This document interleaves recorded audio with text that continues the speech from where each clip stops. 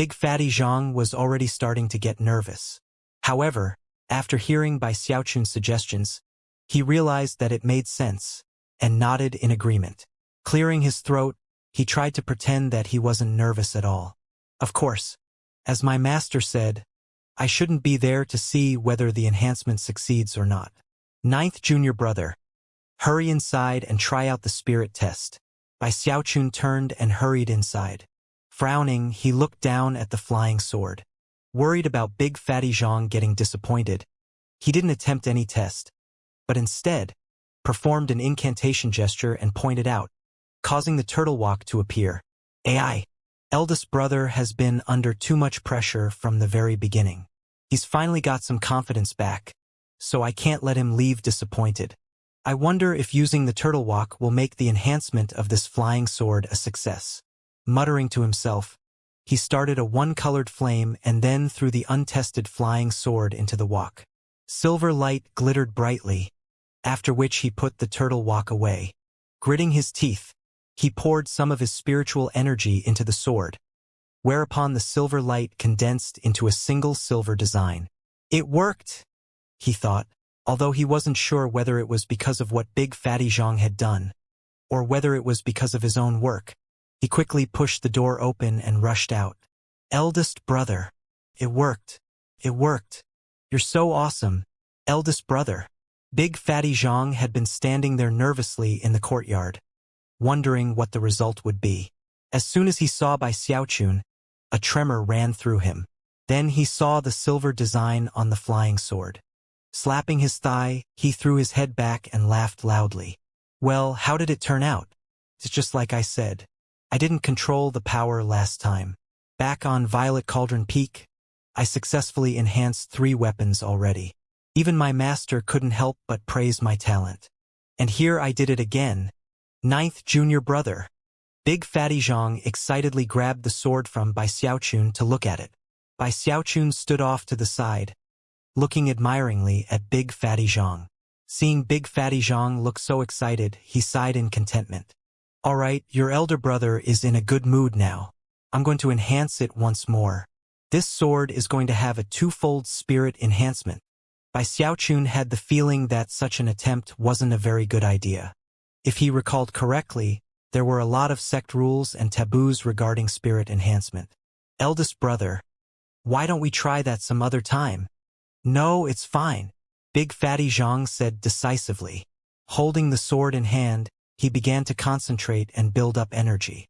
This second attempt at spirit enhancement was clearly much more difficult, and he had to use all of the ores he possessed. He began to tremble, and even consumed some medicinal pills before finally managing to draw upon enough of the energy of heaven and earth to begin the process. When he poured the energy into the sword, dazzling silver light shone out, after which Big Fatty Zhang sat down heavily onto the ground, panting. However, his eyes shone with excitement as he handed the sword to Bai Xiaochun. Go ahead and test it.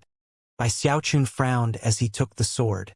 However, before he could test it, Big Fatty Zhang reached out and grabbed his hand. Don't test it here, he said solemnly. Remember, ninth junior brother, the most important part of the spirit testing process is the feeling you have. When the moment feels right, it's like having the assistance of the gods. Since you succeeded in your room last time, that's where you should test it this time. Bai Xiaochun blinked a few times at how much Big Fatty Zhang seemed to know about spirit enhancement. Nodding, he trotted back to his room thoughtfully. Eldest brother might actually be really good at spirit enhancement. It's hard to say. Just now, he seemed to have succeeded, even without any help from my turtle walk. Having reached this point in his train of thought, he decided not to put the flying sword into the turtle walk. Instead, he simply poured some spiritual power directly into the sword. In the blink of an eye, silver light flashed, but then it rapidly dimmed. Cracking sounds rang out, and the sword was reduced to useless slag. Even as Bai Xiaochun frowned anxiously, he could hear Big Fatty Zhang talking outside. Ninth junior brother, I just saw some silver light. What happened? Did it succeed? I didn't test it yet, Bai Xiaochun replied quickly. Let me do it now. Big Fatty Zhang stood there quietly outside, bitter nervousness written across his face. He was no idiot, and was quite certain that he'd seen silver light shining out of the window of Bai Xiaochun's log cabin moments before. Sighing, he assumed that Bai Xiaochun simply didn't want to admit that it had been a failure. Taking a deep breath, he called out, "I know that you performed the test, ninth junior brother. It's fine. I'll just take my leave now." Upon arriving, Big Fatty Zhang had been bursting with excitement, but the blow he had just received left him sinking into despondency. He was aware that he had acted rashly. According to his master, spirit enhancement was a very mysterious magical technique, and to achieve a perfect success rate with it was impossible. Furthermore, in the cultivation world, there was a strange phenomenon. Apparently, people who succeeded once would find it easier to succeed in the future, whereas people who failed would have the opposite experience. It sounded strange, but the truth was that it came down to the power of will. It was a mysterious thing, and the more confidence one possessed, the more likely one was to succeed. When it came to the world of spirit enhancement, there were two main techniques that could be cultivated.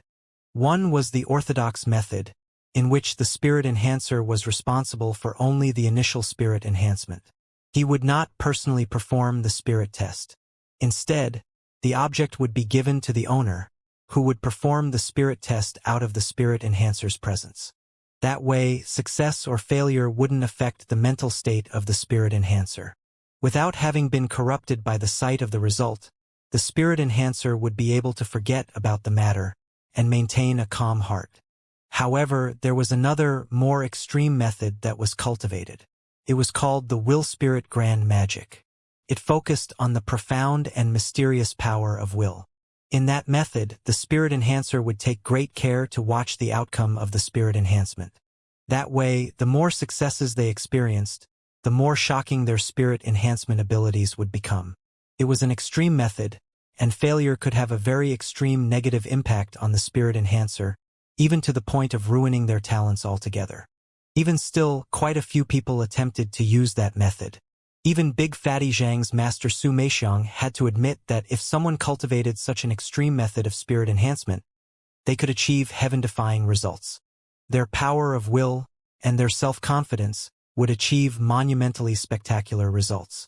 The Spirit Stream Sect-protecting treasure, the Heaven-Horn Sword, which had received a tenfold spirit enhancement, had been produced by just such an eccentric spirit enhancer thousands of years in the past.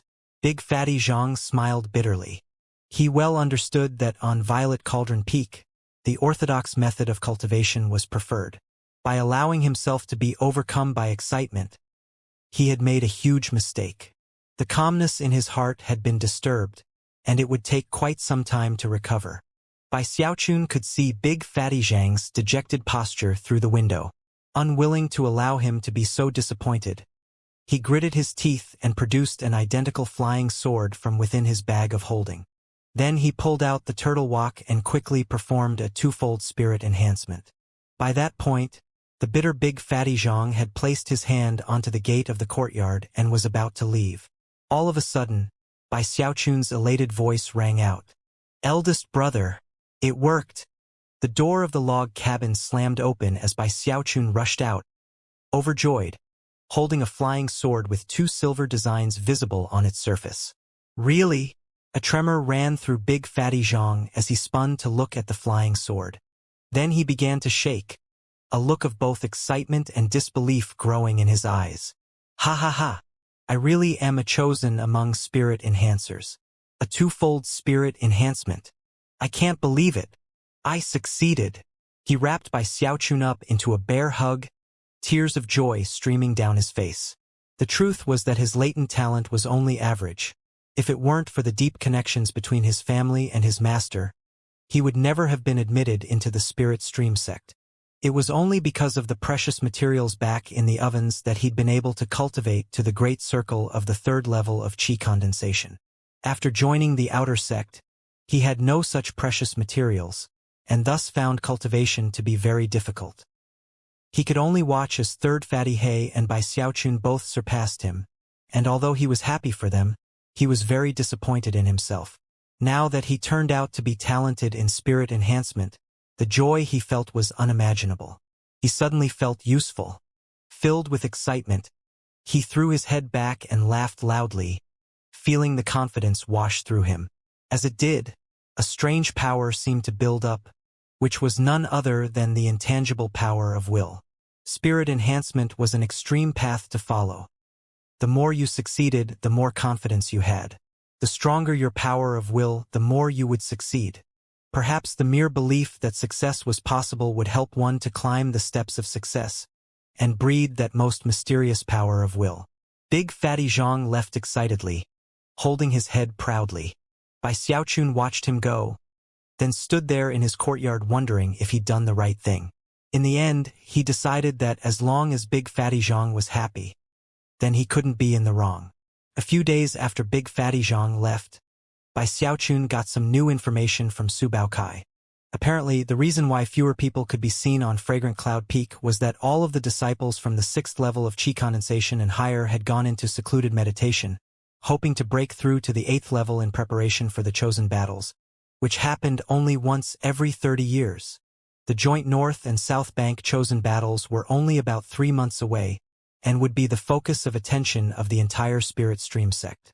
Throughout the Eastwood continent, the Cultivator clans and other small sects would also be paying close attention to the results. During the chosen battles, outer sect chosen from both the North and South Banks would fight each other in an attempt to claim the top 10 spots. All of the top male and female disciples would rise up like dragons and phoenixes, hoping to be promoted into the inner sect. Whether in terms of personal fame or the approval of the sect, disciples who ascended to the inner sect in this fashion were viewed completely differently than other disciples. Every 30 years, the top 10 chosen of the generation would always move on to greater glory. They were the outstanding talents, famous and revered far and near. Even other sects with status similar to the Spirit Stream sect would acknowledge them. Anyone who could be ranked in the top 10 in the chosen battles would also receive handsome compensation from the sect. Word had it that the prize in merit points reached into the tens of thousands, not to mention the other precious materials that would be given out. Furthermore, there was also the chance to enter the sect's arcane pocket realm. Everyone was moved by the possibilities at hand. Beyond all that, the best of the best would have the chance to pursue a spot in the legendary legacy echelon. One requirement was to be in the top 10 of the chosen battles, which was in turn another motivating factor to all disciples. Before the chosen battles, of course, were the qualifying rounds. Both the North and South Banks would have their own qualifying rounds, during which they would select the 10 best disciples to move on to the final chosen battles. The cultivation base requirement was set at the 8th level of Qi condensation. Only disciples of that level could participate. There were 2 main requirements to enter the inner sect. First, to be in the 8th level of Qi condensation, and second, to pass a trial by fire. Normally speaking, there were a variety of trials by fire which could be attempted to get into the inner sect. However, the chosen battles which occurred every 30 years were the most difficult of them all, and also the most watched in all the sect. Of the numerous outer sect disciples who made the attempt, most would not be promoted. Only those who made it into the top 100 in the qualifying round would get into the inner sect. As for the top 10, they qualified to participate in the chosen battles for the entire Spirit Stream sect. Shangguan Tianyu, Lu Tianlei, and Zhou Xinqi were all people who wanted to get into the South Bank's top 10, and then fight with the chosen from the North Bank. If they could become inner sect disciples in such a way, then they would have a shot at eventually reaching the legacy echelon. During the past 1,000 years, the South Bank had always been outdone by the North Bank. In all of the outer sect chosen battles which had been held, the majority of the final top 10 were North Bank disciples. The South Bank had never been able to achieve dominance, much less take the first place spot, which went to the North Bank each and every time. One reason was that the North Bank had 4 mountain peaks, while the South Bank only had 3. More than 1,000 years ago, things had been different. Whether it was in terms of spirit enhancement or medicine concocting, the disciples of the South Bank had been the pillars of the sect, and no one had ever dared to tangle with them. As for the sword cultivators of Greencrest Peak, they gave their mountain peak the reputation of being the strongest in the entire Spirit Stream sect. But now, for various reasons, everything had changed, and the North Bank was the most dominant. They continuously secured victory in the chosen battles, and as such, earned vast cultivation resources, which ensured that their battle prowess only continued to grow. Furthermore, their practice of cultivation differed somewhat from the South Bank, so different that many of the outside cultivator clans had come to view the North Bank as the dominant force within the Spirit Stream sect, and its effective leader. In the Spirit Stream sect, the South Bank used magic to control inanimate objects, while the North Bank controlled living beasts. For example, upon joining the sect, Bai Xiaochun had learned the Violet Qi Cauldron control art. In contrast, the introductory art for North Bank disciples was the Heavenspan Elephant control art. During the chosen battles held over the past 1,000 years, the South Bank had suffered defeat over and over again. That was especially true of the battles fought 30 years before, in which only one disciple from the South Bank had ended up in the top 10. That, of course, infuriated the elders and peak lords of the 3 mountain peaks of the South Bank. Afterward, they personally went out to look for new talented disciples, which was how Shangguan Tianyu and the other top chosen came to join the sect. Shangguan Tianyu, Lu Tianlei, and Zhou Xinqi were the trump cards of the South Bank. They were the apprentices of the peak lords, and had been meticulously trained until their cultivation bases reached the pinnacle of the 8th level of qi condensation. In terms of battle prowess, they were already in a position to be able to defeat many disciples of the inner sect. Shangguan Tianyu was the most impressive of them all, adept with void magic, and generally accepted as the number 1 chosen of the South Bank. Lu Tianlei was skilled with the Tao of Lightning, and was extraordinary in his own right. His lightning magic was shocking, and even his master Su Meixiang praised him ceaselessly, virtually guaranteeing him a spot in the top 10. Then there was Zhou Xinqi, who showed incredible skill in the Tao of medicine. Of course, as Li Qingho's personal apprentice, she also had astonishing magical techniques at her disposal. When Bai Xiaochun learned about the overall situation from Su Baokai, he couldn't help but feel indignant at the despotic way the North Bank acted. Filled with emotion, he swore to himself, "Just wait until I reach Foundation establishment. I'll definitely cut those North Bank outer sect disciples down a notch or two." As far as the South Bank qualifying matches, and the subsequent chosen battles, he wasn't the least bit interested in them. As far as Bai Xiaochun was concerned, fighting and killing weren't his style. He was a prestige disciple, and the junior brother of the sect leader. He existed on a higher plane of seniority, and didn't feel that it was appropriate for him to be competing with members of the junior generation. Besides, what would happen if I didn't win? He thought with a dry cough. Wouldn't that lose a lot of face for elder brother sect leader? Forget about it. I'm definitely not participating.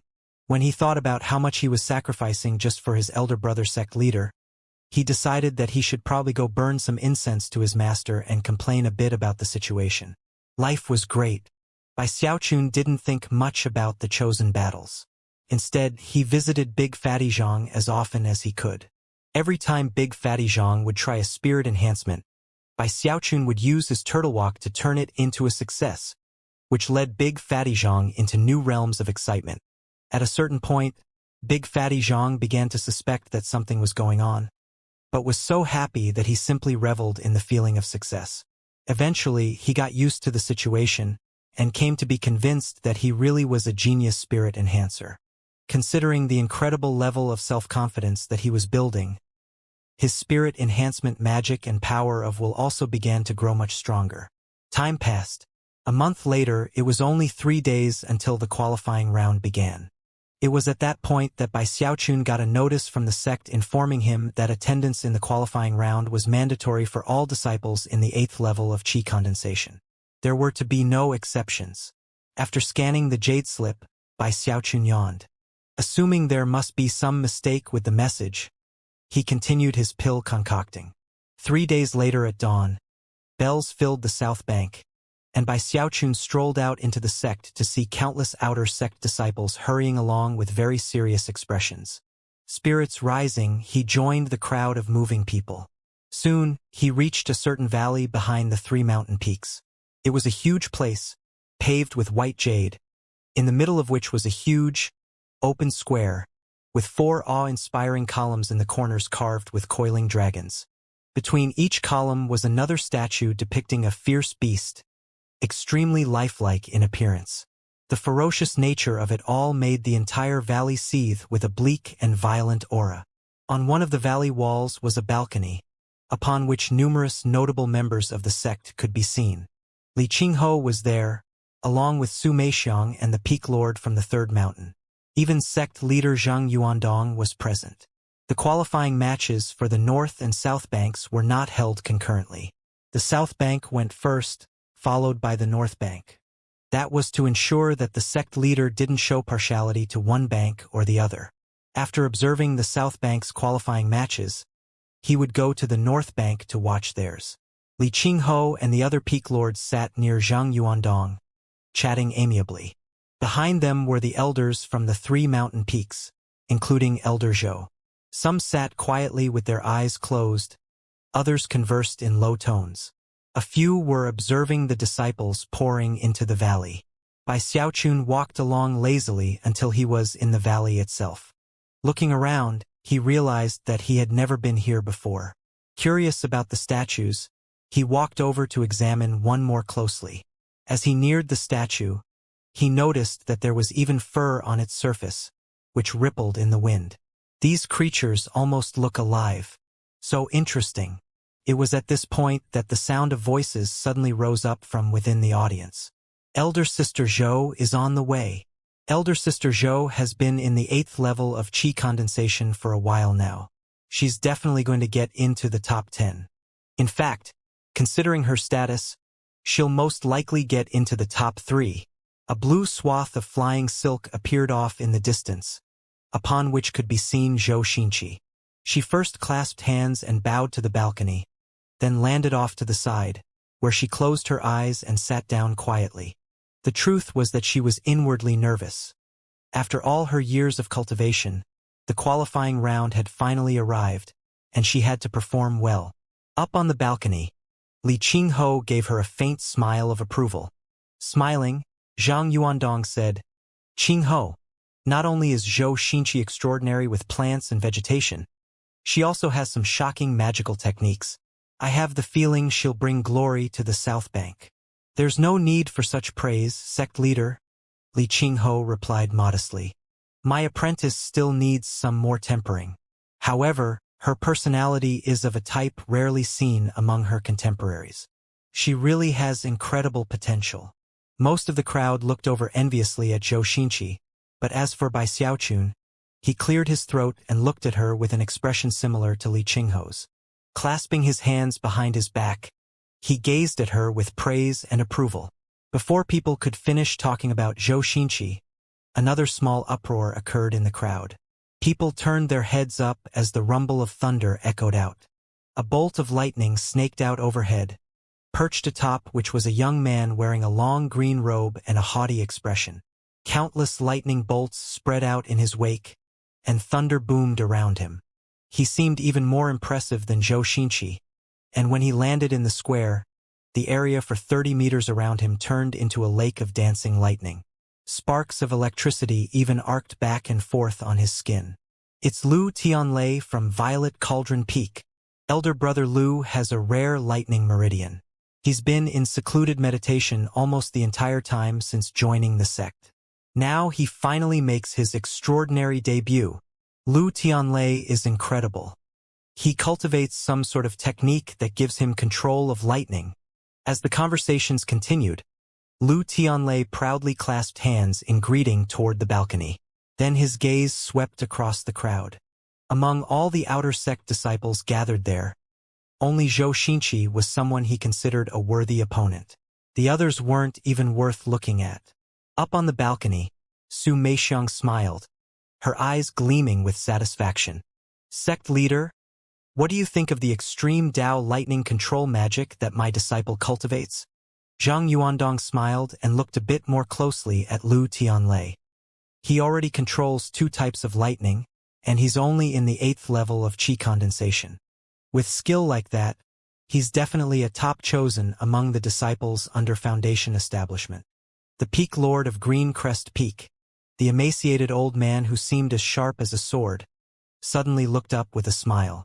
Zhang Yuandong's face flickered, and he also turned to look in the same direction. The other elders did the same. A beam of sword light split through the clouds, rumbling along with incredible momentum. The clouds seethed as an ancient green sword appeared, a beam that cut through everything in its path, piercing through the air as it shot toward the ground. The sword seemed primeval, forged from bronze, weathered with age and completely extraordinary. An extremely handsome young man stood atop the sword, wearing the robes of an outer sect disciple. His black hair whipped about in the wind, and he held his hands clasped behind his back. A faint layer of golden light flickered around him, and behind him could be seen the images of numerous green lotuses. In addition to the lotuses was a 9-meter-long fish with the head of a dragon, which swirled about, sending rainwater falling down everywhere around it. Even before the young man arrived, the rainwater was splashing down onto the square. Countless disciples looked up in awe, gasping at the incredible sight. Its eldest brother Shangguan, the number 1 chosen in the outer sect on the south bank. Shangguan Tianyu. According to the rumors, he has a powerful sword spirit body and is the reincarnation of some almighty sword cultivator. For some reason, the heavens are guilty and showered him with countless blessings. When he was 3, he was walking down the road and happened to find an ancient sword. When he was 7, a baby crimson cloud beast fell out of the sky and instantly accepted him as its master. When he was 13, he acquired a golden light shield. That is why his name is Tianyu. Zhou Xinqi looked over with a grave expression. As for Lu Tianlei, he looked up, lightning dancing in his eyes, sparks surging around him. From the look in his eyes, he was itching to fight. As the green beam of light closed in, Shangguan Tianyu clasped hands toward the balcony and called out, "I, Shangguan Tianyu, offer greetings to the sect leader, my master, the 2 peak lords, and all of the various elders." As he floated down toward the square, he looked around at all the disciples and nodded. His amiable gaze and friendly nod caused countless disciples to clasp hands in greeting. Many of the female disciples batted their eyes bashfully. Sect leader Zhang Yuandong gave a hearty laugh and looked over at the peak lord of Green Crest Peak. "Wonderful. Simply wonderful," he said. At only the 8th level of Qi condensation, he can already transform sword Qi into lotuses. Regardless of whether this Shangguan Tianyu really is the reincarnation of an almighty cultivator, he definitely has a sword spirit body. To accomplish what he has before foundation establishment is truly a rarity. I have to say that I'm shocked by the South Bank's performance so far. Li Qingho and the other peak lords smiled, and the other elders chuckled. All of them clearly wished to have their revenge on the North Bank.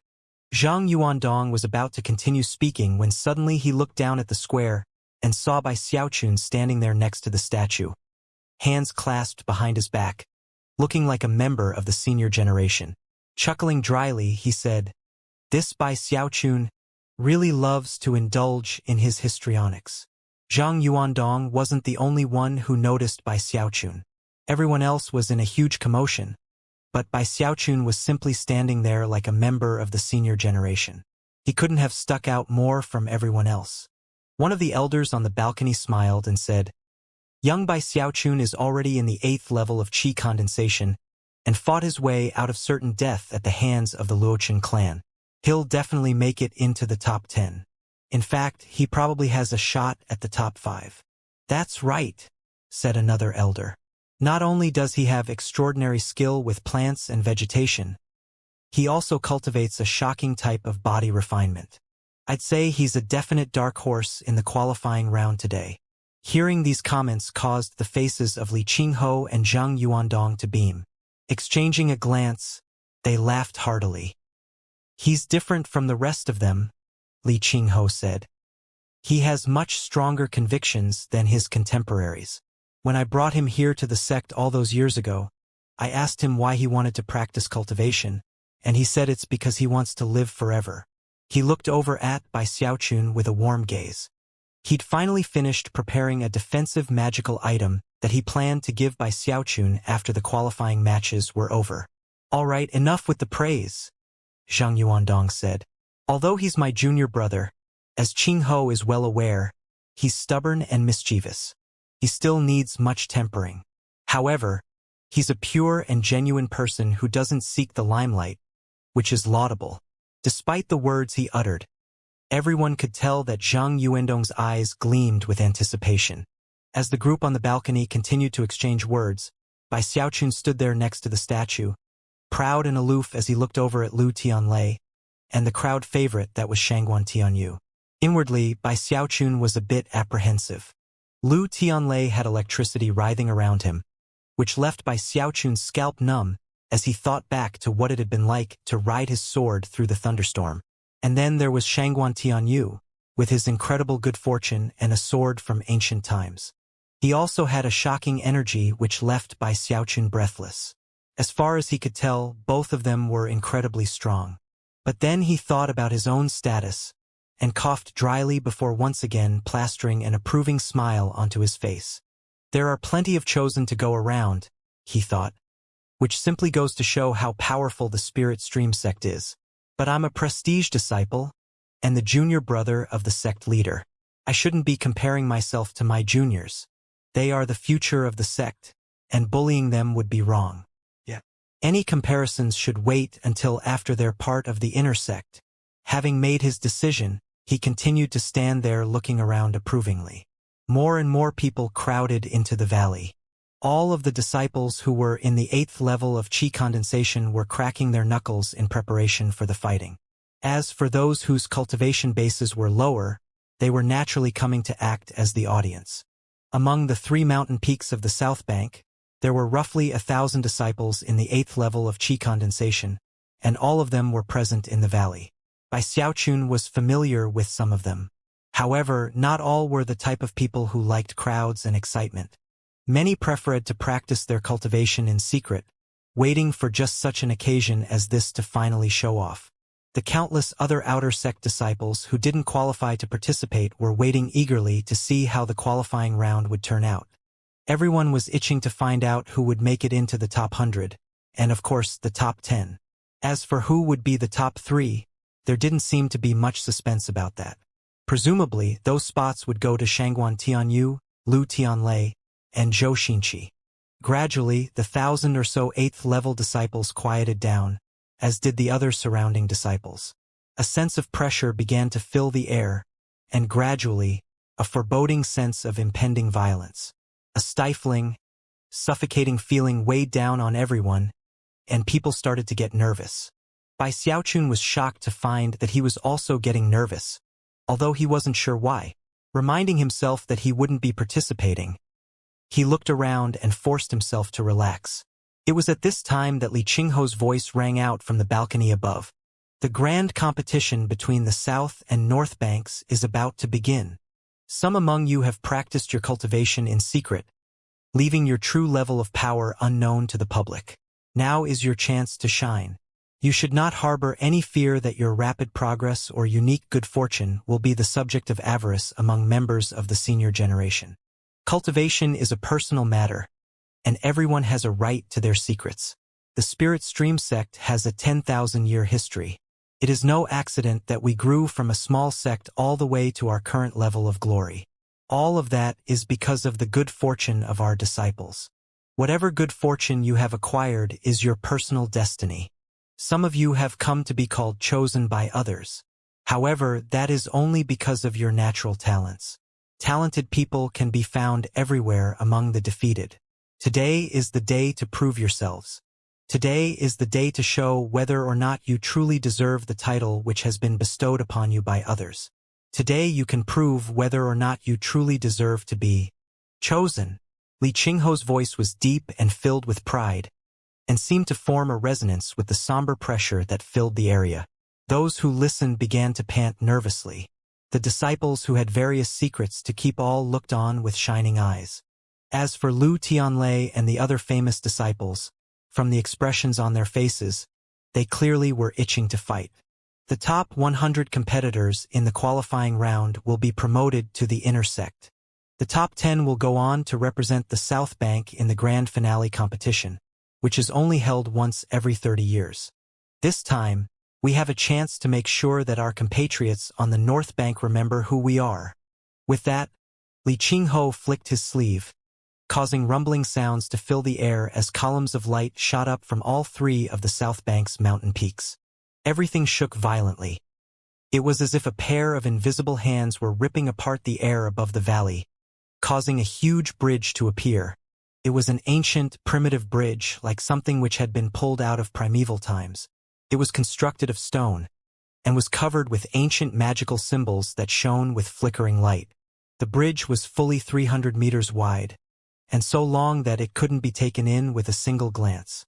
It was so grand and majestic that compared to it, the valley they were in seemed like nothing more than a stepping stone. The next person to speak was not Li Qingho, but rather Su Meixiang. This is the Spirit Stream Bridge, a precious treasure of our sect. It has been summoned to act as your path in this trial by fire. After the 9th bell toll, all disciples in the 8th level of Qi condensation will step onto the bridge. Su Meixiang stood there, beautiful and somber, her gown fluttering in the wind, her hair floating around her. She looked less like a woman and more like an immortal. Whoever reaches the end of the bridge first will take first place. The same method will be used to determine who is in the top 100 and the top 10. As Su Meixiang's voice continued to echo out in the valley, the disciples looked eagerly at the bridge up above. This format of competition was a comprehensive way to test the disciples. The rules didn't prohibit fighting. As long as no lethal attacks were made, anything was permitted. Whoever reached the end first would be the winner. Of course, there would be obstacles along the way, and even luck would play a part. The audience panted as they waited, eyes glittering, cultivation bases stirring. Bai Xiaochun stood there yawning as the bells began to toll. Once, twice, thrice. For tolls, 5 tolls, 6. The sound of the bells struck the minds of the disciples, causing their hearts to pound. They began to rotate their cultivation bases faster and faster as they gathered together the energy they had built up. Soon the bells had rung 7 times and then 8. Finally, when the 9th tolling of the bell could be heard, rumbling sounds filled the air as the cultivation bases of all of the 8th level disciples exploded out with full force. Like arrows loosed from a bow, all of the disciples shot into action. Over 1,000 people flew into motion toward the ancient bridge. In the blink of an eye, everyone was on its surface, speeding along. Shangguan Tianyu was the fastest, standing on his flying sword, a green beam of light that instantly took the lead. Right behind him was Lu Tianlei, surrounded by crackling lightning. His energy only seemed to grow, and his speed was incredible as he attempted to close the gap between himself and Shangguan Tianyu, eyes bloodshot, howling. In 3rd place was Zhou Xinqi, her blue flying silk rippling as she advanced at top speed. There were a few people directly behind them, none of them very well known. Just as Li Qingho had said, there were disciples who had concealed their true cultivation bases, waiting just for this opportunity to explode out with full force. That group almost immediately pulled out ahead of the pack, and from the look of it, they still had energy to go faster. The surrounding audience of disciples looked on with wide eyes, hearts pounding at the scene which was unfolding in front of them. However, as wind blasted out from the sudden acceleration of the 8th level disciples, Bai Xiaochun was left standing alone in the square. After the 9th bell toll, the wind buffeted his face, and he blinked. He stood there alone, looking up at the 1,000 disciples racing along, sighing in admiration. "Keep it up, guys," he shouted. A moment later, he leaped into motion, landing on the bridge and running along. In the end, he decided that he might as well participate in the qualifying match, but that he wouldn't even try to get into the top 10 or 100. "I heard the North Bank is full of fiends. I'd be an idiot to try to fight with them." He moved along lazily, clearly having no desire or intention of being promoted to the inner sect. In his view, he was already a prestige disciple and the junior brother of the sect leader, and therefore had no need to become an inner sect disciple. Therefore, he simply enjoyed the scenery, cheering the other disciples on. He made quite a contrast with the other competitors. The audience members looked on with wide eyes and strange expressions. Meanwhile, on the balcony, veins bulged out on Li Qingho's face as he glared at Bai Xiaochun, feeling like his head was about to explode. Su Meixiang and the Peak Lord from Green Crest Peak exchanged an incredulous glance and then smiled wryly. The other elders' eyes went wide. Never could they possibly have imagined that something like this would take place in the qualifying matches. Were it any other disciple, they would quickly go teach him a lesson. But Bai Xiaochun had a special status, so all the elders could do was look over at Li Qingho and Zhang Yuandong. Zhang Yuandong felt a headache coming on from the embarrassing loss of face. Clearing his throat, he glanced over at Elder Zhou. Elder Zhou, whatever happens next, I'll pretend I didn't see. You know, that phoenix of yours really suffered a lot. Elder Zhou instantly understood. Face darkening, he flew up into the air toward Bai Xiaochun. Bai Xiaochun, he roared. Nobody can save you today. Once I get my hands on you, I'll make sure you understand exactly how my phoenix suffered. With that, he shot toward the bridge like a bird of prey. Bai Xiaochun was so startled by the sudden enraged roar that he leapt up into the air. When he turned to look over his shoulder and saw Elder Zhou charging aggressively toward him, his eyes went wide, and he almost fainted from fright. Elder Zhou looked like a fiendish, murderous monster, and although he wasn't shouting that he intended to take Bai Xiaochun's life, only that he was going to make him experience the same suffering the phoenix had, Bai Xiaochun thought about what the phoenix had looked like after a full day of pouncing on the other birds of Fragrant Cloud Peak. The mere idea left his hair standing on end. He couldn't help but imagine what it would be like to be in the place of that phoenix, and his eyes went wide. Shaking, he looked forward again and began to pick up speed. He didn't lack courage, he simply feared death. However, what was happening now had occurred too suddenly. Furthermore, there were things in this world to be feared more than death, such as being transformed into a phoenix. When he thought about that, Bai Xiaochun couldn't help but scream, "Elder brother, save me. I don't want to get transformed into a bird." Up on the balcony, Zhang Yuandong cleared his throat and pretended not to hear. Because of the sudden and intense provocation, Bai Xiaochun let out one blood-curdling scream after another. At the same time, he increased his speed explosively. In the blink of an eye, he transformed into a series of afterimages as he shot toward the disciples who were running along in last place. Those disciples felt something like a wind bearing down on them from behind, then stared in shock as Bai Xiaochun shot past them at high speed. How fast is he going? Everyone was shocked enough as it was. But then Elder Zhou came racing by in hot pursuit of Bai Xiaochun. That caused countless disciples to all gasp. The outer sect disciples in the audience all stared at what was happening, eyes wide with shock. I can't believe Bai Xiaochun is going so fast. It seems that being chased makes him go a lot faster than usual. The audience was in an uproar, and Bai Xiaochun wanted to cry, although no tears came. He felt completely maligned as he fled for his life, passing one disciple after another, all of whom gasped in shock. There was one of them who wasn't willing to be overtaken. Gritting his teeth, he pushed forward with all the speed he could muster, and yet in the end, he could only watch as Bai Xiaochun sped past him into the distance ahead. Damn it! He's running faster than a mouse whose tail got stepped on. By now, disciples both on and off the bridge were completely shaken by the terrifying display of speed put on by Xiaochun.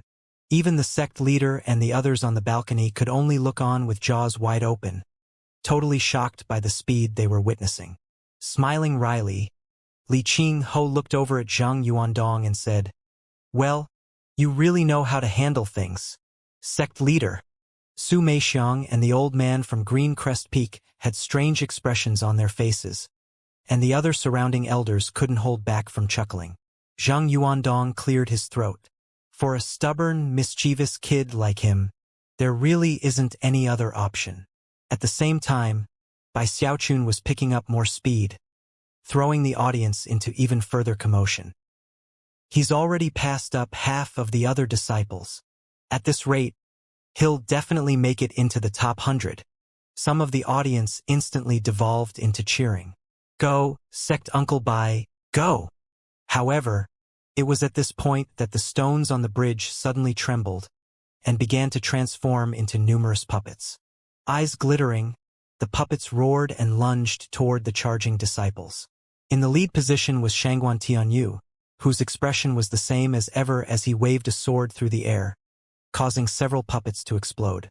He didn't even slow down by a bit, maintaining his first-place position.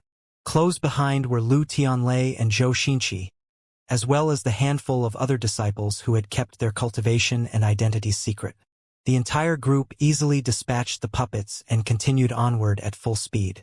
Puppets appeared around by Xiaochun as well.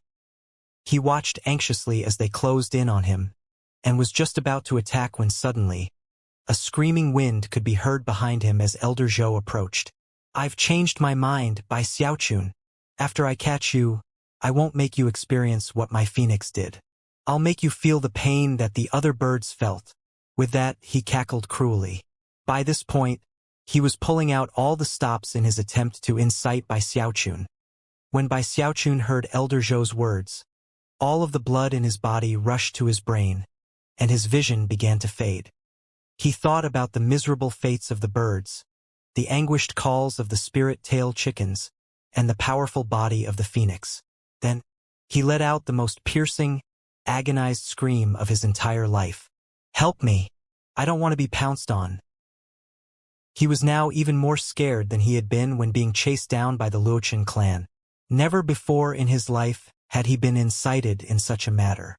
As he screamed and trembled, silver light began to shine from his skin, covering him to the point where he almost seemed to be made from silver.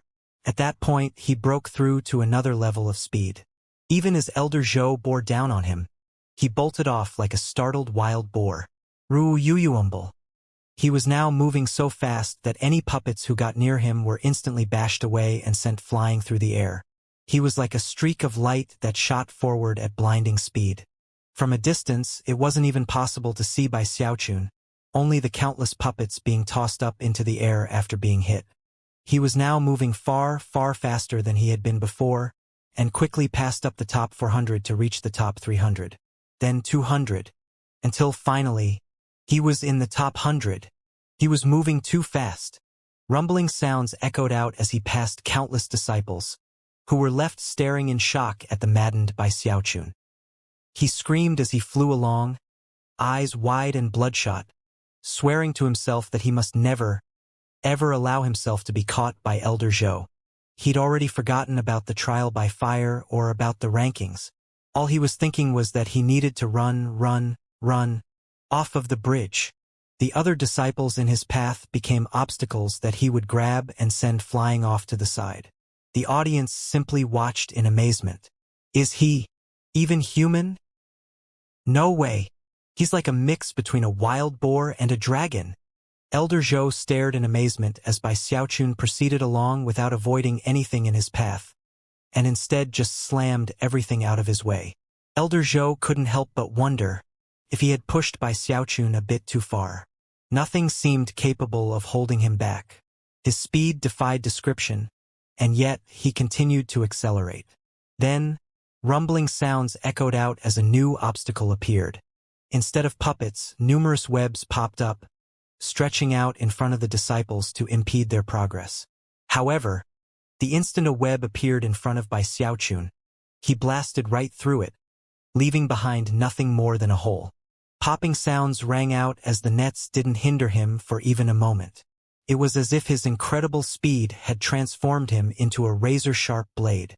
Next, the ground began to ripple as it transformed into a quagmire, complete with occasional whirlpools. The sudden change slowed many people down, but not Bai Xiaochun. He didn't even notice what had happened.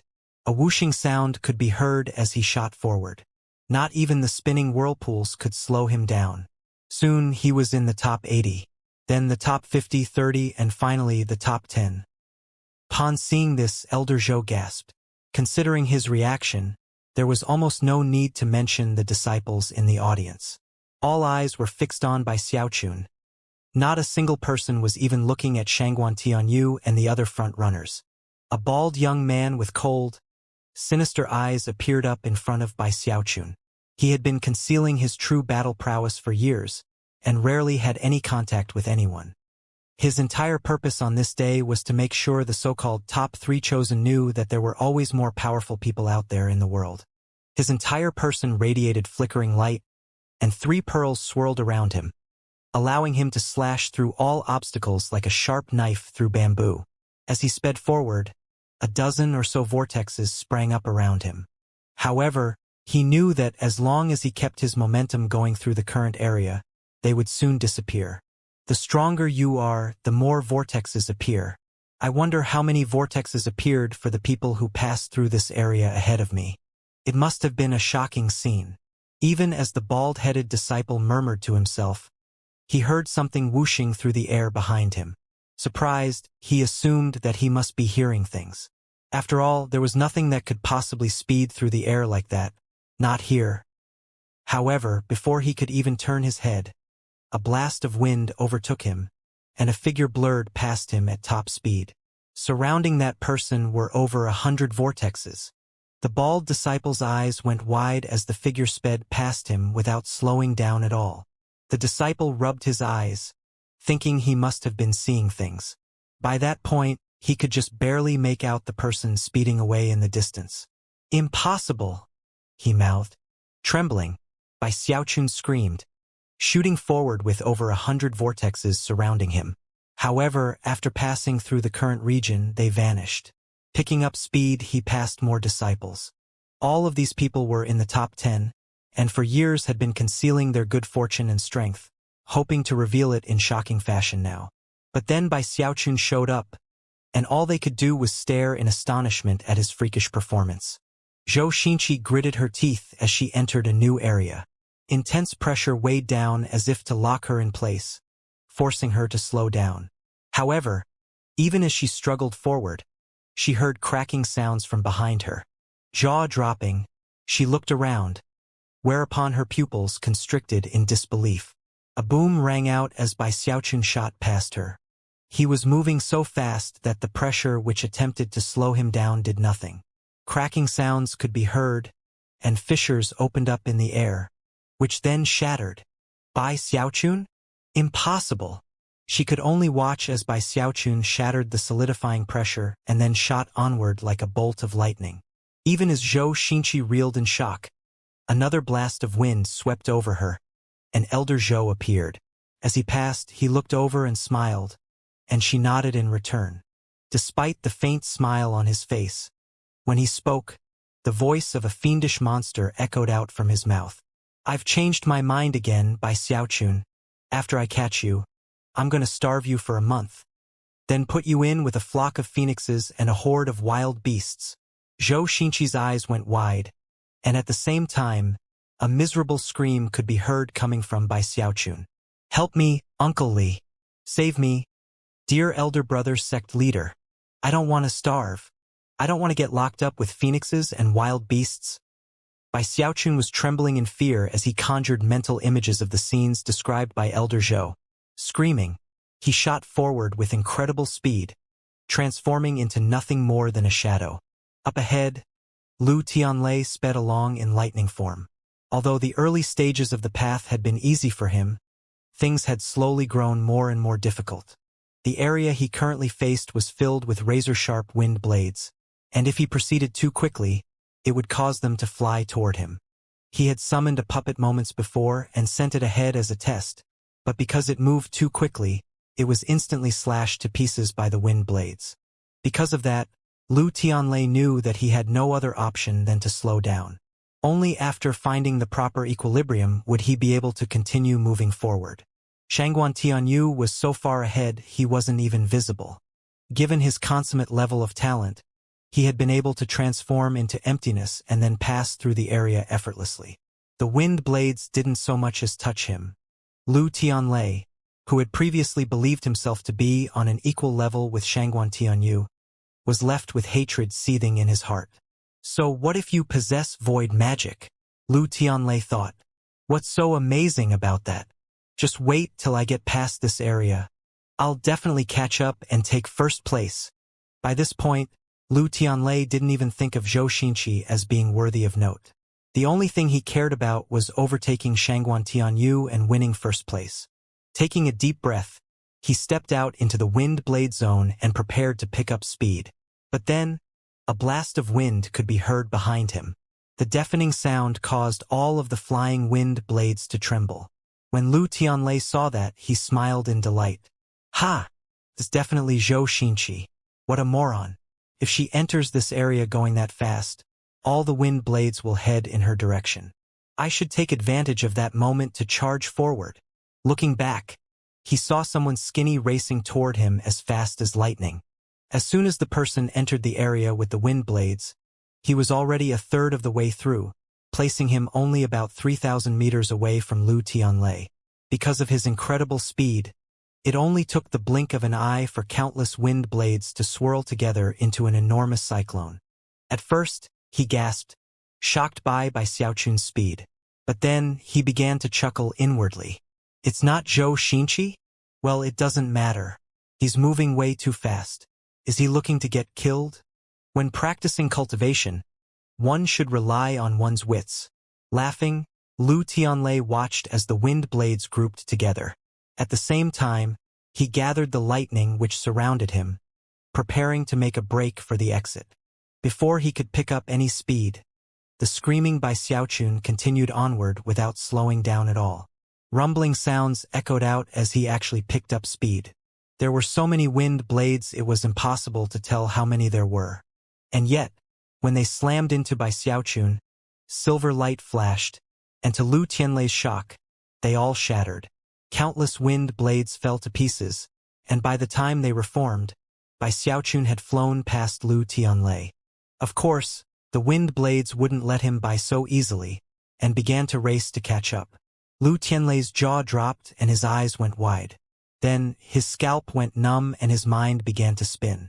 Impossible! He said in a hoarse voice. Before the countless wind blades could catch up to Bai Xiaochun, he was gone. The wind blades shuddered to a stop angrily, then slowly turned toward Lu Tianlei. Heart-pounding, Lu Tianlei immediately slowed down.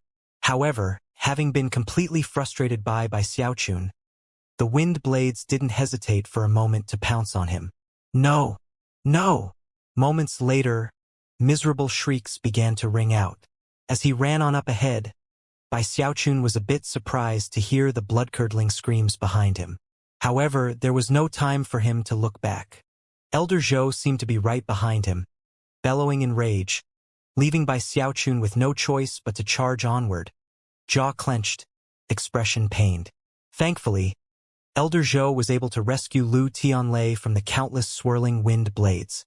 If he had come a moment later, Lu Tianlei, whose clothing was now ripped to shreds, would most likely have been left with no other choice than to forfeit. Eyes bloodshot, Lu Tianlei finally realized who Bai Xiaochun was. Voice filled with rage, he bellowed, "Bai Xiaochun!" Unaware that he had unwittingly caused yet another person to hate him, Bai Xiaochun moved on at top speed, passing through numerous empty areas. After enough time passed for half an incense stick to burn, he caught sight of the end of the bridge up ahead. I'm finally near the end, he thought excitedly. What he didn't notice was that there was someone else near the end, trotting forward one step at a time. Shangguan Tianyu was panting. Most of the path had been very easy for him, with the difficulty rising only at the very end. I can't believe this place suppresses spiritual power and also has such crushing pressure. A brutal gleam appeared in his eyes as he proceeded forward. The spiritual power in the area was locked down tight, and there was also huge pressure. He felt like there was a mountain resting on his shoulders, and even more shocking was that with every step he took, it felt like an entire additional mountain was added. Although there were only a total of 100 steps to take, the difficulty was intense, and he was left trembling physically. He was already quickly approaching his limit. The closer he got to the end, the greater the pressure grew, and the more mountains he felt building up on him. Eventually, he reached the point where he had only 10 more steps to take. However, those 10 steps seemed almost insurmountable. Shangguan Tianyu took a deep breath, and determination flickered in his eyes. The first place spot in the qualifying round belongs to me. I'm going to get into the chosen battles and I'm going to take first place there, too. After I get into the inner sect, then my future will be in the spirit stream sect's legacy echelon. Gritting his teeth, he was just about to take another step when he sensed something behind him and turned to see Bai Xiaochun. It's him. There were few people on the South Bank who didn't know Bai Xiaochun. Although Shangguan Tianyu had never met him personally, he had attended his funeral and seen his portrait. The fact that Bai Xiaochun was directly behind him was somewhat of a surprise. He had assumed it would be Lu Tianlei. It seems I thought a bit too much of Lu Tianlei. What a useless fool. Looking away, Shangguan Tianyu completely ignored Bai Xiaochun. As far as he was concerned, he was on a completely different level than Bai Xiaochun. Lifting his foot and stepping forward, he heard creaking sounds emanating from his bones. However, even as he took that single step, Bai Xiaochun also took a step forward. When he felt nothing, he took a second step, and then a third and a fourth. Soon he had taken 50 steps, whereupon he stopped and looked up into the air. What's going on? Why do I feel heavier? It was at this point that Shangguan Tianyu trembled and put his foot down, having completed one single step.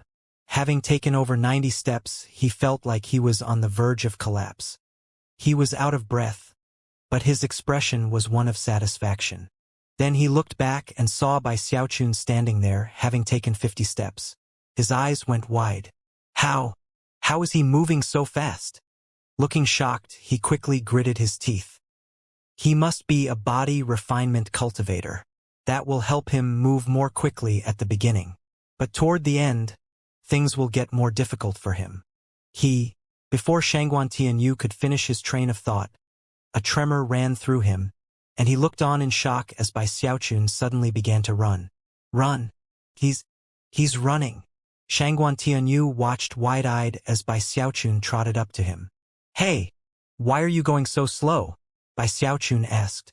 Looking over his shoulder, he saw no sign of Elder Zhou, and finally breathed a sigh of relief. You don't feel like there are mountains on your back? Shangguan Tianyu asked without even thinking about it, his eyelids twitching. Mountains? Bai Xiaochun jumped up and down a few times. Yeah, a few, but I can hardly feel them. Shangguan Tianyu gasped in disbelief.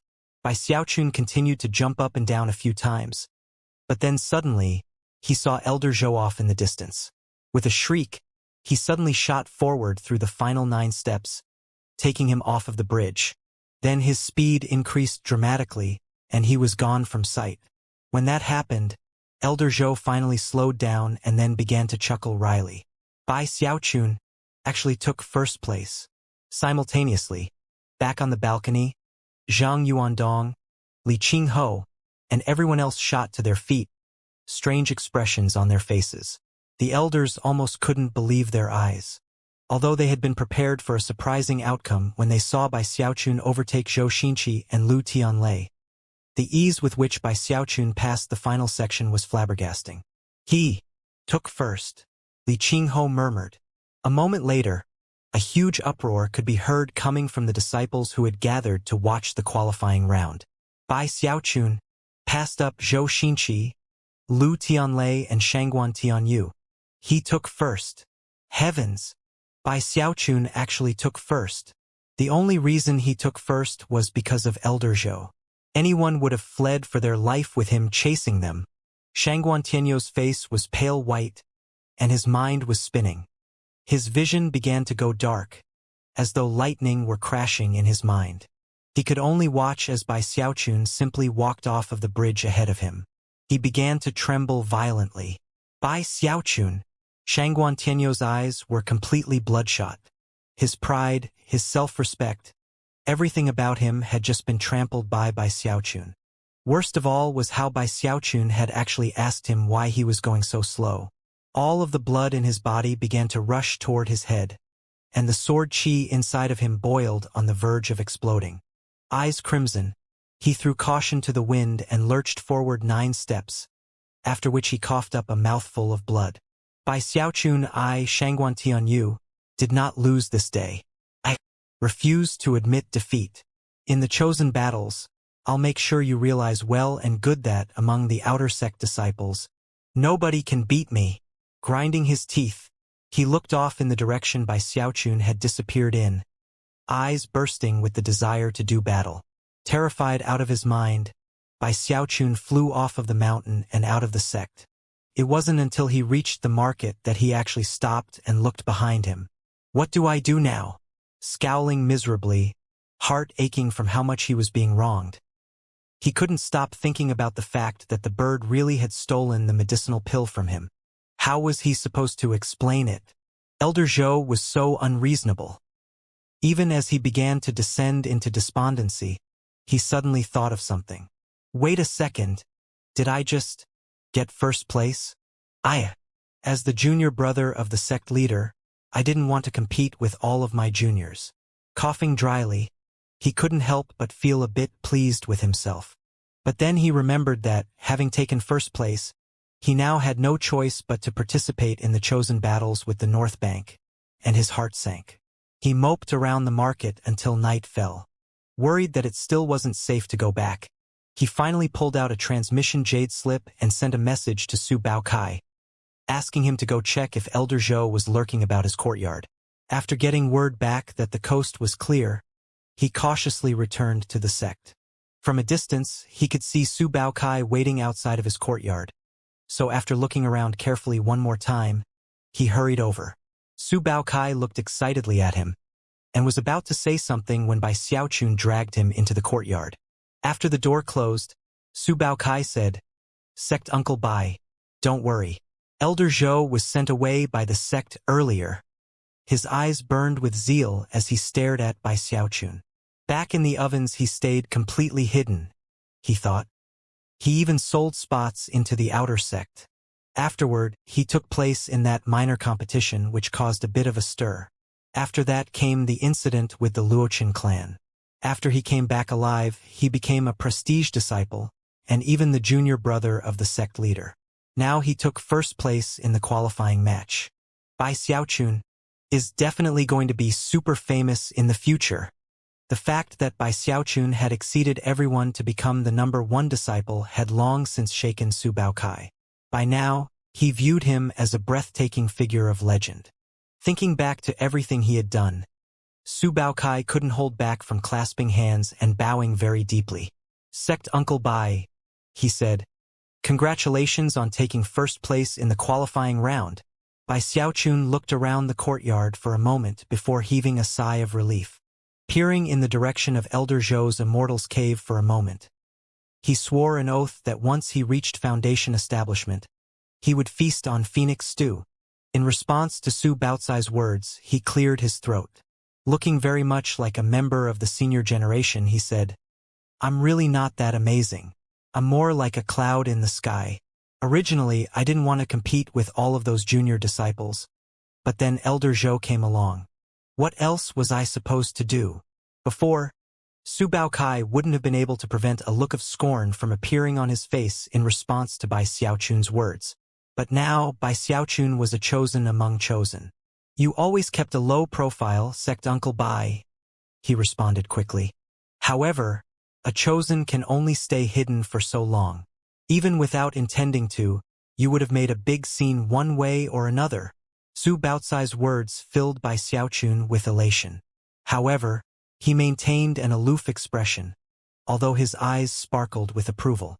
Su Baokai could sense that Bai Xiaochun was encouraging him, so he continued on excitedly, "Sect Uncle Bai, when it comes time for the chosen battles with the North Bank, the South Bank will no longer have the reputation of being weak. All thanks to you. You're going to rock the North Bank." Supposedly, the 5 great chosen of the North Bank are the strongest disciples under Foundation establishment. They're all fiendish monsters. Thankfully, you're going to show them that the top chosen of the sect is here on the South Bank, on Fragrant Cloud Peak. 5 great chosen? Bai Xiaochun said. His expression was the same as ever, but his heart was beginning to pound. Yeah, the North Bank has 5 great chosen. There's Beihan Lai from Sunset Peak. He's cold and arrogant, and cultivates one of the Spirit Stream Sect's 10 great secret magics, the Sunset Incantation. He also has a Night Stalker beast, a horrifying and powerful creature that rips people to shreds. Together, They've slaughtered their way to becoming the most powerful fighters under the 9th level of Qi condensation. In fact, he's known as the #1 disciple on Sunset Peak. Rips people to shreds? Bai Xiaochun said, eyes widening. That's nothing. There's also Su Song from Archway Peak, who was born with a god-channeling body.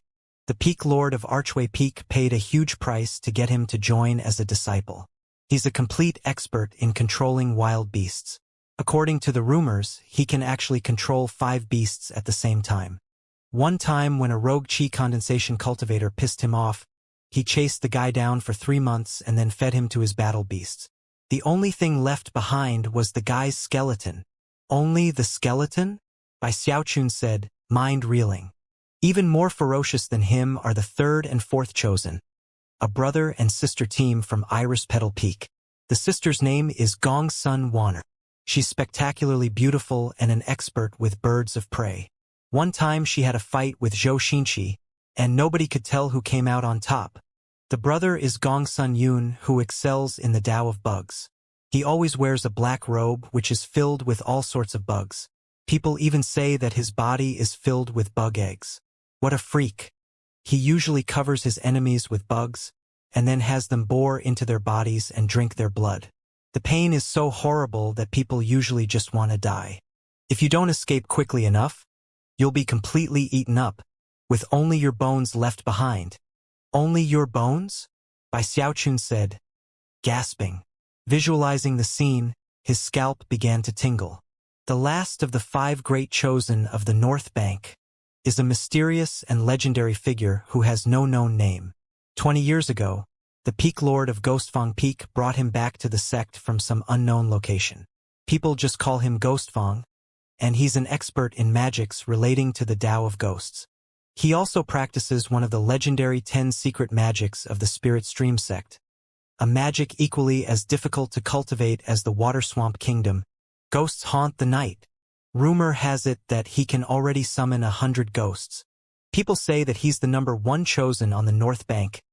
Having heard the complete explanation of what Su Baokai knew, Bai Xiaochun was left trembling in fear. Terrifyingly, the chosen from the North Bank were far more ferocious than the chosen from the South Bank. Although the North Bank focused on controlling animals, and it made sense that they would be slightly more violent, the actual disparity with the South Bank was enormous. We've been outdone by the North Bank for years now, Su Baokai went on to say. Every time the chosen battles come around, we always lose. In fact, last time, 9 of the top 10 were all from the North Bank. What a humiliation. At this point, Su Baokai noticed that Bai Xiaochun had a very odd expression on his face. Sect Uncle Bai, are you okay? Bai Xiaochun quickly stuck his chin up and sternly said, as a member of the South Bank, hearing things like this makes me very angry. Sect Uncle Bai, you don't need to get angry. With you fighting, the North Bank will finally be able to see how awesome the South Bank is. Su Baokai clenched his fists in excitement. Now that Bai Xiaochun had been thrust onto the stage, he found it hard to get off. Standing straight, he lifted his chin, flicked his sleeve and said, what does the North Bank count for? With the wave of a hand, I can turn them all into ashes. Su Baokai chatted excitedly for a few more minutes before taking his leave. By that time, it was late into the night. Bai Xiaochun stood there alone in his courtyard, thinking about the 5 people Su Baokai had just told him about. Then, the wind began to blow, and he felt a chill creeping up his back. What kind of people are they over on the North Bank? They raise beasts and bugs and ghosts. It's spine-chilling. Walking back to his log cabin, the things Su Baokai had told him continued to rattle around in his mind. The more he thought about the situation, the more fishy it seemed. Finally, he came to a conclusion. Elder Zhou must have done this on purpose. The thing I hate most in life is all the fighting and killing. After more thought, he decided that nothing in the world would be able to get him to participate in the chosen battles. The next morning at dawn, before he could even come up with a plan of how to avoid the chosen battles, a command jade slip flew down from the top of Fragrant Cloud Peak in a black beam of light. After it arrived, Li Qingho's voice could be heard. Bai Xiaochun, you took first place in the qualifying round on the South Bank. In half a month, you will join 9 others to participate in the joint South and North Bank chosen battles.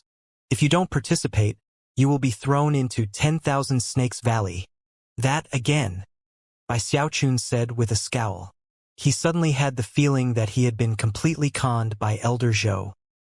As Li Qingho's voice faded away, the jade slip vanished, whereupon a bracelet became visible, which floated down in front of Bai Xiaochun.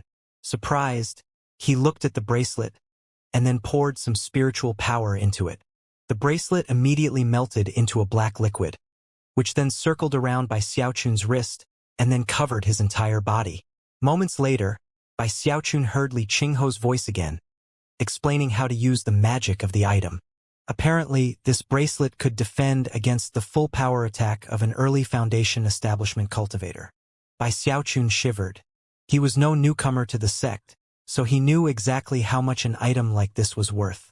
It was no less valuable than the divine crane shield given to him by the sect leader. Bai Xiaochun couldn't help but look up toward the top of Fragrant Cloud Peak. Although Li Qingho hadn't said much about the item other than give a brief introduction, Bai Xiaochun couldn't help but feel a warm feeling when he looked at it. Then he thought back to when he had participated in the smaller competition years before, and the look of anticipation he'd seen on Li Qingho's face. After a while, he gritted his teeth and made his decision. Fine. I'm going to fight in the chosen battles. Days passed. Bai Xiaochun spent his time in secluded meditation, not taking even a single step outdoors. 10 days later, the sound of bells filled the sect, and Bai Xiaochun's jade slip began to vibrate. The chosen battles between the South and North Banks were about to begin. Like they did every 30 years, the matches would be held on Mount Daoseed. As the sound of bells rang out to fill the sect, countless outer sect disciples flooded toward that very mountain. Normally, the North and South Banks had few dealings with each other. Only inner sect disciples qualified to travel back and forth between them.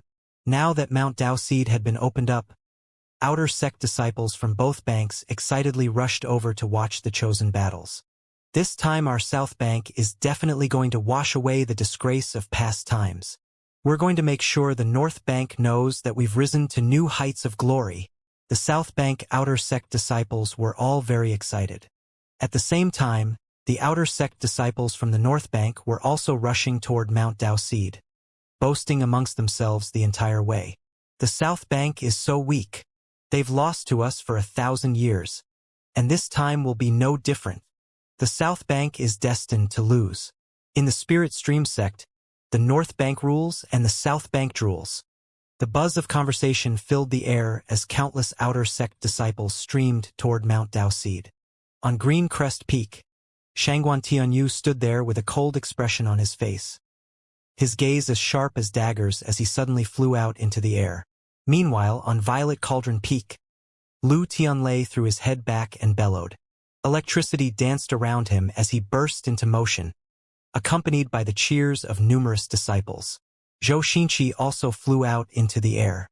The 3 great chosen of the South Bank all had very serious looks on their faces. As for Bai Xiaochun, he was still in his residence, his eyes bloodshot as he took a deep breath.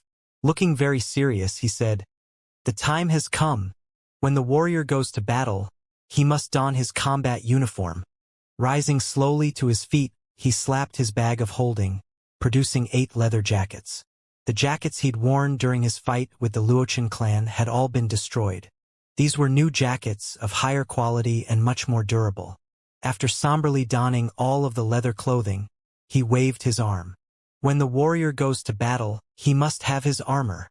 With that, a large wok flew out of his bag of holding. Big Fatty Zhang's wok had also been destroyed in the fighting with the Luochen clan. This was a new wok that he'd acquired after his return. Looking very serious, he strapped the black wok to his back. When the warrior goes to battle, he must have a magical weapon. Even as the words left his mouth, he waved his hand, causing a little wooden sword to fly out, which he strapped to his left side. Next came the golden crow sword, which he placed on his other side. After that came 3 more flying swords, which he strapped to his back.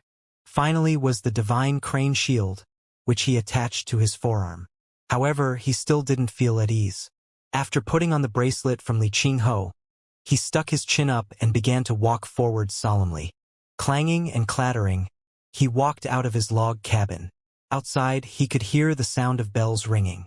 After taking a few steps, he suddenly remembered something, and quickly slapped his bag of holding to produce a long spear, which he held in hand. The wind blowing his hair up, he left his courtyard. From a distance, he almost looked like a ball. He had a huge wok on his back, a long spear in his hand, and had flying swords strapped here and there. It was quite a sight. As he walked along, countless outer sect disciples of Fragrant Cloud Peak saw him and were shocked. The ringing of bells grew more intense, causing the hearts of countless outer sect disciples to begin to pound. There were even some inner sect disciples who made their way to Mount Daoseed to watch the proceedings. As Bai Xiaochun made his way along, more and more outer sect disciples joined him. Su Baokai was among their number, and he took the lead in the cheering. Sect Uncle Bai is beyond amazing. He's a hero of the ages. He's definitely gonna win. Definitely. Quite a large group of outer sect disciples crowded around him, fans who took it upon themselves to escort him along his way. One of the most prominent was Ho Xiaomei, whose voice rose up above the others as she cheered. Bai Xiaochun was quite moved, and nodded magnanimously to the surrounding disciples. Considering how much everyone was cheering him on, he figured he really did need to do something to be worthy of it all. Chin jutting out, he strutted proudly all the way to Mount Daoseed. The first thing he saw when he got there was the huge battle arena which had been set up, which glittered with the light of an enormous spell formation. Further off in the distance were the various peaks of Mount Daoseed. From within the buildings that dotted their surfaces, quite a few sect elders were emerging and flying over toward the arena. On either side of the arena floor were the stands, which were being filled with numerous outer sect disciples. From the look of things, there were tens of thousands of them. On the north side of the arena were the disciples from the North Bank, who, generally speaking, seemed a lot more impressive than the South Bank disciples. Almost every single one of them had some sort of fierce beast accompanying them. The beasts were all different, but each one had a brutal gleam in its eyes, and none seemed like the type it would be wise to provoke. At the very front of all the North Bank disciples was a smaller group consisting of both young men and women.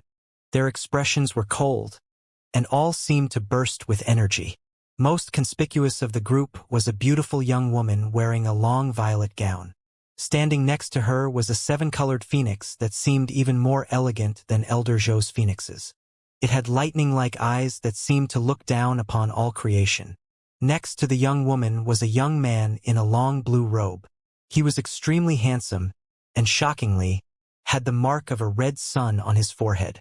Lounging at his feet was an enormous dog, with thick black fur and razor-sharp claws. It even seemed to emanate a golden light.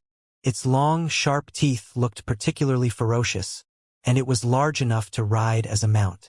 If it rose to its feet, it would probably be as tall as two people, and seemed shockingly powerful. Clearly, its fleshly body strength was unimaginable.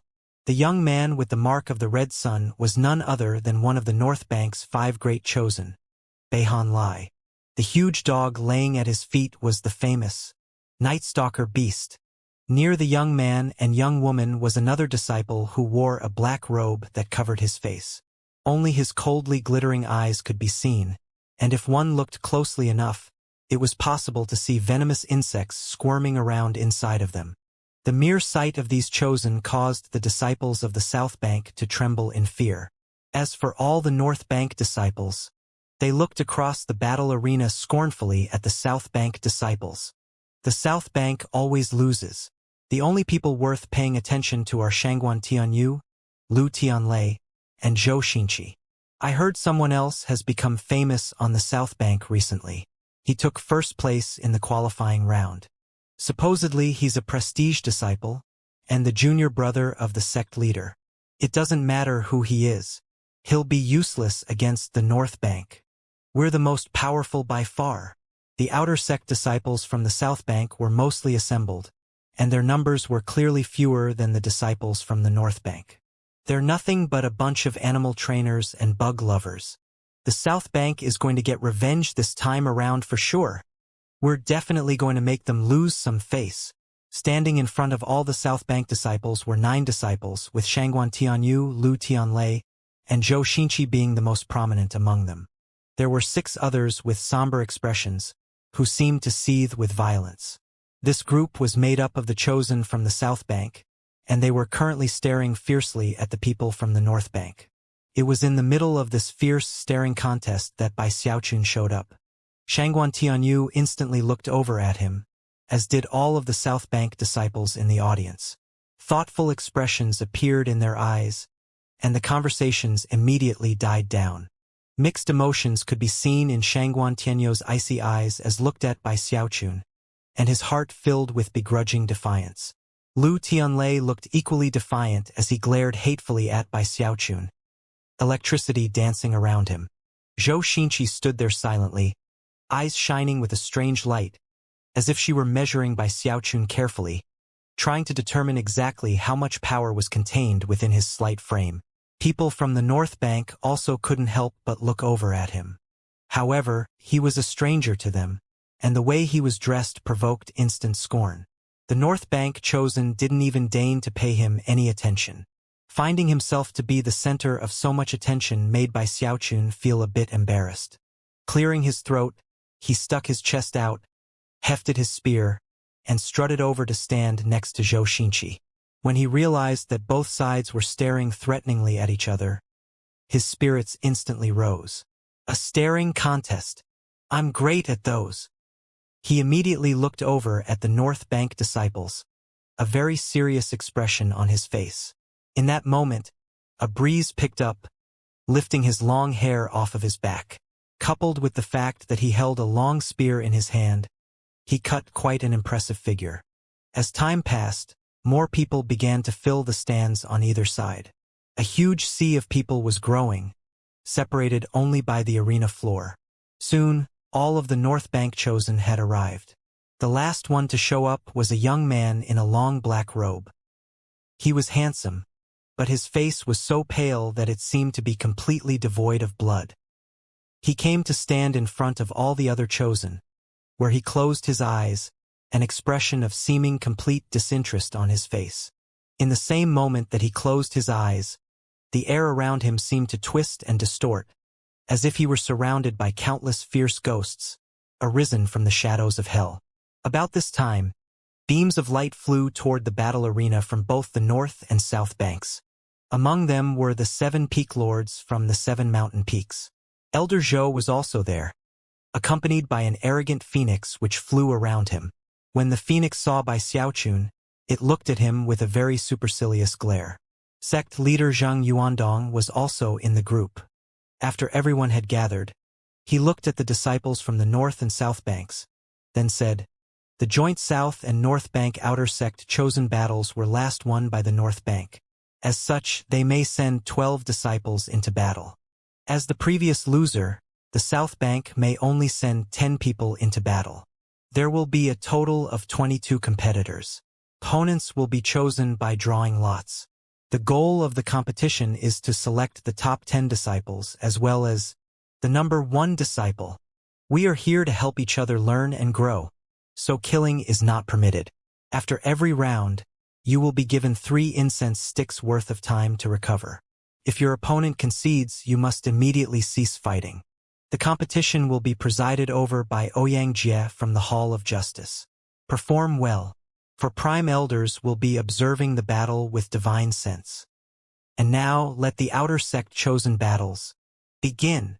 In response to Zhang Yuandong's words, the disciples from the North and South Banks felt their hearts starting to pound, and subconsciously looked up at a terrace on the snow-capped top of Mount Daoseed. At the same time, for streams of shockingly powerful divine sense flowed out and swept over everyone present. The streams of divine sense covered all of the disciples, including Bai Xiaochun, causing them to feel as if incredible pressure were weighing down on them. These people seemed powerful enough to kill everyone present in body and soul with little more than a glance. Everyone felt that way, including Bai Xiaochun, Shangguan Tianyu, and even the chosen from the North Bank. All of them trembled under the pressure, and yet at the same time, their eyes shone with excitement. The fact that there would be prime elders observing the battle with divine sense caused all of the competitors' eyes to shine brightly. If I can attract the attention of a prime elder, maybe I could be accepted as an apprentice. I definitely need to put everything on the line in this battle. Almost immediately, murderous auras sprang up from the disciples on both sides. Bai Xiaochun was the only one who simply stood there blinking. Prime elders. That's the same rank as my master, right? So they're my sect uncles. Bai Xiaochun couldn't help but feel proud of himself. His ranking in the sect really was a bit too high. After a moment of thought, he resolved to go visit his sect uncles after the chosen battles were over. It was at this point that sect leader Zhang Yuandong swished his sleeve, causing a sphere of light to fly out into the middle of the battle arena.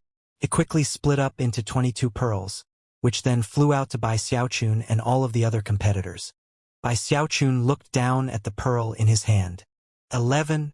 He peered out of the corner of his eye to see if he could spot what number Shangguan Tianyu and the others had gotten, only to find that they were keeping them hidden. At this point, a cold voice suddenly rang out from the balcony above. It was not Zhang Yuandong, but rather Ouyang Jie from the Hall of Justice. The first battle will take place between the disciples holding pearls number 1 and 2. Please step forward. In immediate response, a gaunt young man flew out from among the North Bank disciples. His expression was cold and arrogant, and his appearance provoked a cheer from the North Bank disciples. Although he wasn't one of the 5 great chosen, he was still quite famous. As soon as he stepped onto the battle arena, he called out, "Lu Yun of the North Bank." In response, Shangguan Tianyu suddenly flew out. Shangguan Tianyu of the South Bank. He stood there, expression icy, looking like an unsheathed sword. Even the words he spoke seemed to make everything colder. Of course, as soon as Shangguan Tianyu stepped forth, the outer sect disciples from the South Bank exploded into loud cheering. The gaunt young man's face flickered. He had never imagined that the first person he would face would be the most famous chosen from the South Bank. Expression unsightly, he took a deep breath and then waved his hand, causing the air around him to distort. At the same time, a huge python appeared, accompanied by an acrid blast of wind. After the python coiled up, it rose nearly 3 meters into the air. However, in almost the exact same moment that the young man's wild beast appeared, and before he had time to do anything else, Shangguan Tianyu took a single step forward, his face completely expressionless. Suddenly, he vanished, and when he reappeared, he was right next to the gaunt young man, a sword in his hand, which he placed against the young man's throat. "You lose," he said. A cold feeling washed over the gaunt young man, and an expression of shocked disbelief filled his face as he turned slowly to look at Shangguan Tianyu. He knew instantly that he was no match for this opponent. How could he ever have imagined that he would lose so quickly? Head bowed, he collected his giant python and left the arena. "We already won the first battle. Ha ha ha. The South Bank is definitely going to win this time around. Elder brother Shangguan can definitely contend for first place." The South Bank side of the arena was in an excited uproar. As for Bai Xiaochun, he stood there blinking. He hadn't been able to see exactly what Shangguan Tianyu had done, but he could see that he was definitely beyond ordinary when it came to power. Furthermore, 2 of the streams of divine sense from the prime elders began to pay closer attention to Shangguan Tianyu. The North Bank disciples were dumbfounded. Was that a minor teleportation? Impossible! What cultivation base does he have? That couldn't possibly have been teleportation. It was void magic. This guy definitely deserves to be known as the South Bank's number 1 chosen. Even with a chi condensation cultivation base, he can actually use void magic. The other competitors from the North Bank looked on with flickering expressions. Beihan Lai's eyes flickered somberly. The Gongsun siblings and Su Song all had thoughtful expressions. Only the black-robed Ghost Fong simply remained in place, his eyes closed. Before the crowd could calm down, Ouyang Jie's cold voice once again cut through the noise. Second battle. From among the North Bank chosen, a rather pudgy young man stepped out. Smiling broadly, he seemed completely innocent and harmless. Su Song of the North Bank, he said to the disciple emerging from the ranks of the South Bank. His opponent was not Lu Tianlei or one of the other famous chosen. He was from the group of secretive disciples who had only unleashed his power in the qualifying round. He had a long face and wasn't very good-looking, but he was aware that the person he was facing was one of the North Bank's 5 great chosen. Zhou Feng of the South Bank, he said. Taking a deep breath, he began to rotate his cultivation base. Performing an incantation gesture, he summoned a flying sword.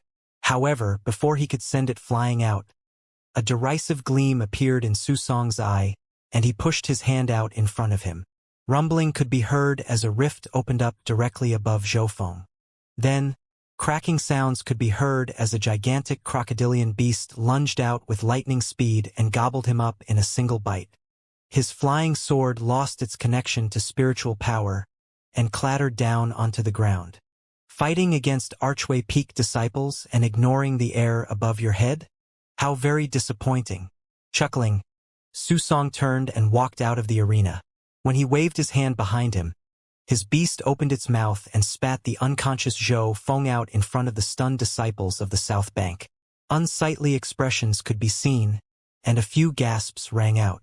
As for Lu Tianlei and the other chosen, their hearts trembled. In sharp contrast, the North Bank disciples were cheering loudly. Bai Xiaochun was shaken at how terrifying the North Bank people were. Their control over beasts was horrifyingly advanced. Soon, the third battle began. The competitor from the North Bank was one of their 5 great chosen, Gong Sun Wanner. When she saw that her opponent from the South Bank wasn't Zhou Xinqi, but rather one of the other random disciples, she looked a bit disappointed. Waving her hand, she had her 7-colored phoenix spit out a 7-colored mist.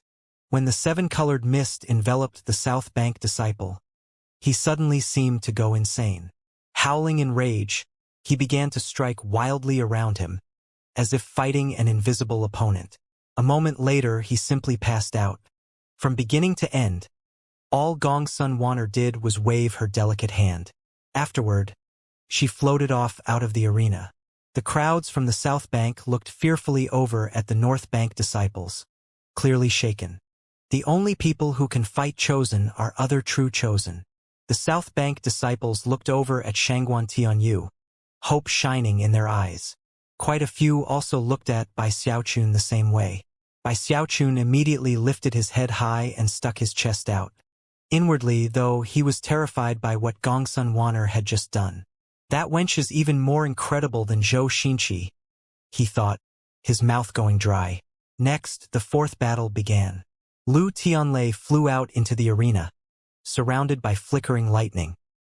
His opponent from the North Bank was the young man in the black robe who hadn't opened his eyes the entire time. At long last, his eyes opened, and he walked calmly out into the arena. Strangely, no one from the North Bank cheered for him at all. Strange expressions could be seen on the disciples' faces, and as for the other chosen, they simply took in deep breaths. The crowd from the South Bank was a bit shocked by this. As for Lu Tianlei, he kept his eyes glued on the young man.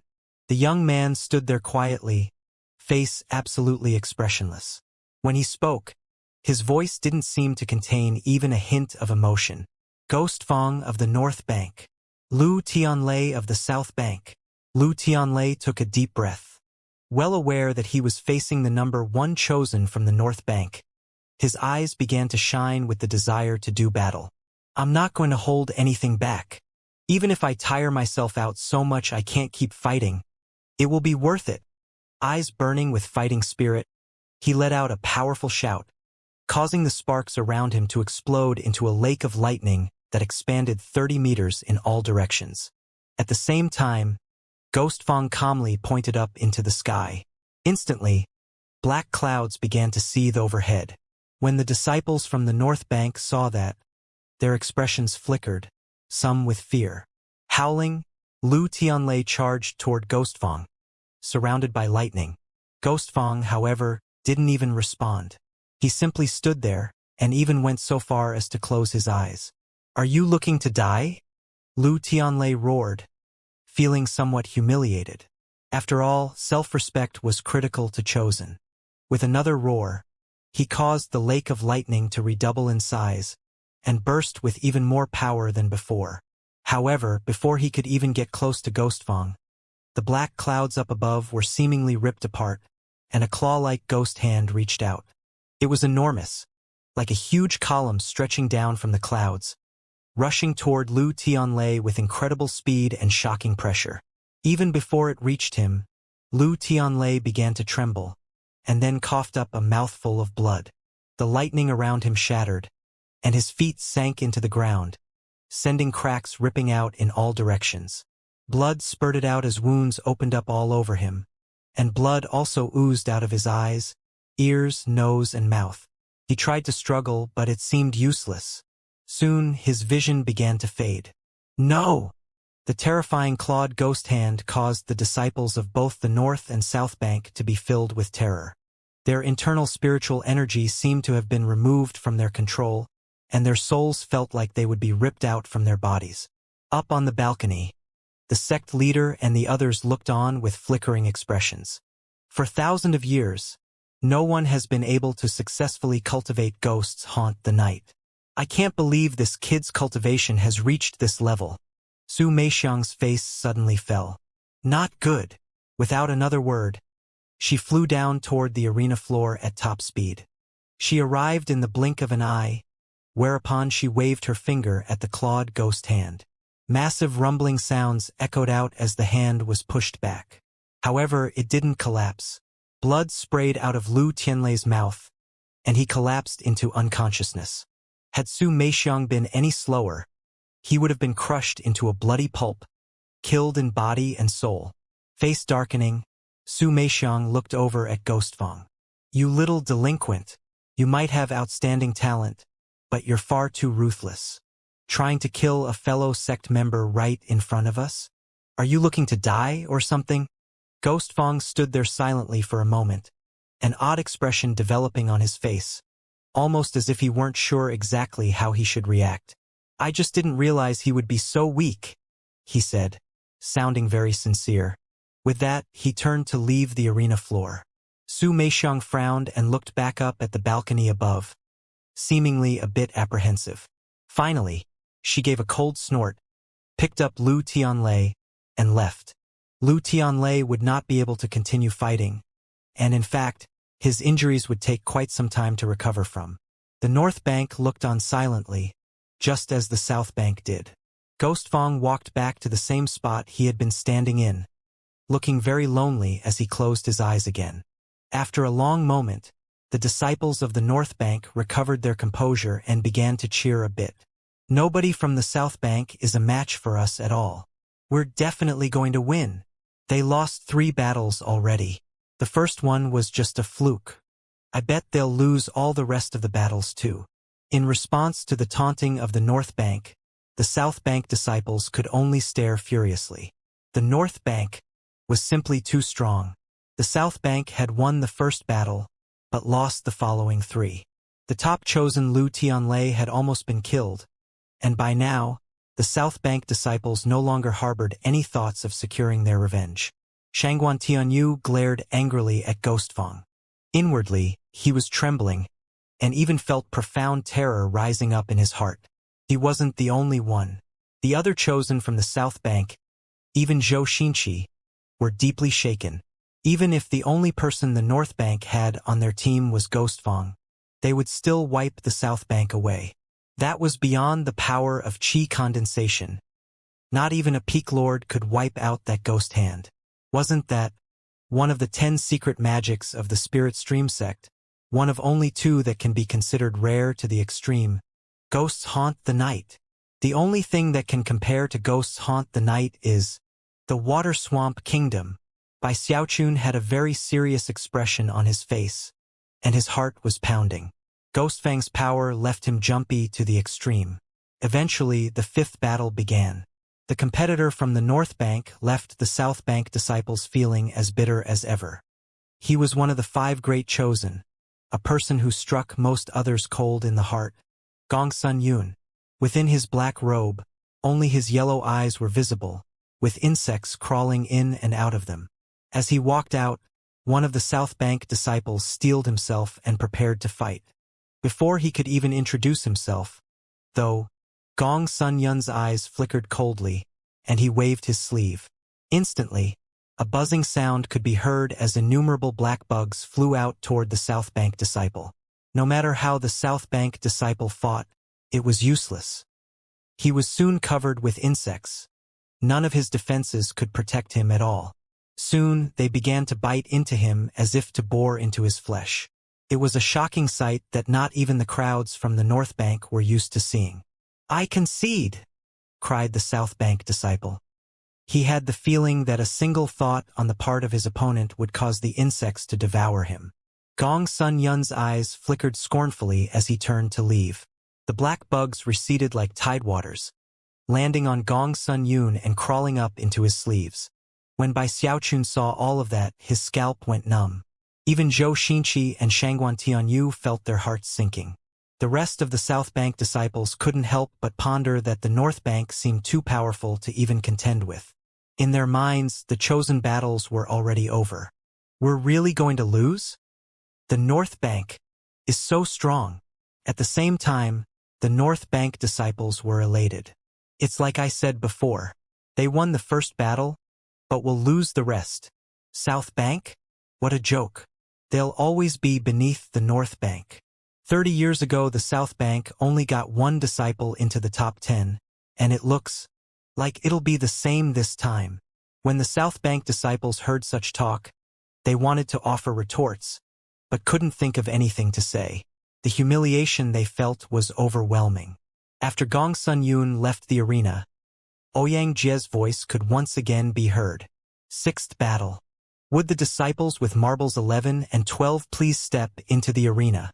Bai Xiaochun took a deep breath as he looked down at the number 11 marble he held in his hand. As Bai Xiaochun looked up, one of the North Bank's 5 great chosen, Beihan Lai, suddenly smiled. He was handsome to begin with, but his smile made him even more attractive to the countless female disciples who adored him. Patting the ferocious Night Stalker beast which lounged next to him, he took a step forward. The Night Stalker beast slowly rose to its feet, eyes shining with mysterious light.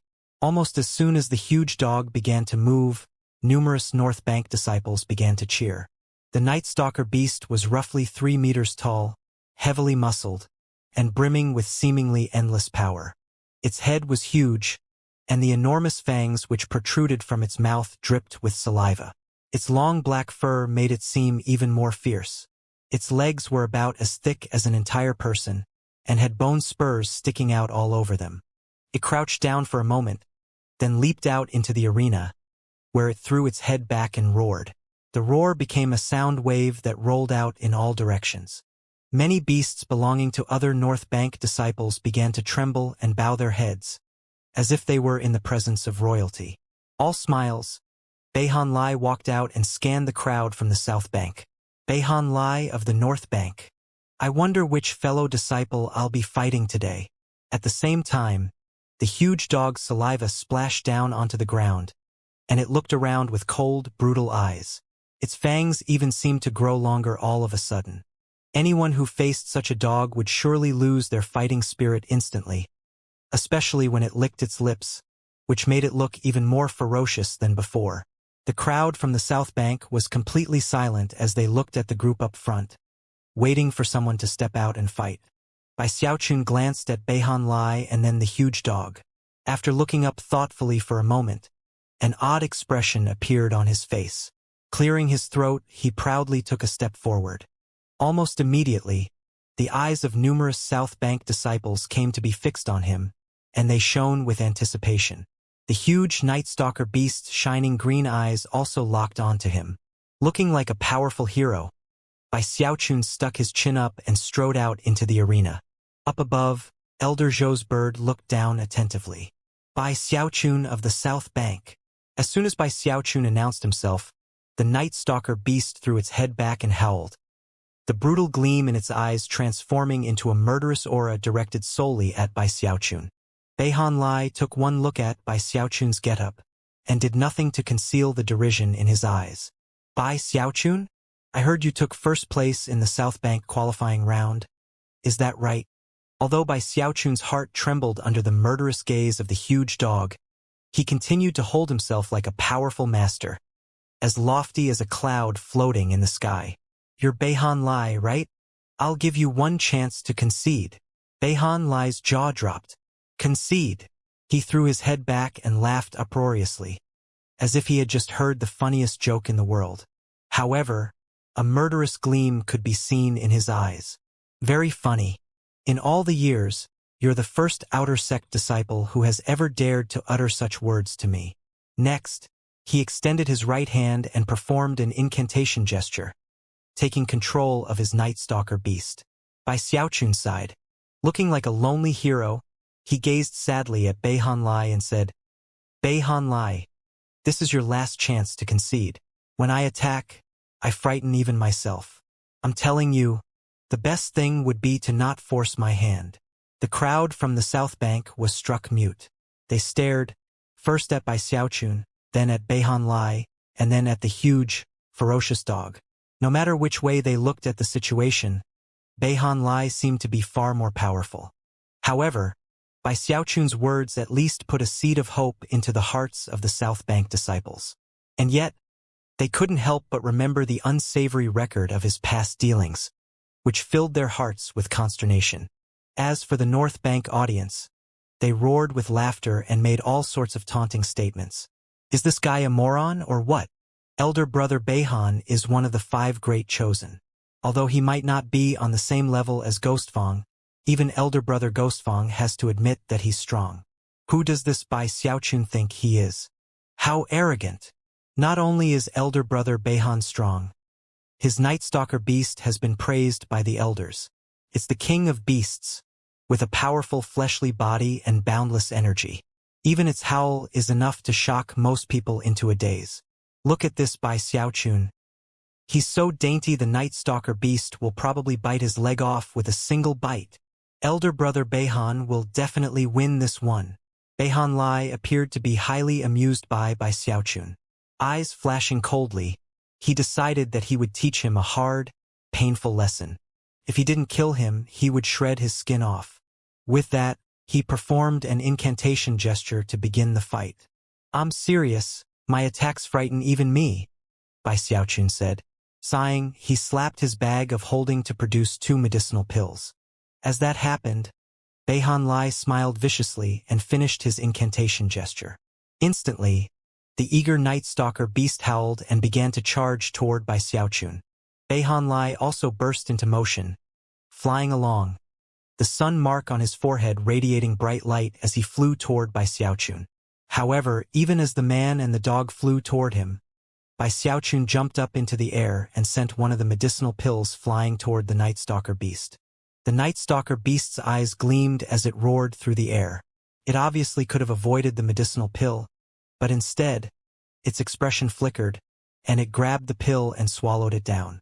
Instantly, a tremor ran through the huge dog, and its eyes went bloodshot. Rumbling sounds echoed out as it began to grow larger and more muscular. Shockingly, its bone spurs and fangs also grew longer. It began to salivate and also something rod-like bulged out between its legs.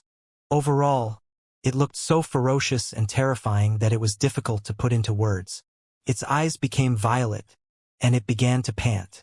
Mind muddled, it dug its claws into the ground, threw its head back, and let out a shocking howl, the sound of which caused the South Bank disciples in the audience to gasp. What kind of medicinal pill was that? Hold on. Why does that dog's posture seem so familiar? The disciples on the North Bank were looking on with wide eyes. The changes in the Night Stalker beast were obvious, and somehow it now seemed even more terrifying than before. Not only was it stronger in terms of its fleshly body, it also seemed even more maddened than before. The North Bank disciples were greatly shocked. That medicinal pill is so effective. It can actually make wild beasts even more wild. The audience was astonished, and so was Beihan Lai, who was unsure of exactly what was happening. Although the Night Stalker beast was obviously a lot more powerful than before, he had the sinking feeling that something was wrong. I'll warn you one more time, Bai Xiaochun said coolly, sticking his jaw out. Concede. Beihan Lai's eyes shone with murderous light. I'd only planned to break one of your arms, but since you're trying to act so mysterious, I think I'll break all of your limbs instead. Although taking lives was prohibited in the chosen battles, serious injuries were often unavoidable. Even as the words left his mouth, he continued his charge toward Bai Xiaochun. Bai Xiaochun sighed and waved his right hand, sending one of his pheromone pills out toward Beihan Lai. Afterward, he fell back at top speed until he was at the edge of the arena, where he stood nervously, looking at Beihan Lai. Beihan Lai's pupils constricted, and just when he was about to dodge out of the way, the pill detonated, transforming into a powder that filled the area. Even though he tried to avoid it, some of it happened to get on him. His expression flickered. Assuming it was a poison pill, he fell back and quickly examined himself. However, he found nothing out of the ordinary except for a somewhat pleasant aroma. A frown appeared on his face. The situation only seemed to be getting stranger and stranger. Just when he was going to attempt to end the battle once and for all, a howl split the air. It was none other than the Night Stalker beast, which turned toward Beihan Lai, panting, its eyes shining bright red. Beihan Lai's heart began to pound, and just when he was about to try to exert control over the dog, a terrifying roar shook everything, and the Night Stalker beast began to charge in his direction. The speed was incredible, giving Beihan Lai absolutely no time to dodge. Instantly, the Night Stalker beast pounced on him. Damn it, are you crazy? What are you doing? Beihan Lai's face darkened, and he roared in fury, but the huge dog had him pinned tight. Because of the maddened Night Stalker beast, Beihan Lai couldn't move a muscle.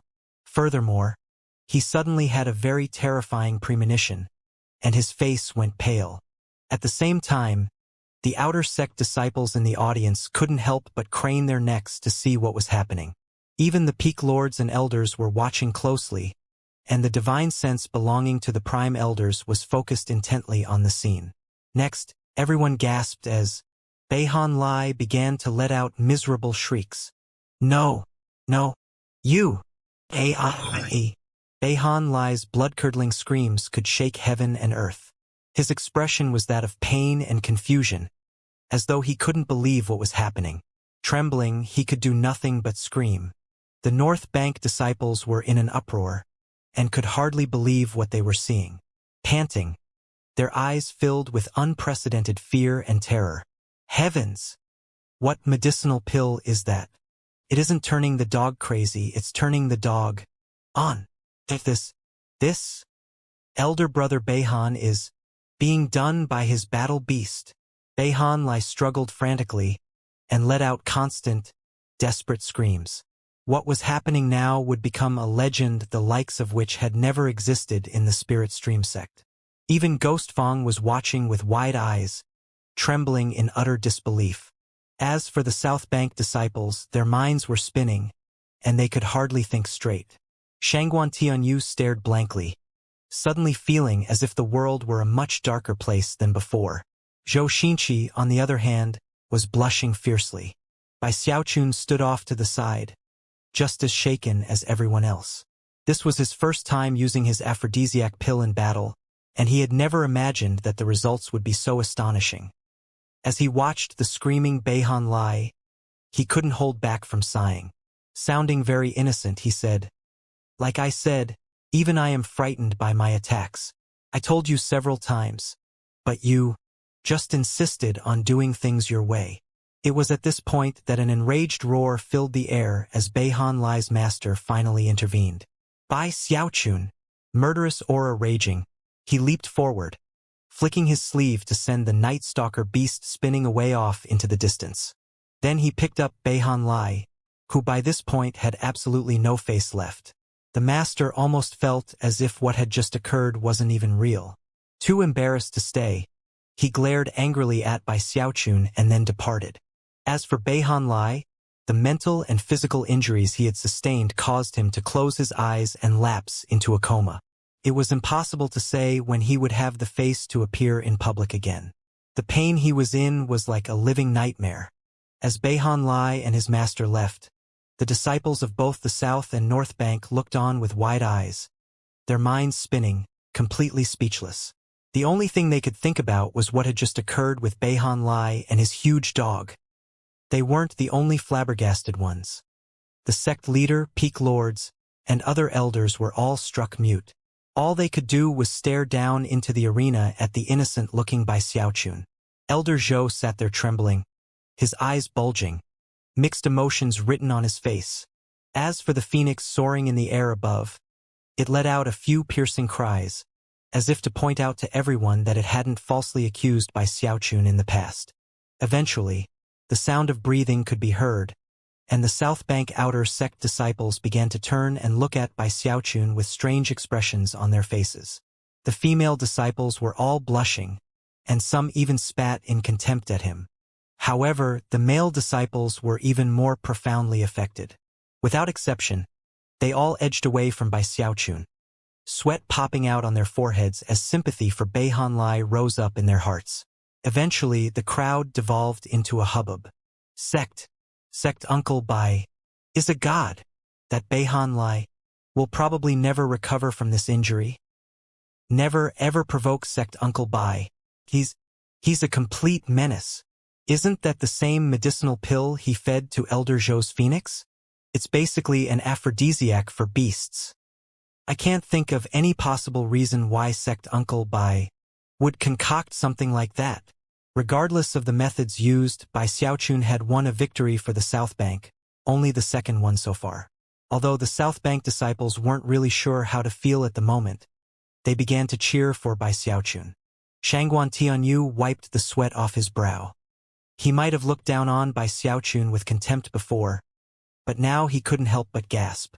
When he thought back to Beihan Lai's cruel fate, he couldn't help but imagine what it would have been like if he had been in the same position. After a moment, he cast such thoughts aside. Zhou Xinqi was tongue-tied, her mind spinning. Moments later, though, an even greater commotion could be heard, something like the rumble of thunder. The North Bank disciples erupted in unprecedented fashion. It didn't matter that they had won so many battles in the competition so far, and in such amazing fashion. Now everything had changed. All of the North Bank disciples, even the inner sect disciples who had come to observe the battles, were all incensed. Eyes bloodshot, they shouted out at the tops of their lungs. Demented! What medicinal pill is that? Damn it! How can a pill like that even exist in the world?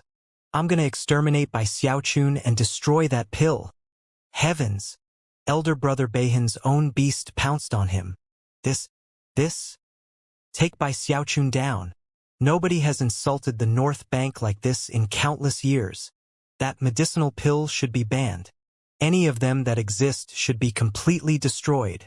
It was impossible for them not to be enraged. Even the male disciples from the South Bank sympathized with Beihan Lai, much less those from the North Bank, who felt his pain even more. After all, every North Bank disciple had a battle beast of some sort. Even as they shouted out in range, they subconsciously glanced down at their various respective battle beasts and thought of Beihan Lai. They couldn't help but feel uneasy as a result. Soon, their maddened shouts grew even more extreme. Bai Xiaochun is the archenemy of the North Bank. Down with Bai Xiaochun. The North Bank will endure eternal humiliation as long as he lives. Damn it! I'm gonna kill him. I'm gonna exterminate him. He stained the North Bank for all eternity. It was easy to imagine how in the future, every time the North Bank disciples looked at their own battle beasts, they would think about the tragedy of Beihan Lai. The Gong Sun siblings' breath came in ragged pants as they looked at Bai Xiaochun, their eyes shining with unprecedented fear, as well as rage.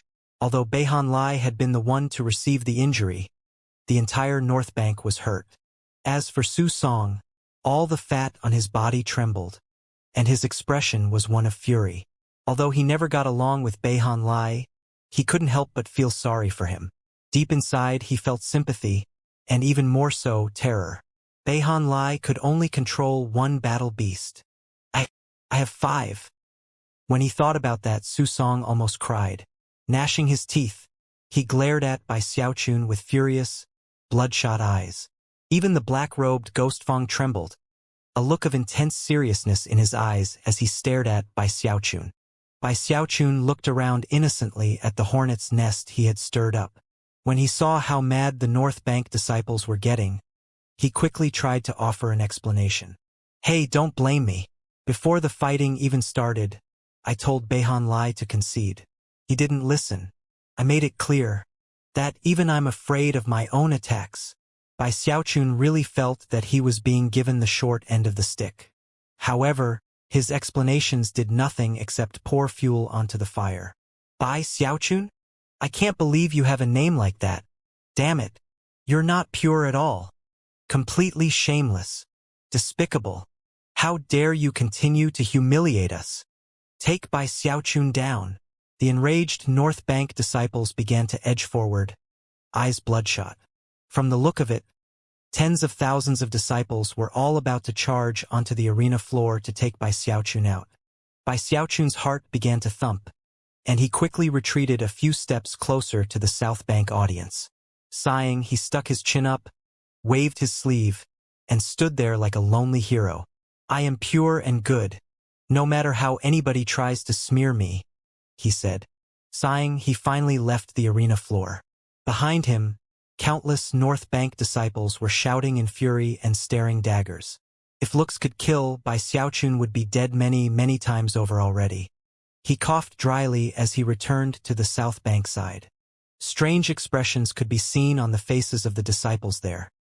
By this point, they could sense the intense anger the North Bank felt toward him, and it was terrifying. As of this moment, the true enemy of the North Bank wasn't the South Bank. It was a single person. Bai Xiaochun. It was easy to imagine how, even if the North Bank won the competition because of Beihan Lai, they would consider it a loss. The sect leader sat awkwardly up on the balcony, glaring down at Bai Xiaochun, his heart pounding with helplessness. He couldn't help but muse that whenever Bai Xiaochun showed up, it didn't matter how solemn the occasion was, the atmosphere would quickly devolve. As for the three peak lords from the South Bank, none of them were quite sure what expression was appropriate. They had never encountered a situation like this in their entire lives. Li Qingho's complexion flickered between green and red, and his eyes were blank. He had been completely shaken by what just occurred. Even the four prime elders on the peak of Mount Daoseed felt their divine sense shaking, and they weren't sure exactly what to think or feel. Seeing that the anger of the North Bank disciples was almost beyond control, Ouyang Jie suddenly spoke out in a voice which swept out and physically pushed the North Bank disciples back. Let the seventh battle begin. Instantly, a burly man flew out from among the North Bank forces. His eyes were bright red as he landed on the arena floor, where he let out a roar of rage. Bai Xiaochun, I challenge you to fight. Let's wait and see if you can get into the top 10, Bai Xiaochun replied, sticking his chin out like a lonely hero. Then maybe you'll qualify to fight me. The burly man howled in fury, his eyes completely bloodshot. At the same time, the disciple standing next to Shangguan Tianyu braced himself and walked out onto the arena floor. Booms echoed out.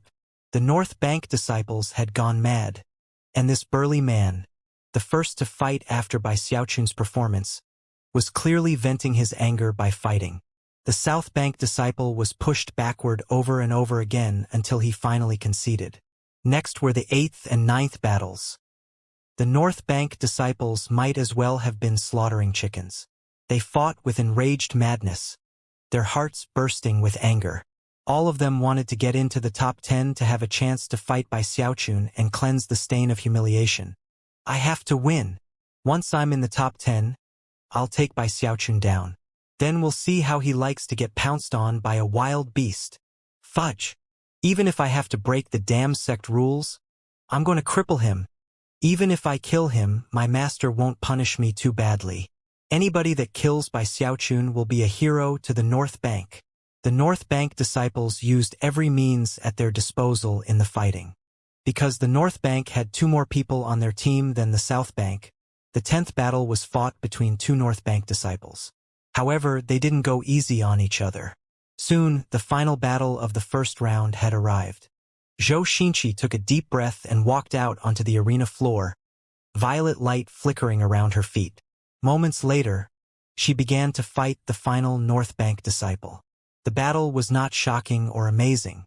Zhou Xinqi was a chosen, and although the North Bank disciple she fought was extraordinary, he couldn't compare to her at all. After only 10 breaths of time passed, the North Bank disciple coughed up a mouthful of blood and begrudgingly conceded. As Zhou Xinqi walked back to the team, the South Bank disciples erupted into cheering. When Bai Xiaochun heard it, he felt a bit sour inwardly. The cheering for Zhou Xinqi was clearly much louder than the cheering had been for him. As of this moment, the first round of the chosen battles was over. 11 disciples remained. 8 from the North Bank and 3 from the South Bank. Now that the first round was over, a rest period began that would last for 3 incense sticks worth of time. As everyone sat there, the North Bank disciples bristled, glaring angrily at Bai Xiaochun. The contestants were all itching to begin the second round, in which they would do anything possible to take Bai Xiaochun out. By now, none of them cared whether or not the North Bank won in the end. They merely wanted to shed his blood to wash away their humiliation. Bai Xiaochun, in the second round, I'm going to make you pay a horrifying price for humiliating the North Bank. He should be given to an entire pack of beasts to ease our hatred. This second round will be the most painful experience of his life. Take Bai Xiaochun down. Take this shameless bastard down. The North Bank cared about nothing but taking out Bai Xiaochun, and that responsibility was given to the 8 people who had made it through the first round. Although Ghostfang simply sat there with his eyes closed, the other 7 glared angrily at Bai Xiaochun with clenched fists. They represented all of the other disciples of the North Bank, and were now analyzing what they had learned about him from his previous performance. All of them were coming up with their own ways of dealing with him. All Bai Xiaochun has are some medicinal pills. As long as he doesn't have a chance to use them, he can be dealt with easily. He only won because of those medicinal pills. Without them, exterminating him will be as easy as turning over your hand. He'll definitely be defeated in the second round. Defeated, and defeated ruthlessly. As far as Bai Xiaochun was concerned, the North Bank disciples were acting like bullies. He'd won, hadn't he? As for the brutality of that victory, he wanted to say something in his defense, but was worried that if he said the wrong thing, it would only make things worse. Much worse. This is ridiculous, he thought. As the North Bank stewed in their anger, the South Bank disciples didn't say much either. They simply sat there bristling until Xianxia finally spoke. 3 incense sticks have burned. The second round of the chosen battles will now begin, and the top 6 will be selected. Of the 11 of you, 1 will sit out of the fighting and directly enter the top 6. The other 10 will draw lots and fight each other in twos to proceed. Accompanying Xianxia's words, a beam of light shot out over the arena floor, which transformed into a glowing sphere, roughly 3 meters in diameter. In turn, the pearls in the hands of Bai Xiaochun and the other remaining contestants were tugged toward it. Upon releasing the pearls, they flew directly toward the glowing sphere. Once inside, new numbers appeared on their surfaces, from 1 to 10, with one of the pearls being blank. The 11 pearls began to rotate inside the sphere, moving faster and faster until they were nothing more than a blur. A secret magic is at work here to ensure complete and utter fairness, explained Xianxia. Not even I can interfere with the pearls. Rest at ease as you take the marbles back to decide the order of fighting. Su Song glared at Bai Xiaochun and then chuckled coldly. Bai Xiaochun, you'd better pray that you don't fight me. I'll crush you like a twig. With that, he waved his hand, causing a pearl to fly out into his hand. One of the other North Bank chosen gritted his teeth and coldly said, "It doesn't matter who you face. You're definitely going to lose painfully in the second round." With that, he and everyone else, Bai Xiaochun included, made grasping motions to secure their pearls.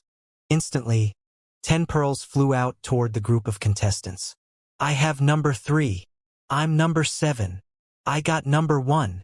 When the North Bank disciples got their pearls, they announced the numbers. Soon, the order of fighting was becoming clear. After they announced their numbers, they looked ferociously toward Bai Xiaochun. Eventually, Ghost Fong got his pearl and coolly said, "Number 9. The North Bank disciples soon found that not a single one of their number had acquired the blank pearl. As of this moment, the only pearls left were numbers 4 and 10, as well as the blank pearl. The North Bank disciples began to look nervously over at the South Bank. "I'm number 4, Shangguan Tianyu announced coolly. "Number 10, Zhou Xinqi said, her face somewhat unsightly. As soon as the words left her mouth, she looked over at Ghost Fong. By now, everyone's fighting spot had been determined, with the exception of Bai Xiaochun. Strange expressions appeared on the faces of the South Bank audience, especially the Fragrant Cloud Peak disciples, who had been there to watch Bai Xiaochun fight in the smaller competition. Their eyes went as wide as saucers. "No way," they thought incredulously. Even more incredulous than them were the North Bank disciples, who so badly wanted to teach him a lesson. Fists clenched, the entire group stared blankly at Bai Xiaochun. Bai Xiaochun couldn't keep from looking a bit proud. The pearl in his hand had no number on it whatsoever. At first, he'd thought that he might have seen incorrectly. However, after closer examination, he confirmed that it was indeed blank. Then he looked around and realized that everyone was staring at him. And suddenly, he realized how lonely life could be sometimes. Flicking his sleeve, he assumed the manner of a lonely hero, staring up into the clouds. Voice cool, he said, "My apologies. I'll be sitting this round out. If you want to fight me, you'll have to work hard to get to the next round." His words were met with a moment of silence. A few breaths worth of time passed, and then the North Bank audience erupted into enraged shouting. "Impossible! Damn it, he's sitting the round out? Why did it have to be him, the shameless Bai Xiaochun? Why? How could he be so lucky? Out of 11 people, I can't believe that he gets to sit the round out. How could someone like him have luck like this? It's preposterous. I can't take this. What an absolute show-off. I have to take him down." The North Bank disciples had intended to wash their humiliation clean with violence. But now that Bai Xiaochun was sitting the round out, they very nearly coughed up mouthfuls of blood. It was almost like they had just tried to punch Bai Xiaochun in the face, but ended up striking nothing but air. Frustration fermenting inside of them, Su Song and the others stared at Bai Xiaochun as if they wished they could rip him to pieces right then and there. Even the South Bank disciples looked on with odd expressions, unsure of what to say. It was already obvious that the North Bank disciples wanted to fight Bai Xiaochun more than anything else, so it wasn't even necessary to ponder how they felt regarding this sudden development. "That's nothing," blurted out a random Fragrant Cloud Peak disciple. Back in the minor competition, Sect Uncle Bai sat out for 2 rounds in a row. When the people sitting around him heard that, their eyes went wide with disbelief. This happened to him before? Sect Uncle Bai's luck is unbelievable. Bai Xiaochun cleared his throat, and yet again assumed the posture of a lonely hero. Looking over at the North Bank side, he slowly shook his head. That, of course, made the North Bank even angrier. However, getting angrier didn't change the situation at all. They had no option but to stifle their feelings as the second round of the chosen battles began. Unfortunately, without Bai Xiaochun fighting, the entire affair was a lot less interesting. Furthermore, the South Bank only had 2 disciples in the mix, which meant that 3 of the battles would involve disciples from the North Bank fighting each other. The first battle was just such a situation. Gong Sun Wanner fought one of the other North Bank disciples and defeated him effortlessly. The defeated disciple trudged off of the arena floor, looking over his shoulder at the South Bank side, mixed emotions playing across his face. The second battle saw Shangguan Tianyu take the field. Luckily for him, he didn't face one of the top chosen, but another random disciple, whom he defeated as easily as blowing some dust off of his shoulder. The South Bank audience breathed sighs of relief. At least, they had secured victory in one fight. Next, the North Bank again fought itself in the third and fourth battles. Although the fighting was intense, the fact that the South Bank wasn't involved at all ensured that the disciples that were from there simply looked on silently. In the final battle, Zhou Xinqi walked out with a serious expression on her face. Although the South Bank disciples cheered, they weren't too optimistic about the outcome of the battle. After all, Zhou Xinqi's opponent was the terrifying Ghostfang, who had almost killed Lu Tianlei with the single wave of a finger. After stepping out onto the arena floor, Ghostfang curiously asked, "Between you and that lightning guy, who's stronger?" Sensing that his intention was not to humiliate her, Zhou Xinqi answered honestly, "Elder brother Lu is a bit stronger. How about this?" Ghost replied quietly, "I used 70% power last time. This time I'll only use 40%. You probably won't get killed by that." Those who could hear him looked on with bitter smiles, convinced that Ghostfang was being honest. Zhou Xinqi took a deep breath and then performed a double-handed incantation gesture. Instantly, countless blue sparks appeared around her, forming numerous blue flying silks. The flying silks then merged together into something that resembled a huge flower that pulsed with a powerful gravitational force. Plant transformation incantation. When the crowd from the South Bank saw the plant transformation incantation being used, their eyes glittered. Although it wasn't quite on the same level as Ghosts Haunt the Night or the Water Swamp Kingdom, it was one of the 10 secret magics of the sect. It was a unique magic that used plants against the enemy, with numerous variations that made it enigmatic and unpredictable. When Li Qingho used it, he could create a world of plants and vegetation 50 kilometers wide. The final upgraded version of the secret magic had another name, Magic Plant Arsenal. Using the magic was such a drain on Zhou Xinqi's energy that her face went pale. She knew that she wasn't a match for this opponent, but in her world, it wasn't an option to just concede without trying. The wave of her hand caused the blue flower to tremble, and then grow larger at a rapid rate, simultaneously shooting toward Ghostfang. It almost looked like the flower was opening wide to consume him. It was a spectacular sight that instantly attracted the attention of Bai Xiaochun, who found the magical technique particularly interesting. However, it was at this point that Ghostfang looked up calmly and then waved his finger. This time, he didn't wave his finger at the sky, but at Zhou Xinqi. The air next to him began to vibrate, and a huge black-clawed ghost hand appeared, which quickly clenched into a fist. The huge fist filled half of the arena floor, and was so big people couldn't see anything else. It smashed into the blue flower, which trembled and then collapsed into ashes. The clawed ghost hand, however, didn't stop, continued on as if nothing had happened, smashing directly into Zhou Xinqi. A massive boom echoed out, and blood sprayed out of Zhou Xinqi's mouth as she tumbled backward. She was knocked out of the arena floor, and when she finally ground to a halt, she coughed up 8 mouthfuls of blood. Face pale, she looked up with a stubborn gleam in her eyes to see Ghostfang turning and walking away. Everything was silent except for the gasps that echoed out. After a protracted moment of silence, both the South and North Bank audiences broke out into hushed discussions. So strong. Ghostfang could probably crush inner sect disciples with ease. He must be the strongest disciple under Foundation establishment. That's the ultimate battle prowess of the Qi condensation stage. He's definitely reached the realm of will.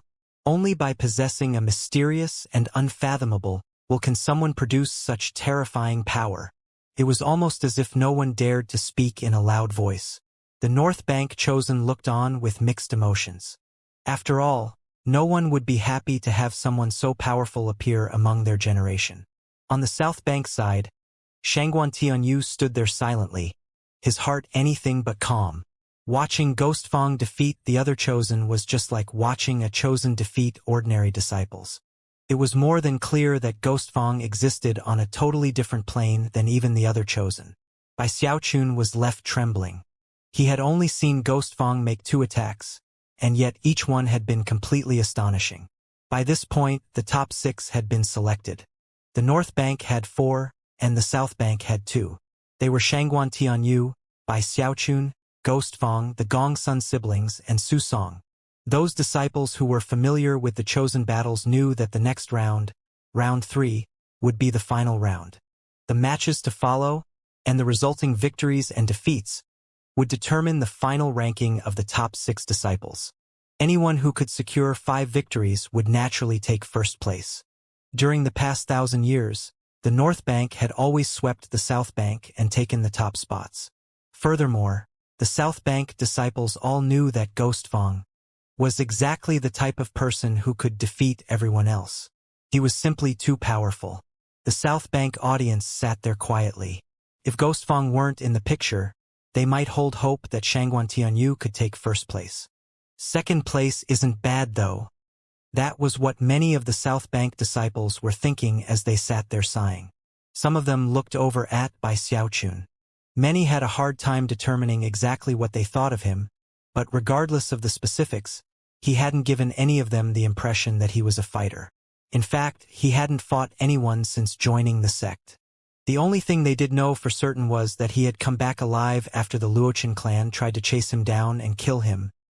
Many of the South Bank disciples had already resigned themselves to the fact that the South Bank had lost, both in terms of the number of disciples who made it into the top 10, and also the first place spot. In contrast, the North Bank disciples were getting excited. Their eyes shone with anticipation and ferocity as they glared at Bai Xiaochun. The rules for the top 6 probably haven't changed. This time, Bai Xiaochun is definitely going to be hurting. That's right. According to the rules, everyone will fight once with all the other disciples. That means that 4 blazing suns from the North Bank will all have a chance to pummel him. Finally, the humiliation our North Bank has endured will be avenged. It wasn't just the ordinary North Bank disciples who were musing in such a way. Su Song and the Gong Sun siblings were all chuckling coldly as they stared at Bai Xiaochun, determined to come out victorious. Bai Xiaochun shrunk back a bit. Looking over at the furious North Bank disciples, he shook his head a bit helplessly. Immortal cultivation is supposed to be about living forever. What's the point of all the fighting and killing? It was at this point that Ouyang Jie's voice finally rang out. The third round of the chosen battles will follow the same rules as before. Victory will be given to whoever takes the most wins. The first set of matches will be Shangguan Tianyu versus Su Song, Ghostfang versus Gong Sun Yun, and Bai Xiaochun versus Gong Sun Waner. These fights will be carried out simultaneously. With that, a beam of light descended from the balcony onto the arena floor, dividing it into 3 areas. Ceiling barriers immediately sprang up to separate them. Shangguan Tianyu's eyes flickered brightly as he dashed out into the first battle zone. At the same time, Su Song also flew out. The two of them locked eyes, both of their expressions grave. They wasted no time on words. Su Song waved his hand, and 3 fierce beasts materialized around him. Each one was unique, but they were all incredibly ferocious in appearance. Even as they began to charge Shangguan Tianyu, a huge crocodilian mouth appeared above him, which closed in to consume him. In addition to all that, the ground beneath his feet cracked as numerous tentacles burst out. Meanwhile, Ghostfang strode forward into the second battle zone. Off to the side, Gong Sun Yun stood there quietly. Although the bugs which writhed in his eyes were powerful, he knew that he was no match for Ghostfang. Despite that, he wasn't willing to simply concede. Even if you were more powerful than you already are, I'd still want to fight you. Taking a deep breath, he joined Ghostfang in the second battle zone. Gong Sun Waner snorted coldly as she stepped forward, glaring at Bai Xiaochun. Of all the disciples present, Bai Xiaochun feared her the least, so he tromped forward to the third battle zone, meeting her gaze with his own glare. As Bai Xiaochun walked out, the North Bank disciples heckled him furiously. Completely ignoring the other 2 battle zones, their attention and fury was directed solely upon Bai Xiaochun. Elder Sister Gong Sun, eradicate that damned Bai Xiaochun. Kill him. Gong Sun Waner's eyes flickered with cold light. Instead of summoning her 7-colored phoenix, she performed an incantation gesture and then tapped down on her forehead. 7-colored light immediately sprang out from within her, accompanied by a frigid blast of cold air which covered the ground in frost. Why don't you concede? Bai Xiaochun said, blinking. When I attack, I frighten even myself. Almost immediately, an image popped up in Gong Sun Waner's mind of Beihan Lai's tragic fate, and her face flushed. At the same time, a murderous aura rose up within her. "Shut up, you perv. I'm gonna make you pay a heavy price for what you've done." With the wave of a hand, she summoned an ice blade which then shot toward Bai Xiaochun. Bai Xiaochun shrugged helplessly. He had merely been telling the truth, and wasn't sure why he'd been called a perv. Sighing, he slapped his bag of holding, causing countless talismans to appear, which he began to slap down all over his body. Rumbling sounds could then be heard as numerous shields sprang up. Soon, they were nearly 3 meters thick, glittering with multicolored light. It was a shocking sight, and yet Bai Xiaochun wasn't finished yet. Next, he produced the divine crane shield, which glittered brightly as it produced yet another shield layer. Then there was the bracelet Li Qingho had given him. As soon as he activated it, it spread out to cover his entire body, turning him pitch black. Considering he was also wearing a big black walk on his back, Bai Xiaochun looked completely eye-catching. Furthermore, the speed and ease with which he activated all of his defenses made it obvious that he was very familiar with doing so. The North Bank disciples' eyes widened, and they watched blankly as the ice blades slammed into Bai Xiaochun's shields, breaking some of them, but eventually shattering. Bai Xiaochun remained inside, completely unharmed. If that were all there were to it, it might not be a big deal, but what was most infuriating was that Bai Xiaochun merely stood there, hands clasped behind his back, chin sticking out, looking up at the clouds like a hero. "Too weak," he said, flicking his sleeve and then placing his hands behind his back again. "But then again, I've never met anyone who could break through all of my shields." Gong Sun Wanner's eyes seemed to be on the verge of popping out of her skull. She had fought many people in her life, but had never met anyone so adept in using defensive shields. Bai Xiaochun was the first. She could see that he had dozens of ordinary shields protecting him, plus the divine crane shield, the black substance covering his skin, the huge walk on his back, and numerous leather jackets. She was left feeling annoyed, uneasy, and even a bit taken aback. The North Bank audience wasn't happy either. "Completely shameless. I can't believe he has so many defensive talismans and magical items. Damn it. These are the chosen battles, not the resource battles. Elder Sister Gongsun has to wipe him out. I'm about to explode. Just looking at him makes me want to walk over and beat the crap out of him." The North Bank audience was incensed, and the South Bank audience simply looked on in a daze. Of course, there were some disciples from Fragrant Cloud Peak who sighed inwardly. That was especially true of one burly man. When he saw what was happening, tears welled up in his eyes. He knew exactly how the North Bank disciples felt. Back in the minor competition years before, Bai Xiaochun had tormented him in exactly the same way. Up on the balcony, the sect leader and the others almost couldn't believe their eyes, and quickly began to exchange wry grins. Gong Sun Wanner gritted her teeth and performed a double-handed incantation gesture. Immediately, a vast quantity of ice blades appeared, transforming into a vortex that shot toward Bai Xiaochun. Booms echoed out over and over again as the razor-sharp blades sliced into Bai Xiaochun's shields.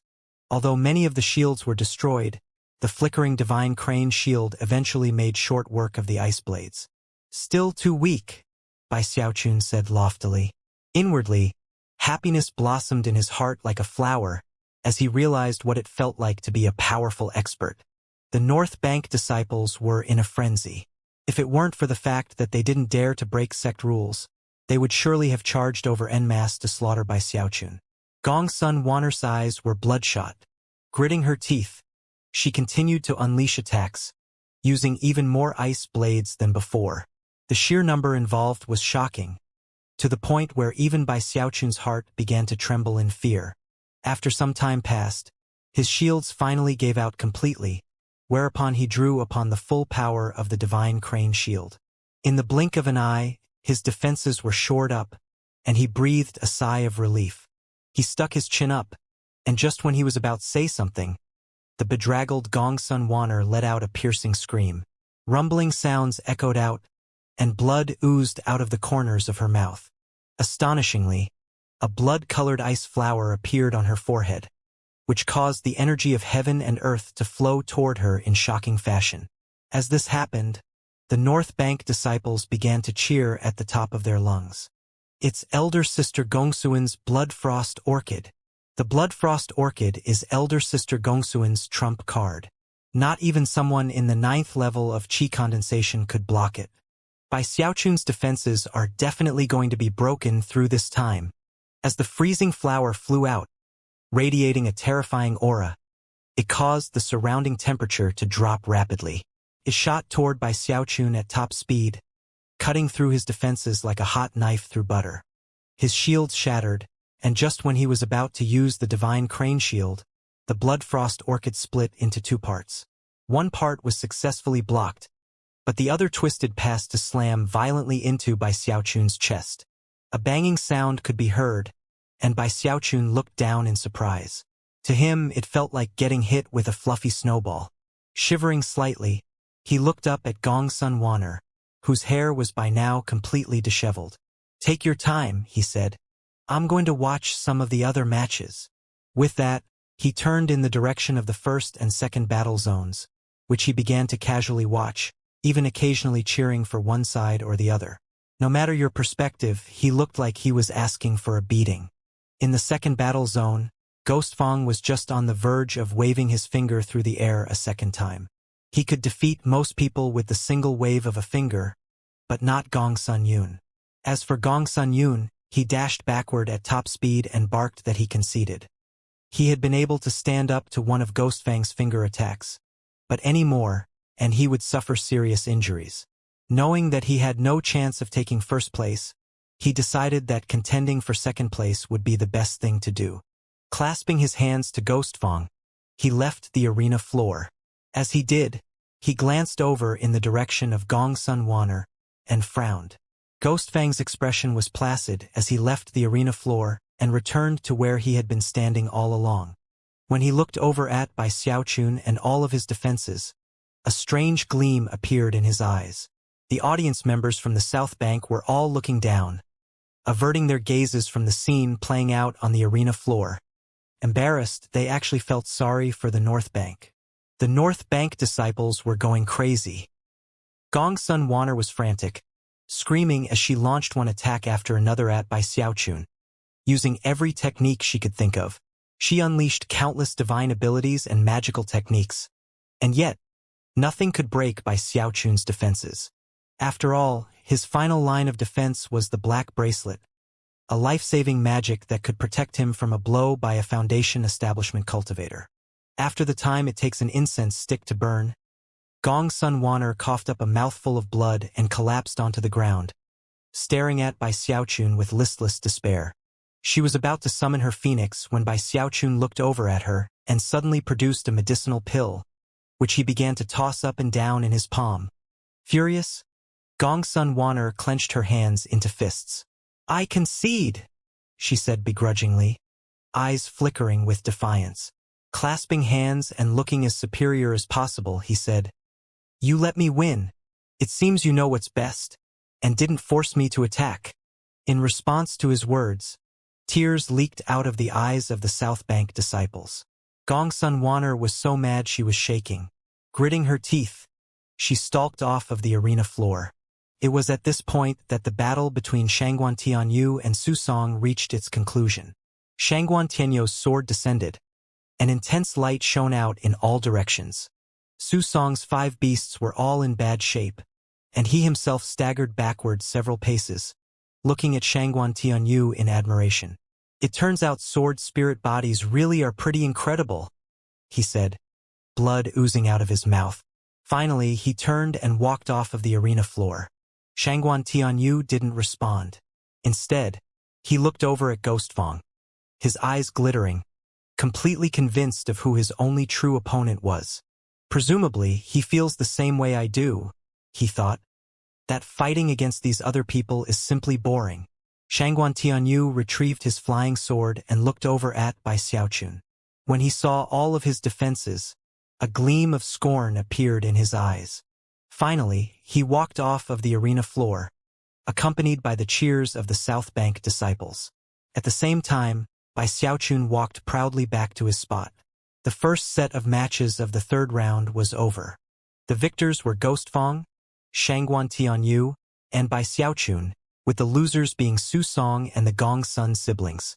Of course, not many people had paid much attention to the victories won by Shangguan Tianyu and Ghostfang. Most people had been focused on by Xiaochun's repeated shamelessness. Bai Xiaochun had succeeded in completely altering the atmosphere of the competition. In fact, it was hard to say exactly how much he had influenced the sect as a whole. The North Bank disciples' eyes were bright red, their hands clenched into fists as they glared at Bai Xiaochun. As tens of thousands of eyes stared at him, he scratched his nose, pretending not to notice. Gong Sun Waner was so angry she was shaking. Her brother, Gong Sun Yun, murmured something to her, after which she clenched her teeth and sat down cross-legged to restore her energy. Everyone else soon followed suit. The rest period lasted for the time it takes 3 incense sticks to burn. After that, the second match of the third round formally began. In the first battle region, Ghostfang was up against Gong Sun Waner. As soon as she stepped into the battle region and faced the expressionless Ghostfang, she conceded. She couldn't afford to be injured, lest it affect her subsequent matches.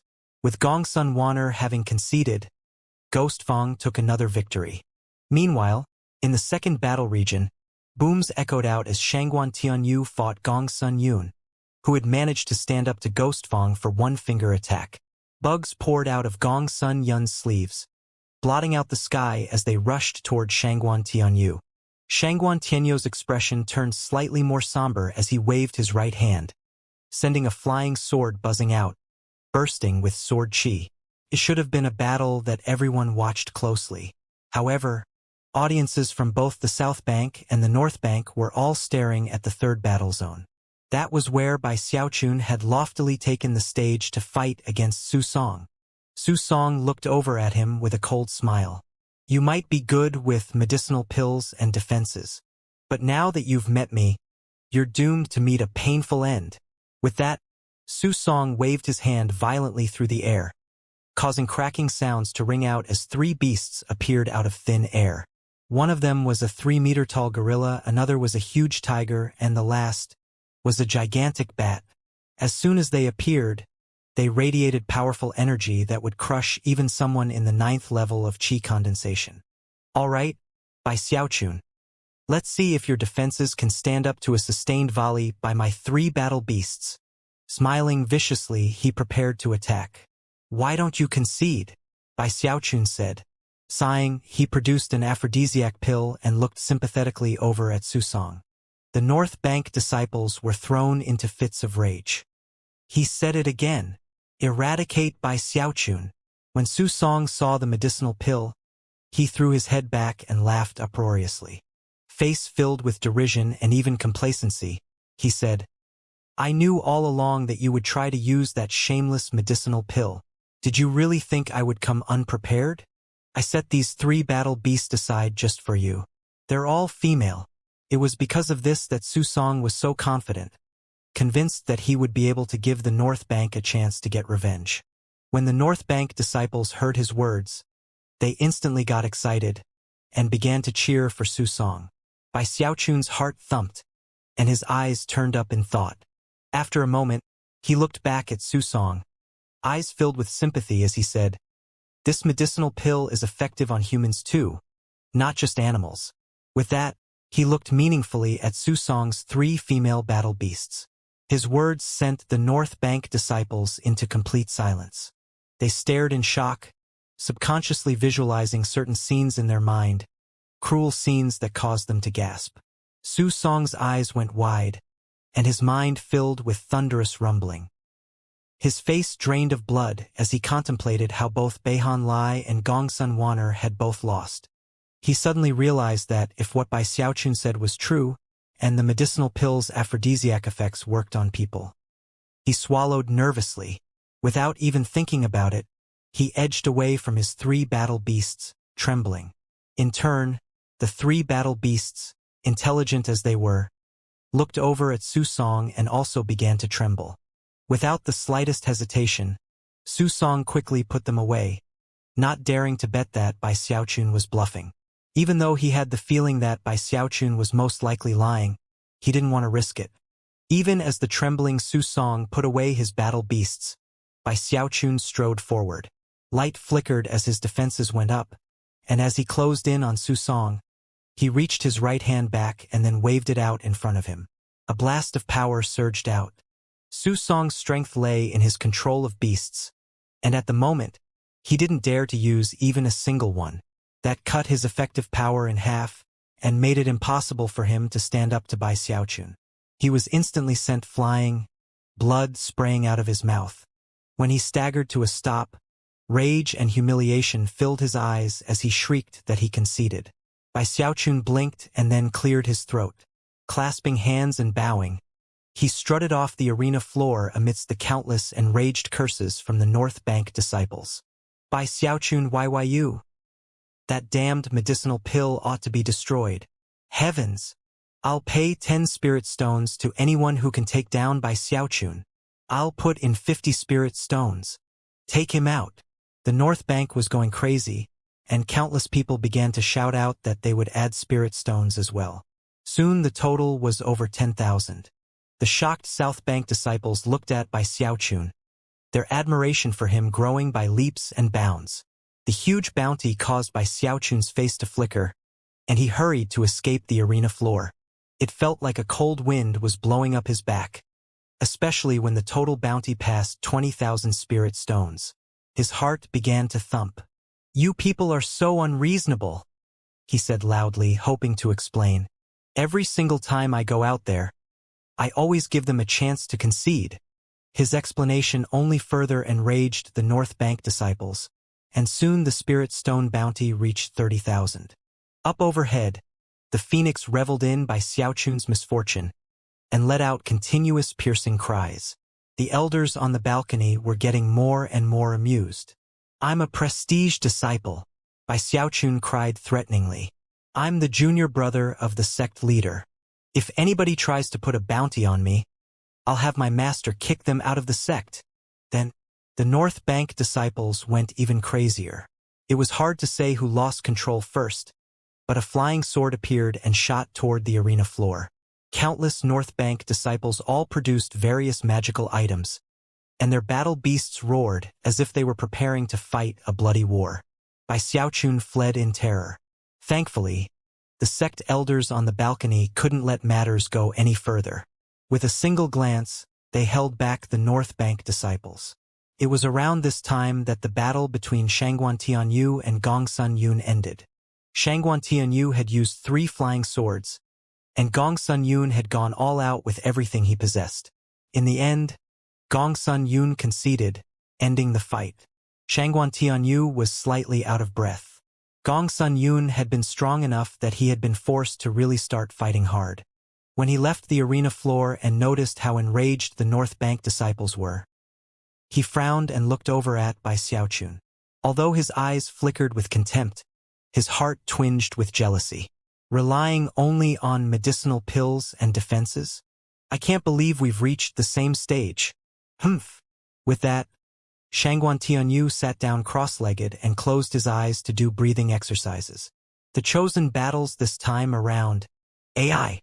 Up on the balcony, sect leader Zhang Yuandong shook his head helplessly. The peak lords sitting around him smiled wryly. The chosen battles were supposed to be a solemn occasion, but not this time around, and everyone knew it.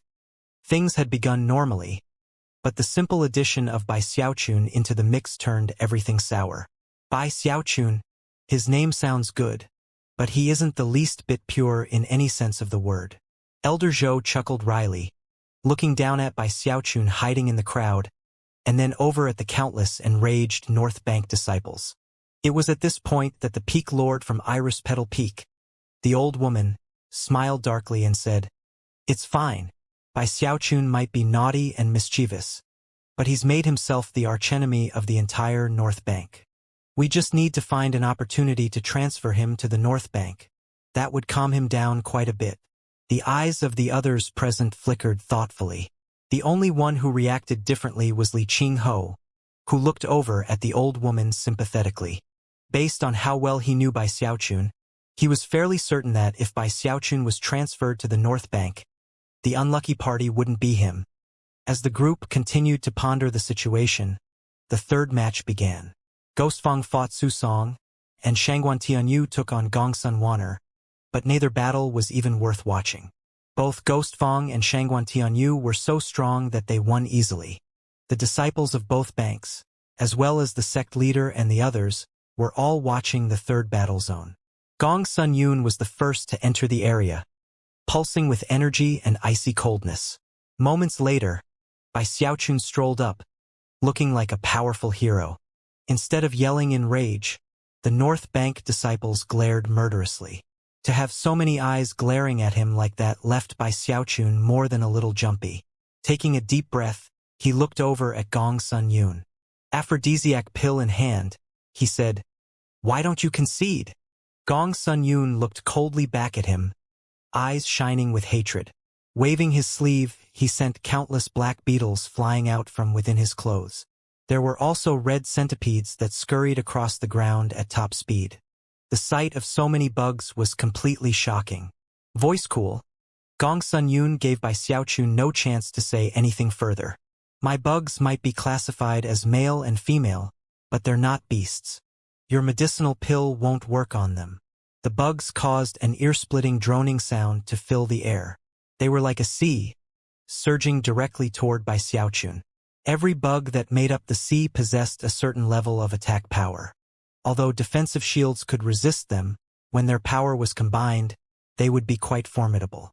Bai Xiaochun was even fairly certain that, in this situation, Gong Sun Yun actually had a bit of an advantage. "Don't force my hand, Gong Sun Yun," Bai Xiaochun shouted, backing up at top speed, his face paling. "Concede immediately. I really don't want to attack, you know. Once I do, you're done for."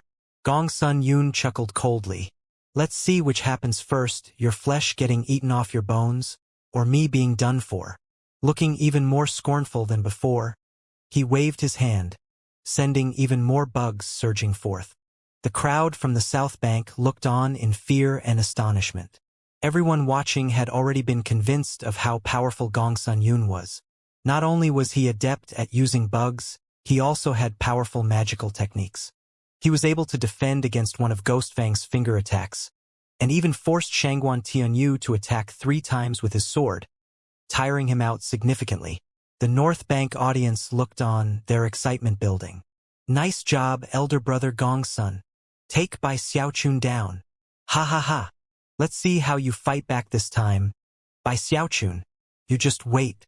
Those bugs are going to burrow into your flesh and eat you alive.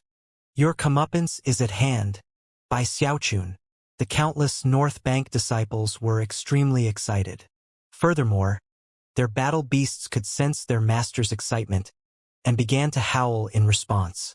In the blink of an eye, the black beetles were right in front of Bai Xiaochun, slamming into his defensive shields, ripping and tearing at them with their mandibles. The shields quickly began to fade and grow dim. Then the red centipedes arrived, causing his defenses to weaken even more quickly.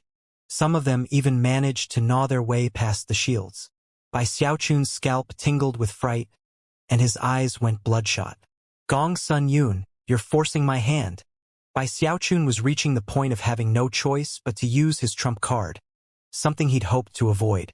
Taking a deep breath, heart pounding, he sent a surge of energy into the shields, blasting away a significant portion of the bugs. Even as they turned to charge back toward him, an aphrodisiac pill appeared in his hand, which he threw in the direction of the North Bank audience. The pill shot through the air with a whooshing sound, and before anyone could react, was in the air above the stands on the north side of the arena. The disciples gaped in shock, and at the same time, Bai Xiaochun shouted, "Detonate!" A boom rang out as the aphrodisiac pill exploded, transforming into ash which drifted down in all directions, covering nearly half of the North Bank disciples. Gong Sun Yun's eyes went wide with shock. Bai Xiaochun actually wasn't sure whether or not the pill would have an effect on humans. He had never dared to personally test out any of the mystery pills he'd concocted. However, he was certain that the pill was effective on animals, and would stimulate them to a shocking degree. In the blink of an eye, the ash that was the remains of the aphrodisiac pill had fallen down onto the battle beasts below, which began to throw their heads back and howl. Their bodies grew larger, their eyes turned red, and they began to pant heavily. In turn, their masters cried out in alarm and began to back up. It took only a moment for the North Bank disciples to devolve into a stampede, quickly clearing the entire area of people. The only thing that remained were the howling beasts, sitting there looking around for a target. The North Bank disciples all began to shriek at the tops of their lungs. By Xiaochun. At the same time, beads of sweat popped out on Gong Sun Yun's forehead, which was shocking considering that after beginning to cultivate the Tao of bugs, he had never sweat. Now, though, he was panting heavily as Bai Xiaochun slowly pulled out another medicinal pill. As soon as he did, the stimulated battle beasts began to tremble in excitement. Gong Sun Yun couldn't help but think about what had occurred when a pill just like that had been shattered and then spread onto Beihan Lai. You! An intense feeling of foreboding rose up in his heart, and he began to tremble. Images flashed through his mind, and he began to back up. Even his legs were shaking. He could well imagine what would happen if Bai Xiaochun crushed that pill on him, and then the battle beasts pounced. You forced my hand, Bai Xiaochun said with a despairing scowl. I didn't want to do this. With that, he pulled his hand back in preparation to throw the pill. I concede! Shrieked Gong Sun Yun in the most high-pitched voice that had left his mouth in his entire life. His face was ashen as he raced off of the arena floor. Only when he was safe amongst the crowd did he look back in fright at Bai Xiaochun. Bai Xiaochun's jaw dropped at the sight of the terrified Gong Sun Yun hiding in the crowd. Then he looked at the trembling battle beasts, and suddenly had a very bad feeling. Many of them were howling at the tops of their lungs, eyes fixed directly on the medicinal pill he held in his hand. They were already started to edge toward him. Drops of sweat broke out on his forehead, and he suddenly turned to look at the crowd of North Bank disciples. That simple turn of his head caused the North Bank disciples' hearts to seize with fear. Bai Xiaochun turned to look in another direction, but quickly found that any place he looked at would quickly become devoid of people. Everyone would scramble away at top speed, screaming in desperation. Finally, his gaze came to rest on the South Bank disciples. Instantly, their scalps went numb and they began to back up. In the blink of an eye, everyone had retreated by 30 meters. We're on the same side, Sect Uncle Bai. People began to cry out. The same side. Even Ghost Fong and Shangguan Tianyu were backing up, their faces flickering with shock. Roar. More of the stimulated battle beasts began to walk forward, their eyes crimson, salivating as they eyed Bai Xiaochun. What do I do? He thought. What do I do? Didn't I warn you people to concede? Didn't I say that I fear my own attacks? Feeling that he was completely innocent in the matter, he gritted his teeth and looked over at the North Bank audience. Didn't you people just say something about putting a bounty on my head? None of the trembling North Bank disciples dared to even look Bai Xiaochun in the eye. Bai Xiaochun's heart was also trembling. In his heart, he believed himself to be a good person, and wasn't willing to simply throw the pill out in a random direction. Anxiety building up within him, he looked at the increasingly stimulated battle beasts, and then finally happened to glance up into the sky above him and noticed the proud, arrogant phoenix of Elder Zhou's. Eyes shining, and having no time to consider the matter, he launched the medicinal pill at top speed toward the phoenix. It transformed into a beam of light shooting through the air. The phoenix was in the middle of gloating over Bai Xiaochun's misfortune, and didn't even notice the pill flying toward him at first. When he did, his feathers all stood on end, and he let out a miserable shriek. Just when he was about to dodge, the pill exploded, covering him with a fine powder. The phoenix stared in shock as the battle beasts below began to howl. Eyes burning as if with fire, they began to leap up into the air as if to chase down the phoenix. The sect leader and the others gasped, crowding around the edge of the balcony to look down at what was happening. At one point, one of the random elders asked, "Is attacking the audience against the rules?" However, nobody seemed to care about that at the moment. All of them were staring down into the north stands, at the area devoid of people but filled with battle beasts. The remaining three peak lords from the North Bank all had strange looks in their eyes as they stared at one particular beast among the crowd. It looked like a deer, and was currently howling up into the air under the effects of the aphrodisiac pill. Before, I assumed that pill's effectiveness was limited to beasts with third-order bloodlines. I never imagined that it would also be effective on second-order bloodlines. That pill would be incredibly useful to us on the North Bank. The three peak lords from the North Bank were trembling in excitement. The old woman among their number then waved her right finger through the air toward the phoenix. Instantly, the phoenix trembled as a powerful force wrapped around it and dragged it down toward the balcony. At the same time, the battle beasts roared and flew in the same direction. The old woman snorted coldly and looked down at the beasts, which then began to howl mournfully. Another powerful force swept them up, sending them spinning toward her. As they approached, they shrank down and disappeared into her sleeve. The old woman looked over at the miserable, shrieking phoenix, eyes shining as she turned to confer with the other peak lords. Off to the side, Elder Zhou's face had turned green. Bai Xiaochun seemed no worse for the wear. Heaving a sigh of relief, he was just about to walk off the arena floor when the North Bank's disciples recovered from the fear of the threat which had been levied against them, and began to roar in anger. "I'm gonna kill you, Bai Xiaochun. Bai Xiaochun. The North Bank will never rest until you're dead. Exterminate Bai Xiaochun."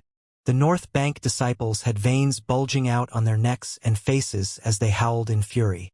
In response, Bai Xiaochun turned back to look at them, and raised an ordinary medicinal pill up into the air as he stuck his jaw out.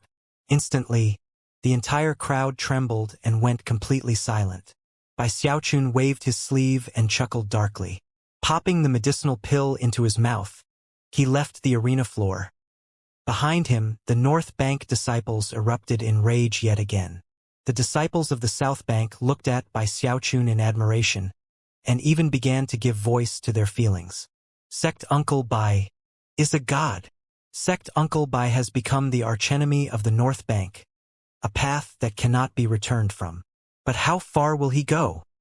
Many of them were even rejoicing at the fact that Bai Xiaochun wasn't from the North Bank.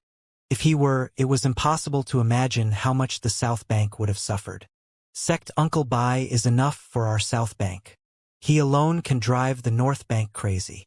Su Baokai had already been struck speechless numerous times on this day, but it was only now that he realized that Bai Xiaochun's power seemed limitless. Regardless, the atmosphere of the chosen battles had been completely changed. And yet, the matches would continue. The South Bank side was filled with admiration, and the North Bank stewed in their madness as the fourth set of matches began. Shangguan Tianyu, Ghostfang, and Bai Xiaochun all had 3 victories to their names, so their presence wasn't even needed to finish the final rankings for the 4th, 5th, and 6th place spots. The Gongsun siblings and Su Song took the floor to finish things.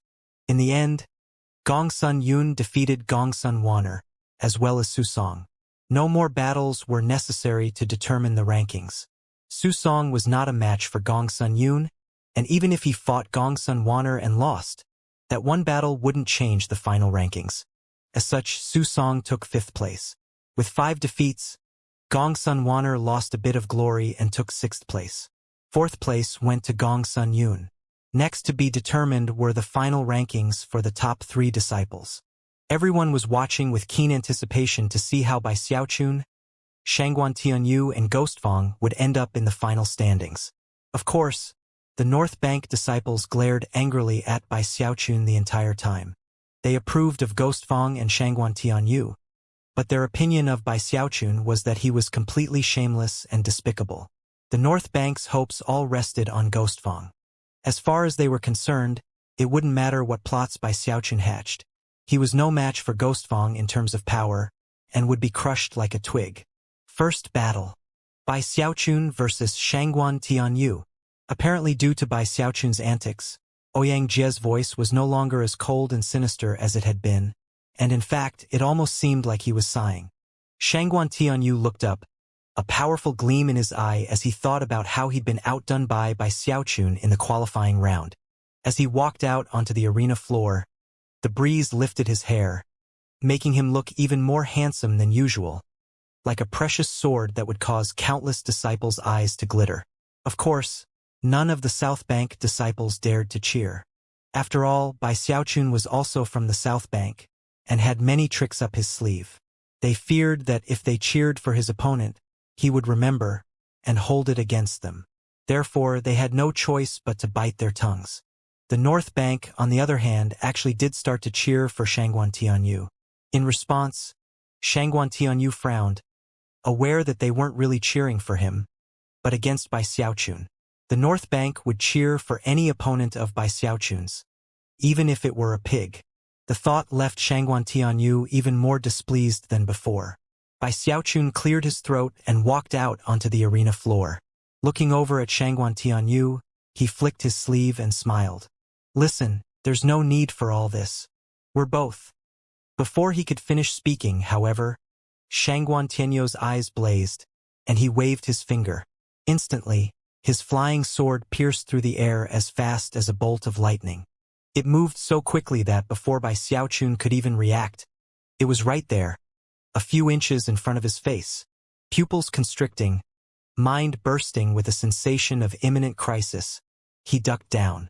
A blast of wind from the sword buffeted him from above, and one of his hairs was severed, which then floated down in front of him.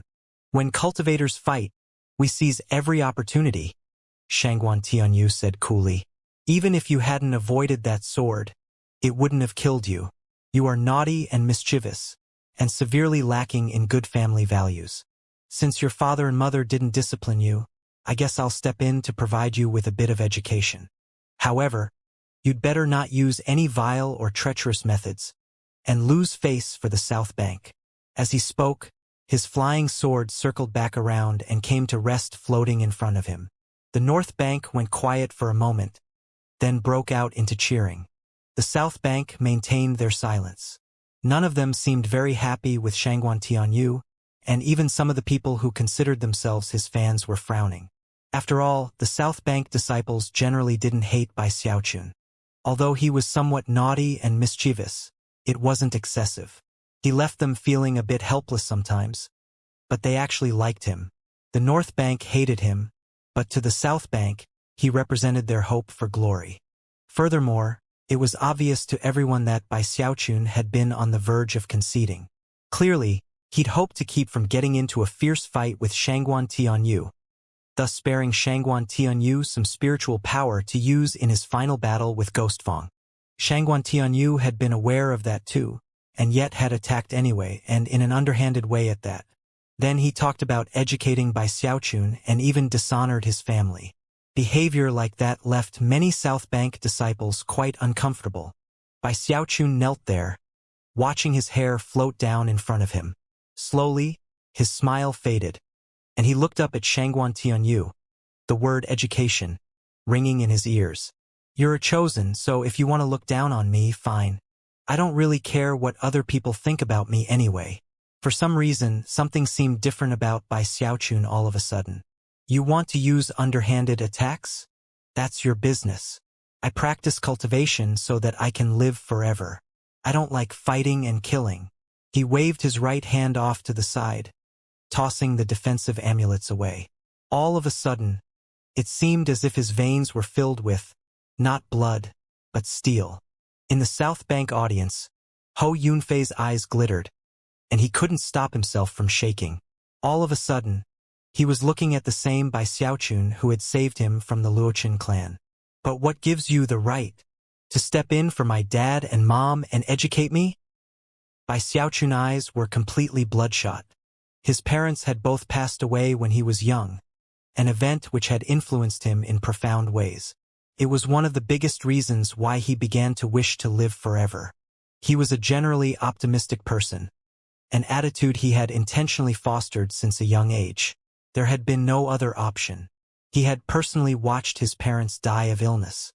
He remembered sitting with their corpses for days, weeping, refusing to believe that they were gone, even calling their names. Eventually, the corpses began to stink, and relatives came to bury them. Bai Xiaochun had been left in a daze, and at one point even took to talking to himself, If a child grew up in such a manner, his entire life would be one of darkness. So Bai Xiaochun replaced the crying with laughter.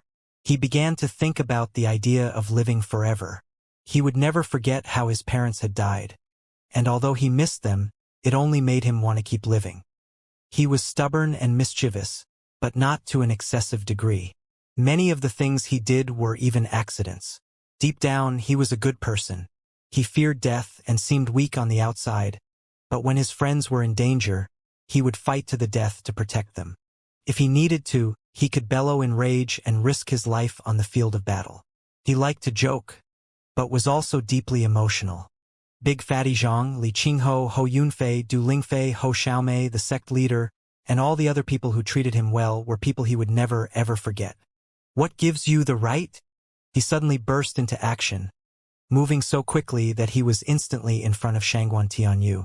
Shangguan Tianyu's eyes widened, and his hair stood on end.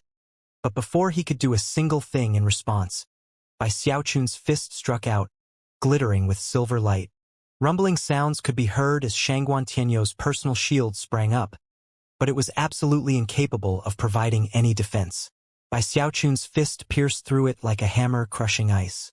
Just as it was about to land on Shangguan Tianyu, a tiny buckler appeared, which subsequently trembled and was sent flying off to the side. Bai Xiaochun's fist landed on Shangguan Tianyu's chest, causing blood to spray out of his mouth. Shangguan Tianyu felt as if a huge force had slammed into him, and he staggered backward 10 paces, coughing up more blood, an expression of utter incredulity on his face. "Are you really chosen?" Bai Xiaochun asked coolly. He didn't stick his jaw out. He didn't put on the air of a lonely hero. But everyone looking at him in that moment felt like they were looking at a blazing sun. Gasps could be heard among the South Bank disciples, and the North Bank audience was completely stunned.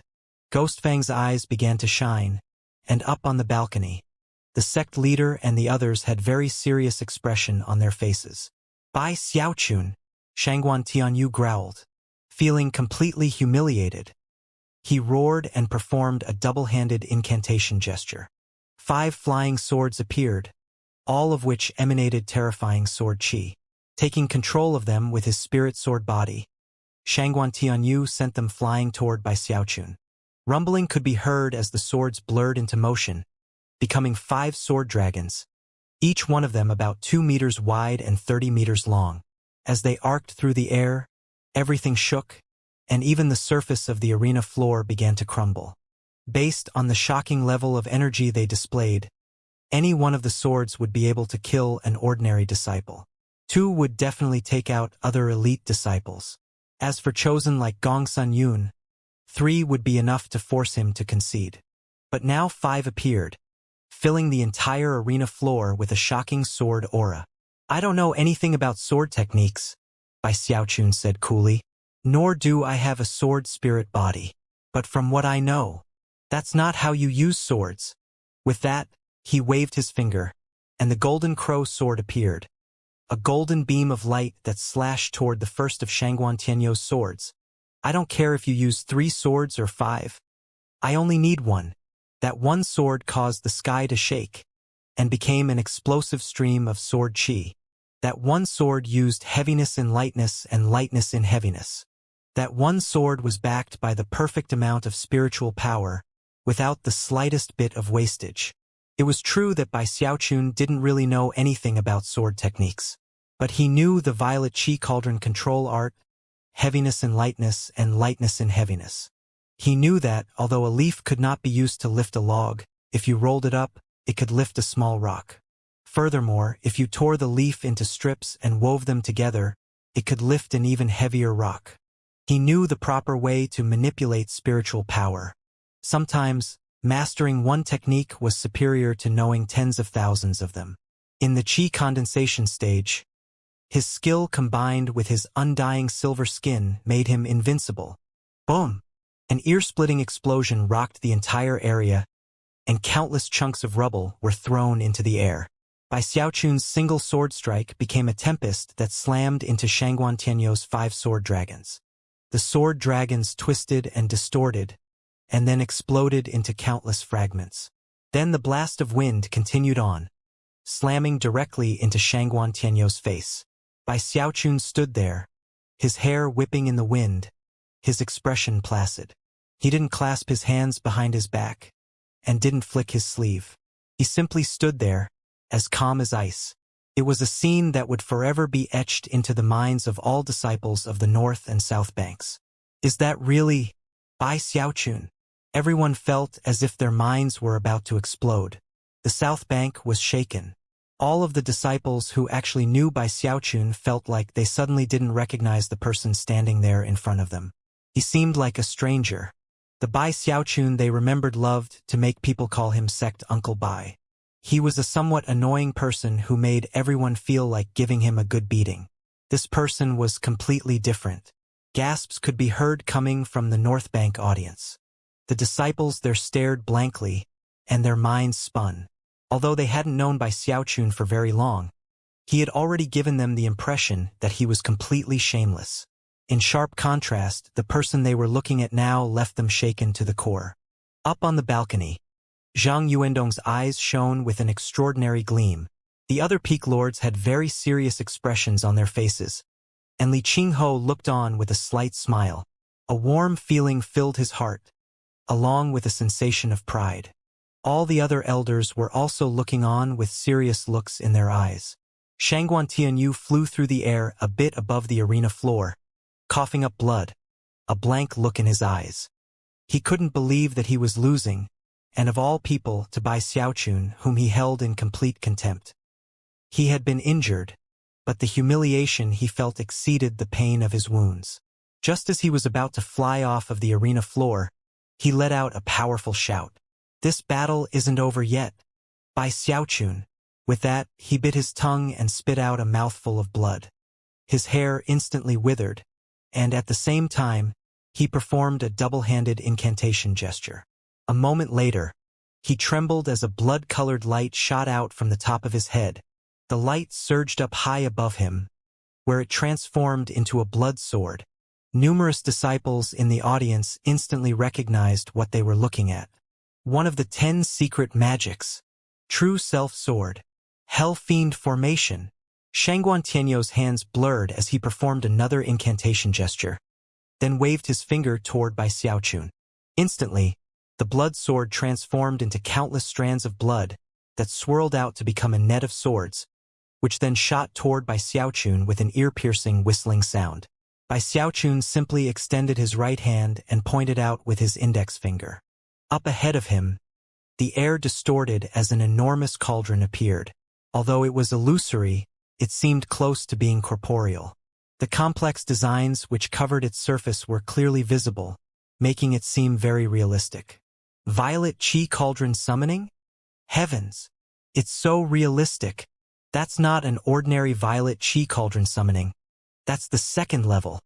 Cries of astonishment could be heard coming from the South Bank audience, especially the disciples from Violet Cauldron Peak. Gasps could also be heard from the North Bank audience as the Violet Cauldron and the blood-colored sword formations slammed into each other, causing a deafening boom to fill the air.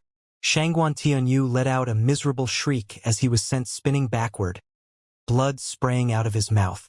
Bai Xiaochun's expression was the same as ever as he stood there on the arena floor, watching the enormous cauldron fade away. At the same time, Ghostfang's eyes suddenly began to gleam, and without another word, he flew over to stand across from Bai Xiaochun. Shangguan Tianyu is too weak to fight any longer, he said. Let's make things simple, and fight right now. Even as the words left his mouth, black mist began to pulse out around him, swirling into the form of numerous vicious ghosts who let out soundless shrieks. The ghosts were completely vicious in appearance. Some had disheveled hair, some had green skin, and some looked like rotting corpses. There were even some that carried their own heads in their arms. They were terrifying to the extreme. The entire arena floor began to fill with an aura of death, causing hearts to grow cold among the disciples of both banks.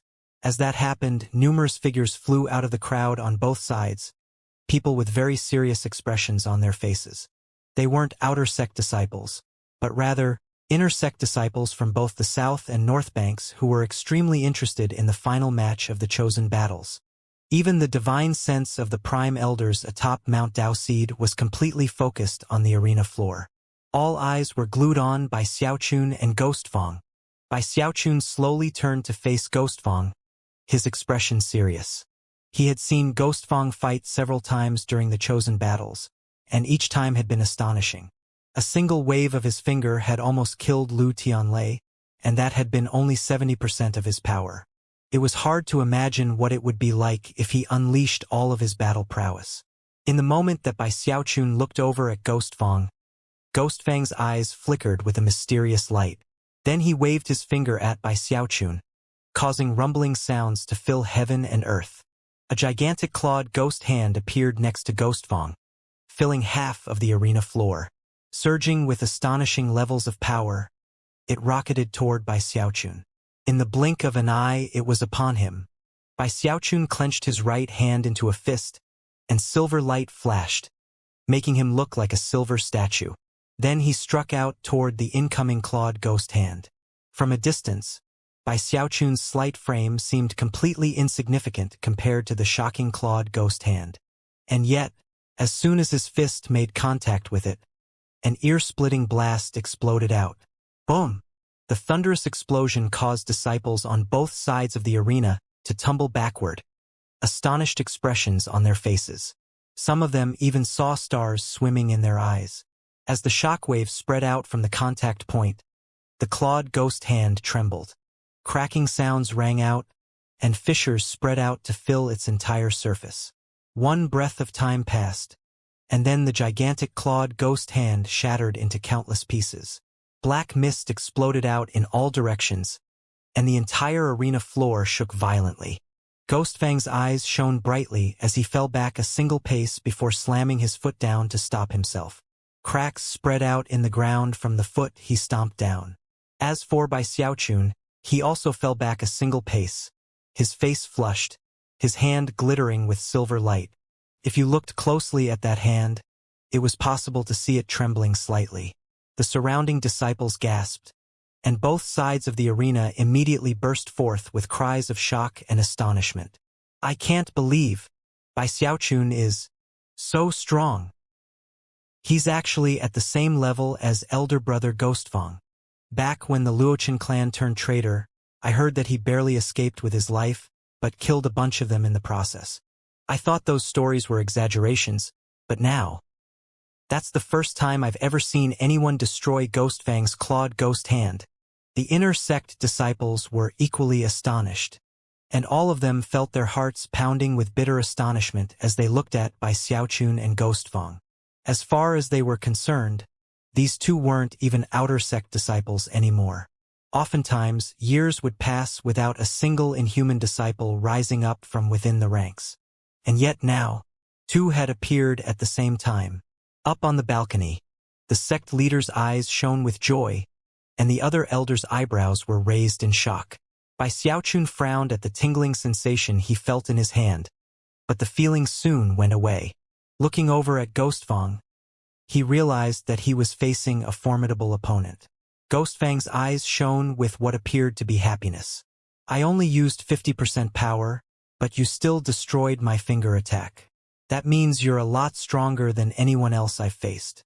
Well, in that case, I can safely use 80% power. Right hand flashing with an incantation gesture, he waved his finger again at Bai Xiaochun. Instantly, black mist swirled into being above Bai Xiaochun.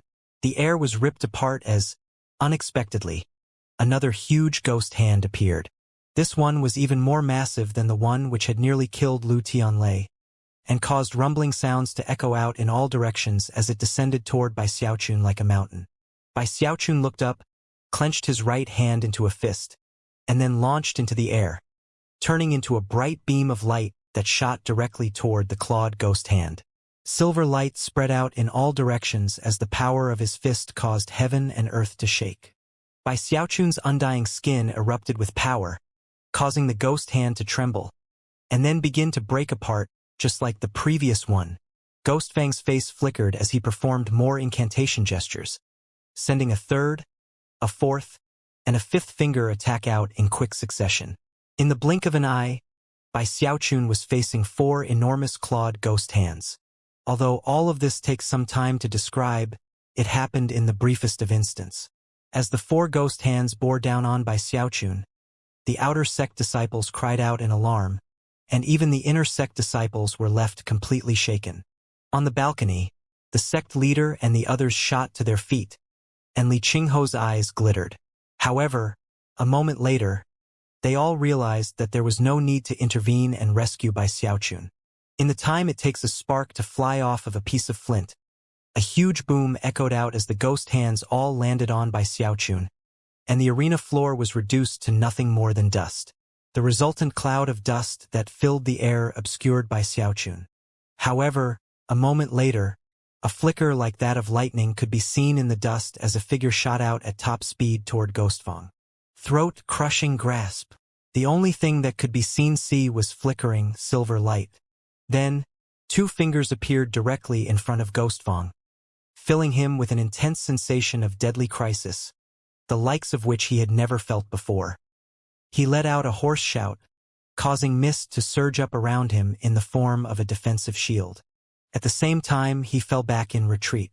However, at that very moment, a powerful gravitational force erupted from Bai Xiaochun's 2 fingers. Not only was Ghostfang prevented from retreating, he was actually pulled toward the fingers. When his defensive shield made contact with the fingers, it was crushed in the briefest of moments. None of his subsequent defensive measures did anything, not even the 3 bucklers he summoned.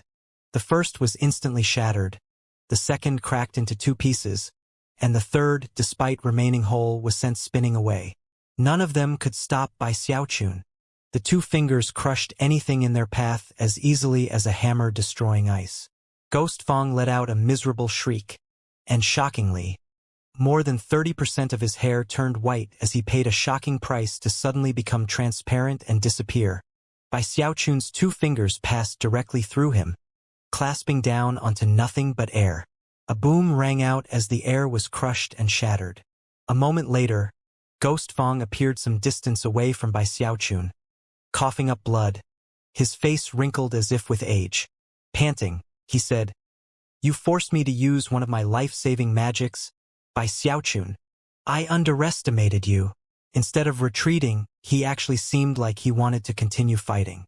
However, he was unsure of what divine ability had just been used against him, something that seemed to vastly exceed the battle prowess of the qi condensation stage. Blood oozed out of the corners of Bai Xiaochun's mouth as he stood there, walk cracked, skin covered with lacerations. Even his aura was in chaos. He had managed to stand up to 5 of the clawed ghost hands, but it had been very difficult. Without his undying skin being at the silver level, he would surely have been defeated. Sadly, his last powerful attack had been avoided. As of this moment, all of the disciples in the audience were staring blankly at the arena floor, their minds spinning, tsunamis of shock battering their hearts. The South Bank audience were thunderstruck. It was only in this moment that they finally realized why it was that Bai Xiaochun had managed to survive his fight with the Luochen clan, and why he had been named a prestige disciple. He's actually so strong. That was what all of the shocked disciples were thinking. As for the North Bank audience, their minds were in shambles. Up on the balcony, the various elders all had bright gleams in their eyes as they mentally replayed the moment in which Bai Xiaochun struck that incredible blow and the silver light which covered him. That's the undying live forever technique. He's reached the silver level. That final blow was the throat-crushing grasp. I can't believe that someone actually succeeded in cultivating the undying live forever technique. It's virtually impossible. It's an extraordinary technique, but sadly, its origins are a complete mystery, and furthermore, our version is incomplete. I very much look forward to seeing if one of these 2 end up in the legacy echelon years from now. The sect leader side. Such an event would only come after many years had passed. Reaching the legacy echelon was a very, very difficult matter. Even the mere thought of it caused him to look over at Li Qingho. Reach the gold core stage within 2 60-year cycles, and that puts you in the legacy echelon, he thought. Our only hope for this generation is Li Qingho. Back on the arena floor, Ghostfang waved his hand, causing a green light to flow out, which transformed into an enormous greenwood banner, which he stuck into the ground next to him. Then he sat down cross-legged, his eyes shining with the desire to fight. By Xiaochun, you are worthy. I will now open my seals. First level seal, open. With that, his right hand flashed with an incantation gesture, and he pushed his finger down onto his forehead. A droning sound could be heard, and he trembled visibly as numerous streams of black light exploded out from inside of him. As they swirled around, he grew slightly larger, and a powerful aura erupted out, an aura which reached well into the foundation establishment stage. Sixth finger. Seventh. Eighth. Ninth. 10th. Roaring, he waved his finger at Bai Xiaochun 5 times in a row, each time unleashing greater power than before. Heaven and earth trembled as 5 gigantic ghost hands began to descend from above, radiating shocking levels of energy. Gasps could be heard from the audience. Is that still a chi condensation magical technique? It looks like something from Foundation Establishment. This is the first time I've seen a chi condensation disciple unleash magic as shocking as that. Only some type of secret magic could do such a thing. All secret magics in the Spirit Stream sect can be used to some extent in the chi condensation stage. Bai Xiaochun's pupils constricted. The pressure he felt from Ghostfang now felt even greater than before, and even beyond what he had faced in his fight with the crown prince of the Luochen clan. Of course, this was not a battle to the death. Back in his fight with the Luochen clan, his life had been on the line. Although he wasn't fighting for his life right now, he still didn't want to lose. If there was no chance for him to take first place, then he wouldn't even try, but now that first place was in sight, he wanted it, not for the supposed reputation it would earn him, but because of the approval he knew he would see in Li Qingho's eyes. That was enough of a reason for him. Eyes bloodshot, he waved his sleeve and performed an incantation gesture. Spiritual power surged within him, and a violet cauldron appeared. Then a second, a third, until 5 cauldrons hovered around him.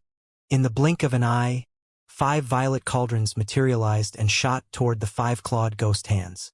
Simultaneously, the golden crow sword appeared in a streak of golden light, summoning the golden crow, which let out a piercing cry as it shot toward Ghostfang. At the same time, Bai Xiaochun shot forward, ignoring the ghost hands as he closed in on Ghostfang himself. A boom rang out as the 5 violet cauldrons slammed into the 5 ghost hands. The cauldrons shattered. As for the clawed ghost hands, they faded a bit, but continued to close in on Bai Xiaochun at top speed. Then rumbling could be heard as the divine crane shield appeared, and an enormous crane materialized around Bai Xiaochun. When the ghost hands slammed into it, cracking sounds could be heard as they faded even more. The crane let out a piercing shriek, vanishing and returning to the shield itself, incapable of providing any further defense. The 5 ghost hands proceeded unhindered to slam into Bai Xiaochun. However, just before they touched him, black light spread out and covered him, the result of the life-saving magic given to him by Li Qingho. When the clawed ghost hands hit the black light, they couldn't stand up to its power. Deafening booms rang out as they were destroyed. Bai Xiaochun coughed up a mouthful of blood, and yet suffered no other injuries. The black light faded, and Bai Xiaochun's eyes flickered as he closed in on Ghostfang with the golden crow sword. By this point, he was a mere 15 meters away, and the golden crow sword was only 3 meters from Ghostfang. Ghostfang's face flickered as he grabbed his greenwood banner and leaped backward. The golden crow sword sped past his shoulder, slicing a wound open as it passed. Blood sprayed out, but Ghostfang ignored the pain. Hair disheveled and eyes bloodshot, he waved the banner and said, "Second level seal, open. 10 ghosts, haunt the night." Terrifying howling noises rose up from the greenwood banner as 2 scaled ghost arms ripped the banner open. Out stepped a vicious green ghost with a long horn sticking out of its head and a ferocious grin on its face. The sky suddenly darkened as sinister black clouds roiled into existence, almost as if night had fallen. More vicious ghosts emerged from within the banner, a total of 10. Each one was bursting with energy equivalent to the great circle of qi condensation. As they began to charge by Xiaochun, his face flickered, and his heart began to pound. Even if he were stronger than his current level, there was no way he could fight 10 ghosts who had battle prowess equivalent to the great circle of qi condensation. Ghost Fang breathed a sigh of relief. He couldn't keep his second seal open for too long, and knew that all of his hopes for victory rested with these 10 ghosts. He stood there behind them, eyeing Bai Xiaochun coldly. The battle between these two had been like a fight between a dragon and a tiger, and provoked cries of alarm and surprise from the audience. Now everyone could see exactly how powerful Ghost Fang was, and the North Bank audience was in high spirits. As for the South Bank disciples, they were starting to get very nervous. Bai Xiaochun was in full retreat as the 10 ghosts spread out to surround him. Their cultivation bases were shocking, so powerful that not even the golden crow sword could defend against them. 10 ghosts haunt the night. Suddenly, he looked up into the sky at the black clouds that made everything seem like night. Eyes flickering thoughtfully, his right hand flashed with an incantation gesture, and the golden crow sword shot up toward the clouds. Apparently, Bai Xiaochun wanted to slash the clouds open so that the arena floor was no longer covered in night. Ghost Fang frowned slightly in response to Bai Xiaochun's quick reaction. The best time to use this divine ability of his was at night, when it was virtually invincible. During the daytime, it was definitely possible to break it, unless he unleashed the 100 ghosts level. That cloud cover is beyond ordinary, Ghost Fang thought with a cold smile. Only spirit-enhanced treasures could possibly break it. Even if Bai Xiaochun finds a weakness, he's definitely not strong enough to pierce it open. It was at that point that the golden crow sword pierced into the clouds, and rumbling echoed out. The clouds seemed to weaken, but strangely, sucked in the golden crow sword, making it impossible to use again. Getting nervous, Bai Xiaochun fell back again and pulled out 2 spirit-enhanced flying swords. After sending them shooting up, they were also sucked into the clouds, although the clouds weakened further in the process. Ghost Fang's jaw dropped. Spirit-enhanced treasures? Next, before Ghost Fang could even react, Bai Xiaochun suddenly produced 8 more flying swords, all of which glittered with silver light as they shot up into the sky. Each and every one had a 2-fold spirit enhancement, and when they pierced into the cloud cover, it was weakened so much that rays of sunlight began to shine down, which caused the 10 ghosts to shriek and dodge to the side. Ghost Fang's eyes went wide, and despite his level of willpower, couldn't help but let out a cry of shock. So many. Damn it, he can't have more than that, can he? He wasn't the only person to react in such a way. The outer sect disciples from both the South and North Banks all looked on with disbelieving eyes, and began to shout aloud. Heavens! How many spirit-enhanced items does Bai Xiaochun have? Most disciples have trouble getting their hands on a single one, but he has so many? Who enhanced them for him? As people shouted out in surprise, Big Fatty Zhang was there in the crowd. However, he was more toward the back, and although he had been cheering for Bai Xiaochun, nobody had really paid any attention to him.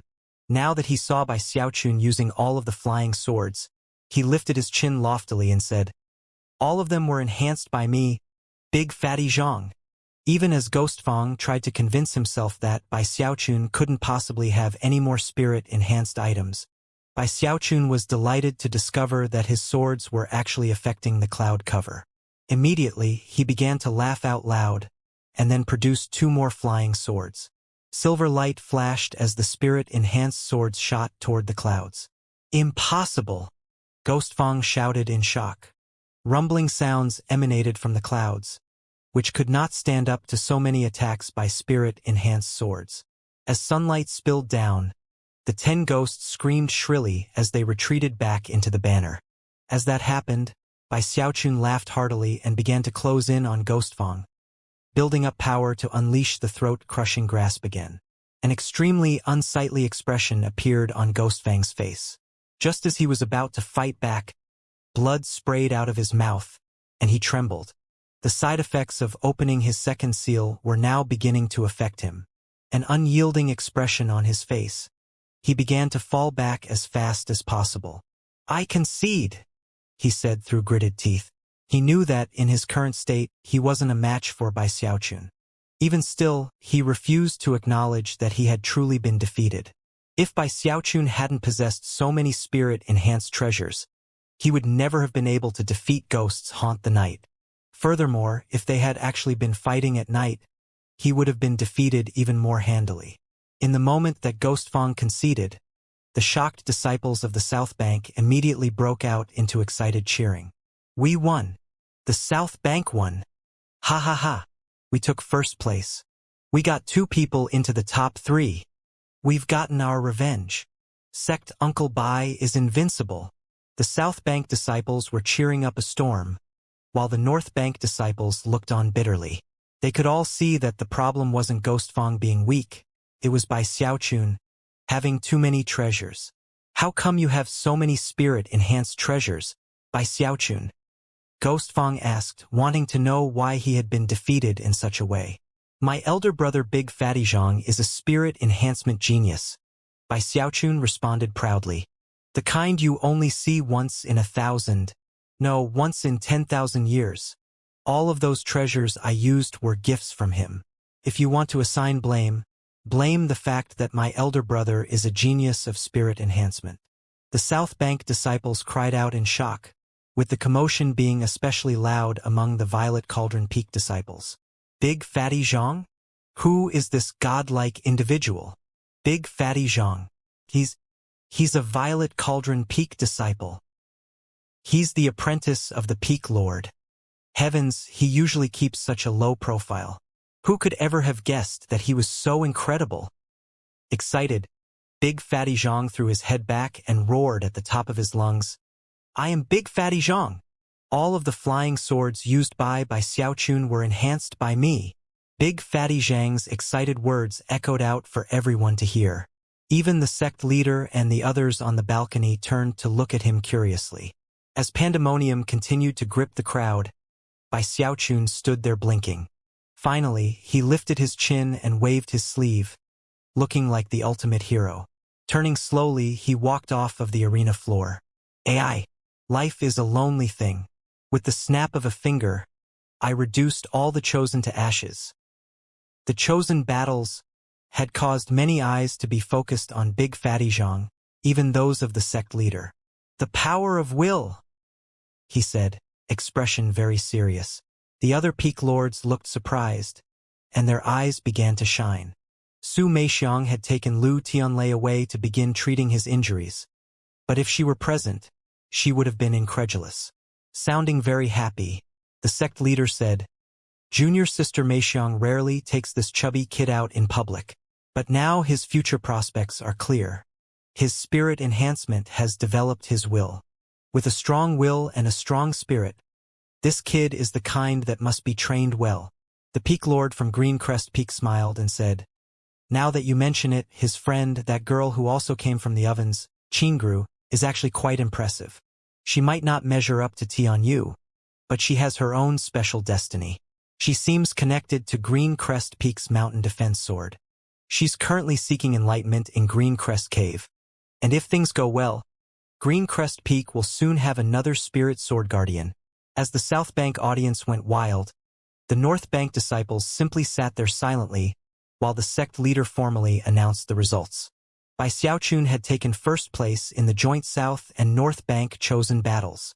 He would now join the inner sect. As a reward, he could visit Heavenhorn Pavilion on Mount Daoseed to select a precious treasure of the Qi condensation level. Furthermore, he would be given the chance to enter the Spirit Stream Sect's arcane pocket realm, where he could gain enlightenment of a divine ability. Of course, to take advantage of such an opportunity in the Qi condensation stage would be a bit of a waste. Any disciple who took first place in the chosen battles would almost certainly reach Foundation establishment. That would be the time to use such a chance. The final reward was a prize of 10,000 spirit stones. Next, Zhang Yuandong formally bestowed the top 10 disciples with the title of chosen, and promoted them into the inner sect. Gradually, the crowds began to depart. The North Bank disciples weren't very happy, but the South Bank disciples were bursting with excitement. As for the chosen, they had mixed expressions on their faces. Ghostfang watched Bai Xiaochun walk off and sighed. Deep in his heart, he still didn't believe himself to have truly lost. As for the other North Bank chosen such as the Gongsun siblings and Su Song, they left with clenched fists, all of them intent on returning to their respective mountain peaks and going into secluded meditation. Zhou Xinqi still had a hard time believing what she had seen, and looked a bit puzzled as she watched Bai Xiaochun leaving. Even more incredulous than her was Shangguan Tianyu. He stood there despondently, ignored by virtually everyone. His underhanded attack on Bai Xiaochun was something that would forever be etched into the hearts of the South Bank disciples. Chuckling bitterly, he clenched his hands into fists. We're only in qi condensation. Just wait until foundation establishment. I'll definitely be number one in that stage. I'll outdo Bai Xiaochun and Ghostfang both. Filled with determination, he held his head high with pride as he shot off in a beam of light. Gradually, everyone left the arena. The chosen battles were over. However, the true fight between all the chosen had only just begun. Everyone on both the South and North Bank knew Bai Xiaochun's name, although on the North Bank, it became a taboo word. He was the archenemy of the North Bank, a shameless villain who had brought humiliation to all the disciples there. That was especially true of Beihan Lai. After being taken away by his master, he immediately went into secluded meditation, not daring to show his face in public. As for his huge dog, he released it somewhere on the North Bank, relinquishing ownership of it for all time. Although the Night Stalker beast was extraordinary, nobody could control it, and soon it became like a wild dog. Occasionally, people would catch glimpses of it roaming around near the 4 mountain peaks of the North Bank. Countless North Bank disciples went back and madly devoted themselves to cultivation. All of them swore oaths that one day, they would take the stain of humiliation inflicted by Xiaochun and wash it clean with blood. The disciples even formed an organization called the Slay Xiaochun Society, which was devoted to eradicating Bai Xiaochun. Because of what had occurred in the chosen battles, Big Fatty Zhang became incredibly famous. Everyone was completely shocked by the sheer number of spirit-enhanced treasures of his that Bai Xiaochun had used in his final fight with Ghostfang. Big Fatty Zhang became a chosen on Violet Cauldron Peak, and soon, countless disciples began to visit him, hoping to become friends and thus have access to spirit-enhanced items. Big Fatty Zhang was very pleased by this, but didn't let it show. He wouldn't perform spirit enhancements for just anyone. Of course, the more he acted like that, the more people fawned over him. Eventually Su Meixiang called him over to make a detailed inquiry. She almost couldn't believe what she heard, and was even more shocked to sense the power of will within him. In the end, she forbade him from performing spirit enhancements for anyone else, at least not until he could perform a 5-fold spirit enhancement for Bai Xiaochun. Big Fatty Zhang found that a bit odd, but nodded in agreement nonetheless. Spirit enhancement is the most mysterious of arts, she thought. Perhaps Bai Xiaochun and Big Fatty Zhang have some special connection. If they help each other, the results could be shocking. Su Meixiang watched thoughtfully as Big Fatty Zhang left. She didn't look into the matter any further. In the Spirit Stream sect, everyone had their own destiny, and greedily attempting to take advantage of others could harm the foundation of the sect. Such actions were strictly forbidden. Besides, Bai Xiaochun had a unique status that made him especially difficult to deal with. The Spirit Stream sect had remained strong for 10,000 years, and one of the reasons was that hard and fast rule. A few days later, Bai Xiaochun got his inner sect uniform and command medallion. Furthermore, he received orders from Elder Su, who led the inner sect on Fragrant Cloud Peak, to pack his bags and leave the courtyard residence that had been his home for the past few years. Inner sect disciples all received Immortals' Caves filled with strong spiritual energy. The so-called Immortals' Caves were like heavenly abodes that were worlds unto their own. Having taken first place in the chosen battles, Bai Xiaochun had his pick of the available Immortals' Caves, and naturally he picked the best one. It was on the rear side of Fragrant Cloud Peak, at the end of a narrow little path, a quiet place filled with strong spiritual energy. The cave itself had 5 rooms, with night pearls inlaid in the ceilings that filled the place with soft light. There was a large main hall with a little hot spring in the middle. Warm water bubbled up, forming a small pond, within which a few hot spring fish swam lazily about. The Immortal's Cave was simple but impressive. It had a medicine concocting workshop, secluded meditation facilities, a spirit plant nursery, and a place set aside for practicing magics.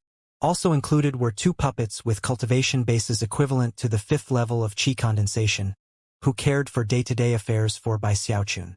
Every room in the Immortal's Cave had a spell formation, as did the main hall. Once activated, the stone walls and ceilings would vanish to reveal an image of the sky above. At night, it was even possible to see the moon and the stars. There was a larger spell formation that covered the entire Immortal's Cave, and once activated, not even an early Foundation establishment cultivator would be able to break in. This Immortal's Cave would even be suitable for a Foundation establishment cultivator, and in fact, it was one of the nicest in all of Fragrant Cloud Peak. Bai Xiaochun looked very pleased, and his heart nearly burst with joy. Now that he thought about it, his previous courtyard residence had been far too simple and crude. As he saw Elder Su off, Elder Su repeatedly reminded him to go to the Intersect Spirit Pavilion to find the technique Li Qingho had suggested for him. Finally, Elder Su left. After he was sure Elder Su was gone, Bai Xiaochun stripped naked and jumped into the pond, where he floated there, sighing contentedly. Occasionally a fish would float by and nibble a bit on his skin. It was a feeling the likes of which he had never experienced before in his life. It's too bad Du Lingfei isn't here in the sect. Having her here to bathe with would be great. Sighing, he thought of Ho Xiaomei, and then smiled radiantly. As of that moment, he vowed to find an opportunity to get her to come over and join him in the hot spring to look at the stars. After some deep thought, he came to the conclusion that his previous way of thinking had been far too limited. As a man of ambition, I should get Ho Xiaomei and Du Lingfei to come join me in the hot spring at the same time. The next morning, Bai Xiaochun woke early and left his Immortal's Cave. Strolling along the little mountain path, he noticed another Immortal's Cave not too far off. It was only a few meters away, located almost directly across from his own. It had its spell formation activated, and appeared to be occupied. Bai Xiaochun studied it curiously for a few minutes before looking away. As he strolled along, he realized that there weren't any outer sect disciples to be seen, only a few inner sect disciples. Most people weren't out and about, but rather secluded in meditation. The only time they would come out would be to go on sect missions. Of course, whenever Bai Xiaochun did see someone, he would clear his throat and strike a pose. After looking shocked for a moment, the inner sect disciple would inevitably greet him as Sect Uncle Bai. Being addressed in such a manner as he went along lifted his spirits. He swaggered along through Fragrant Cloud Peak until he reached the Intersect Spirit Pavilion. That was a location where the Intersect disciples practiced their various techniques and abilities. Whenever a disciple was promoted to the Intersect, they would be able to acquire one of the sect's techniques at no cost. As soon as Bai Xiaochun arrived, the disciple in charge clasped hands in greeting. Feeling more pleased than ever, Bai Xiaochun clapped his shoulder and then went to look at the options he had in terms of techniques. Sever Heaven and Earth? Water Flame Theorem? 9 Heavens Earth Destruction Incantation? After examining the options available, the techniques started to blur together, and he had no idea which one he should pick. They all seemed incredible. Eventually, he found the technique Li Qingho had suggested that he cultivate. Dragon Mammoth Sea-Forming Scripture? He picked up the jade slip and sent some spiritual power into it. After examining the introduction, his eyes went wide, and his scalp began to tingle. Everyone is bound by shackles. Whether in terms of cultivation base or the fleshly body, there are life essence shackles which cannot be broken. I have created this technique, suitable for cultivation in the qi condensation stage, not to break through the shackles, but to gain enlightenment of them. Bai Xiaochun took a deep breath and thought back to the black-robed man who had saved his life, the one who called himself the Gravekeeper. The words in the introduction of the scripture reminded him of the words that man had spoken. The 5 volumes of the Undying Codex. Break through the 5 shackles of mortality. The 5 volumes of the Live Forever Codex. Break through the 5 seals of eternity. He suddenly had the feeling that this dragon mammoth sea-forming scripture was anything but ordinary. However, after further examination, he frowned. Based on the description, there didn't seem to be anything particularly astonishing about it. In fact, it didn't even seem to measure up to some of the other powerful magical techniques he'd just looked at. After a moment, though, his expression brightened as he realized that it dovetailed perfectly with the violet chi cauldron control art, and also increased the chances of reaching Foundation establishment. Bai Xiaochun had been dreaming of reaching Foundation establishment for years now, and merely thinking about it would leave his heart pounding. The dragon mammoth sea-forming scripture only had 3 levels. The first led to the 9th level of chi condensation, the second led to the great circle of the 10th level of chi condensation. The final level led to Foundation establishment. At the pinnacle, the fleshly body would have the strength of dragons and mammoths, and one's spiritual power would form a huge sea. Best of all was that after creating such a matchless foundation, once one reached Foundation establishment, it would be much easier to learn just about any divine ability, without worrying about an incompatibility problem. It was something extraordinary within the ordinary. This is the one for me. Whether because of the fact that the introduction mentioned shackles, or that the scripture could help him reach Foundation establishment, it left Bai Xiaochun's heart pounding. Dragon mammoth sea-forming scripture in hand, he left the inner sect spirit pavilion and headed back toward his immortal's cave.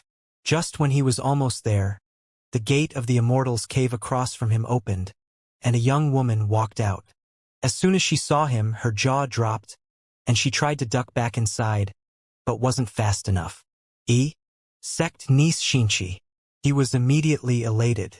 Ever since the chosen battles, Zhou Xianxia had kept her distance from him.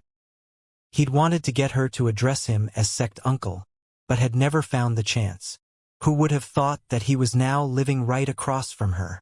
An unsightly expression appeared on Zhou Xianxia's face. Never had she imagined that she would pick the immortal's cave right across from Bai Xiaochun's. She was well aware that back in the outer sect, Bai Xiaochun had loved to go around making everyone call him sect uncle. Unable to stomach the thought, she'd always avoided him. But now here he was, standing right in her path. Taking a deep breath, she coolly said, Sect Uncle Bai. Then, without so much as looking at him, she leapt onto her blue flying silk and flew up into the air. Her beauty made her seem almost like a female immortal, and so she often flew around in this fashion to avoid the toadies and sycophants. It was because such behavior that she seemed relatively distant and unapproachable. Bai Xiaochun happily tucked his hands behind his back like a member of the senior generation as he watched Zhou Xianxia fly away. He didn't mind her attitude. All he wanted was to be called Sect Uncle Bai. After she left, he returned to his own immortal's cave, feeling very much like he had reached a milestone on this day. Back inside, he pulled out the dragon mammoth sea-forming scripture and began to take a closer look. As he did, he thought back to how powerful Ghostfang had been in their fight, and suddenly his expression turned very serious. How does Ghostfang practice cultivation anyway? He's so incredible. Especially those ghosts of his. He controls them almost like battle beasts. It sure would be great if I could have a beast of my own. Thinking back to the fight, the lingering fear caused his heart to tremble. Suddenly, he remembered something, and slapped his bag of holding to produce a wooden box. The beast birth seed. If I ever have a chance to go to the North Bank, then maybe I could get a beast of my very own. Furthermore, such a beast would have been created by me and me alone. After thinking about the miraculous beast birth seed, his heart began to pound in excitement. A long moment passed and then he shook his head. Suppressing his excitement, he put the box away. I hate fighting and killing more than anything else. I need to focus on getting to the great circle of chi condensation as soon as possible. That way I can step into Foundation establishment. With those thoughts on his mind, Bai Xiaochun set to work cultivating the dragon mammoth sea-forming scripture. Although the dragon mammoth sea-forming scripture could be used to perfect the violet chi cauldron control art, Their cultivation techniques were completely different. Instead of depicting various postures to assume, the description in the scripture had 3 illustrations. The first depicted an enormous primeval mammoth. It seemed preeminently powerful, strong enough to crush a mountain. The idea of such incredible fleshly body power left by Xiaochun immediately shaken. All of his flesh and blood seemed to thrum just from the picture alone, as if it possessed a strange power of its own. The second illustration depicted an azure dragon, twisting and turning among the clouds, which partially obscured it. When Bai Xiaochun looked at it, it seemed to brand itself into his mind. All of a sudden, he could picture the image mentally. And yet, as soon as that happened, the image faded away, and his mind filled with rumbling sounds. At the same time, the spiritual power in his body seemed to surge out of control, swirling through him painfully. He took back control, and a cold sweat broke out all over him. What kind of cultivation technique is this? Taking a deep breath, he declined to look at the third illustration. Instead, he went back to re-examine the dragon mammoth sea-forming scripture mnemonic. After a bit of time, he looked up, his eyes flickering with enlightenment. Cultivation via visualization, he murmured. It was a very mysterious form of cultivation. According to the level one had reached, one would observe various illustrations, and thus cultivate oneself. Presumably, the 3 illustrations contained some mysterious energy of heaven and earth that would affect the body upon observing them. To a disciple who had just joined the sect, such a method would not be very suitable for cultivation. Furthermore, attempting it would surely be harmful to the body. But after reaching the 8th level of qi condensation, and having built up a significant amount of spiritual power, it would then be possible to cultivate it. After pondering for a bit, Bai Xiaochun decided not to set his aims too high. He started with the first illustration, looking at it until he began to tremble visibly, and his qi and blood were flowing at top speed. As he did, his skin began to shine with silver light because of his undying skin. Gradually, Bai Xiaochun got the feeling that when combined with his undying skin, the dragon mammoth sea-forming scripture could make him significantly stronger. Time went by. During the half-month which passed, Bai Xiaochun occasionally concocted some medicine while simultaneously cultivating the dragon mammoth sea-forming scripture. Slowly but surely his cultivation grew. Furthermore, the silver color of his undying skin grew deeper. Clearly, he was making progress with both. Soon, he realized that because of the dragon mammoth sea-forming scripture, he didn't even need to cultivate his violet qi cauldron control art to improve his violet qi cauldron summoning. It was naturally advancing by leaps and bounds. Bai Xiaochun was shocked by this, but after thinking about it for a while, came to a conclusion about what was happening. The dragon mammoth sea-forming scripture is a utility technique. With its help, all other divine abilities and magical techniques can become much more formidable. As for the shackles that the introduction mentioned, after some more thought, he waved his finger, causing an illusory violet cauldron to appear. It looked very realistic, was larger than the cauldrons from before, and exerted formidable pressure. Bai Xiaochun could even sense that if he wished, he could disperse the cauldron and draw the resulting spiritual power back into his body. With a thought, he did just that, and the spiritual energy rushed back inside of him, replenishing most of what he had wasted to use the divine ability. Bai Xiaochun was delighted. Being able to easily unleash and retract the cauldron was a hallmark of making significant progress with violet qi cauldron summoning. With the help of the dragon mammoth sea-forming scripture, I actually might be able to develop that human-controlling grand magic I thought of before. Even in his moment of joy, his expression suddenly flickered. Looking over at the main gate of his immortal's cave, he performed an incantation gesture and pointed out.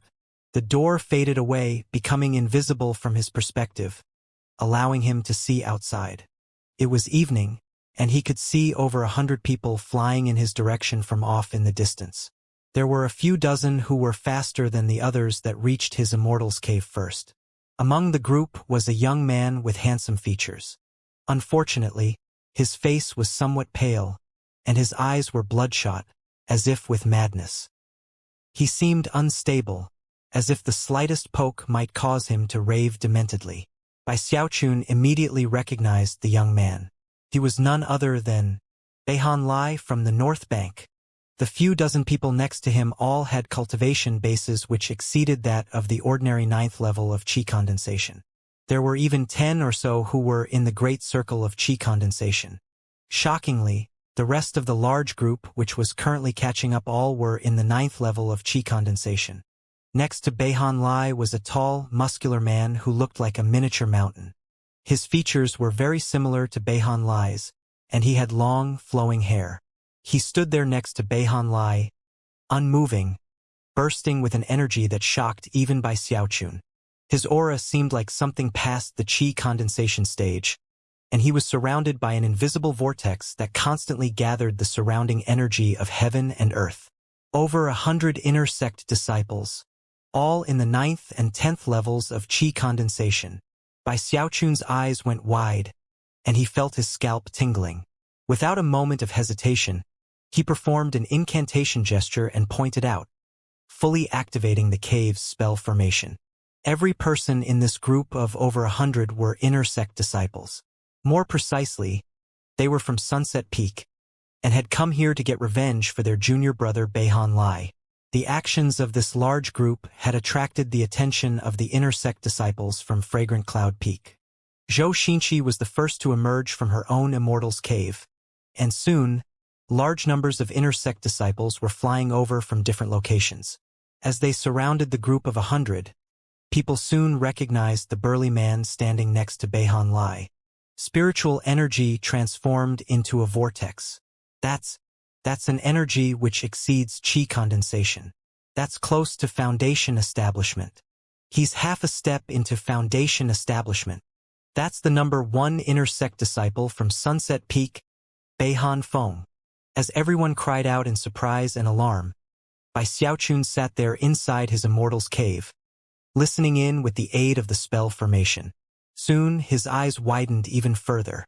Fellow disciples, Beihan Feng said, I can't blame the South Bank for winning the chosen battles. In fact, I offer my congratulations. My purpose in coming here today has nothing to do with matters between the South and North Banks. This is a private matter of the Beihan clan. The shameless and despicable Bai Xiaochun inflicted a wound upon my clan's junior brother that will never be healed. As his elder brother, how could I simply sit and do nothing? I have come here today to take compensation for my junior brother. Before any of the Fragrant Cloud Peak inner sect disciples could even respond, he looked over at Bai Xiaochun's immortal's cave. Bai Xiaochun, get the hell out here right now. Off to the side. Tears appeared to be welling up in Beihan Lai's bloodshot eyes. Staring at Bai Xiaochun's immortal's cave, he screamed hysterically, Bai Xiaochun, get your ass out here. After the Beihan brothers' words faded away, Bai Xiaochun spoke, sounding very wronged. You people are so unreasonable. I gave you a chance to concede, didn't I? You can't blame me. When that big dog pounced on you, I even thought of trying to separate you too. Shut up, Bai Xiaochun, Beihan Lai shrieked. Get out here right now. My differences with you are irreconcilable. It was as if Bai Xiaochun had just opened up old wounds. Beihan Lai looked insane as he charged forward and slammed into the Immortal's Cave spell formation, seemingly intent on venting all of his pent-up anger right then and there. Bai Xiaochun's heart trembled in fear, but when he saw that the surface of the spell formation simply rippled a bit, and clearly wasn't even close to breaking, he calmed down a bit. Vowing not to go out, he looked at the maddened Beihan Lai and sighed. Beihan Lai, he called out. Listen, it's really not that big of a deal. Think about it. Now that you and that big dog have a much closer relationship, you could say that you've profited from disaster. Your beast-controlling magic will probably be much more incredible from here on out. Bai Xiaochun really did want to comfort Beihan Lai, and yet, before he could even finish speaking, Beihan Lai exploded in fury. Beihan Feng's face turned grim, and he took a step forward and smashed his palm into the spell formation. The formation trembled, and Bai Xiaochun's heart began to pound. By this point, the Fragrant Cloud Peak inner sect disciples couldn't stand idly by any longer. Although they weren't very familiar with Bai Xiaochun, If they just stood around while a bunch of Sunset Peak disciples came and did whatever they wanted, the reputation of the Fragrant Cloud Peak Intersect would reach rock bottom. "Stay your hand!" people began to shout. The Fragrant Cloud Peak Intersect disciples flew forward to interfere, but before they could reach the Immortal's cave, the Sunset Peak disciples blocked their paths. No deadly combat broke out. All the Sunset Peak disciples had to do was block the paths of the Fragrant Cloud Peak disciples long enough to give Beihan Feng some time. The situation had already reached the point where open conflict was breaking out between the disciples of two mountain peaks, which was a violation of sect rules. However, Beihan Feng didn't care. The Beihan clan was also a prestige clan, so as long as he didn't actually kill anyone, he wouldn't be punished very severely. Rumbling could be heard as the spell formation began to twist and distort, and the ripples became more intense. However, this was not an ordinary immortal's cave. At first, Bai Xiaochun was worried, but soon he realized that nothing more was happening, and he relaxed. However, being a good person, he really felt bad, and therefore decided to offer more advice about how to resolve the situation. "You really can't blame me.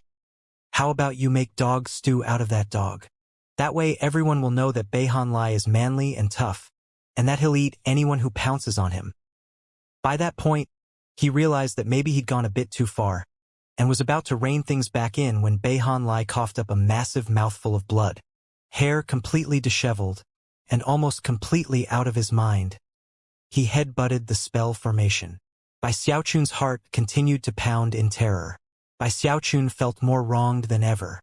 Of course, he had long since come to the realization that whenever he needed to explain himself the most, he would go overboard and end up with egg on his face. That wasn't his intention nor his desire. Bai Xiaochun's explanation enraged Beihan Feng even further. He took a deep breath and waved his hand, causing pulses of black light to instantly form in his palm, which rapidly took the shape of a black crescent moon. It was like the moon on the darkest of nights, and pulsed with a terrifying power that caused the heart to pound. Beihan Feng immediately shoved the moon toward the cave's spell formation.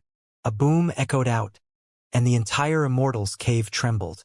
The spell formation shield outside distorted madly, and even seemed to be on the verge of cracking open in several places. However, in the end, it didn't break. In the blink of an eye, it was back to normal. Even Beihan Feng gasped. The strength of this spell formation was giving him quite a headache. Gritting his teeth in fury, he was just about to continue attacking, when all of a sudden a cold snort could be heard from off in the distance. "Beihan Feng, what are you doing? Stay your hand immediately." The voice echoed like thunder, causing everything to shake, especially around Beihan Feng. Trembling, even Beihan Lai ceased his ravings and fell back, heart pounding with fear. The other inner sect disciples from Sunset Peak all retreated, faces falling. Looking up, they saw 6 beams of light flying through the air toward them, coming from Mount Daoseed.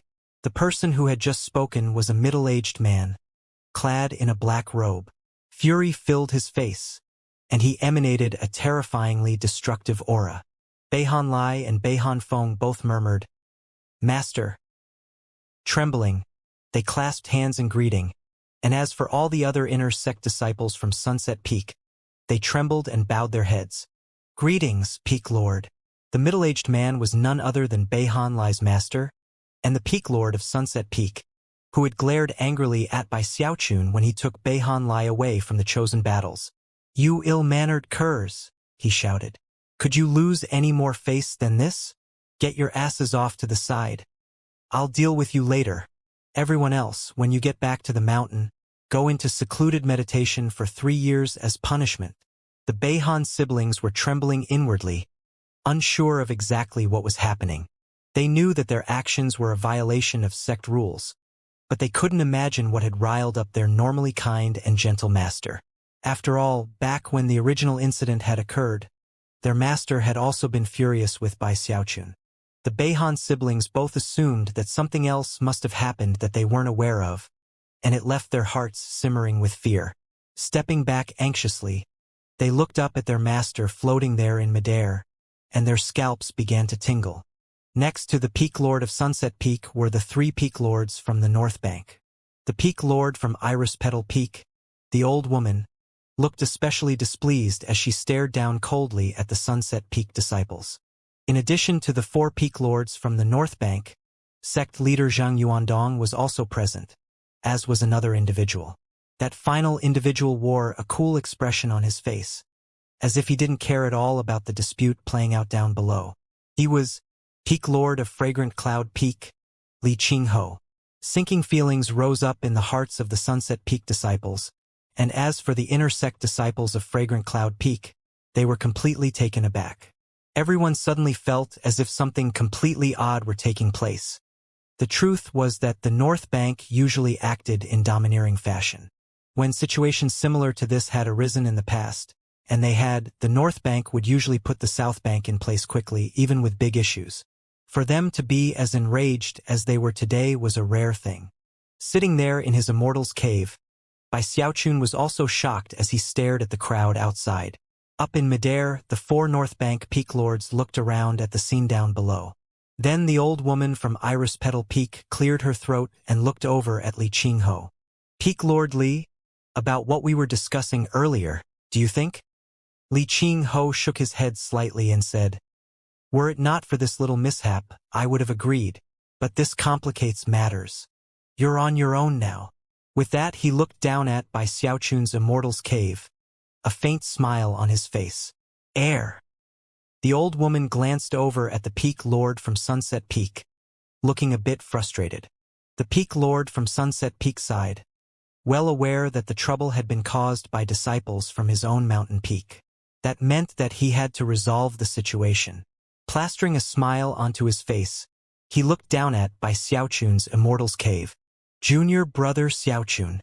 The words almost stuck in his mouth on the way out, but he managed to utter them. There was really no other choice.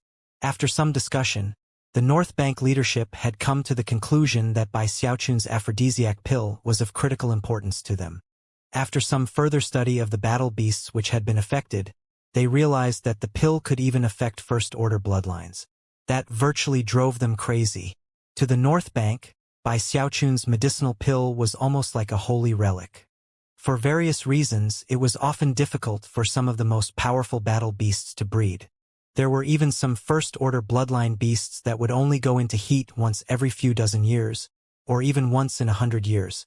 That had been one of the most frustrating problems for the North Bank for years on end. A perfect example was the blue-eyed Netherman ape, one of Sunset Peak's 2 holy beasts. It was reaching the end of its lifespan, and still had not produced any offspring. It was a very critical situation.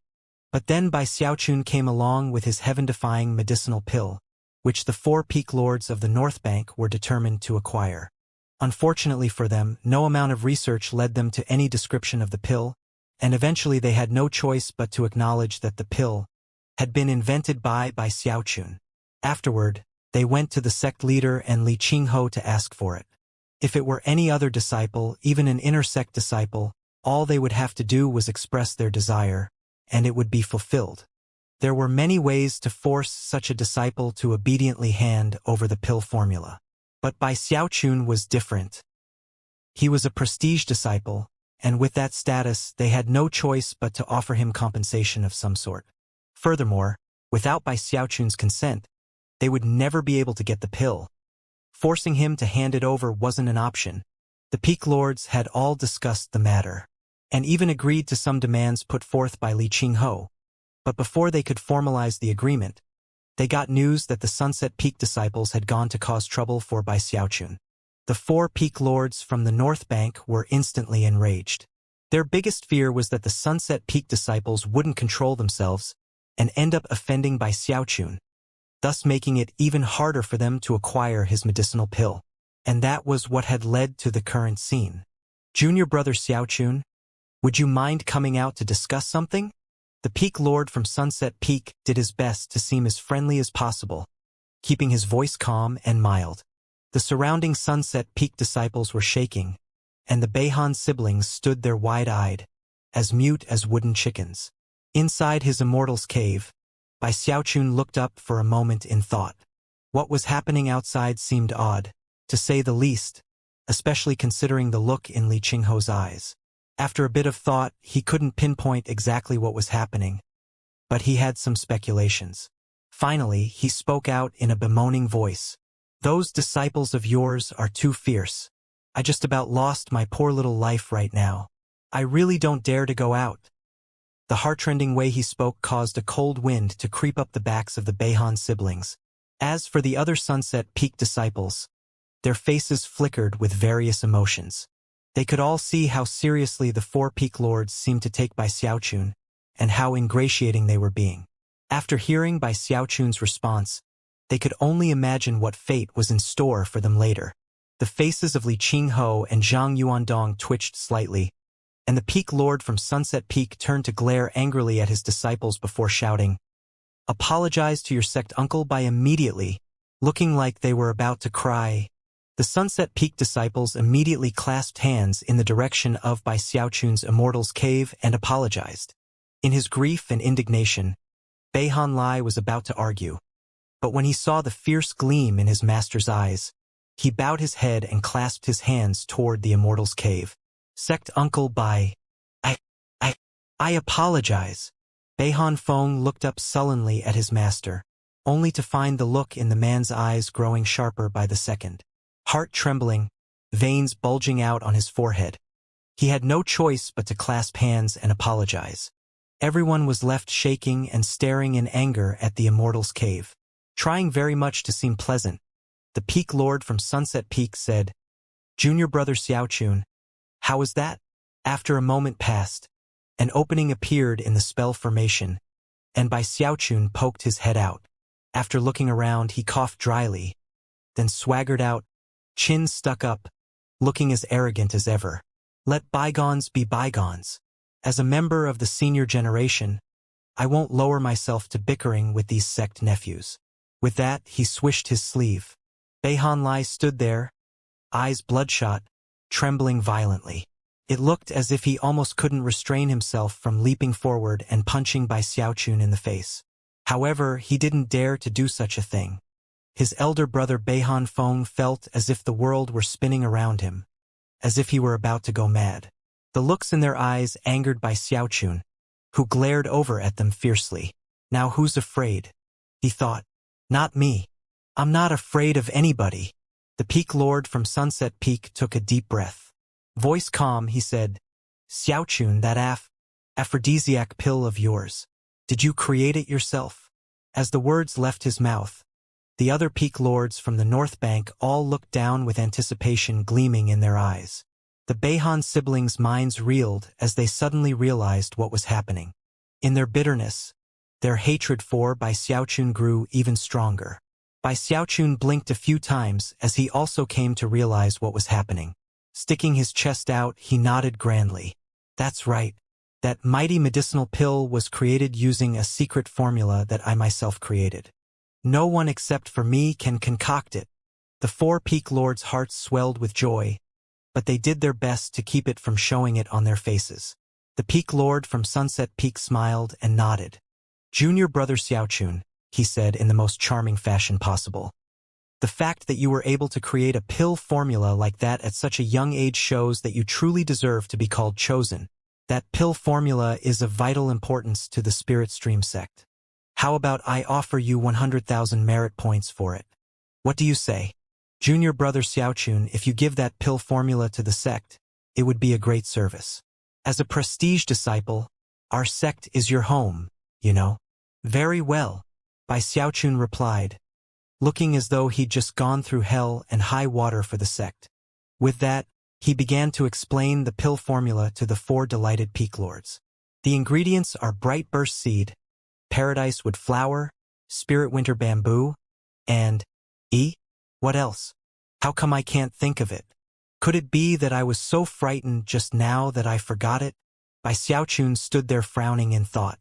Li Qingho's mouth twisted into a smile, and Zhang Yuandong shrugged helplessly. The four Peak Lords immediately realized what was happening, and smiled bitterly. The Peak Lord from Sunset Peak gritted his teeth and glared angrily over at his disciples. As his gaze passed over them, the Sunset Peak disciples, including the Beihan siblings, all shivered. The Peak Lord from Sunset Peak let out a cold harumph and waved his right sleeve. Instantly, a powerful force descended onto the trembling Sunset Peak disciples. To them, it felt like mountains were crushing down on them, provoking miserable shrieks of pain. The Beihan siblings felt even more pressure than the others. Their faces twisted in pain as their cultivation bases shook. Although their hatred for Bai Xiaochun surged, they couldn't let any of it show on their faces. The lot of you had better get the hell back to the North Bank this instant. Go into secluded meditation and don't come out for 10 years. Although the Peak Lord of Sunset Peak was the one to take action, these were disciples from his mountain peak, so he was actually protecting them to some extent. Although he seemed to be acting harshly, he actually was sympathetic to their cause. With a wave of a sleeve, he caused a powerful wind to spring up that swept the Sunset Peak disciples off into the distance. Looking back at Bai Xiaochun, he plastered another smile onto his face and slowly said, "Xiaochun, can you remember now?" Bai Xiaochun knew that he shouldn't push things too far. Things had already worked out quite well for him, so he cleared his throat in satisfaction. "Ha ha ha! There's no need for all of this, elder brother. As a prestige disciple and the junior brother of the sect leader, how could I lower myself to the same level as those raucous sect nephews? What a bunch of naughty and mischievous kids." The way Bai Xiaochun was acting, as if he really were of the same generation as him, caused the Peak Lord of Sunset Peak to grimace inwardly. Off to the side, Zhang Yuandong cleared his throat, and yet again wished he could take back his impulsive decision from years before. Bai Xiaochun ignored the strange looks and puffed his chest out. Suppressing his feeling of pride, he prepared to finish explaining the pill formula. At that point, Li Qingho cleared his throat. "Self-created pill formulas are precious to apothecaries," he said coolly. "I wonder what else the North Bank has prepared to offer in exchange for the formula." Bai Xiaochun blinked, and then stood there looking up at the 4 North Bank Peak Lords. The Peak Lords exchanged glances. Then the old woman from Iris Petal Peak pulled out a green pearl filled with swirling mist. The magnetic pulses it emitted caused everything in the area to fill with ripples. "This is a proto-magnetic pearl," she explained, "extracted from the heart of a proto-magnetic giant. It even contains a bit of pure proto-magnetic power. Used on its own, it can exert influence on all magical items within a certain area. Even to Foundation establishment cultivators, it could be considered an extraordinary treasure. It would be difficult to use directly with only a chi condensation cultivation base. However, the Heavenhorn Pavilion happens to have a pair of magnetic spirit wings which, if used with the proto-magnetic pearl, can be a powerful trump card for the chi condensation stage. With those wings, you could move so fast that even a Foundation establishment cultivator would have a hard time keeping up with you. Bai Xiaochun, having taken first place in the chosen battles, you have the right to go select any treasure you want from the chosen pavilion. I've already taken the liberty of bringing the magnetic spirit wings to give you, along with the pearl, in exchange for the pill formula." Even as the words left her mouth, the old woman waved her right hand, causing a set of green wings to appear. They, along with the pearl, flew over to float in front of Bai Xiaochun. Bai Xiaochun's eyes began to shine. He could already move with incredible quickness, but if a Foundation establishment cultivator really wanted to chase him down, he wouldn't be able to outrun them. However, with the proto-magnetic pearl and the magnetic spirit wings in combination with his speed, he could move unbelievably quickly. A life-saving object such as that was something that left his heart pounding. Furthermore, the old woman continued with a stiff smile, "if luck is on your side, you might even be able to sense the manifestation of proto-magnetic power. With that, you might be able to gain enlightenment of one of the top 10 secret magics of the Spirit Stream sect, arcane gravitational repulsion." Bai Xiaochun licked his lips and was just about to agree, when he suddenly stopped and looked over at Li Qingho to see whether or not he approved. He had long since come to view Li Qingho as one of his own relatives, and as such would follow his lead. If Li Qingho asked him to hand over the pill formula, then Bai Xiaochun would do so without hesitation. To him, it was just a pill formula. To the North Bank, it was like a holy relic. The truth was that Bai Xiaochun had lots of strange pills in his bag of holding. In fact, he was already coming to the conclusion that he should start testing some of them out to see what wondrous effects they might have. Li Qingho glanced at the proto-magnetic pearl and the magnetic spirit wings, then looked over at the 4 North Bank Peak Lords. Eventually, his gaze came to rest on the old woman. Eyes glittering, he suddenly said, "Add in one of the other 10 secret magics, the legacy of the North Bank, the Water Swamp Kingdom." As soon as the words left his mouth, sect leader Zhang Yuandong's eyelids twitched. "Impossible!" barked the Peak Lord of Sunset Peak angrily. He wasn't the only one to disagree so vehemently.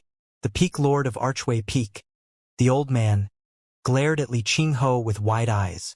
"Li the swindler appears again," he sneered. "This is preposterous. The Water Swamp Kingdom is a legacy of the North Bank, one of the top 10 secret magics of the Spirit Stream sect. It's a top-rated technique on the same level as ghosts haunt the night. There is absolutely no way we'll give it to someone from the South Bank." Bai Xiaochun looked up at the commotion above, and when he heard the Peak Lord from Archway Peak call Li Qingho Li the swindler, his jaw dropped. "Is that supposed to be a joke?" Li Qingho said coldly, flicking his sleeve. 1,000 years ago, Ghosts Haunt the Night was the legacy of Violet Cauldron Peak. You North Bank people were happy to take it away in trade, but now that the South Bank wants to trade for one of your legacy secret magics, you refuse? Ludicrous. The North Bank's Peak Lords were at a loss for words. The Peak Lord of Ghostfang Peak was a partially translucent figure whose features couldn't be seen clearly. Sighing, he said, "Ghosts Haunt the Night is a perfect match for Ghostfang Peak. Besides, all that happened years ago. It's not worth bringing up now. As far as the Water Swamp Kingdom goes, only a handful of people have ever successfully cultivated it, such as Patriarch Heavenwing 8,000 years ago. Nobody else did anything with it other than produce some useless spirits. It's far too difficult.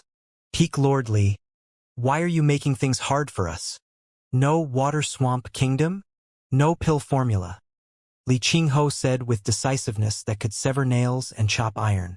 Bai Xiaochun looked up in wonderment as the Peak Lords argued about the Water Swamp Kingdom. He had been under the impression that the offer was good enough already, although the Water Swamp Kingdom had always sounded interesting to him.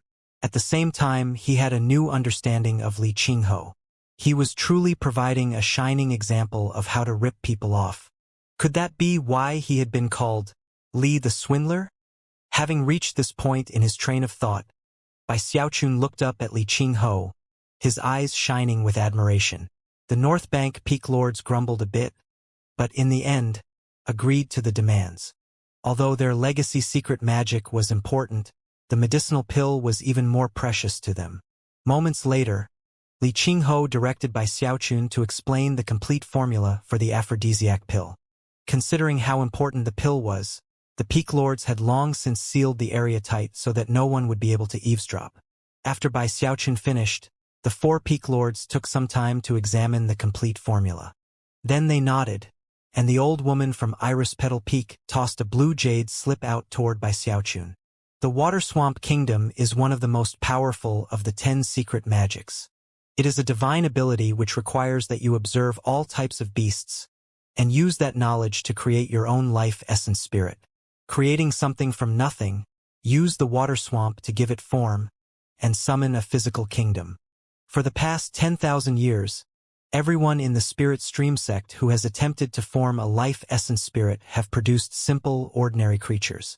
The only exceptions are Patriarch Heavenwing, who formed a domineering Heavenwing gargoyle, as well as a few others like him. As for what type of life essence spirit is formed, that depends on the cultivator's understanding of spirit creatures. If 100 people cultivated the Water Swamp Kingdom, 100 different life essence spirits would result, some powerful, some weak. Some, like the Heavenwing gargoyle, were shockingly powerful. Others produced nothing more than a bunny or a snake. Bai Xiaochun, you are a South Bank disciple, and although there is competition between the North and South Banks, we are all one family. I truly hope that you can succeed in cultivating your own life essence spirit. Of course, despite her words, neither she nor any of the other 3 Peak Lords truly believed that Bai Xiaochun would have any measure of success in his cultivation of the Water Swamp Kingdom. One reason for that, of course, was that the Water Swamp Kingdom required one to carefully observe and study a large number of spirit creatures, something that was virtually impossible to do on the South Bank. The transaction having been completed, the 4 peak lords from the North Bank left along with Zhang Yuandong. Li Qingho stayed behind. There was warmth in his eyes, but it was hidden beneath the sharp look that suddenly appeared. He began by reprimanding Bai Xiaochun, telling him not to get arrogant over having taken first place in the chosen battles. He then gave him some tips regarding his cultivation base, and finally gave him some more detailed information regarding the bracelet he'd given him, as well as the proto-magnetic pearl. The proto-magnetic pearl and the magnetic spirit wings will be of great use to you. Take the time to get familiar with how to use them. As for the Water Swamp Kingdom, it's even more profound than the magic plant arsenal we have here on Fragrant Cloud Peak. By the way, the Dragon Mammoth sea-forming scripture was created by the founding patriarch of the sect, who led the campaign from the Heavenspan Delta into the lower reaches. Make sure to study it well. It will make things much smoother for you when I teach you the magic plant arsenal technique. After giving some more exhortation, he turned to leave. Profoundly moved, Bai Xiaochun clasped hands and bowed deeply. However, he couldn't hold back from curiously asking, "Uncle Li, why did they call you Li the Swindler?" That was ridiculous. Li Qingho stopped in mid-stride, face darkening. He glared back at Bai Xiaochun and said, "Stop prying into the affairs of adults. Just remember that we apothecaries treasure the Tao of medicine. We don't just give things out for free." With that, Li Qingho left. The more Bai Xiaochun thought about the matter, the more his eyes began to shine with praise. He was now almost completely convinced that acquiring medicinal pills from Li Qingho must be quite a pain for most people. After Li Qingho left, Bai Xiaochun went back into his immortal's cave. Now that he knew the Dragon Mammoth sea-forming scripture was created by the founding patriarch of the sect, his heart swelled with admiration. In the introduction to the scripture, the founding patriarch talked about shackles. I wonder what exactly those shackles are. After some more thought, he came up with some ideas but had no way to confirm whether or not they were correct. Shaking his head, he pulled out the proto-magnetic pearl and, following the instructions given by Li Qingho, put it into his mouth and swallowed it. The pearl dissolved into mist which flowed through his body and came to rest in his dantian region. There was nothing uncomfortable about the sensation, and in fact, he even felt a bit lighter. After moving around a bit, he realized that he could move even more quickly than before. It was almost as if some strange connection now existed between him and his surroundings. Filled with a sense of wonder, he produced the magnetic spirit wings. They were green and as diaphanous as the almost transparent. After a moment, Bai Xiaochun exhaled some spiritual energy onto the wings, and they began to melt. It took the time it takes an incense stick to burn, and during the process, his eyes glittered. Eventually, the wings melted into his palm, and then appeared on his back. Like blood dissolving in water, they became a part of him, and were as easy to control as his own arms. Expression brightening, he exercised a single thought, and the wings fluttered. He instantly transformed into nothing more than afterimages, shooting at high speed toward the wall of the Immortal's cave. He let out a shriek as he tried to stop, but was unfamiliar with controlling the wings and slammed into the wall. A boom rang out, and the entire Immortal's cave shook. Thankfully, Bai Xiaochun's fleshly body was quite tough, and nothing happened other than him ending up being embedded in the stone wall. After a long moment passed, he flopped down onto the ground and let out a groan. Gritting his teeth, he struggled to his feet and glanced up at the spot where he'd run into the wall. Not daring to perform any more tests indoors, he walked outside, summoned his courage, and then flapped the wings again. In the blink of an eye, he was far off in the distance. A few days later, he was much more familiar with how to control the speed of the wings, and it was a wonderful sensation. He almost felt invincible. Ha ha ha! I'm so fast that not even Elder Zhou could catch me. He threw his head back and laughed uproariously as he flew a few circles in the air before returning to his immortal's cave. Months flew by. Bai Xiaochun quickly became very familiar with the areas on Fragrant Cloud Peak set aside for the inner sect. Eventually, the novelty of being an inner sect disciple began to wear off.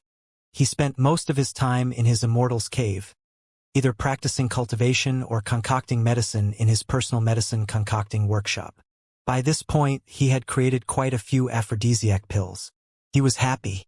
His purpose in practicing cultivation was to live forever, and the higher his cultivation base grew, the greater his longevity became. His main interest was concocting spirit medicines. After all, he still dreamed of concocting a pill that could help him live forever. In order to make that dream come true, he constantly worked with spirit medicine. However, the cruel reality of the situation was that after a few months passed, he found that, to his bitterness, he had run out of medicinal plants. Even though the prize for taking first place in the chosen battles had been 10,000 spirit stones, the ingredients for Tier 3 spirit medicines weren't sold in the market outside the sect. He could only rely on people from the Cultivator clans to find them for him, and the prices were exorbitant. The best thing to do was build up enough merit points to be able to acquire the ingredients from the sect. Merit points? He thought as he sat there in his immortal's cave, frowning. What he lacked most was merit points. After some hesitation, he left his immortal's cave and went to the mission stele set aside for inner sect disciples. Back in the outer sect, the mission's office had always been packed, but the inner sect was different. Inner sect disciples were all very busy, and viewed their time as precious. Only a few people could be seen in the area. Xiaochun strolled up and stood in front of the stele, trying to pick a mission. "That one's way too dangerous," he muttered. "That one doesn't give enough merit points. I don't want any long-term missions." Eventually, his eyes came to rest on a mission assigned by one of the sect elders, which called for lifestealer cores. For every core provided, 1,000 merit points would be rewarded. It even provided the most common location to find lifestealers, which was in the Wildweed Mountains a short distance from the Spirit Stream sect. Muttering to himself in thought, Xiaochun recalled the description of lifestealers from the 4th volume of Spirit Creatures. Actually, they weren't wild beasts, but rather a miraculous parasitic life form.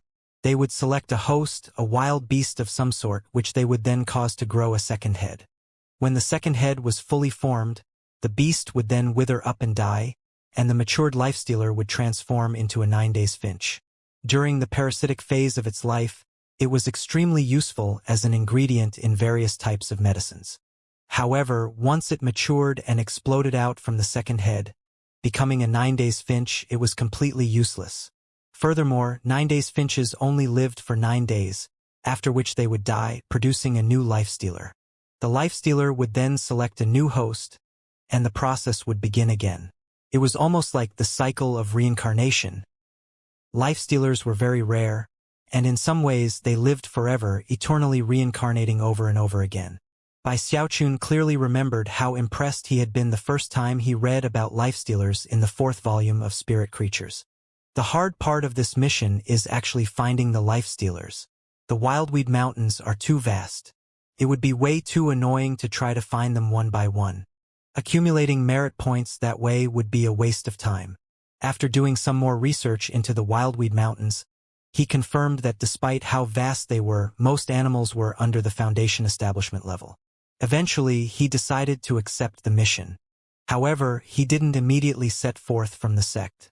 First, he returned to his immortal's cave to make a few preparations. Finally, he hopped onto the Golden Crow sword and shot off into the distance.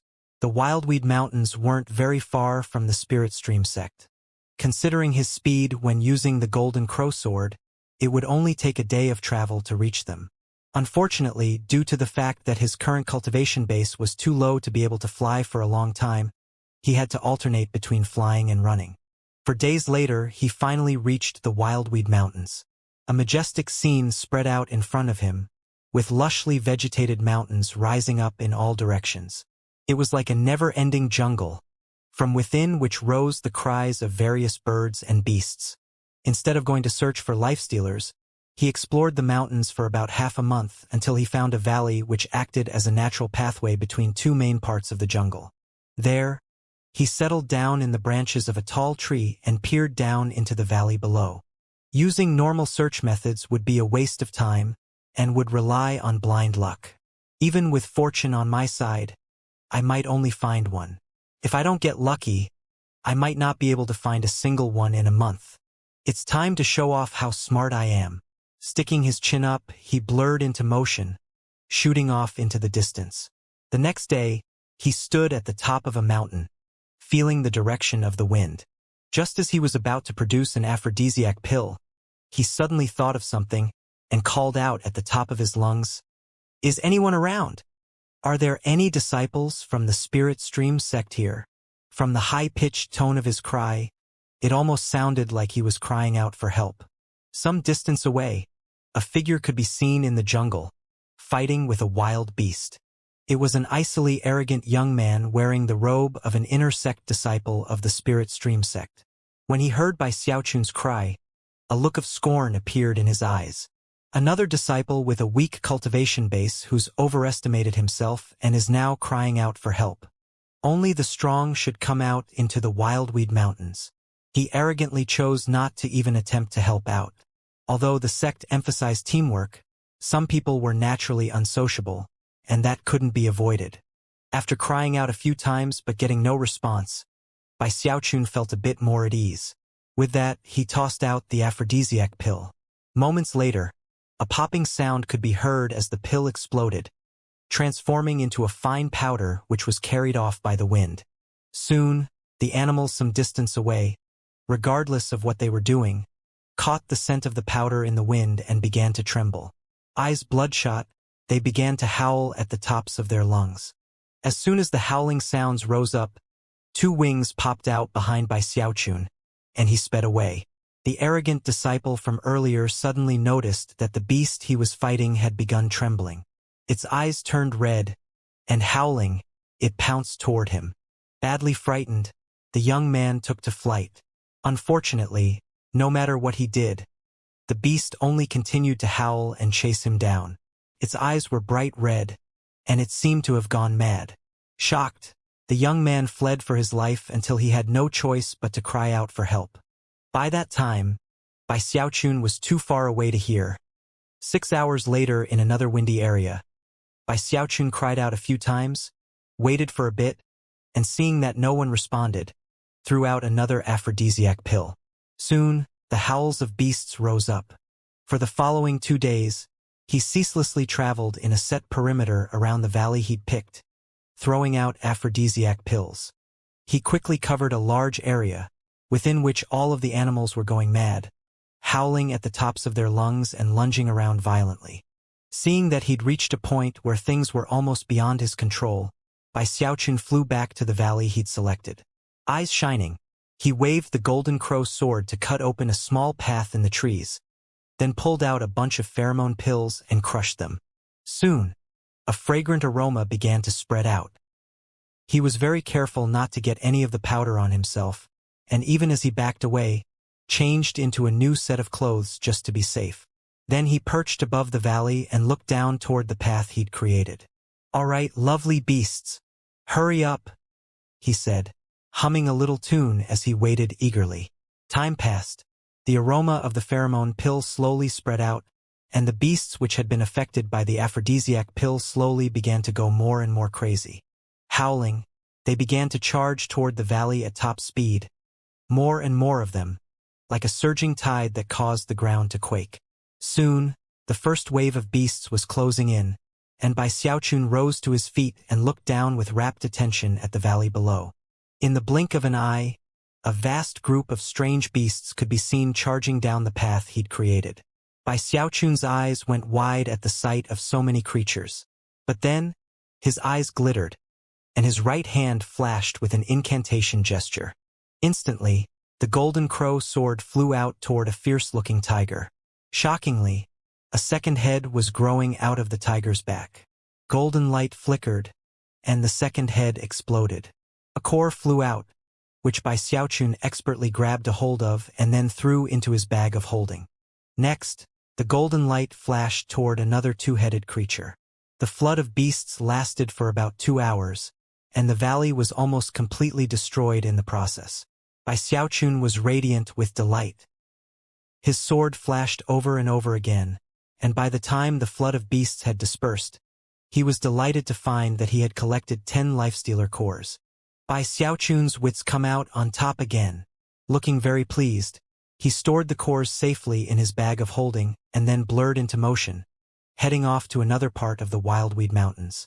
Not very long after he left, a young man could be seen in the jungle. His clothes were tattered, and he seemed to be in a very sorry state. He was shaking and even had trouble walking. A blank look could be seen in his eyes that very closely resembled the look which had appeared in Beihan Lai's eyes not so long ago. Tears streamed down his cheeks as he muttered, "What's going on in the Wildweed Mountains? What's going on with the world? The beasts here don't eat people, they... I... Days flew by. Bai Xiaochun used the aphrodisiac pill to throw the Wildweed Mountains into complete chaos. Everywhere he went, the beasts would go mad. Of course, before throwing the pills out into the air, he would always call out to make sure he was alone. Occasionally disciples would respond, and when they did, he would carefully explain his plan, ask them to leave, and give them a lifestealer core as compensation. He would also ask them to spread word to other disciples to stay away. Most of the disciples that saw him recognized him, and would flee trembling in fear. There weren't many Spirit Stream sect disciples in the Wildweed Mountains, only a few dozen. The area didn't have many Foundation establishment-level beasts, but it still had its dangers even for inner sect disciples. Only people who considered themselves to be especially powerful would go there. When Bai Xiaochun cried out his warnings, some disciples would respond and heed his advice. They would take his apology gift and leave. However, a few bull-headed individuals would arrogantly assume that he was crying out for help, and would pretend they couldn't hear him. Some of them even hoped to collect his bag of holding after he died. They would continue whatever it was they were doing, and think little more of the matter. But it wouldn't take long before they realized the beasts were acting strange, impulsive, and maddened. Shangguan Tianyu was in the Wildweed Mountains, and as soon as he heard Bai Xiaochun calling out, his eyes flickered, and he ignored him.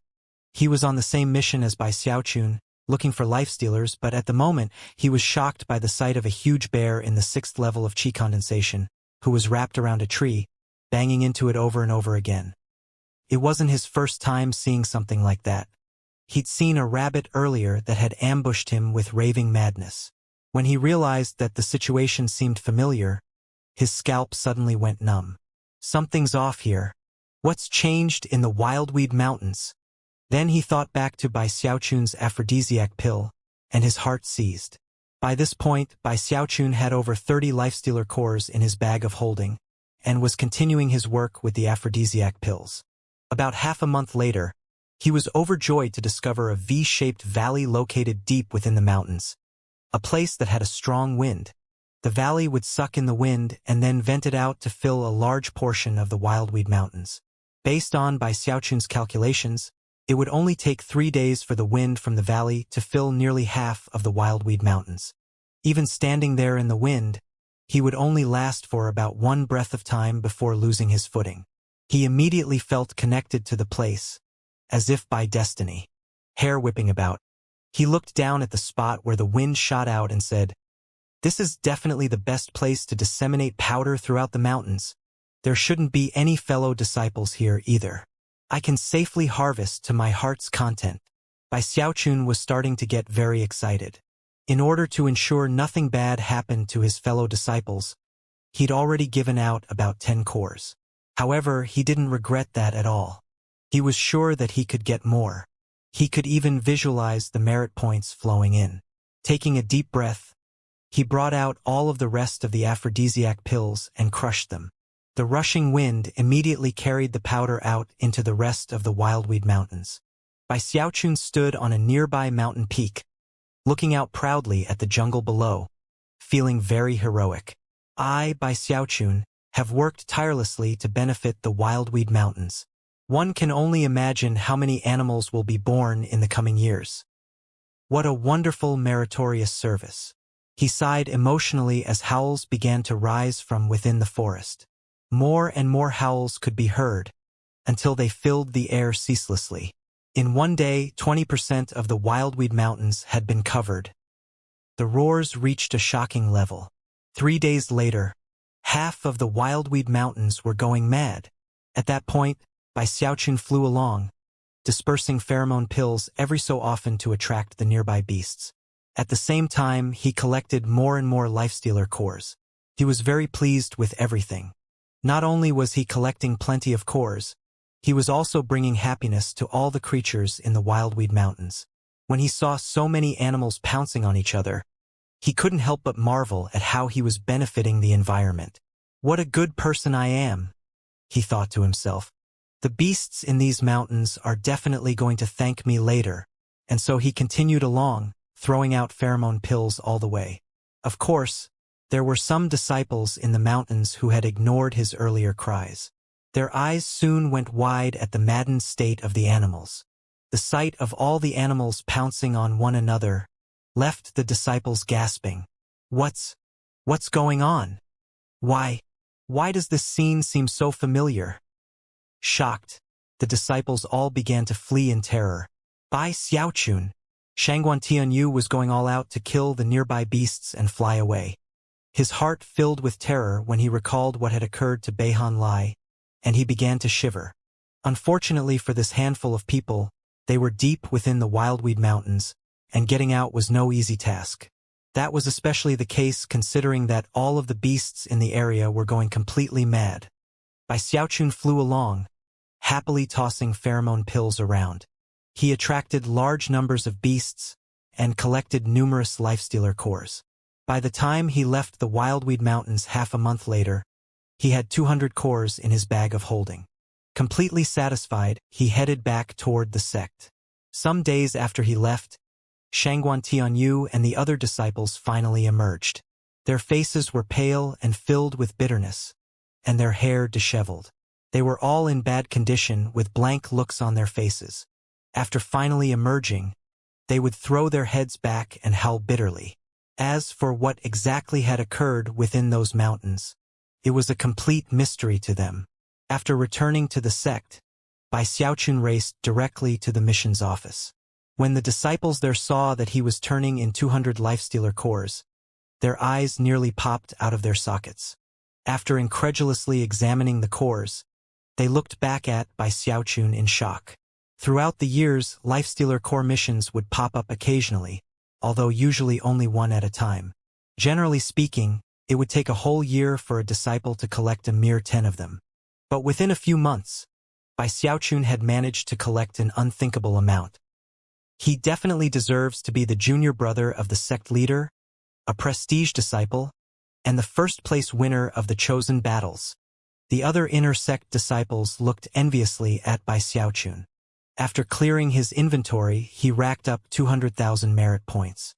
Although he tried to put on a show of looking indifferent, it was impossible for him to completely conceal how proud of himself he was. The matter shook the entire South Bank.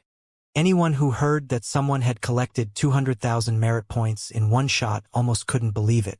But then word began to spread from the disciples Bai Xiaochun had advised to leave the Wildweed Mountains, and soon the 3 mountain peaks of the South Bank were buzzing with the news. What a monster! Crazy! He filled half of the Wildweed Mountains with aphrodisiac pills. We won't be able to go there for a long time now. Even as the discussions raged, Shangguan Tianyu and the other bedraggled disciples began to filter back into the sect. Shangguan Tianyu was aware that Bai Xiaochun was the cause of what had happened, so he wasn't so surprised at the results.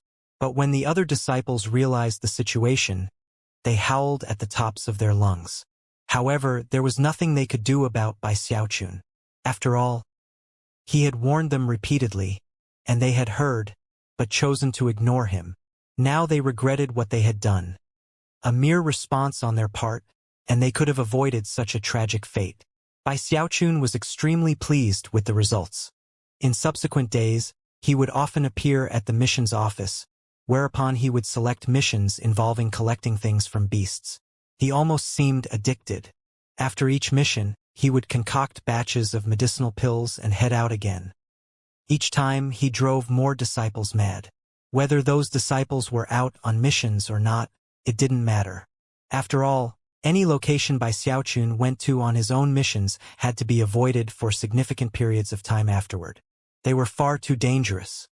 The Cloud Peak Mountains, Frost Forest Mountains, Bright Summit Mountains, Last East Mountains. For an entire year, Bai Xiaochun was a mission-accomplishing maniac. He swept through all of the missions that involved beasts, and his harvests were always incredible. Each and every time, the mission's office was left completely shaken. At the same time, countless inner sect disciples were driven to madness.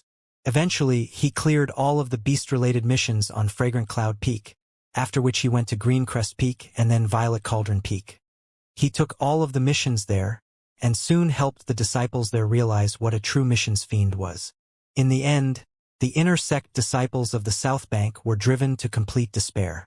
None of the mountain ranges near the sect were safe to enter, as they were filled with countless sexually charged beasts. Having no other option, hundreds of inner sect disciples from the 3 mountain peaks signed a petition to the sect, requesting that Bai Xiaochun be exempted from mission service. Li Qingho didn't want to interfere. It was a rare occasion when Bai Xiaochun was so enthused about serving the sect.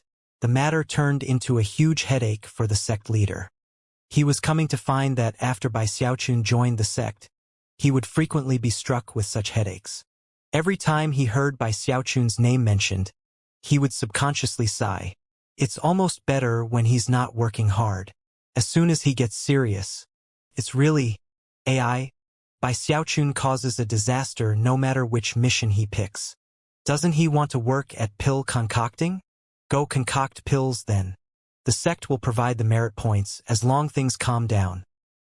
When the signatures on the petition rose from a few hundred to over 1,000, the sect leader gritted his teeth and went to discuss the matter with Li Qingho. Finally, they exempted Bai Xiaochun from mission service for the following 10 years. He was the only disciple in the sect who didn't have to do missions, but would still get a huge amount of merit points from the sect. Bai Xiaochun wasn't very happy about the situation. He had been browsing missions at the missions office and had just found one he wanted to take. When he got the notification, he was stunned. "What the hell?" he exclaimed loudly. "I want to serve the sect. I want to work hard. This is ridiculous." Under the solemn gazes of the missions office disciples, he sighed, then stuck his chin up and swished his sleeve. With the snap of a finger, I reduced the missions office to ashes. Shaking his head, he sighed. Looking very lonely, he made his way off into the distance. Bai Xiaochun trudged back to his immortal's cave, where he sat stewing in melancholy. Finally, he sighed. It's not a good thing for someone to be too outstanding. I'm the perfect example. The sect leadership was so worried about how outstanding I am that they exempted me from doing missions for 10 years, but will still send me merit points every month. He sat there, reveling a bit in being able to worry about things like this, and wondering what he was supposed to do considering that he was so outstanding. Well, I guess it doesn't matter. Since I can't go out on missions, I might as well concoct medicine. After all, the reason I was doing the missions in the first place was to get merit points. With such thoughts on his mind, Bai Xiaochun resigned himself to sacrificing his own benefit for the betterment of the sect, and walked over to his medicine concocting workstation. I need to master all of the concocting methods for Tier 3 spirit medicines. With that, his expression turned somber. Time passed. Half a year. Other than his routine cultivation, he spent all of his time concocting medicine.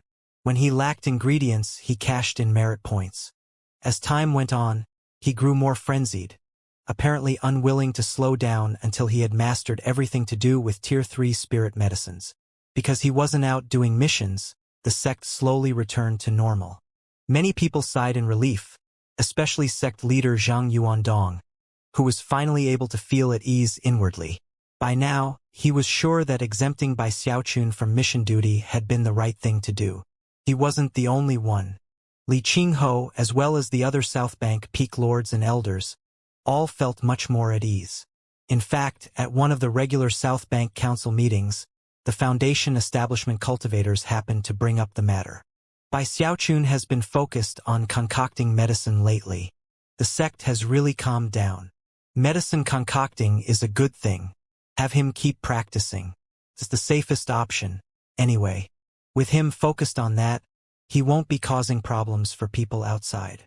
The entire group was all smiles. The past half-year of peace and quiet left them all sighing happily.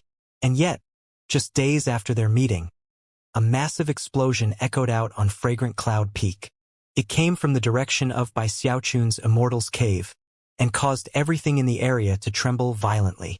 Numerous inner sect disciples were badly startled, and the outer sect disciples were left trembling in fear. What just happened? Heavens! Could the Spirit Stream sect be under attack? As everyone devolved into a commotion, Bai Xiaochun lurched out of his medicine concocting workstation, coughing, face tinged with ash, nose running and tears streaming down his face. He quickly washed off in the hot spring, and then frowned. Why did it explode? He thought. The pill furnaces provided to inner sect disciples were all standard issue, exactly the same as the ones in the medicine concocting pavilion. Generally speaking, even if the spirit medicine was concocted incorrectly, they wouldn't just explode. And yet, that was exactly what had just happened. It had even activated the cave's defensive spell formations. After pondering the matter at length, he couldn't come up with an explanation. Sighing, he went back to cultivating the dragon mammoth sea-forming scripture for a few days. By this point, his cultivation was only a sliver away from a breakthrough. However, he wasn't in any hurry. After finishing his cultivation, he consumed some spirit medicine to replenish his vital energy, then set to work on the undying live forever technique. The silver light which rose up from his skin was now so dark that it bordered on golden. That afternoon, Bai Xiaochun went on to the next task at hand. Standing there in his immortal's cave, he slowly lifted his hands up into the air as he practiced the water swamp kingdom mnemonic. After enough time passed for half an incense stick to burn, he opened his eyes and let out a powerful shout. An intense energy exploded out from inside him, causing everything around him to suddenly change. A field of water vapor appeared, which lasted for only a single breath of time before vanishing. Bai Xiaochun sagged in place, wiping the sweat from his brow. Despite practicing the water swamp kingdom every day since he'd acquired it, that was all that he could accomplish. I need to keep working harder, he thought. After resting for a moment, he ended his daily cultivation routine and once again pondered the problem of the exploding pill furnace. During the past half a year of practice, he had succeeded with a few Tier 3 spirit medicines, but for the most part, his attempts had ended in failure. He sat there in frustration for some time before finally coming up with a theory. Maybe after the medicinal strength intensified to a certain point, it became unstable, which caused the explosion? Immediately afterward, he hurried out and exchanged some merit points for another pill furnace, then went back to concocting.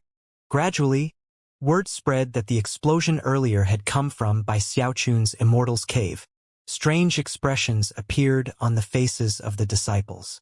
Although they weren't sure exactly what had caused the explosion, at least they now knew Bai Xiaochun was the cause. Then, a few days later, Bai Xiaochun was there in his medicine concocting workstation, completely and utterly focused on controlling the spirit medicine inside the pill furnace. Unfortunately, Tier 3 spirit medicines were extremely difficult to work with. Most other people, with enough experience and luck, would succeed 3 times out of 10 and consider it a high rate of success. But Bai Xiaochun wanted things to be perfect. He wouldn't rest until he'd solved each and every problem. Because he wanted even the tiniest details to be perfect, it meant he had to test all those details multiple times before finally resolving every issue. This time, his eyes went wide as he realized that he was losing control of the spirit medicine. Then the pill furnace began to issue cracking sounds. Bai Xiaochun gasped, and 2 wings suddenly appeared behind him as he bolted out of the medicine concocting workshop. Moments after he emerged, a huge explosion shook the Immortal's Cave. Fragrant Cloud Peak was once again thrown into an uproar for some time before everyone managed to calm down. 3 days later, Bai Xiaochun ran screaming out of his medicine concocting workstation, and a 3rd shocking explosion ripped through the air. After 7 days, he emerged yet again, flustered, fleeing at top speed as a 4th deafening explosion nearly destroyed his medicine concocting workstation. Fragrant Cloud Peak was in utter chaos, and countless disciples' eyes were completely bloodshot. After inquiries were made, people learned that Bai Xiaochun was concocting medicine. However, no one could figure out exactly why such huge explosions would be occurring. I asked the spirit medicine pharmacy, and they said that he recently purchased 8 pill furnaces. That sound must be an exploding pill furnace. Just what is Bai Xiaochun concocting? Damn it! Isn't he worried about blowing himself up? Anger was building, and yet the explosions weren't over. They continued. Over the course of the following month, 7 explosions rocked Bai Xiaochun's Immortal's cave, each one more intense than the last. The final explosion actually caused all of Fragrant Cloud Peak to tremble, and Bai Xiaochun's entire Immortal's cave was nearly destroyed. As Bai Xiaochun fled outside, trembling in fear, the outer and inner sect disciples of Fragrant Cloud Peak were driven to near madness. During the past month, none of them had been able to safely focus on practicing cultivation. Constantly being startled by the explosions had left them jumpy with fear. Now, they were thoroughly distracted, their eyes bloodshot as they struggled to control their anger. Apparently, even sound-muffling spell formations couldn't stop the sound of the explosions. The disciples' rage grew, and even the elders were shocked and could hardly believe what Bai Xiaochun was doing. What is Bai Xiaochun concocting to cause the pill furnaces to explode like that? What medicine is he working on? Things didn't end. Over the next month, the frequency of the explosions increased. More than a dozen occurred almost every other day. Eventually, the Fragrant Cloud Peak disciples couldn't take it any longer, and stormed to Bai Xiaochun's Immortal's cave en masse to vent their fury. Feeling very wronged, Bai Xiaochun hurried out to offer an explanation. When he saw a mob of over 1,000 disciples, his face paled a bit, and eventually he resorted to slapping his chest and guaranteeing that there would be no more explosions. Only then did the crowd begin to calm down. After seeing everyone off, Bai Xiaochun went back into his Immortal's cave, scowling the entire time. Looking over his mostly destroyed medicine concocting workstation, he sighed, pulled out another pill furnace, and looked at it blankly. A few days later, he slapped his thigh, and his eyes began to shine. Right? It's definitely because I didn't preheat the pill furnace properly. Excited, he started concocting again. 3 days later, in the middle of the night, everyone on Fragrant Cloud Peak heard a massive explosion. One inner sect disciple was so badly frightened that he almost fainted. Hair in complete disarray, he screamed, "Bai Xiaochun! I don't care if you're chosen. I'm going to beat you black and blue." He wasn't the only one. Soon, all of the inner sect disciples had emerged from their Immortal's caves, even the exhausted Zhou Xinqi. Bai Xiaochun hurried out, smiling apologetically as he guaranteed that it wouldn't happen again. The gathered disciples calmed down a bit in response. They couldn't find any fault with his attitude, and as such had no other recourse. If he had been even a bit defiant, they definitely would have given him a good thrashing. But at the moment, they could only grit their teeth and accept his promise. Exhausted, Bai Xiaochun returned to his Immortal's cave, wishing to cry but finding no tears. He was coming to find that it was a difficult thing to pursue his dreams. "I'm not the kind of person who gives up," he thought. Gritting his teeth, he produced another pill furnace, which he studied for half a month straight. Finally, after analyzing all aspects of the situation, he was sure that he had identified the problem. Earth flame. It's definitely the earth flame. Eyes bloodshot, he once again began to concoct. 5 days later at dawn, an explosion could be heard that was so loud it startled Li Qingho, and could even be heard on Violet Cauldron Peak and Green Crest Peak. The inner sect disciples who lived near Bai Xiaochun's Immortal's cave were dumbstruck, especially Zhou Xinqi. All of them felt like they were going crazy. Elder Zhou's birds let out high-pitched shrieks, and were so frightened that their feathers fell out. The spirit-tail chickens were trembling and frothing at the mouth, and numerous inner sect disciples struggled to remain conscious. All of the spell formations in Bai Xiaochun's cave activated as the earth flame erupted, and even Fragrant Cloud Peak's grand spell formation was affected. When Bai Xiaochun crawled out of the rubble, he was pitch black, and yet clearly excited. He was now sure that he had finally found the source of the problem. It wasn't the earth flame, it was the techniques of mutual augmentation and suppression, They cause an unforeseeable variable. Tier 3 spirit medicines must be concocted with mutual augmentation and suppression in mind. Everyone on Fragrant Cloud Peak, from the elders to the outer sect disciples, rushed over toward Bai Xiaochun's cave, and raged, rocks in hand to pelt him if necessary. When faced with such a furious mob, Bai Xiaochun vigorously slapped his chest. I guarantee, however, before he could finish, the crowd began to hurl their rocks. After all, fighting with magic against a fellow sect member was prohibited, but throwing rocks wasn't. Guarantee your ass. Countless rocks closed in, fueled by burning rage. Seeing the sky obscured by rocks struck fear into Bai Xiaochun's heart. He dove back into his immortal's cave and quickly activated the spell formation, looking like he was about to cry. He knew that he had aroused public fury, but truly felt wronged. He hadn't done it on purpose. I guarantee that this is the last time, he blurted. I'm absolutely certain. After the mob vented some of their anger, Bai Xiaochun continued to offer explanations, and eventually, the people left. Sighing wistfully, Bai Xiaochun cleared the rubble from his immortal's cave, and then returned to his medicine-concocting workstation. There he sat, pondering everything that had occurred. Finally, he gritted his teeth and gingerly produced another pill furnace. Based on his most recent analysis, he once again began to concoct medicine. This time, he focused heavily on the techniques of mutual augmentation and suppression. A few days later, a fragrant aroma filled the air, and Bai Xiaochun's eyes brimmed with tears of excitement. He let out a whoop of delight at having finally solved the problem of the exploding pill furnaces. Furthermore, he'd gained a deeper understanding of the variables which can occur because of mutual augmentation and suppression. I'm just around the corner from mastering Tier 3 spirit medicines. Spirits soaring, he spent the next several days completely lost in his medicine concocting. Gradually, the disciples of Fragrant Cloud Peak realized that there were no more explosions.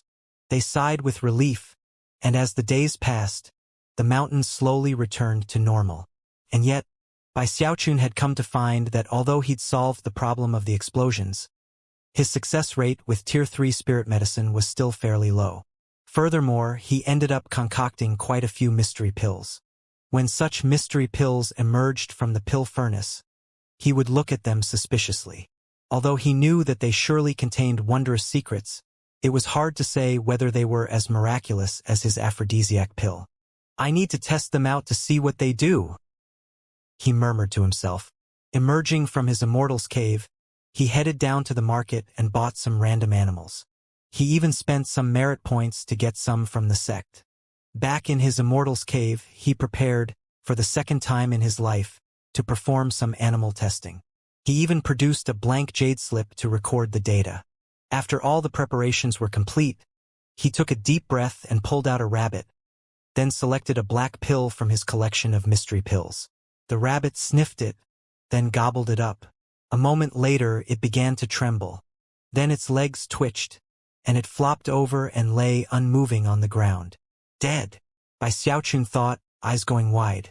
After looking closer, he breathed a sigh of relief when he realized that the rabbit wasn't dead, but rather, had simply fallen unconscious because of the rush of spiritual energy from the powerful medicinal pill. A few hours later, it woke up. This time, it stood up on two legs, almost like a person, and stared fixedly at Bai Xiaochun. Eh? Bai Xiaochun said. Moments later, the rabbit made the same sound, startling Bai Xiaochun. You can talk? Looking startled, the rabbit said, You can talk. Bai Xiaochun immediately got very excited and began to walk around the rabbit to examine it. In turn, the rabbit got excited and began to walk around Bai Xiaochun. A strange scene was now playing out in the Immortal's cave. Finally, Bai Xiaochun began to laugh heartily. Ha ha ha! This medicinal pill is incredible. I, Bai Xiaochun, am clearly super awesome. This rabbit can actually talk. The rabbit laughed heartily and repeated the exact same words he had just spoken. A quizzical look on his face, Bai Xiaochun opened the door of one of the side rooms and tossed the rabbit inside. Whatever. You're obviously not intelligent. If you make some cultivation advancement, Don't forget to come back and thank me in the future. I'll put you in here for now, and in a few days I'll set you free outside the sect." After putting the rabbit in the other room, Bai Xiaochun paid it no further heed as he proceeded with his testing. The next subject was a monkey, for which he selected a yellow medicinal pill. At first, the monkey pretended not to see it, but eventually got interested and grabbed the pill up. After sniffing it, it crushed some of the pill, and then popped the pill and the fragments into its mouth and swallowed it down. Afterward, nothing much happened except that an odd wind rose up out of nowhere, which quickly faded away. Bai Xiaochun looked curiously at the monkey, which was simply sitting there with a vacant expression on its face. Unsure if anything had occurred, Bai Xiaochun sighed and put the monkey into the same room as the rabbit. A few days later, one of the tests he performed was on a group of rabbits. After eating the medicinal pills, their eyes turned red, and they began to howl and leap up to nibble Bai Xiaochun's legs. Shocked, he made a notation in his records, then threw them into a side room. There, they started biting each other, although they drew no blood. There was also a handful of ducks. After consuming the mystery pills, they trembled, and suddenly, their wings grew larger, and they began to fly around inside the immortal's cave, looking particularly elegant. Bai Xiaochun stared in shock, and at the same time, his excitement regarding his mystery pills grew. Time flowed by. During the following half-month, Bai Xiaochun performed tests with his mystery pills, keeping meticulous records of everything. Occasionally, his wild laughter would ring out from within the immortal's cave. A few days later, when he fed some pills to some ordinary chickens, they rapidly grew larger until they were the size of elephants. Bai Xiaochun's understanding of the Tao of medicine was growing more profound. Shaking with excitement, he continued his experiments. Gradually, the rooms he had set aside for the animal subjects included quite a variety of strange beasts. There was a group of toads with eyes all over their bodies. Those eyes would all blink every time the toads croaked. There was a tiger that Bai Xiaochun had bought for a handful of spirit stones. After consuming one of his pills, it grew 8 more heads, giving it a total of 9. When it roared with all of its heads, the sound was very impressive. There was also a group of ordinary pigeons who experienced no major change other than constantly relieving themselves as they flew along. Time passed, the experiments continued, and the bizarre and extraordinary results of the mystery pills became more evident. There was a group of monkeys who, after eating some strange pills, began to twitch constantly. There was a bunch of cats who let out burps as loud as thunder. Bai Xiaochun was struck with awe, and couldn't help but wonder exactly how he had concocted all of these mystery pills. The most exaggerated situation was the flock of geese. After eating the medicinal pills, their eyes turned pure white. Although they looked a bit sickly, they turned out to be extremely loyal, and even took to watching over Bai Xiaochun's cave as if they were guarding it. Toward the end, he gave the hot spring fish some pills to eat. They immediately went crazy, struggling with each other to leap out of the water. There, they grew legs and began to walk around the immortal's cave. After examining the fish, he threw them into another side room. By this point, the side rooms were filling up, and his immortal's cave was turning into a bizarre menagerie. There was a monkey who simply sat in place, chin resting in its palm, apparently lost in thought. There was the group of spasmodically twitching monkeys. The red-eyed rabbits were currently play-fighting with the elephant-sized chickens. Off to the side were the toads who blinked and croaked noisily. Finally, there was the rabbit who was practicing all sorts of poses. Occasionally it would say, "Eh?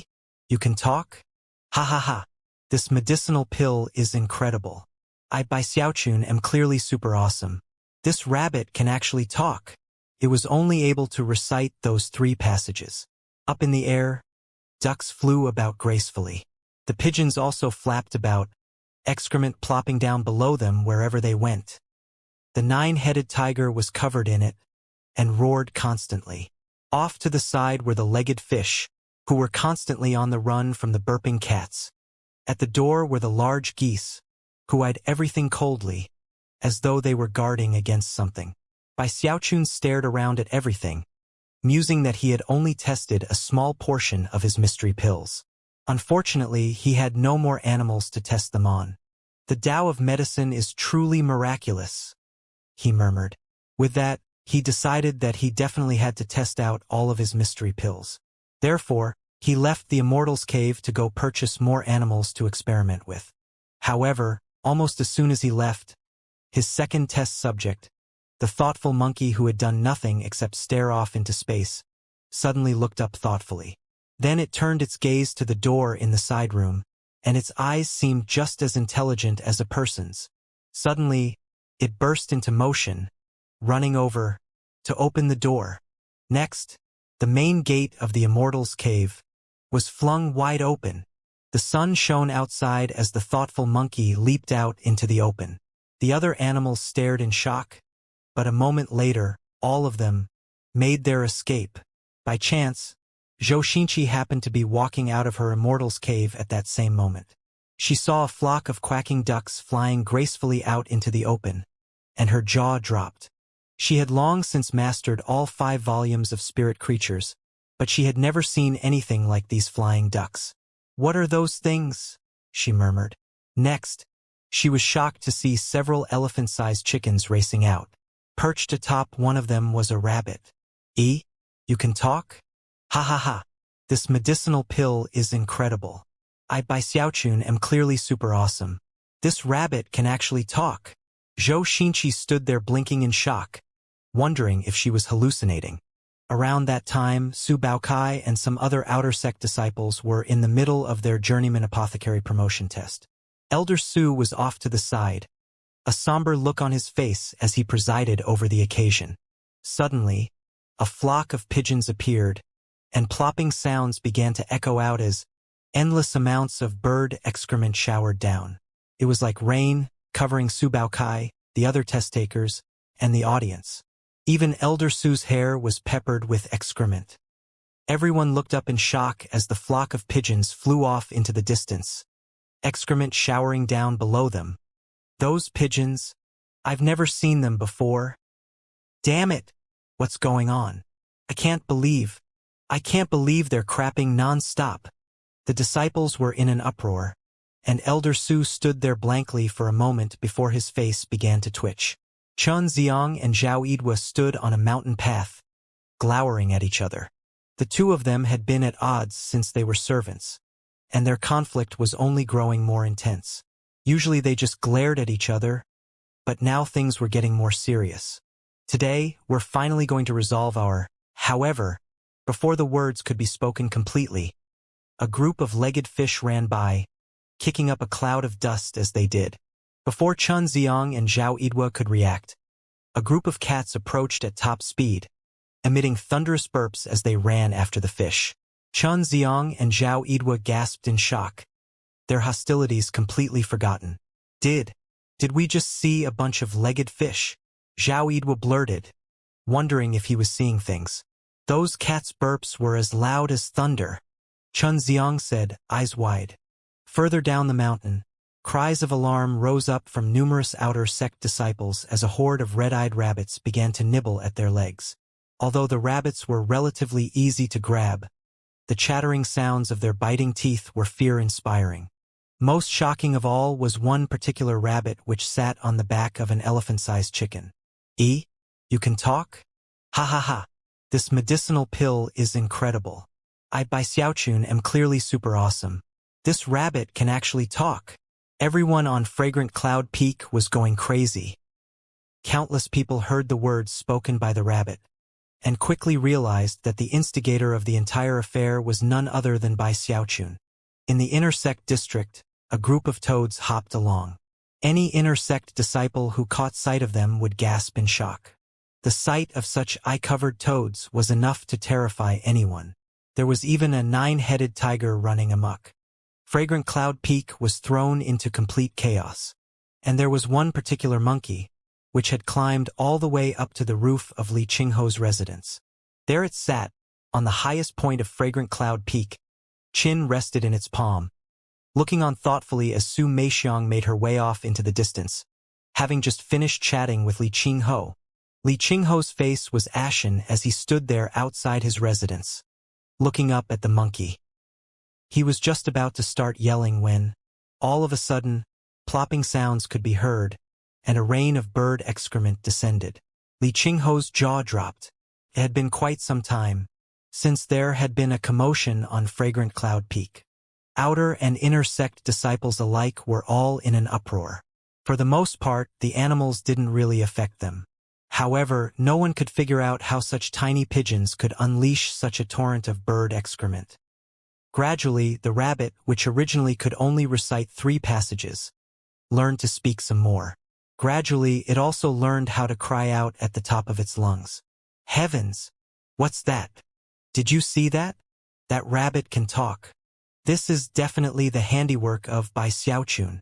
Keep this on the down low. But yesterday I saw Elder Zhou go into a room with those phoenixes of his. Afterward, I heard some really strange noises. Elder Sister Zhou Xinqi, Elder Sister Du Lingfei, I don't care if Bai Xiaochun tries to stop me. The 2 of you will definitely end up with me. Su Baokai. Elder Brother Ho Yunfei, you're so naughty. What are you doing? What's that? Why are those monkeys twitching like that? Junior Sister Meixiang, I, Li Qingho, am not fickle in love. After I break through into the gold core stage, I'll definitely take you as my Taoist partner. Ha ha ha. This medicinal pill is incredible. I Bai Xiaochun am clearly super awesome. This rabbit can actually talk. As the rabbit ran to and fro, its repertoire of passages grew. It had very sensitive ears, and would repeat anything it heard. Many people were affected, much to their chagrin. The sharp-eared rabbit soon began to spread what had been well-kept secrets, even naming names. Some of the stories the rabbit spread were almost impossible to believe. That was especially true of the one about Li Qingho. It was something the likes of which had never been talked about publicly, and many people were left completely shocked, even many elders. Su Baokai was stunned. Ho Yunfei's eyes went wide, and Li Qingho began to tremble in rage. Right about then, Bai Xiaochun was returning from the market, numerous small animals in tow, brimming with anticipation regarding his next set of experiments. However, as soon as he stepped onto Fragrant Cloud Peak, bird excrement rained down. Jumping to the side, he looked up with a frown to see a flock of pigeons flying by. Why do they look so familiar? Suddenly, a rustling sound could be heard from the nearby bushes, and a school of legged fish burst out. Bai Xiaochun's jaw dropped as he watched a bunch of burping cats fly out after the fish. Moments later, his eyes went wide as a troop of twitching monkeys ran by, frothing at the mouth as they sped along. Bai Xiaochun began to tremble, and all the hair on his body stood on end. This is impossible. He quickly pulled out the golden crow sword and flew up into the air. Wings sprouted out behind him as he shot up the mountain at top speed. As he flew along, he saw animals everywhere. He also got quite a few odd stares from the people he passed. By the time he reached his immortal's cave, his heart was pounding. Then he saw that the door was open, and the cave was completely empty except for the geese standing guard. How did they get out? He thought, standing there in a daze. It didn't seem possible. Suddenly, he looked to the side to see a rabbit running along, spewing a whole bunch of words that ended with, ha ha ha. This medicinal pill is incredible. I Bai Xiaochun am clearly super awesome.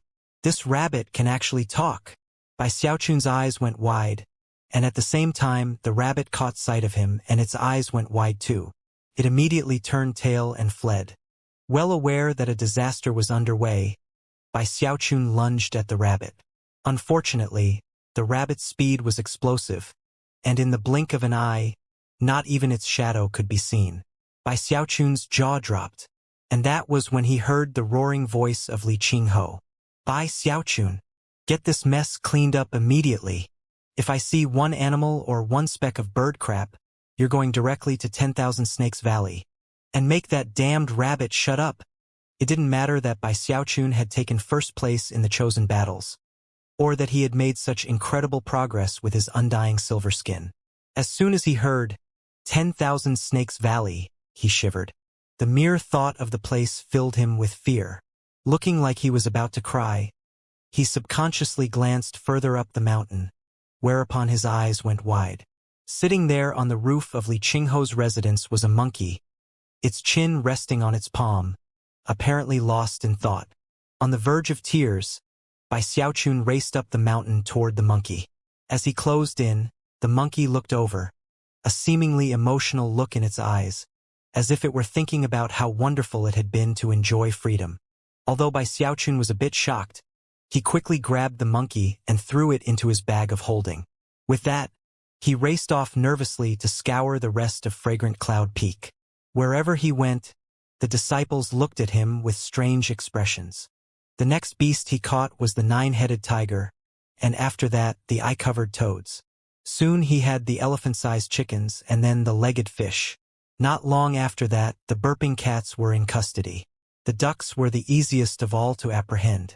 It was nearing the end of the day by the time he rounded up the twitching monkeys and threw them into his bag of holding. The hardest to catch were the defecating pigeons, which took a lot of effort. By the time he caught the last one, it was late at night. After taking stock, he realized that the only animal left was the talking rabbit. Unfortunately, despite much searching, Bai Xiaochun couldn't find it. The rabbit was an expert at hiding. AI! Sighing, he looked at the bird excrement covering Fragrant Cloud Peak and got to work cleaning it up. Took the whole night. By the time he returned to his immortal's cave, exhausted, it was dawn. As the sun rose, the disciples of Fragrant Cloud Peak emerged to find the mountain peak squeaky clean. When they thought back to the events of the previous day, they suddenly had a much deeper understanding of Bai Xiaochun's medicinal pills. Of course, those disciples who had been showered with bird excrement were furious about the matter. But there was little they could do. After all, they knew Bai Xiaochun hadn't done any of it on purpose. Even still, the hijinks he caused were happening over and over again. As such, terror regarding Bai Xiaochun was growing in the hearts of all. Bai Xiaochun slept until afternoon. Upon waking up, he decided that he didn't dare perform any more strange pill experiments. Leaving the sect, he went far out into the wilderness, where he found a safe place to release all of the animals from his bag of holding. "You're all free now," he said with a bitter smile. The animals who hadn't eaten any of his medicinal pills quickly scurried away. However, the other animals simply stood there looking at Bai Xiaochun. He looked back at them for a moment before producing some more medicinal pills from his bag of holding. "If you eat some of these pills, maybe you can start building up your own cultivation. Be good, all right? You really caused me a lot of trouble yesterday." He gave a medicinal pill to each animal, then waved and turned to leave. It was at that point that 9-headed tiger let out a powerful roar. Bai Xiaochun looked over his shoulder to find the 9-headed tiger looking at him with a strange gleam in its eyes, as if it were committing his features to memory. With that, it turned and sped off into the distance. All the other animals had similar reactions as the tiger, including the ducks, the pigeons, the walking fish, the burping cats, the guardian geese, the eye-covered toads, and the twitching monkeys. With a final look at Bai Xiaochun, they scattered. The last to leave was the thoughtful monkey, which looked at Bai Xiaochun with what seemed to be a gleam of intelligence. For some reason, Bai Xiaochun felt that there was something profound about that monkey. After giving Bai Xiaochun a very deep look, it turned and headed off into the distance. Bai Xiaochun was left gaping. For some reason, he'd gotten the feeling that the monkey was just as intelligent as a human. The profound look in its eyes had been clear. Thoughtfully pulling out a jade slip, he found the information about the pill he'd fed to that monkey. "There's something about that pill that I don't understand." He looked thoughtfully at the departing animals, wishing them well. Their lives had changed because of him, and he truly hoped that they would be happy. Eventually, wings sprouted from Bai Xiaochun's back, and he shot back toward the sect. After returning to Fragrant Cloud Peak, Bai Xiaochun started getting a bit emotional. He still had a lot of mystery pills in his bag of holding, but he didn't dare to test any of them out. When he walked along the mountain paths of the sect, the other disciples would either give him odd looks or stare at him with hatred and anger. "Why is it so hard to pursue my dreams?" he thought. "It's not like it's my fault. Uncle Li is the one who told me to focus on my research." Sighing, he walked along until he reached his immortal's cave. where he sat staring off into space. Earlier that year, Bai Xiaochun had frequently gone to Li Qingho to ask questions about problems that popped up in his medicine concocting. Li Qingho was often surprised by the questions. The depths to which Bai Xiaochun was delving in the Tao of medicine were unusual for ordinary apothecaries. When combined with Bai Xiaochun's incredible achievements with the stone steels, Li Qingho couldn't help but be filled with anticipation. However, every person had a different understanding of the Tao of medicine, so Li Qingho wouldn't answer any of Bai Xiaochun's questions. Instead, he encouraged him to do his own tests. Only by doing so would he be able to develop a Tao of medicine that was his own. If he simply followed along with the crowd, he would never be able to make a name for himself as a grandmaster of the Tao of medicine. Besides, the origins of most pill formulas were the results of generations upon generations of experimentation. No, my dreams haven't changed. What Uncle Li said was right. The only things which truly belong to you are the things you get on your own. Even if it gets harder, I still won't give up. Gritting his teeth, he decided that even if he couldn't test out the mystery pills he'd made, he could still stay devoted to the Tao of medicine. I'm definitely going to become an amazing master apothecary. Taking a deep breath, he headed back to his medicine concocting workstation, where he devoted himself completely to pill concocting. Time passed. In the blink of an eye, several months had gone by. Bai Xiaochun was getting a lot more confident and skilled when it came to Tier 3 spirit medicine. He solved one problem after another, and soon found that Tier 3 spirit medicine weren't really that difficult after all. However, an even bigger problem was looming. Despite his best efforts, and despite the fact that he was getting much more proficient with Tier 3 spirit medicines, it was very difficult to raise his success rate. Generally speaking, out of 10 batches of pills, 5 would succeed. Of the other 5, 1 would produce an unidentifiable mystery pill, and 4 would be so impure as to be considered toxic.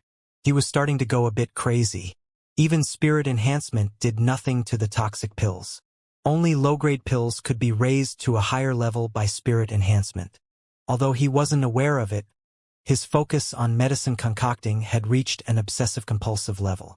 Unless he could reach the perfection he sought, he would feel uneasy. Impurities. How am I supposed to get rid of those impurities?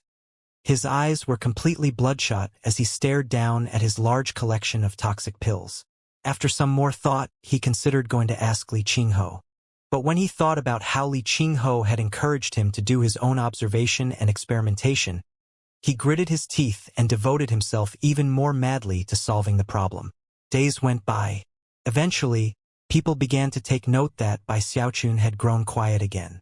There were no explosions and no animals running around. Everything was calm, although for some people, the newfound quiet was difficult to get used to. Unfortunately, good things never last forever.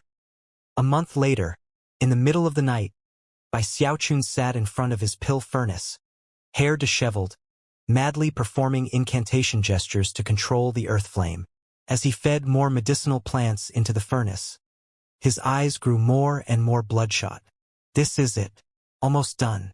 I'm definitely going to solve all the problems this time. This is what I call creativity.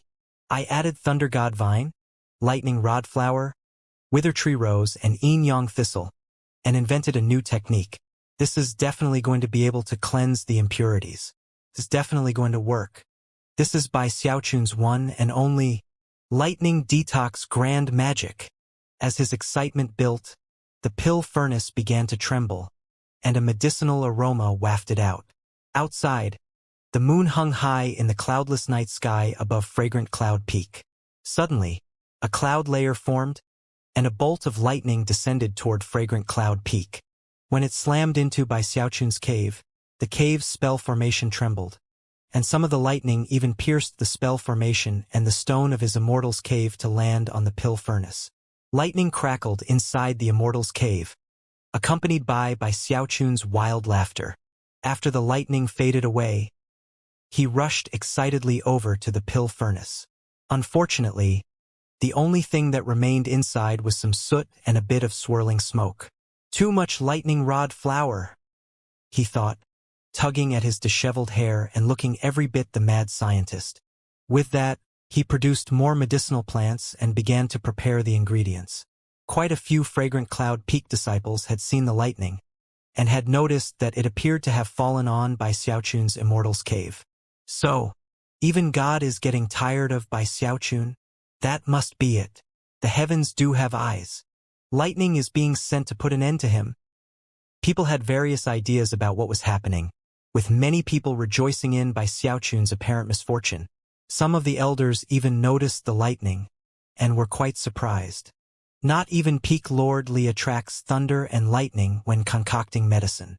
According to the legends, only Tier 7 spirit medicines and higher provoke tribulation lightning. Just what is Bai Xiaochun doing? 3 days later in the afternoon, laughter rang out from within Bai Xiaochun's cave. Staring at the pill furnace, his hands flashed in a double-handed incantation gesture. Spiritual power erupted, and earth flame raged. With a roar, Bai Xiaochun slapped both hands down onto the surface of the pill furnace. Lightning detox grand magic. As the pill furnace rumbled, clouds gathered above the summit of Fragrant Cloud Peak, and a single bolt of lightning shot down toward Bai Xiaochun's cave. This time, large numbers of disciples saw the shocking sight. Deafening thunder boomed as the lightning bolt slammed into his Immortal's cave. Inside, Bai Xiaochun excitedly inspected the pill furnace, only to find that it contained no pill, only some medicinal dregs and a bit of smoke. After taking a whiff, his head spun and his vision swam. Taking a few steps back, he even realized that a bit of froth had seeped out of the edges of his mouth. "Too much thunder god vine," he murmured. With that, he flopped down unconscious. 3 days later he woke up, cleaned his face, and consumed a few medicinal pills. After clearing his head, he went back to concocting. In the following days, more and more thunder boomed over Fragrant Cloud Peak. As the disciples witnessed lightning striking Bai Xiaochun's Immortal's cave with such frequency, they were struck speechless. Even the elders were shocked.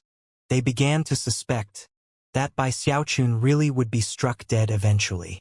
Despite the fact that Bai Xiaochun feared death so much, he was so bedeviled by his desire to concoct medicine that he completely forgot about the concept of death. He was fully immersed in the Tao of medicine, constantly adjusting the medicine formula he was working with, continually trying to perfect his lightning detox grand magic. Lightning detox grand magic. Boom. Damn it. Lightning detox grand magic. Boom. By this point, the cave's defensive spell formations had been rendered entirely useless, and anyone within earshot could hear Bai Xiaochun yelling at the top of his lungs. Gradually, word spread that the thunder and lightning had come because Bai Xiaochun was working on a method to detoxify spirit medicines. This piqued the attention of quite a few sect elders, and they began to observe even more closely. Although the lightning continued to fall, strangely, nobody did anything to interfere. Even Li Qingho approved of Bai Xiaochun's attempt at creativity, and would occasionally observe. Unfortunately, good things never last forever. Even after 100 attempts, Bai Xiaochun still couldn't find the perfect ingredient ratio. He even began to add other medicinal plants, hoping that some of them would have an effect. One evening, Bai Xiaochun let out a roar, and lightning danced in the sky above. This time, it wasn't a single bolt that fell down, it was 10. Strangely, only one lightning bolt struck Bai Xiaochun's area. The rest happened to fall in other locations on Fragrant Cloud Peak. Considering how many bolts of lightning fell, it was no surprise that miserable shrieks could be heard all over the mountain. Fragrant Cloud Peak was once again thrown into a commotion. Zhou Xinqi's Immortal's cave was struck, but thankfully the spell formation shielded it from damage. Zhou Xinqi glared angrily over in the direction of Bai Xiaochun's Immortal's cave, barely able to hold back from cursing him aloud. Li Qingho and the Fragrant Cloud Peak elders placated the disciples. After all, they couldn't help but approve of Bai Xiaochun's devotion to the Tao of medicine. However, Bai Xiaochun had truly gone mad. 2 hours later, clouds filled the sky, and this time, nearly 100 lightning bolts descended onto Fragrant Cloud Peak. Booms rang out in all directions, and even more disciples looked up into the sky, shocked to the core. People ran back into their residences, unwilling to even set foot outside. Li Qingho and the elders were struck speechless. The sight of nearly 100 lightning bolts crashing down into various areas of Fragrant Cloud Peak was completely shocking. Perhaps because Zhou Xinqi's Immortal's Cave was so close to Bai Xiaochun's, it ended up being struck by about 6 or 7 of them. Her entire Immortal's Cave shook violently, and the spell formation shield distorted visibly. Things weren't over, though. After enough time passed for half an incense stick to burn, everyone was thrown into a commotion again as more clouds appeared in the sky. This time, hundreds of lightning bolts could be seen forming. When they slammed down onto Fragrant Cloud Peak, all of the Immortals' caves trembled, and many other areas were badly damaged. Bai Xiaochun's cave was almost destroyed. Even more shocking, Zhou Xinqi's cave attracted over 50 bolts of lightning. They slammed into the cave over and over again like heavenly tribulation, breaking open the cave itself until Zhou Xinqi tumbled out. Her face pale, she fled off into the distance. Looking back at the flattened rubble that had been her Immortal's Cave, she screamed, "Bai Xiaochun!" There were a few other inner sect disciples who met similar fates. Their Immortal's Caves destroyed, they stormed over toward Bai Xiaochun's Immortal's Cave, vowing to settle accounts immediately, no matter what happened. However, in that same moment, clouds roiled up above, even thicker than before, and an intense pressure weighed down on everything below. Zhou Xinqi's heart began to pound, and her face fell. The disciples who had come to pick a fight with Bai Xiaochun gasped and began to shake visibly. Even the peak lords of Violet Cauldron Peak and Green Crest Peak noticed the clouds, and their eyes went wide. Sect leader Zhang Yuandong saw it from afar, and his scalp began to tingle. Shockingly, over 1,000 lightning bolts could be seen within the clouds. That will destroy Fragrant Cloud Peak. Bai Xiaochun. Heavens! What is he doing over there? I can't believe there are so many lightning bolts. We're under attack. We're under attack. Countless cries of shock and alarm rose up in and around Fragrant Cloud Peak. Everyone from outer to inner sect disciples were trembling as an intense fear filled them. Bai Xiaochun had tuned everything out and didn't even realize what was happening. Eyes crimson, he stared at the pill furnace for a moment, then bellowed and slapped it with both hands. Lightning detox grand magic. Boom! Even Li Qingho gasped in response to what was happening. Having no time to actually dispel the lightning, he quickly performed an incantation gesture and waved his finger toward the sky.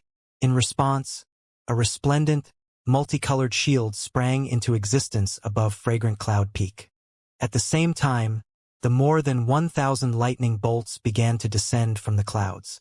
Their target was Fragrant Cloud Peak, but the shield blocked their progress. Massive rumbling sounds echoed out, and ripples spread out across the shield as it began to neutralize the lightning bolts. After 30 breaths of time, the final lightning bolt was neutralized, and the multicolored shield faded away. The disciples of Fragrant Cloud Peak were left trembling, the intense feeling of danger still lingering in their hearts. After a moment, they turned with bloodshot eyes to look in the direction of Bai Xiaochun's cave. Bai Xiaochun!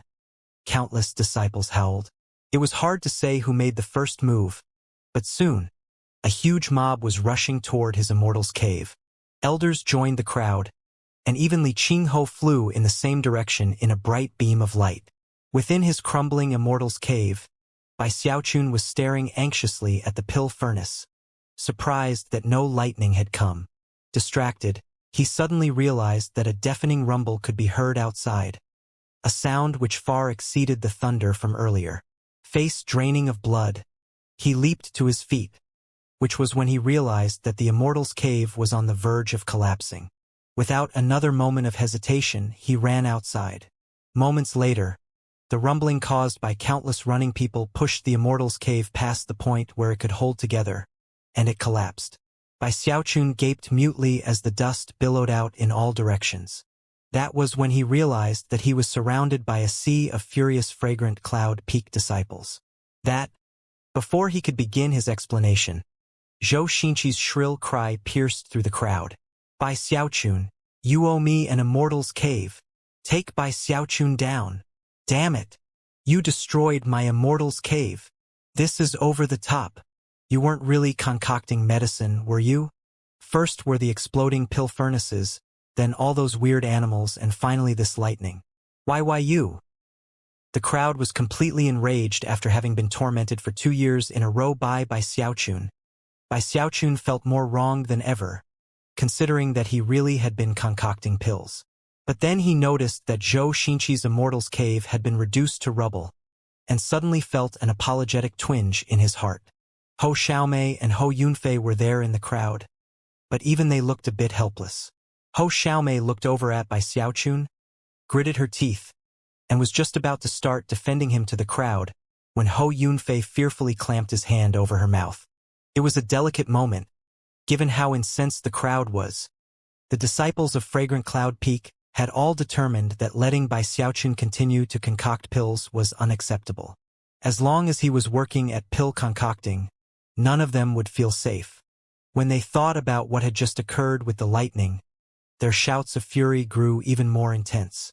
Even as the crowd teetered on the version of losing control, the elders arrived, along with Li Qingho. The disciples instantly quieted down, looking over woefully at Li Qingho, clearly imploring him to take action. Li Qingho felt a huge headache coming on as he glared at Xiaochun. Inciting lightning wasn't something that was incredibly difficult to do. Lightning was a yang element, so the only thing one had to do was provoke the proper transformations in plants and vegetation to create a yang aura, and thus attract lightning. However, even Li Qingho was shocked by the sheer amount of lightning that had descended.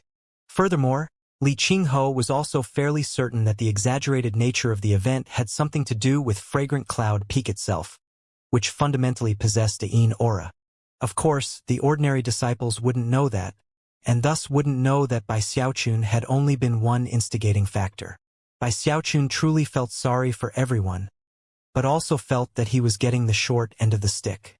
Lacking any other options, he simply looked anxiously at Li Qingho.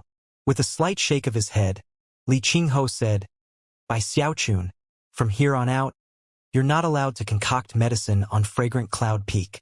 Leave the mountain to do any concocting. The disciples started to get excited at Li Qingho's brilliance. Yeah, leave the mountain to do your concocting. Stay away from Fragrant Cloud Peak. He's not concocting medicine. He's trying to kill us. That's right. If you keep concocting medicine the way you have been, you're going to destroy Fragrant Cloud Peak. There's nothing strange about being asked to leave. But before Xiaochun could even begin to explain, Li Qingho waved his sleeve. The matter's been decided. All right, everyone, take your leave. Having finished speaking, Li Qingho glared harshly at Xiaochun, who immediately bit his tongue. He almost looked like he was going to cry. He truly felt horrible for disappointing Li Qingho so badly. The disciples in the crowd gave their final glares to Xiaochun and then gradually dispersed. After everyone was gone, Li Qingho stood there with Xiaochun and let out a long sigh. Okay. Explain your lightning detox grand magic to me. Xiaochun looked up. Eyes glittering, he smiled broadly, and began to explain all of the details of his grand magic. Upon finishing, he stood there looking at Li Qingho in anticipation. Li Qingho thought for a moment, and then nodded his head. The Tao of medicine is boundless, and no one could ever dare to say that it has a limit. Anything can happen during the journey upon that long path. The method you attempted has been tried and tested by others in the past, and they all failed. Lightning is powerful and very difficult to control. Although some degree of success is possible, you can only go so far. You should wait until your cultivation base is a bit higher before trying again. At the very least, foundation establishment. Right now, any more attempts would be useless. Seeing how obsessed Xiaochun was with the Tao of medicine, he did his best to explain things gently. After finishing, he patted Xiaochun encouragingly on the shoulder, then turned to leave. Xiaochun sighed and sat down blankly. He really felt bad for causing so many immortals' caves to be destroyed. After thinking about what Li Qingho had told him, he decided that, for the moment, he would stop working on the lightning detox grand magic. I need to take my research in a different direction, he thought. I need to find another way to cleanse the impurities, something that doesn't use lightning, and that doesn't affect other people. But how do I do that? After some more thought, he looked toward Violet Cauldron Peak, and his eyes began to shine. Night hadn't fallen yet, so Xiaochun straightened up a bit, then looked back at his destroyed immortal's cave, his eyes shining with determination. For the Tao of medicine, and for my eternal life pill. With that, he walked down Fragrant Cloud Peak and headed toward Violet Cauldron Peak. Xiaochun was already very familiar with Violet Cauldron Peak. Back in the day, he and Big Fatty Zhang had covered nearly half the mountain in their search for spirit tail chickens. Later on, when he became so entranced with being called Sect Uncle, he had come to stroll around the mountain on numerous occasions. Setting foot on Violet Cauldron Peak, he suddenly felt very calm. The disciples here weren't as irritable as those on Fragrant Cloud Peak, and in fact, many of them called out to him in greeting. Xiaochun quickly began to sigh happily. All smiles, he walked along the familiar path toward Big Fatty Zhang's residence. Big Fatty Zhang still hadn't reached the inner sect yet, so he still lived in the same place as before. It was evening by the time Xiaochun reached the front gate. When Big Fatty Zhang saw that it was Xiaochun, he immediately broke into a wide smile. Once they were both inside his courtyard, Big Fatty Zhang proudly showed off his amazing spirit enhancement abilities, and explained that he was now renowned as a miraculous spirit enhancer here on Violet Cauldron Peak. Xiaochun immediately offered words of congratulations, which of course made Big Fatty Zhang even happier than before. Finally, Xiaochun cleared his throat. Eldest brother, there's something I wanted to discuss with you. Say the word, Big Fatty Zhang said, waving his hand in grandiose fashion. Could you help me find a place to stay on Violet Cauldron Peak? I want to do some medicine concocting here. With that, he looked pleadingly at Big Fatty Zhang. Concoct medicine? You're already an inner sect disciple. Your Immortal's Cave should have a medicine concocting workstation. Oh, by the way, I was in secluded meditation for a while. I heard Fragrant Cloud Peak had an incident with some lightning. What happened exactly?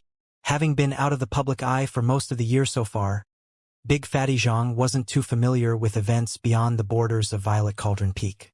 After all, Fragrant Cloud Peak was a different mountain altogether, so naturally he wouldn't know as much. Xiaochun frowned bleakly. I was a bit careless in my pill concocting and attracted some lightning. My Immortal's Cave was actually destroyed. Huh, Big Fatty Zhang said, his eyes going wide. Listen, eldest brother, you don't have to worry, Xiaochun said, slapping his chest proudly. I hereby swear that if I concoct medicine on Violet Cauldron Peak, I won't attract any lightning. Seriously, I'm the kind of person who keeps my word. Besides, I can concoct Tier 3 spirit medicine now. I'll give you a whole bottle when I'm finished. When Big Fatty Zhang heard Xiaochun talk about Tier 3 spirit medicine, his heart began to thump. Tier 3 spirit medicines were available in the local market, but their prices were astronomical. Considering what Xiaochun was offering him, there was no way he would refuse. Coupled with his pledge, Big Fatty Zhang only had to think for a moment before laughing heartily. No problem at all. I don't have anywhere to concoct pills here, but I'm friends with the elder brother who manages the Immortal's Caves. If we grease the wheels a bit, he can secretly get you into an inner sect disciple's cave. Of course, it can't be a long-term thing. Not long-term, Xiaochun said, eyes shining with excitement. Not long at all. Half a year at the most. Big Fatty Zhang nodded. Leaving Xiaochun behind, he went away for the time it takes an incense stick to burn, then returned proudly with a command medallion. Done, he announced. It's not a very good Immortal's Cave, but it has a medicine concocting workstation. It's pretty close. I'll walk you over. Xiaochun let out a cheer, then flattered Big Fatty Zhang a bit more. Bursting with happiness, Big Fatty Zhang led Xiaochun off to the Immortal's Cave. It was relatively simple and crude for an Immortal's Cave and very small, nothing like his cave back on Fragrant Cloud Peak. However, it had a medicine concocting workstation which was enough for Xiaochun. Sitting there looking very satisfied, he took a deep breath and said, Eldest brother truly is a loyal friend. Moved, He reiterated to himself that he must not attempt any experiments with the lightning detox grand magic. Nor could he test mystery pills on animals. As far as exploding pill furnaces, he was sure he could avoid that. Considering all that, he was convinced that no problems would arise because of his medicine concocting. It's time to research more ways to cleanse impurities. Calming himself, he produced a handful of spirit plants, which he began to analyze in detail. Slowly, he immersed himself in the Tao of medicine. During his first month on Violet Cauldron Peak, Xiaochun worked quietly in the Immortal's cave. None of the disciples around him even noticed that he was there. Big Fatty Zhang started to relax. At first, he had come to visit Xiaochun fairly frequently to watch him at his concocting work, but eventually stopped visiting so often. But then, another month passed. Xiaochun's eyes glittered as he looked at the medicinal pills in front of him. After some detailed examination, he began to laugh loudly. During that month of work, he had made 4 major efforts to try to come up with a new method for cleansing impurities, and now he had finally found his new direction. Using lightning to purge the pills with outside force is one method. But another method is to purge the spirit medicine from the inside. Xiaochun, you really are a genius. Ha ha ha. I know exactly what to do. By using the principles of mutual augmentation and suppression, I can create a burning power even as I concoct the pills, something that will expunge the impurities. After the impurities are forced out, the final medicinal pill will no longer be toxic. Getting more excited, he took a deep breath and got to work. After organizing all of the medicinal plant and then beginning to feed them into the pill furnace, he started adding even more plants that weren't part of the pill formula, keeping careful records about everything he did. For days later, he once again slipped into a state of bedeviled focus. Circling continuously around the pill furnace, he made occasional adjustments to the earth flame, sometimes adding in other spirit medicines, following his instincts to either dilute or strengthen the mixture. As night fell, Xiaochun's excitement grew as popping sounds began to ring out from the pill furnace. Soon, the furnace began to shake, and then a noxious black smoke billowed out. Xiaochun quickly waved his sleeve to blow the smoke outside of the Immortal's cave, where it floated up into the air. Some of it ended up being absorbed by the clouds above Violet Cauldron Peak, and some was carried by the wind in the direction of Green Crest Peak. After the Immortal's cave was cleared of smoke, Xiaochun hurried over to the pill furnace and peered inside. It contained a single medicinal pill which he picked up and examined. It was clearly a toxic pill. However, whereas the previous version had been 100% impure, this one was only about 98 or 99% impure. He was quite pleased, and was now sure that he was on the right track. All he had to do was keep working toward a method to find the perfect combination of elements. Ha ha ha! This concocting method is much more low profile. No lightning, no thunder. I'm not affecting anyone else at all. He was very happy. After all, he really didn't want to arouse the anger of the other disciples because of his concocting work. Feeling very satisfied, he sat down cross-legged to meditate for a while. After finishing his daily work with the Dragon Mammoth Sea-forming scripture, the Undying Live Forever technique, and the Water Swamp Kingdom, he headed over to the pill furnace to begin concocting again. He devoted himself completely to his work. Every day he would concoct 4 or 5 batches, and each time, black smoke would billow out, which he would subsequently blow out of the Immortal's cave, where it rose up into the sky. 10 days later, he was delighted to discover that while out of every 10 batches, for were toxic pills, the levels of impurity were steadily dropping. Lately, they had dipped to about 97%. It was clearly a reduction from the previous level of 100%. That wasn't the only progress he had made either. The pills that came out successfully also had fewer impurities. If he continued on down this path, he would be able to consistently produce mid-grade Tier 3 spirit medicine.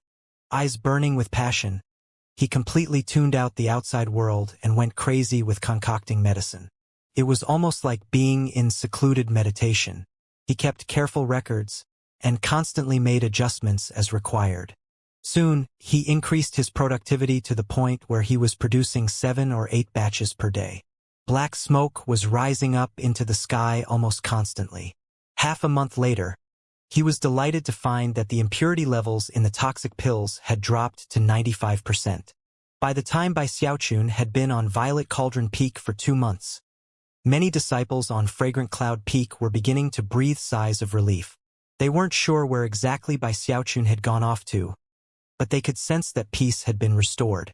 Other than Big Fatty Zhang, no one else on Violet Cauldron Peak knew that Bai Xiaochun had come there to concoct medicine.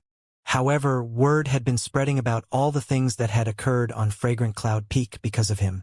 As Big Fatty Zhang heard more of the stories, he began to tremble. He could never have imagined that Bai Xiaochun could cause such a huge stir on Fragrant Cloud Peak. Although he was a bit nervous, Bai Xiaochun had been very quiet and hadn't drawn any attention at all. Gradually, Big Fatty Zhang began to relax again. Time passed. By this point, Bai Xiaochun had been at his concocting work for 3 months straight. Black smoke poured continuously out of the Immortal's cave, to the point where it was finally starting to attract some attention from nearby Violet Cauldron Peak disciples. However, none of them gave it much thought. Big Fatty Zhang was calmer than ever. However, he had noticed something annoying lately, which was that it had started raining on Violet Cauldron Peak. It was a very strange rain, considering that it only fell on Violet Cauldron Peak, and nowhere else. Furthermore, the rain was dirty. If it fell on you, it would leave dark streaks behind. Gradually, other disciples on Violet Cauldron Peak started to notice, and people began wondering what exactly was going on. As for Bai Xiaochun, he was madly focused on pill concocting. By this point, he was up to about 15 batches per day. He almost never took breaks, and was starting to look a bit sallow and thin. As for the toxic pills, their impurity levels continued to drop. They were now at about 92 to 93%. Only a few more months, and I'll be able to get the toxicity levels below 90%. Then they'll count as low-grade spirit medicines. With a whoop of excitement, Bai Xiaochun immersed himself even further in concocting. Meanwhile, the sound of an uproar was building outside. Big Fatty Zhang was walking along on one of the paths that wound through Violet Cauldron Peak when suddenly, the rain began to fall even harder than before. At the same time, an acrid odor began to fill the air. Then, Big Fatty Zhang's eyes went wide as he realized that the rain splashing down onto him actually hurt. Furthermore, his clothing was beginning to melt. Big Fatty Zhang gaped in shock, then let out a cry of alarm when he realized that it would only be moments before his clothes were completely melted. He immediately dashed back in the direction of his residence. Along the way, more cries of alarm rang out. As he ran along, Big Fatty Zhang saw other Violet Cauldron Peak disciples speeding along, their clothing in ruins. The more the rainwater soaked them, the more the fabric melted. There were even a few unlucky disciples who were already completely naked. Heavens! What's happening? My clothes! What kind of rain is this? It stinks, and even hurts. It's actually melting my clothes. Damn it! Even magical shields can't stop it. Violet Cauldron Peak was in a complete uproar. Anyone who didn't get out of the rain immediately would quickly find their clothing melting off of their bodies. Violet Cauldron Peak was devolving into chaos. Even some of the longtime inner sect disciples were going crazy. In all of their lives, they had never experienced anything like this. The screams of the female disciples were especially piercing. The elders of Violet Cauldron Peak stared in shock. There were even some elders who were outside lecturing about magical techniques. When the rain fell on them, they trembled. At the same time, many people looked over at Bai Xiaochun's Immortal's cave, from which masses of black smoke billowed. As it rose up into the sky, the noxious black rain fell harder. There was one particular inner sect disciple who did his best to cover up his clothing. Alarmed, he flew along until he happened to run directly into a cloud of black smoke. Instantly, his clothing was gone. Letting out a shriek of alarm, he unleashed the power of lightning, and was soon wreathed in electricity. Moments later, he donned a new robe, only to find that it was already melting. What's going on? Whoever's in that Immortal's cave, get out here. That inner sect disciple was none other than Lu Tianlei. When other people noticed the source of the problem, They began to roar in rage. Damn it! It's coming from there. I knew something was off. Nobody was living in that immortal's cave before. But for the past few months I've seen black smoke coming out of it. That black smoke is what's causing this disaster. It's been rising up into the air for months now. It's affected the climate. That's why this acid rain is falling. As people cried out in rage, Big Fatty Zhang was holed up in his residence, staring out blankly at what was happening outside. His mind was spinning as he looked at the falling rain, and suddenly, he understood how the disciples back on Fragrant Cloud Peak had felt.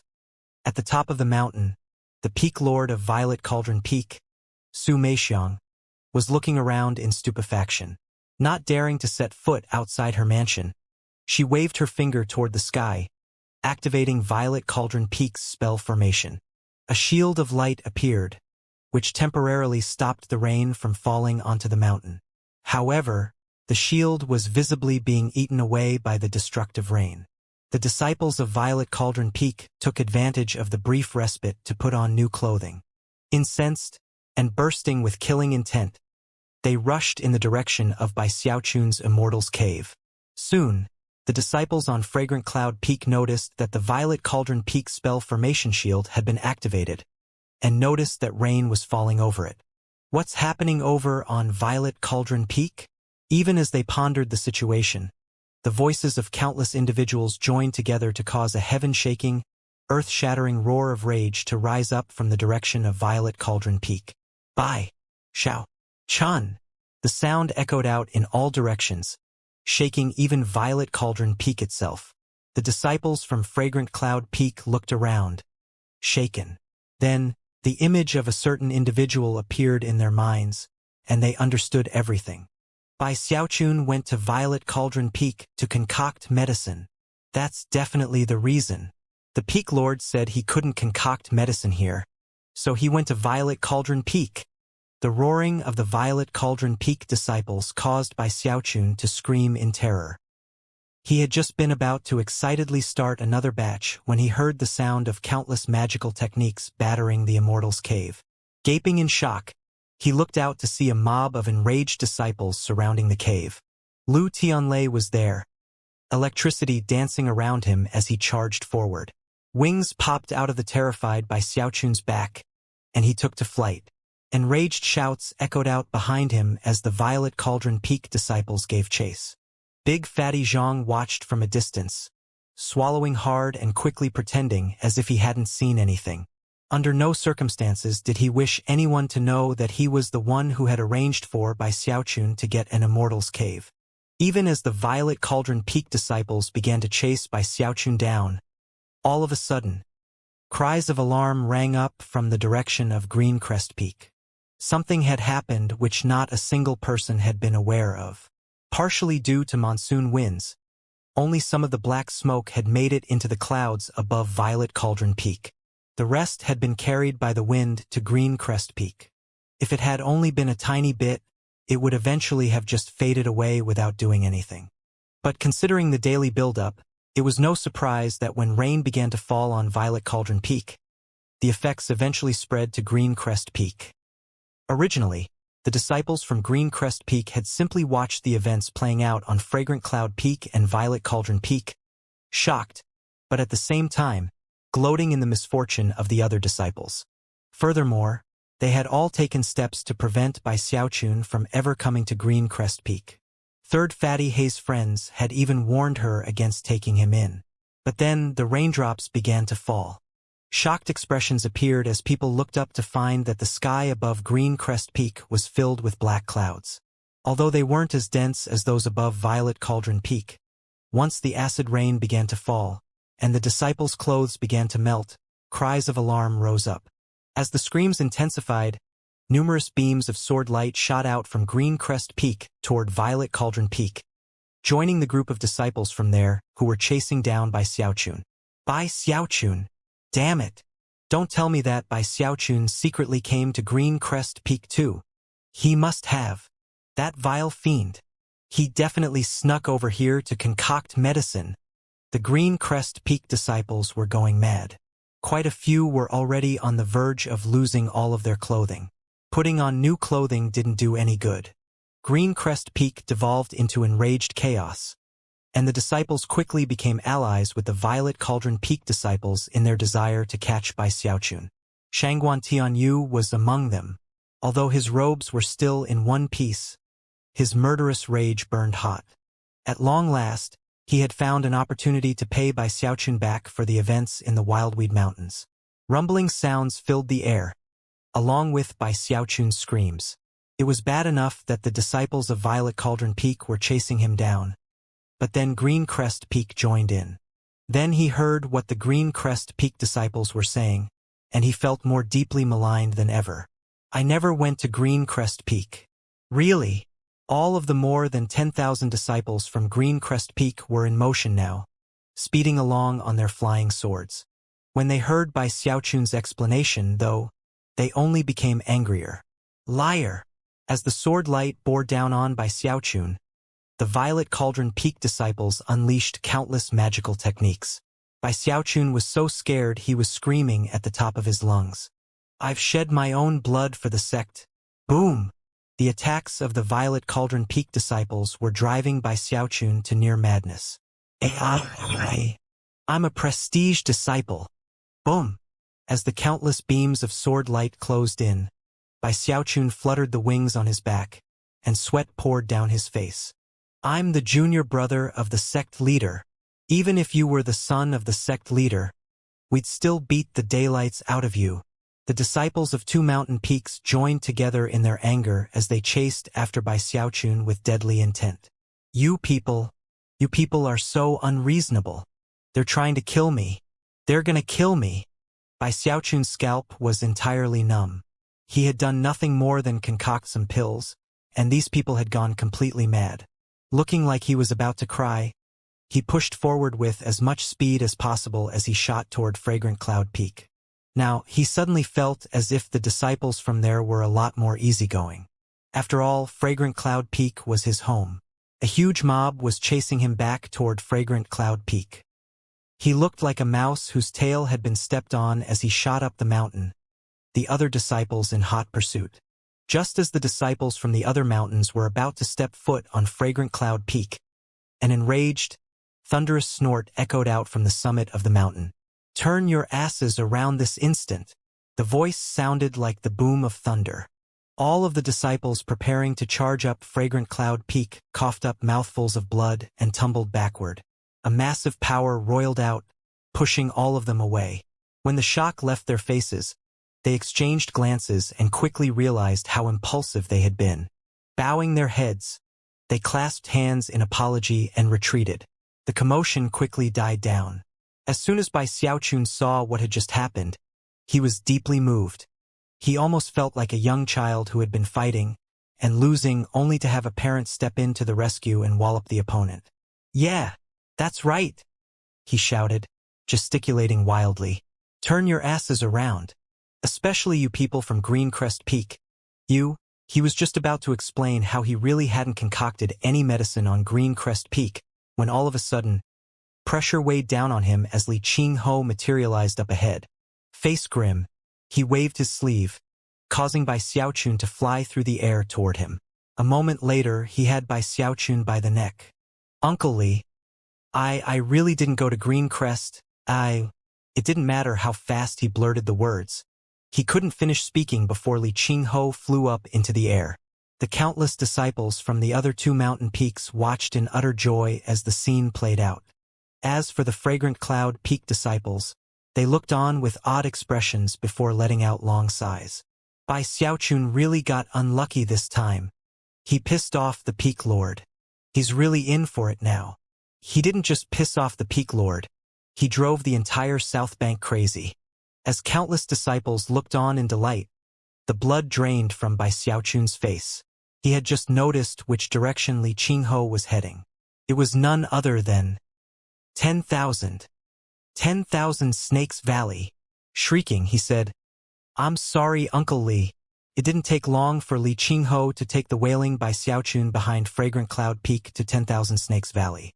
As soon as they set foot inside, countless vipers looked up and hissed loudly. It was even possible to see the venom dripping from their fangs. Bai Xiaochun was so scared he started shaking. Most terrifying of all was that Li Qingho continued toward the cave in the middle of the valley. I just wanted to concoct medicine. I didn't do it on purpose. Uncle Li, you have to listen to me. I was just doing what you told me. I didn't concoct medicine on Fragrant Cloud Peak. All his frantic explanation did, however, was cause Li Qingho's expression to grow even darker. He even sped up as he headed deep into the cave. At first, everything was black, but soon, one pair of cold eyes after another snapped open to stare icily at Bai Xiaochun and Li Qingho. Because Bai Xiaochun's cultivation base had advanced so much, he was able to see their auras much more clearly now.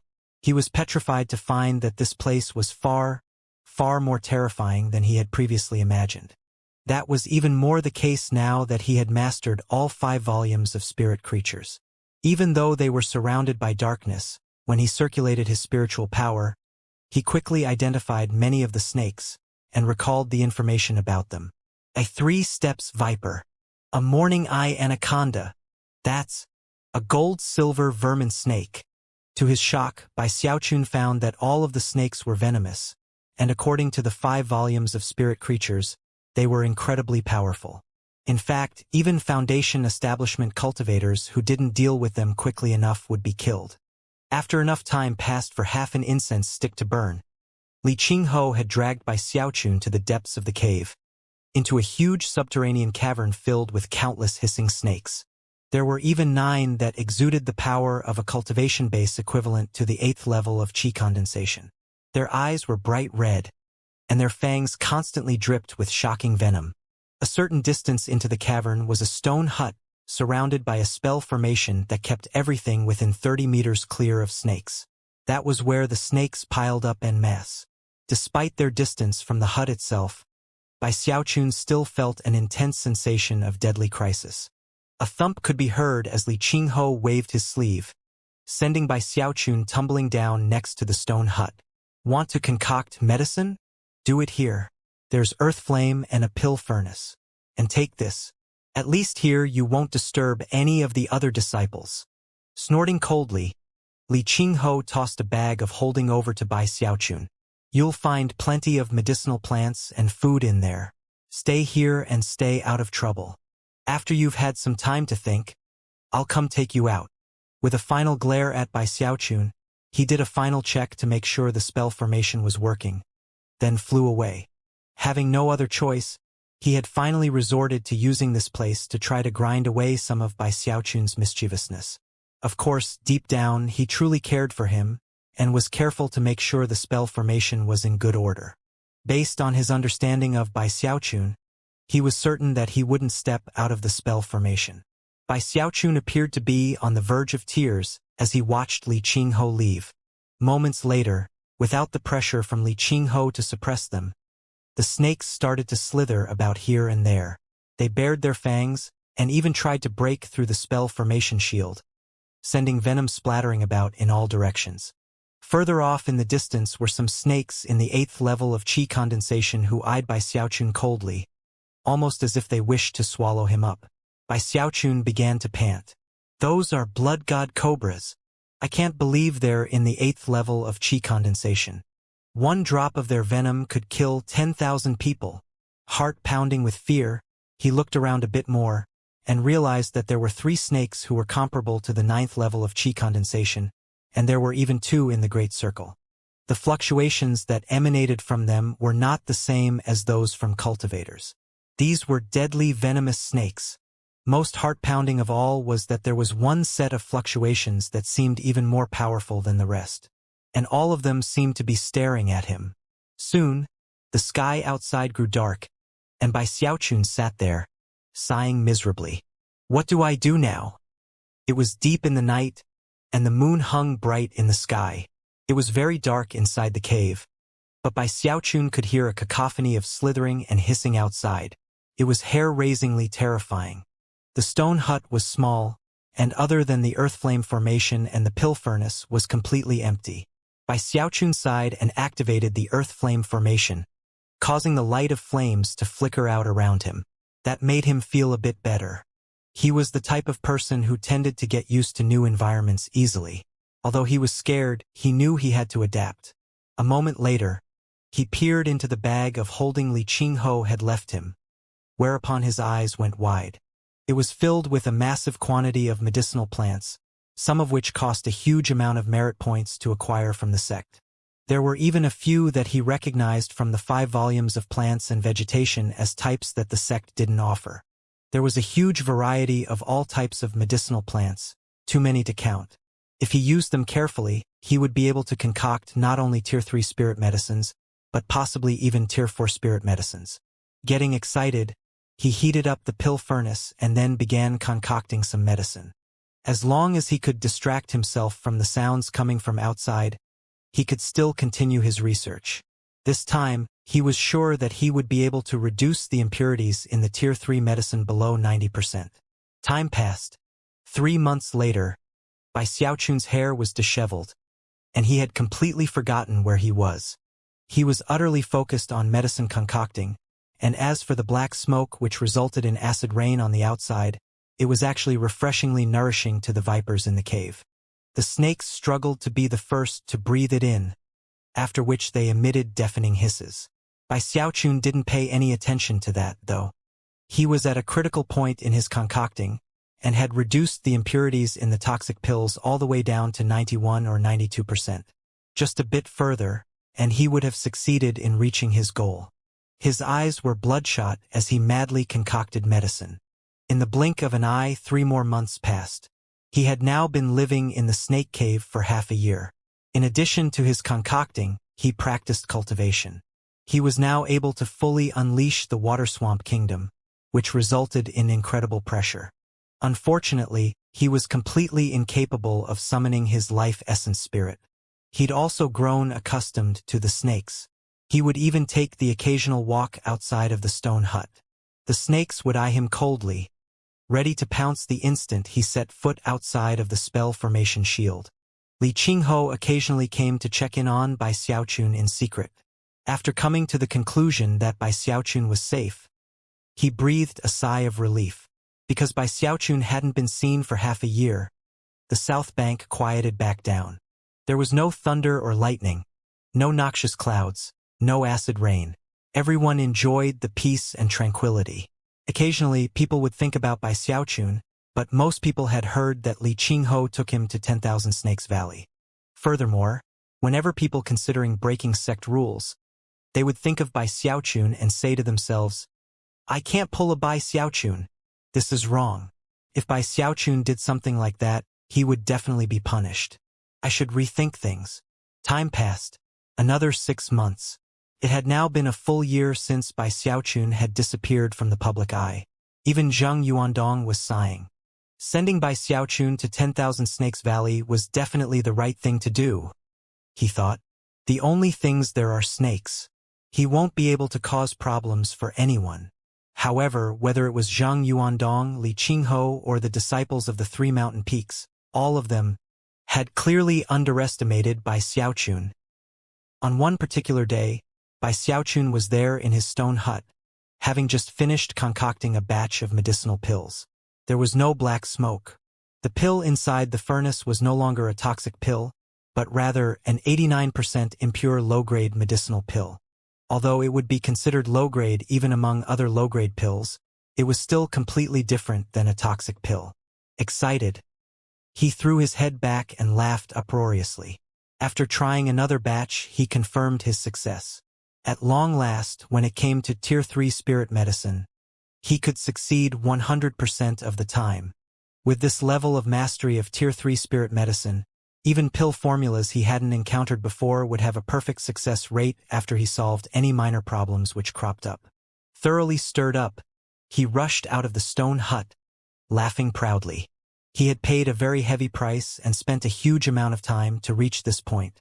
Actually, now that he thought about it, even being thrown into the snake cave was worth it.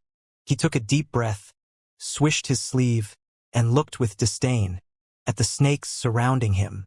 Next comes cultivation. I need to reach the 9th level of chi condensation and get my undying gold skin.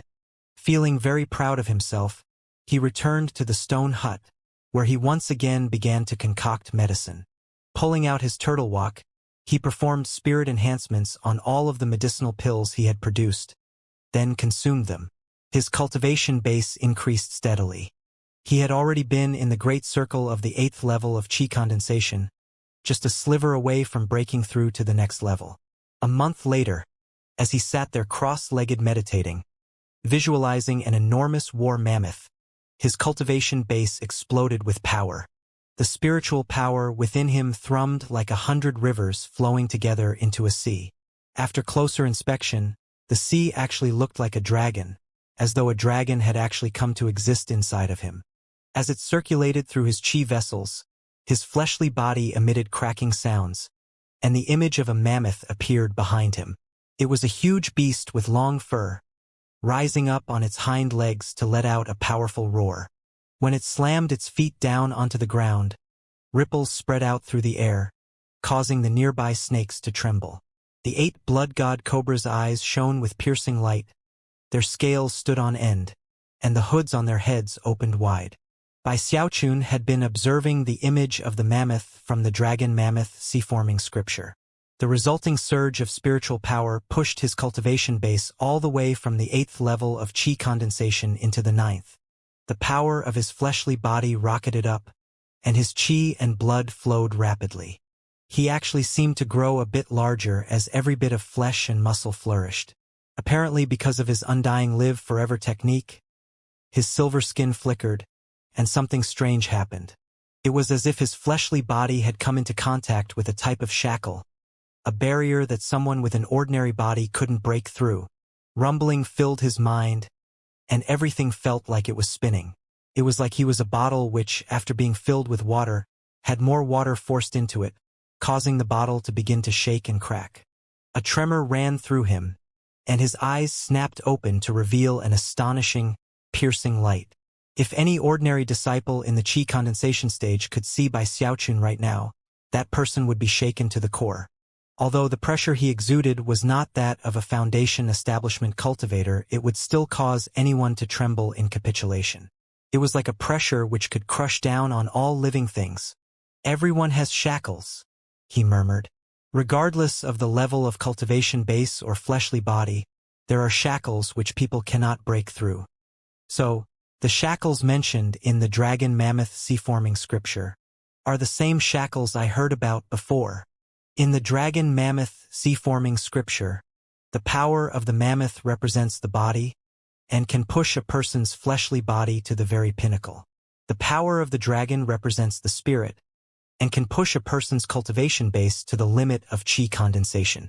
That is the purpose of the 1st and 2nd levels, to reach the pinnacle, not to make contact with the shackle.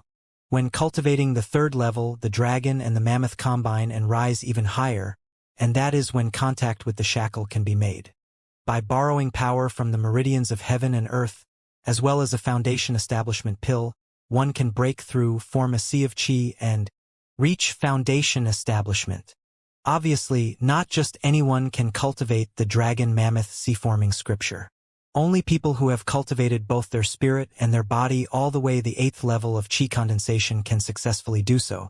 My undying live forever technique might be incomplete and only contain the undying skin.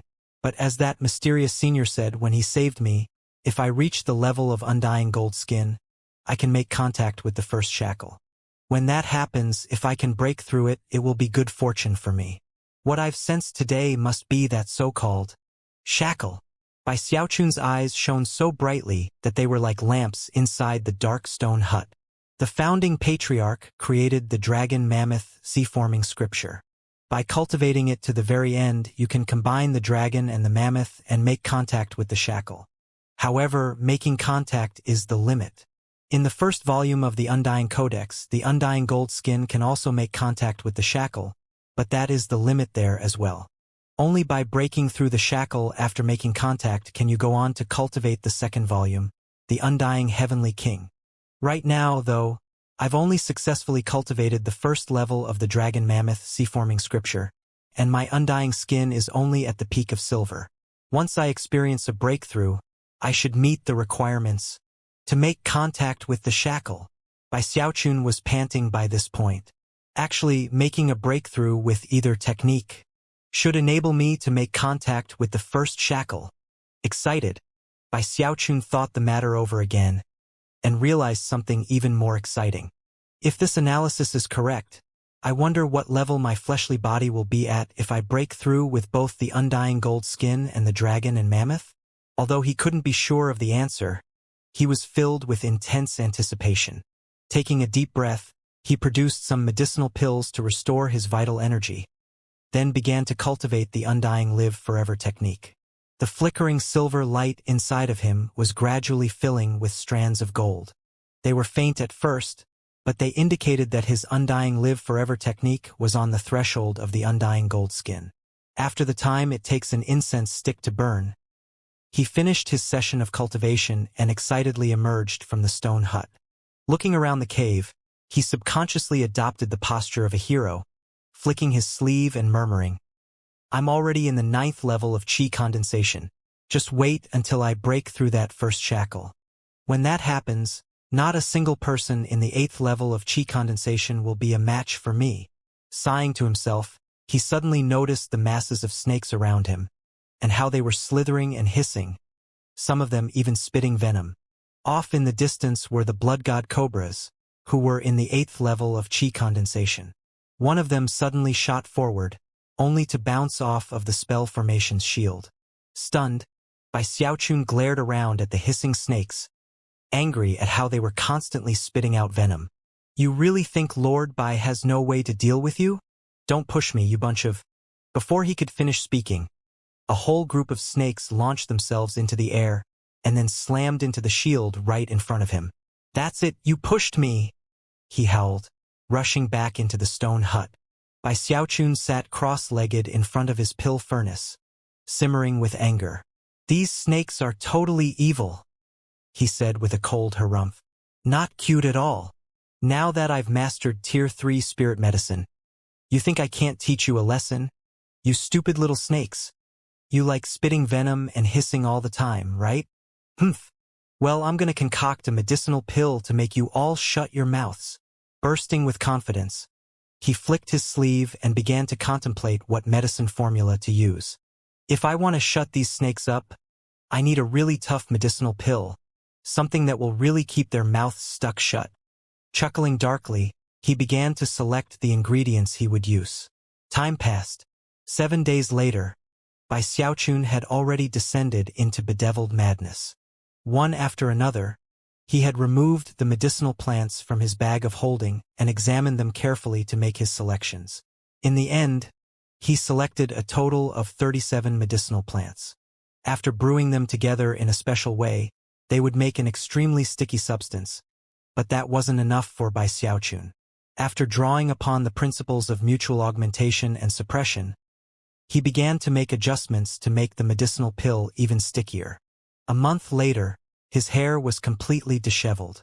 Thick black smoke roiled out of the pill furnace, within which could be seen a heavy buildup of medicinal dregs. This was his 10th failure of the month. Outside, the hissing of the snakes was as loud as ever. Frowning, his desire to teach them a lesson grew stronger than ever. "Maybe I'm thinking about it the wrong way. I've been trying to use an outside force to make the mixture more sticky. Although I used some of the techniques of mutual augmentation and suppression, perhaps studying how these snakes tick could give me some inspiration to improve the medicinal efficacy." After a bit more thought, he walked out of the stone hut and began pacing along the border of the spell formation. When he found the perfect opportunity, his hand shot out like lightning toward a five-eyed adder. Before the target snake could react, it had been grabbed and pulled into the spell formation. Almost as soon as Bai Xiaochun's hand pulled back into the spell formation, countless blasts of venom hit the shield surface, followed by innumerable snakes. However, Bai Xiaochun was immersed in the Tao of medicine and completely disregarded them. Hand clamped tightly onto the five-eyed adder, he turned and walked back to the stone hut. Soon afterward, the hair-raising sound of mad cackling echoed out from inside. The five-eyed adder was as strong as the 3rd level of chi condensation, but in Bai Xiaochun's hands, that was weaker than a spirit tail chicken. The snake's body was soon peeled open, allowing Bai Xiaochun to examine everything about it in minute detail, even its bones and blood. After thoughtful contemplation, he adjusted the combination of medicinal plants and began to concoct.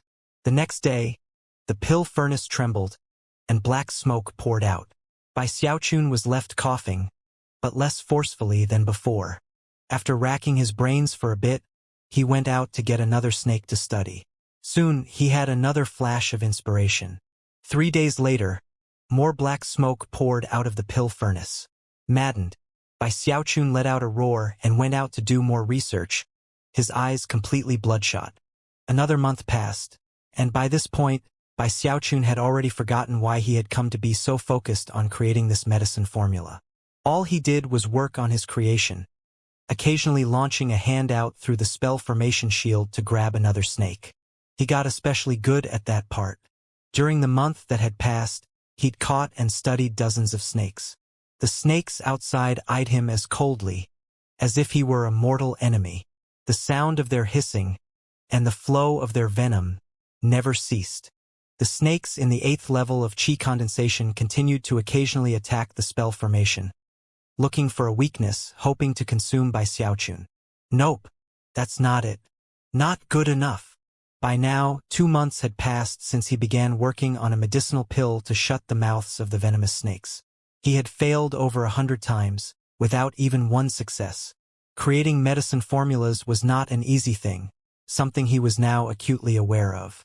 However, he didn't give up. In fact, he descended deeper into the madness of his experimentation. Another 2 months passed, and he had experienced hundreds of failures but managed to succeed once. When that happened, he looked discontentedly at the black spirit medicine he held in his hand. How come there's only one pill? There are so many snakes here. If I only get one to shut its mouth, that won't help at all. Eyes bloodshot, he tugged angrily at his hair and stared at the pill. I need a way to spread the effects.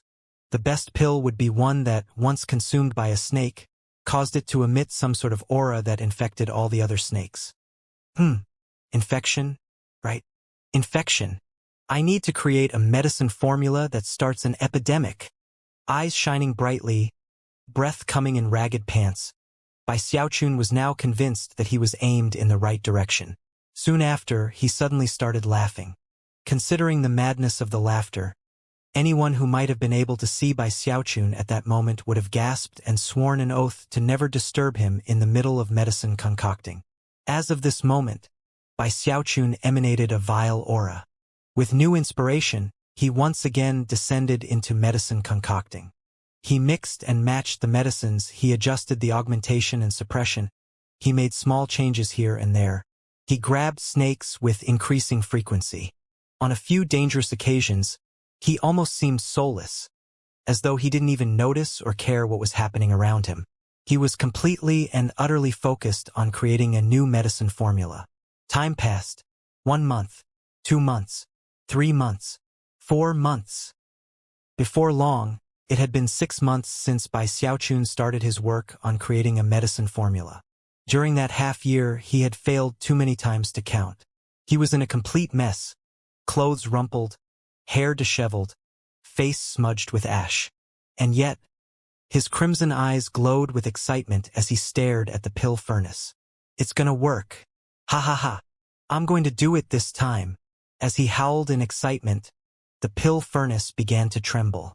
He had poured his heart and soul into this medicinal pill, and now that it was on the verge of finally appearing in the world, Bai Xiaochun's excitement only grew. Li the snake, Li the swindler, when you tossed Lord Bai into this place, did you really think he couldn't handle some measly snakes? You just wait until this treasured pill is finished being concocted. Then I'll teach your stupid little snakes a lesson. Humph! Who knows? After this, I might even be able to lead these snakes to conquer the world. In the middle of his bragging and maniacal laughter, Bai Xiaochun's expression suddenly flickered, and then he stared out of the stone hut. Instantly, his jaw dropped. He wasn't sure exactly when, but a visitor had arrived, and was now standing there at his door. It wasn't very tall, had 2 white paws, and 2 long ears sticking straight up. It even had a fluffy little tail which twitched back and forth as it stood there. It had red eyes and a cute little mouth with 2 teeth sticking out the front. Currently, it was standing there staring at Bai Xiaochun. Time suddenly seemed to slow to a crawl. Bai Xiaochun's eyes widened. "What are you doing here?" he shouted. When Fragrant Cloud Peak had been thrown into chaos, Bai Xiaochun had searched high and low, but had been unable to find this very talking rabbit. As soon as Bai Xiaochun started yelling, the rabbit suddenly imitated his appearance and then yelled, "What are you doing here?" Eyes wide, the rabbit turned and fled at top speed, simultaneously letting loose a stream of words. "Heavens! What's that? Did you see that? That rabbit can talk. Keep this on the down low. But yesterday I saw Elder Zhou go into a room with those phoenixes of his. Afterward, I heard some really strange noises. Elder brother Ho Yunfei, you're so naughty. What are you doing? What's that? Why are those monkeys twitching like that? Junior sister Meixiang, I, Li Qingho, am not fickle in love. After I break through to the gold core stage, I'll definitely take you as my Taoist partner. Ha ha ha. This medicinal pill is incredible. I Bai Xiaochun am clearly super awesome. This rabbit can actually talk. Li the snake. Li the swindler. When you tossed Lord Bai into this place, did you really think he couldn't handle some measly snakes? You just wait until this treasured pill is finished being concocted. Then I'll teach your stupid little snakes a lesson. Humph. Who knows, after this, I might even be able to lead these snakes to conquer the world. Ha ha ha ha ha ha. Even as the words echoed out, the rabbit sped out of the stone hut. When Bai Xiaochun heard the final passage, his face completely fell, and then he let out a howl of fury. He tried to catch the rabbit, but it was too fast. Bai Xiaochun burst out of the stone hut, but his shouting caused the countless snakes in the cave to hiss and spray venom. As for the rabbit, it was unimaginably dexterous, and evaded all the snakes with ease. When they tried to bite down onto it, all they bit was air, and the rabbit vanished, leaving behind nothing but a puff of smoke. Off in the distance, it was possible to hear it reciting all of the passages it knew, which echoed back and forth in the subterranean cavern. Bai Xiaochun tottered on the verge of collapse. He wanted to chase after it, but clearly he was no match for it in terms of dexterity. He could only stare off in the direction it had fled, looking like he was about to cry. When he thought of that rabbit's proclivities, and how loud its voice was, he began to sweat profusely. If the rabbit escaped to spread word, and Li Qingho caught wind of it, Bai Xiaochun could only imagine the catastrophe that would result. Damn it! He thought, grinding his teeth. What kind of a rabbit is that? However, the truth was that nobody knew the answer. After all, he was the one who had created the thing. The feeling that he had screwed himself over caused Bai Xiaochun's madness to grow. Clearing his throat anxiously, he howled. Peak Lord Li is brilliant and mighty. He's invincible wherever he goes. He's my most beloved relative. Uncle Li, I, Bai Xiaochun, will definitely work hard in the future, and promise that I'll never disappoint you. I, Bai Xiaochun, am inherently naughty and mischievous, and should definitely have been sent here for punishment. I spend all my days in contemplation. Many, many thanks to you, exalted Peak Lord. On the verge of tears, he continued to let loose words non-stop, hoping that the rabbit might hear some of them and remember them. Not long after, a rumbling sound could be heard coming from the pill furnace in the stone hut, and a medicinal aroma spread out. Looking miserable, Bai Xiaochun cursed the rabbit inwardly, and then sighed and turned around. Upon opening the pill furnace, he saw a black and white pill that glowed with a strange light. There was something strange about this particular Tier 3 spirit medicine. As for its overall quality, shockingly, it had surpassed the low grade to reach mid-grade. Bai Xiaochun was ecstatic, and immediately forgot about how depressed he was because of the rabbit. Holding the pill in his hand, his excitement grew until he was panting, and his eyes glittering. This pill is a spirit medicine that can change the fate of 10,000 Snakes Valley. It will teach all of these snakes how to shut their mouths. Even as a proud smile spread across his face, he suddenly remembered the rabbit, and his heart thumped. But then the violent hisses of the snakes reached his ears, as well as the sound of snakes slamming into the spell formation shield. "Pipe down!" he growled, glaring over at them. With that, he produced the turtle walk and performed a spirit enhancement. Furthermore, he didn't stop at a twofold enhancement. He drew upon his few remaining spirit tails to perform a threefold enhancement. Silver light glittered, and many of the impurities in the medicinal pill were removed. Shockingly, it rose from mid-grade to premium grade. Medicinal pill in hand, Bai Xiaochun strode out of the stone hut to stand at the edge of the spell formation, where he looked at the countless snakes spraying venom and slamming into the shield. "Half a year ago, Lord Bai told you that I would show you how awesome I am. Don't forget. You forced me to do this." With that, he waved his hand, sending the medicinal pill shooting out of the spell formation to land in the middle of all the snakes. He had added a drop of his own blood to the mixture, so as soon as the pill flew out, countless snakes pounced, struggling amongst each other to be the one to swallow it down. The snake to win out in the end was in the 4th level of chi condensation, a cloudy-eyed death viper. As soon as it swallowed the pill, a tremor ran through it, and its eyes began to shine with a strange light.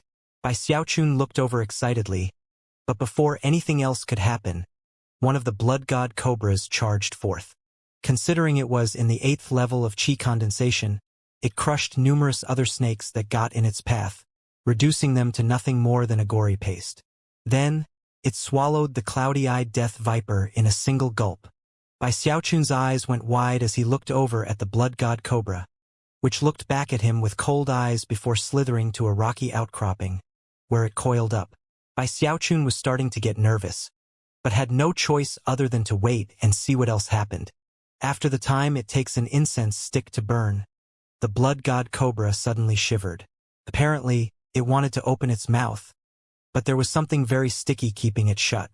It struggled mightily, and managed to open its mouth a crack, revealing sticky strands stretching between its lips and fangs.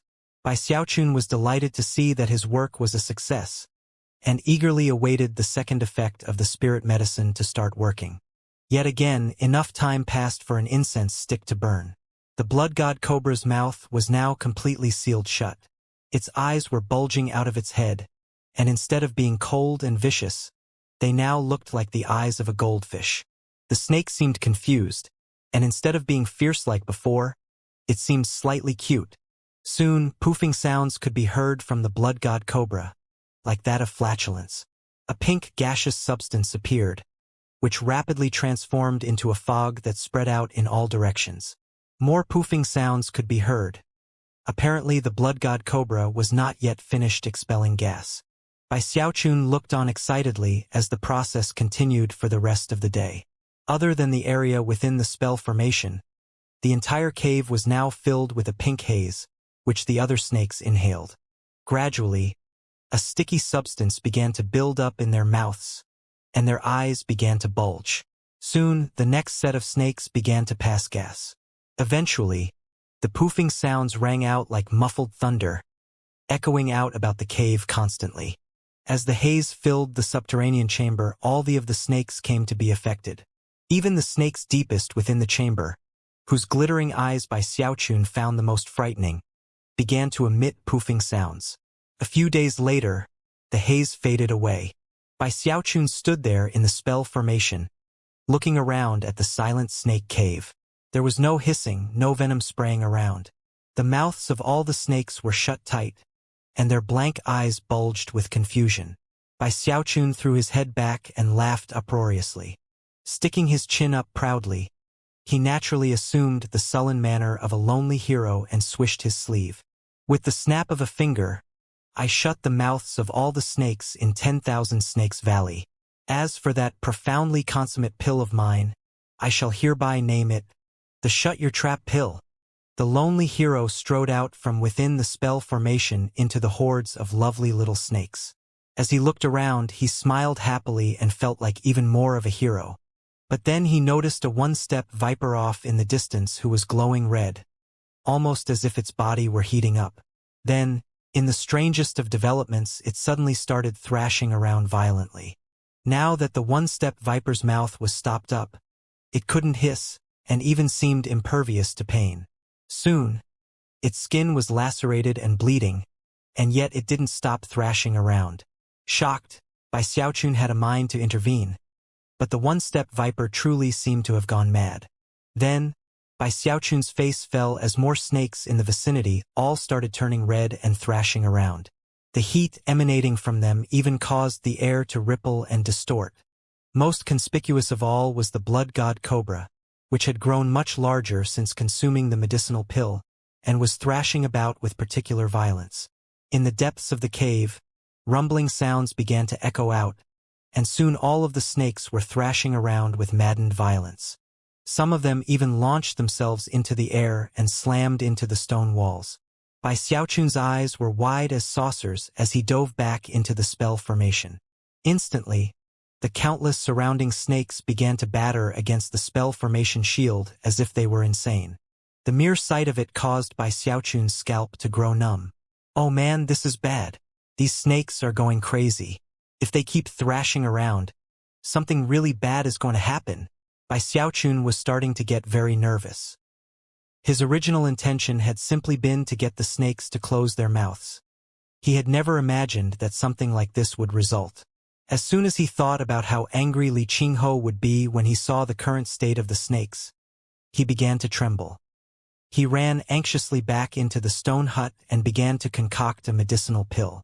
He produced vast amounts of medicinal plants, hoping to concoct some remedy to solve the problem. No longer was he proudly complacent like before. Instead, he looked like he was about to cry and frightened out of his mind. A few days later, he charged out of the stone hut, hair disheveled, eyes bloodshot. He had 3 medicinal pills in his hand, which he had concocted over the past 3 sleepless days and nights. What he hoped was that these pills would calm the snakes down, and at least buy him some time to concoct a true antidote. The scene which met his eyes as he emerged was shocking. All of the snakes were writhing and thrashing in complete madness. The stone walls were cracked and smashed, and many of the snakes were covered in bloody wounds. Bai Xiaochun really was about ready to cry. He quickly tossed out the medicinal pills, which exploded in midair, causing a mist to spread out over the snakes. Almost immediately, they calmed down, and their wounds even began to heal. A few days later, the snakes were still calm, and the thrashing behavior hadn't returned. Finally, Bai Xiaochun breathed a sigh of relief. You nearly scared Lord Bai to death. I thought something bad was going to happen. Humph. Well, with my skill in the Tao of medicine, this was pretty much a non-event. Feeling very proud of himself, Bai Xiaochun was about to go about working on an antidote when he suddenly stopped in place and swallowed hard, looking at one particular snake off in the distance. It was a cloudy-eyed death viper, and now that it had recovered completely, it began to emanate a shocking aura. The fluctuations were not that of the cultivation base, but rather its fleshly body. It suddenly twitched, hitting a nearby boulder and smashing it to pieces. Bai Xiaochun's widened. There were quite a few cloudy-eyed death vipers in the cave, and although their venom was deadly to the extreme, their bodies were relatively weak. They definitely shouldn't be this strong physically, and yet, his eyes weren't deceiving him. Panting, he looked around at the other snakes, and sweat began to drip down his forehead. How is this possible? He muttered hoarsely. More snakes began to twitch, and then erupt with fleshly body power. They weren't thrashing about, and yet, even their slightest movement caused the ground to tremble. Boulders were shattered as if the snakes were whips in the hands of almighty beings, whips that could smash any obstacle to pieces. They all possessed seemingly unlimited fleshly body power, and even worse, some of them were starting to head in his direction. Before, the spell formation could stop them easily, but now it began to tremble and emanate cracking sounds. If that spell formation broke, Bai Xiaochun couldn't even imagine how he would possibly deal with so many infinitely powerful snakes. It was then that the blood god cobra, which had an even stronger fleshly body than the other snakes, slammed into the spell formation. At the same time, the head of another snake appeared from the very depths of the cave. The snake stared at Bai Xiaochun with bulging eyes. The head was enormous, roughly 3 meters long. As such, it was only possible to imagine how long the rest of the snake was. Terrified, Bai Xiaochun screamed and ran back into the stone hut to start concocting another temporary remedy. Why is this happening? On the verge of tears, he wiped the sweat off his forehead, gritted his teeth, and continued concocting, surrounded by the rumbling sounds from outside. His goal had never been to cause a big disaster. He'd only wanted the snakes to close their mouths. He felt more wronged than ever. He thought he'd come up with a very simple way to solve the problem. How could he ever have imagined that closing the snakes' mouths would come with such violent side effects? Seeing that the situation was rapidly devolving, his first reaction was to create a temporary remedy to buy time so that he could then come up with an antidote. He'd solved the problem with the thrashing, but could never have imagined that, as a result, the snakes' fleshly bodies would become infinitely more powerful. From the look of things, the spell formation wouldn't be able to hold out for much longer. His heart pounded with fear, and his eyes were completely bloodshot. He simply wanted to get things back to the way they were, even if that meant having all the snakes hissing all the time. 2 days later, the cracking sounds from the spell formation were getting more intense under the constant bombardment of the snakes. Fissures were even starting to spread out across the shield. It was at that point that Bai Xiaochun ran out of the stone hut, panting, holding 2 medicinal pills in his hands. "This time I'm definitely going to remedy the situation," he shouted. 10,000 Snakes Valley. It's time to get back to normal. The mental pressure recently had really begun to build, and he almost looked like he was in a trance as he hurled the medicinal pills out of the spell formation. High in the air, they exploded, transforming into a green mist that spread out in all directions. As soon as the mist made contact with the snakes, they shivered, and then plopping sounds could be heard as they collapsed onto the ground, the power of their fleshly bodies rapidly decreasing. The mist slowly spread throughout the entire cave, reaching even the blood god cobras. As they sagged listlessly, Bai Xiaochun heaved a sigh of relief. By this point, he felt the utmost respect for the Tao of medicine, and yet at the same time immense pride over his level of control with it. Taking a deep breath, he murmured, "Just like always, however," before he could finish speaking, he nearly jumped into the air when he saw what was happening to a nearby tri-recluse viper. This, he muttered, his eyes going wide with disbelief. Unexpectedly, the tri-recluse viper began to writhe as a long horn suddenly grew out from the top of its head. "The snakes are growing horns?" he cried in alarm. His mind rumbled as it was battered by massive waves of shock. All of the snakes were now writhing, and if they could hiss, the sound would surely be shocking to the soul. Soon, all of the snakes had grown horns out from the tops of their heads. Furthermore, their bodies also seemed to be getting stronger. In addition to the wondrous addition of the horn, they all began to thrash around again, as though the violence which had been suppressed earlier was finally able to explode out. As they smashed back and forth, they began to punch holes into the walls and burrow out of the cave itself. Even the blood god cobra was acting the same way. As for the huge snake with the 3-meter-long head, it was shaking violently as a huge horn grew out of its head. Although the horns didn't appear to be very sharp, Bai Xiaochun couldn't help but gasp at the sight of them. The snakes were all starting to go mad, and before long, Bai Xiaochun realized that their skin was now virtually impenetrable. All of the snakes were thrashing about violently, causing a mighty rumbling sound to explode out.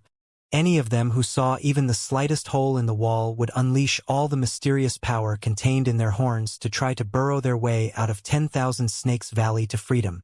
Although 10,000 Snakes Valley was located behind Fragrant Cloud Peak, the snakes actually had no specific destinations in mind and began burrowing subterranean passages in all directions, even toward Violet Cauldron Peak and Green Crest Peak. Only about 30% were actually heading in the direction of Fragrant Cloud Peak. It was easy to imagine the scene which would result in the 3 mountains when innumerable snakes with sealed mouths burst out into the tunnels and began to charge about madly. Flop! Bai Xiaochun dropped down to sit on the ground and look around at the empty cave. "I'm done for." It didn't take long before the snakes made their way through the cracks and fissures in the ground, all the way to the 3 mountains. Countless horned snakes with bulging eyes burrowed through any hole they could find, shocking countless disciples of the South Bank. For years, things had been peaceful and quiet, but now, a massive commotion once again engulfed all the disciples. On Green Crest Peak, outside of Spirit Sword Hall, more than 1,000 disciples were cheering on two of their fellows who were fighting in a minor competition. Just when one of them secured the upper hand and was about to win the match, a horn burst out from the ground beneath his feet, with a cloudy-eyed death viper following close behind. Everyone stared in shock as the snake instantly began to slither up the leg of the disciple who had been just about to win. The disciple screamed and leaped up into the air. Next, more screams could be heard as more horned snakes burrowed up from the ground. What's going on? Why did they stop fighting? Heavens! Look at all the snakes. What are all these snakes doing here? And look, they have horns. Damn it! What's happening? What's happening? Not even my magical item can block these snakes. At the same time, on the summit of Green Crest Peak, where the inner sect disciples lived, and longtime inner sect disciple was sitting in his immortal's cave, cross-legged in meditation. Suddenly, the ground trembled, and the disciple's eyes widened in disbelief. Then, he let out a blood-curdling shriek. What is that thing? A snake! A snake just burrowed out of the ground. Similar cries echoed out from other immortals' caves. It was the same with Shangguan immortal's cave, although the maddened scream which emanated out from him seemed to come from an inner wound which had been reopened. The situation was the same with the outer sect disciples. Countless snakes burrowed up out of the ground, to the profound shock and terror of all. Even the elders of Green Crest Peak were flabbergasted. The old peak lord flew up into the air, looking down in astonishment at the countless horned snakes which covered Green Crest Peak. It was the same with Violet Cauldron Peak.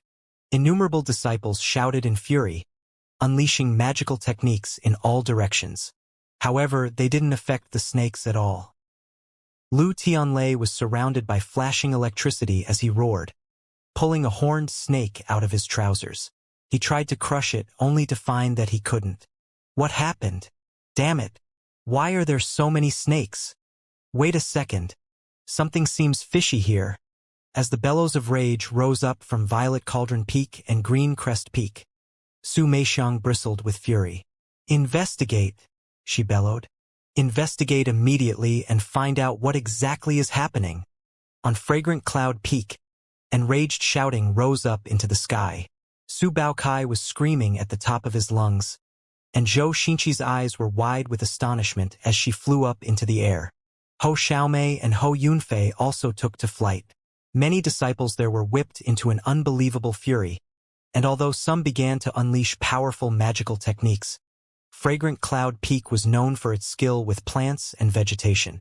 It was no surprise, therefore, that quite a few disciples whipped out medicinal pills, and quickly found that although the effects were rather ordinary, the snakes would immediately flee at the sight of them. Many of the fleeing horned snakes then headed toward Green Crest Peak and Violet Cauldron Peak. What's happening here? Damn it! What could have caused this? Is this a natural disaster or was it caused by humans? Bai Xiaochun was sentenced to stay in 10,000 Snakes Valley, and since then everything has been so peaceful. How could... Wait a second.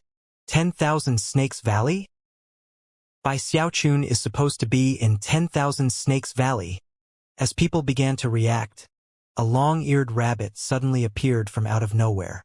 Apparently, it had been listening in for some time.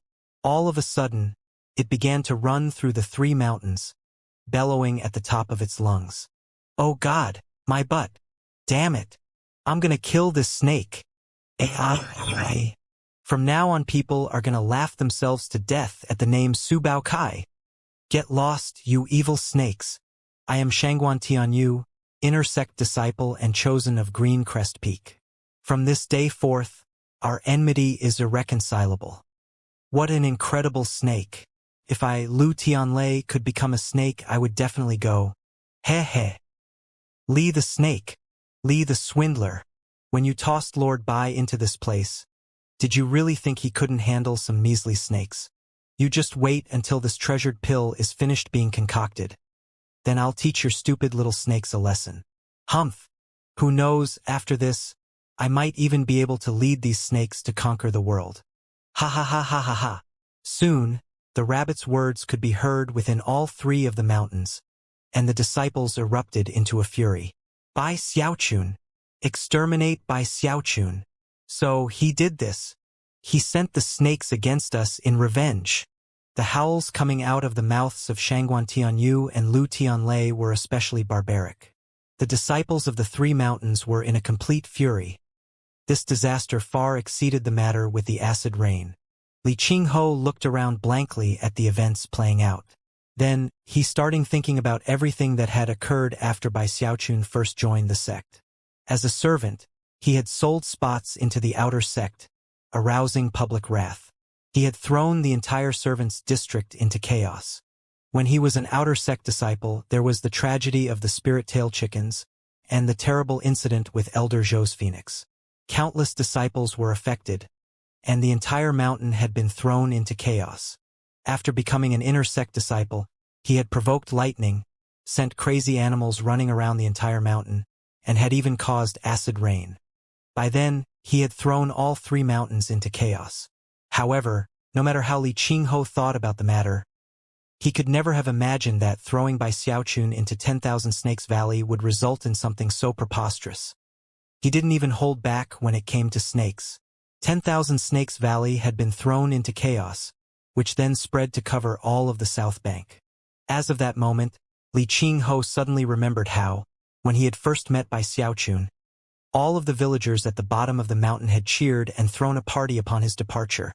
Finally, he understood how those villagers felt. Not a single snake was left in 10,000 Snakes Valley. Bai Xiaochun stood there inside the spell formation, looking around at the surrounding emptiness. Suddenly, a tremor ran through him as everything around him began to quake violently. Screaming, he shot out at top speed through the mouth of the cave. His scalp was numb, and he was shaking. He knew that this time, the chaos he had unleashed was too severe. All of the snakes in 10,000 Snakes Valley had escaped, and the mere thought shook him to his core. I'm done for. Finished. Kaput. On the verge of tears, he raced out of 10,000 Snakes Valley, where he instantly caught wind of the countless enraged shouts coming from the three mountain peaks.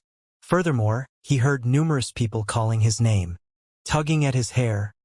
He couldn't stop thinking that he really was innocent in the whole affair, maligned to the extreme. I really didn't do it on purpose. I was just trying to make the snakes a bit cuter. That's all. He was sniffling a bit, and his heart was pounding. If he had the power, he would instantly change his appearance so that no one could recognize him. What do I do? He murmured to himself. What do I do? There's nothing left to do. I can only go to Master's cave and hide. Nobody will think to look for me there. With that, he slapped his bag of holding to produce a new set of clothes. After changing, wings sprouted from his back, and he sped as fast as he could move toward Mount Daoseed. The three mountains were in the grip of pandemonium. Howls and roars echoed out constantly. Bai Xiaochun deeply regretted having become so famous recently. Virtually everyone knew him, so all he could do was duck his head down and speed along as quickly as possible. As he moved along, if the wind even moved a branch, he would avoid it for fear it was someone about to pop out and see him. Of course, because of the general chaos, nobody noticed him passing. Everyone was in the middle of fleeing from the horned snakes. When Bai Xiaochun saw how maddened everyone was, his heart began to pound. However, he managed to take advantage of the chaos to speed to Mount Daoseed without being noticed. He arrived out of breath, fear lingering in his heart. Moments later, he was approaching the cave in which his master had passed away into meditation. To other people, it was a restricted area, but Bai Xiaochun could come and go as he wished. A cloud of dust rose up into the air behind him as he raced into the cave and dropped to the ground in front of his master's portrait. I really didn't do it on purpose, he said, sniffing. Master, you know I'm a good person, right? Bai Xiaochun looked up miserably at the image of his master, a smiling man who had the demeanor of a transcendent being. By this point, the elders of the three mountains had sprung into action. Li Qingho, Su Meixiang, the sect leader, and even the peak lord of Green Crest Peak all appeared. Under their leadership, they managed to capture all of the horned snakes. Soon, the three mountains began to calm down. After the Foundation establishment cultivators ended the snakepocalypse, the disciples of the three mountains, a massive mob of tens of thousands of people, all charged toward 10,000 Snakes Valley, bursting with anger. Seeing how the valley had been almost completely destroyed, and unable to find any traces of Bai Xiaochun, they quickly expanded the search to cover the rest of the South Bank. There was no organization of the affair. Everyone instinctively took to action. Thankfully for Bai Xiaochun, he had reacted quickly, otherwise he would quickly have been apprehended. Take Bai Xiaochun down. And that talking rabbit too. That thing has to die. Take Bai Xiaochun down. Take the talking rabbit down. After several hours passed, the entire area had been turned upside down, and yet nobody had seen a single trace of Bai Xiaochun. The disciples' eyes were turning bright red, and some of them even left the sect to search outside, their anger building. We're going to find you, Bai Xiaochun. Even if you run to the ends of the earth, we'll track you down. Damn it! Where could he possibly be hiding? Countless roars echoed out in all directions, gradually reaching the ears of Bai Xiaochun on Mount Daoseed, who shivered constantly. Hey, I got screwed here too. It's all that damn rabbit's fault. I didn't want any of this. Bai Xiaochun sat there nervously, sighing constantly. After waiting for some time, and having noticed that the uproar outside seemed to have died down a bit, he looked at the portrait of his master, heart pounding. Then he began to kowtow. Master, sir, please bless and protect me, and prevent those villains from finding me. After some time passed, he crept up to the mouth of the cave, and after ensuring the shouting outside had indeed died down, breathed a sigh of relief. Bai Xiaochun's wits come out on top again, he said with a chuckle. Nobody will ever think to come looking for me in my master's cave.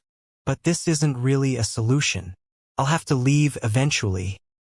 What do I do? What do I do? Suddenly, he had the feeling that someone was watching him. He looked back toward the mouth of the cave, and saw the talking rabbit, its ears swiveled to point directly at him. In the instant that he saw the rabbit, his eyes went wide. How could he ever have imagined that the thing could move with such unbelievable stealth? It had actually managed to enter even this restricted area. All of a sudden, Bai Xiaochun thought back to what he had just been saying to himself, and all his hair stood on end. Shrieking miserably, he cried out, "No! Don't spread that!" But then, a whooshing sound could be heard as the rabbit vanished. An instant later, it was far off in the distance, crying out its usual repertoire of passages.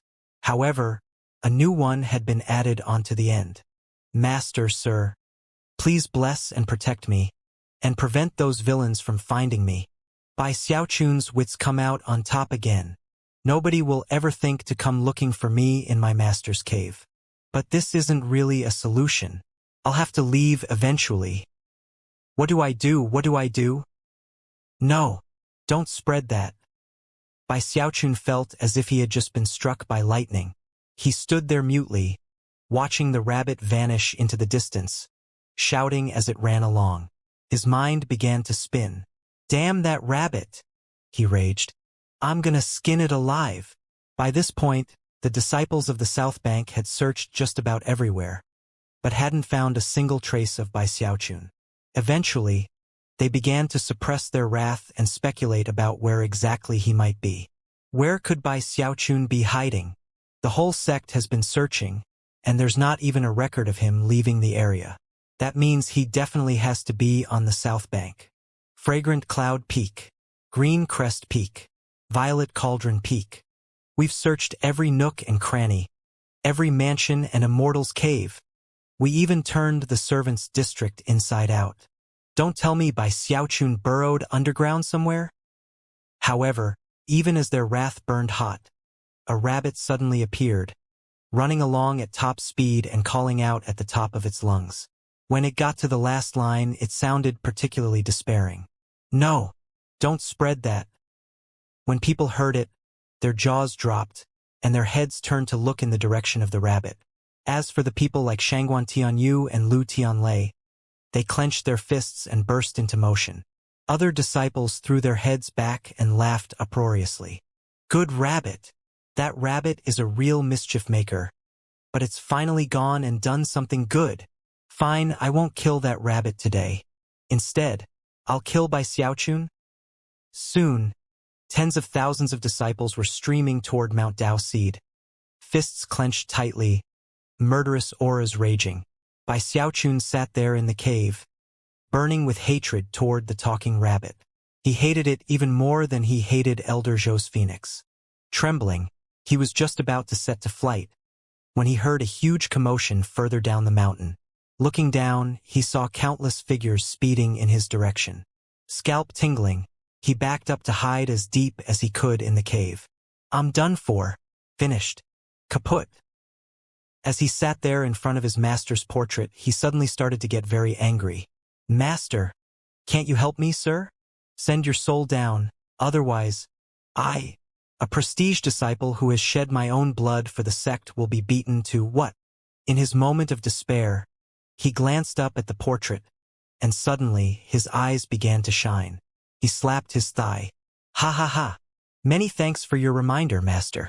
Disciple understands. It was at around this time that sect leader Zhang Yuandong was presiding over a meeting in the great hall atop Mount Daoseed. The peak lords of the South Bank and all the elders were all there, and all of them had serious looks on their faces. They had already been there for 2 hours, during which time Zhang Yuandong had been explaining his thoughts regarding Bai Xiaochun. Sect leader, please reconsider carefully. J. Junior brother Bai has astounding innate talent. Assigning him to the South Bank is a real waste. That's right. Junior brother Bai might have you as his senior brother, sect leader, but we're all a big family. We know that you aren't taking sides. A genius cultivator like that should definitely be placed in a position with greater prospects, like the North Bank. That's where Junior brother Bai can truly unleash his heavenly talent. It wasn't just the 3 peak lords who were going on in this manner. The elders joined in as well. The headache Zhang Yuandong was experiencing couldn't be more bitter. The Spirit Stream sect had been quiet for 2 years. How could he ever have imagined the Bai Xiaochun would be the source of so much turmoil? This time, the disaster of 10,000 Snakes Valley left him thoroughly convinced of how good Bai Xiaochun was at causing disasters. He had the feeling that since Bai Xiaochun was a disciple of the South Bank, and had already caused the trouble he had, things probably couldn't get much worse. On the other hand, if he reassigned him to the North Bank, it was likely that the next time he had a meeting like this, it would be with the peak lords and elders of both banks together. Clearing his throat, he said, Junior brother Bai might be naughty and mischievous, but he is a prestige disciple. Ahem. He's also very young. Let's leave him on the South Bank. I have a lot of faith in you South Bank people. Eyes bloodshot, Elder Zhou looked over and said, Sect leader, we beg of you. Li Qingho clasped hands toward Zhang Yuandong. Sighing, he said, Sect leader, Xiaochun has been practicing the Water Swamp Kingdom. To truly understand that technique, he really should go to the North Bank to observe many different types of beasts. In the past 10,000 years, not many people have succeeded in it. Furthermore, after joining the sect, Bai Xiaochun now only lacks a life essence spirit. I think going to the North Bank would be for the best. That's right, said the Peak Lord from Green Crest Peak. Sect leader, Bai Xiaochun cultivates the Water Swamp Kingdom, and he's an official chosen, on the verge of true enlightenment.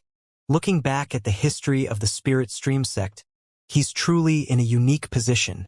Sect leader, Elder Zhou said, please don't interfere with Junior Brother Bai's progress.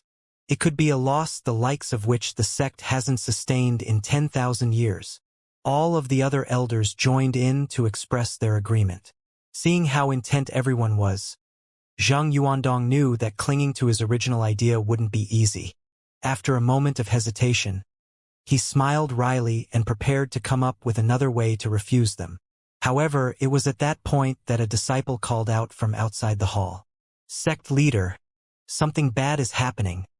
Sect Uncle Bai is in the Patriarch's cave. He's... Jaws dropped within the hall, and numerous streams of divine sense flew out toward the cave.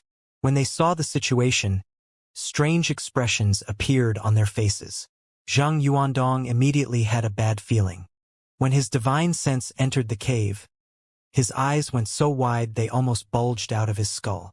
Then, a tremor of rage erupted within him. That little brat. Fine.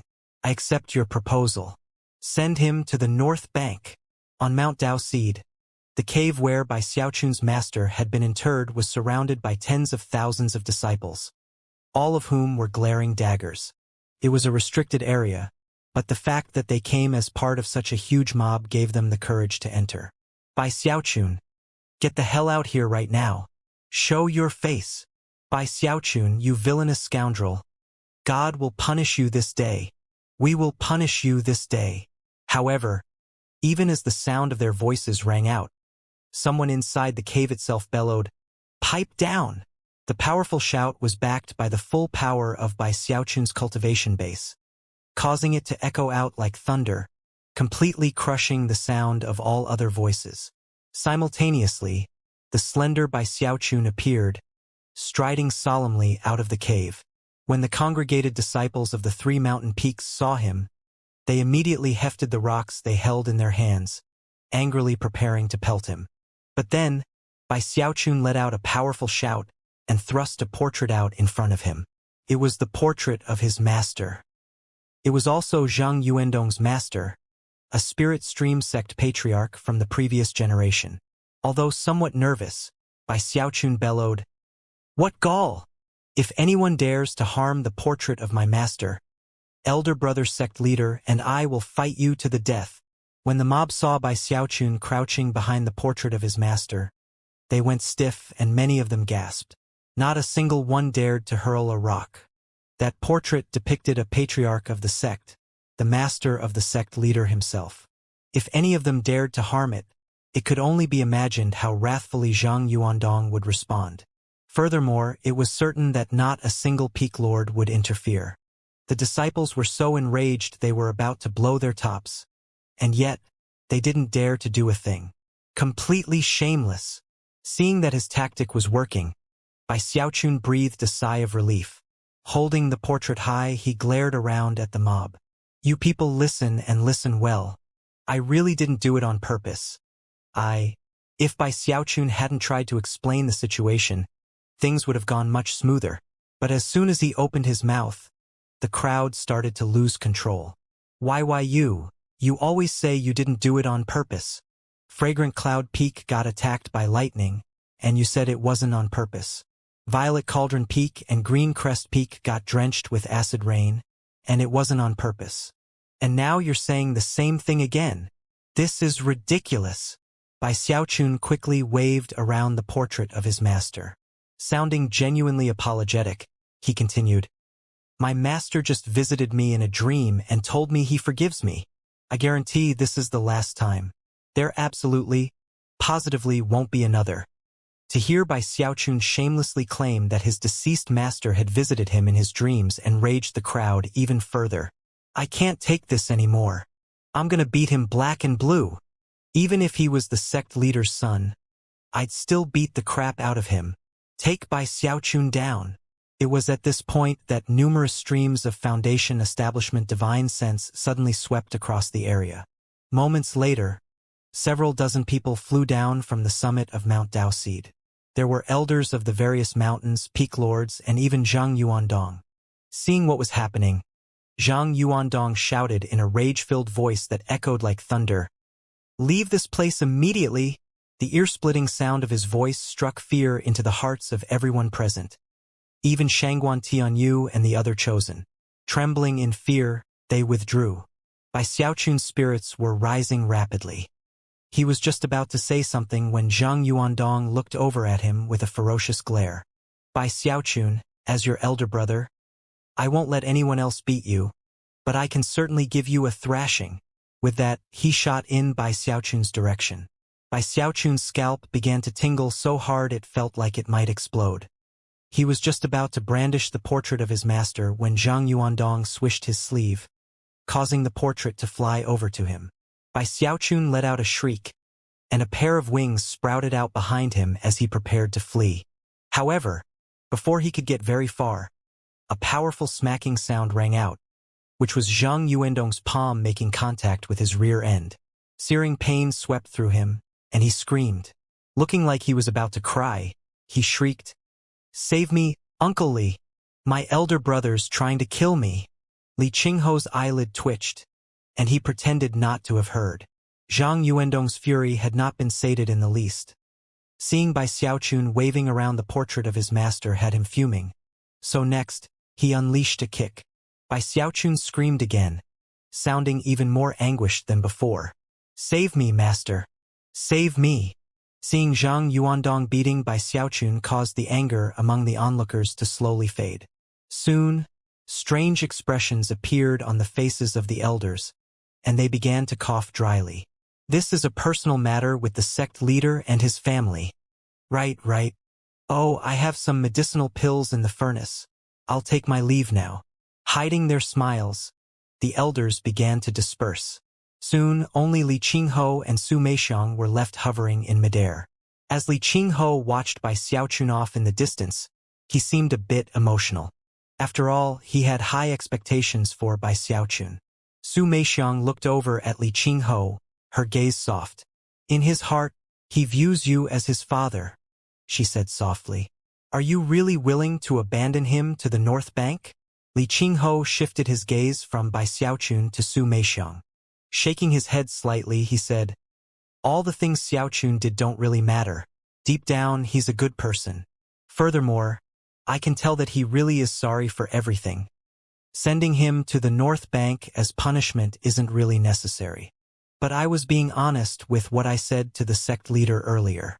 Ever since he got the Water Swamp Kingdom from the North Bank, I've been thinking about the matter. Bai Xiaochun's latent talent is superb.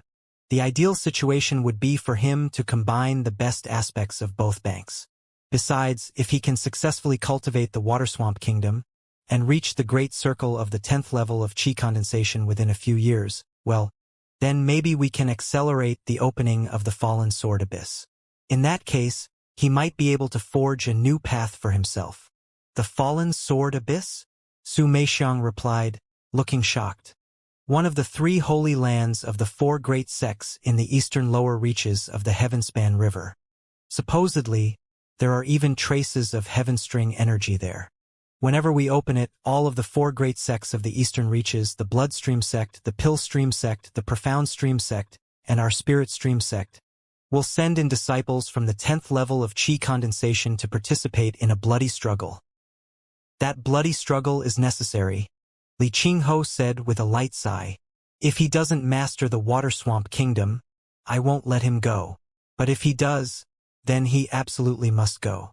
Cultivation is a long, blood-soaked path. Only the fit survive and prosper. He needs to learn to deal with that, not shirk from it." With that, the two of them turned and left. That day, Bai Xiaochun's screams filled the sect. Zhang Yuandong was dead set on teaching him a lesson, not as the sect leader, but as his elder brother.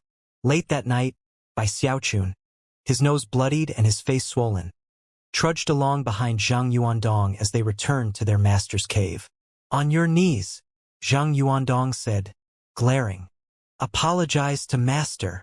Bai Xiaochun was so frightened that he immediately plopped down to his knees in front of the portrait. "Master, I apologize." Bai Xiaochun felt so swollen he thought he might burst at any moment, especially his buttocks. "Master," he continued on the verge of tears. "When all of those disciples came to beat me up, you felt sorry for me and visited me in a dream. Sir, I tried to tell elder brother, but he didn't believe me. Master, why don't you visit elder brother in his dreams tonight and tell him the truth?" Zhang Yuandong stood off to the side, unsure of whether to laugh or cry. He had a mind to beat him, but when he thought about how terrifyingly tough Bai Xiaochun's skin was, his hand ached a bit, and he held back. "Kneel here for 3 months, he said. "That's your punishment for the disaster of 10,000 Snakes Valley." He had no other choice but to do this, for the sake of the disciples of the 3 mountain peaks. With that, he gave a cold harumph, and then swished his sleeve, causing a medicinal pill to tumble out. Pretending he hadn't noticed the pill, he turned and left. Seeing that Zhang Yuandong was leaving, Bai Xiaochun immediately let out an anguished cry. He was about to start complaining to his master about everything, but first, he looked around to make sure that the miraculously stealthy rabbit wasn't around. "Oh, woe is me, master. Elder brother beat me so hard. My butt hurts so bad. Look, I'm swollen all over. This is so unfair. I really didn't do any of it on purpose. I didn't. Ha!" It was at this point that he noticed a medicinal pill on the ground, which was none other than the pill Zhang Yuandong had just left behind. A high-grade Tier 3 energy-building pill. Eyes shining, he quickly looked around outside the cave, then sat down off to the side. Feeling a bit bored, he consumed the pill and then began to focus on cultivation. About that time, something happened that none of the disciples or even the peak lords in the sect noticed. Behind Mount Dao Seed, in a wide-open, empty area, everything suddenly began to distort. Moments later, the distortions vanished. However, what was now faintly visible right there behind Mount Dao Seed was another mountain peak. It was the 9th mountain peak of the Spirit Stream sect. Although the sect leader was aware of its existence, even he hadn't noticed the strange distortions from moments before. The 9th mountain peak of the Spirit Stream sect was incomparably quiet and peaceful, and all of the plants and vegetation that covered it were pitch black. At the summit of the mountain, atop a black peach tree, was a monkey, sitting there quietly, mixed emotions visible in its eyes. If Bai Xiaochun were there, he would recognize it instantly. Astonishingly, it was the same thoughtful monkey that had eaten one of his mystery pills, and that he had released into the wild some time ago. Eventually, the monkey sighed. "I know you're there," he said. "Might as well stop hiding." As soon as the monkey spoke, the air behind him distorted, and an old man appeared, tall, wearing a long violet robe. He stepped out of thin air, looking almost like an ordinary mortal, with seemingly no cultivation-based power whatsoever emanating off of him. At the same time, however, he almost looked like a paragon, standing right there. A strange expression appeared on the old man's face as he came to stand off to the side. A moment later, a third eye opened on his forehead, and he looked down at the monkey. "You are?"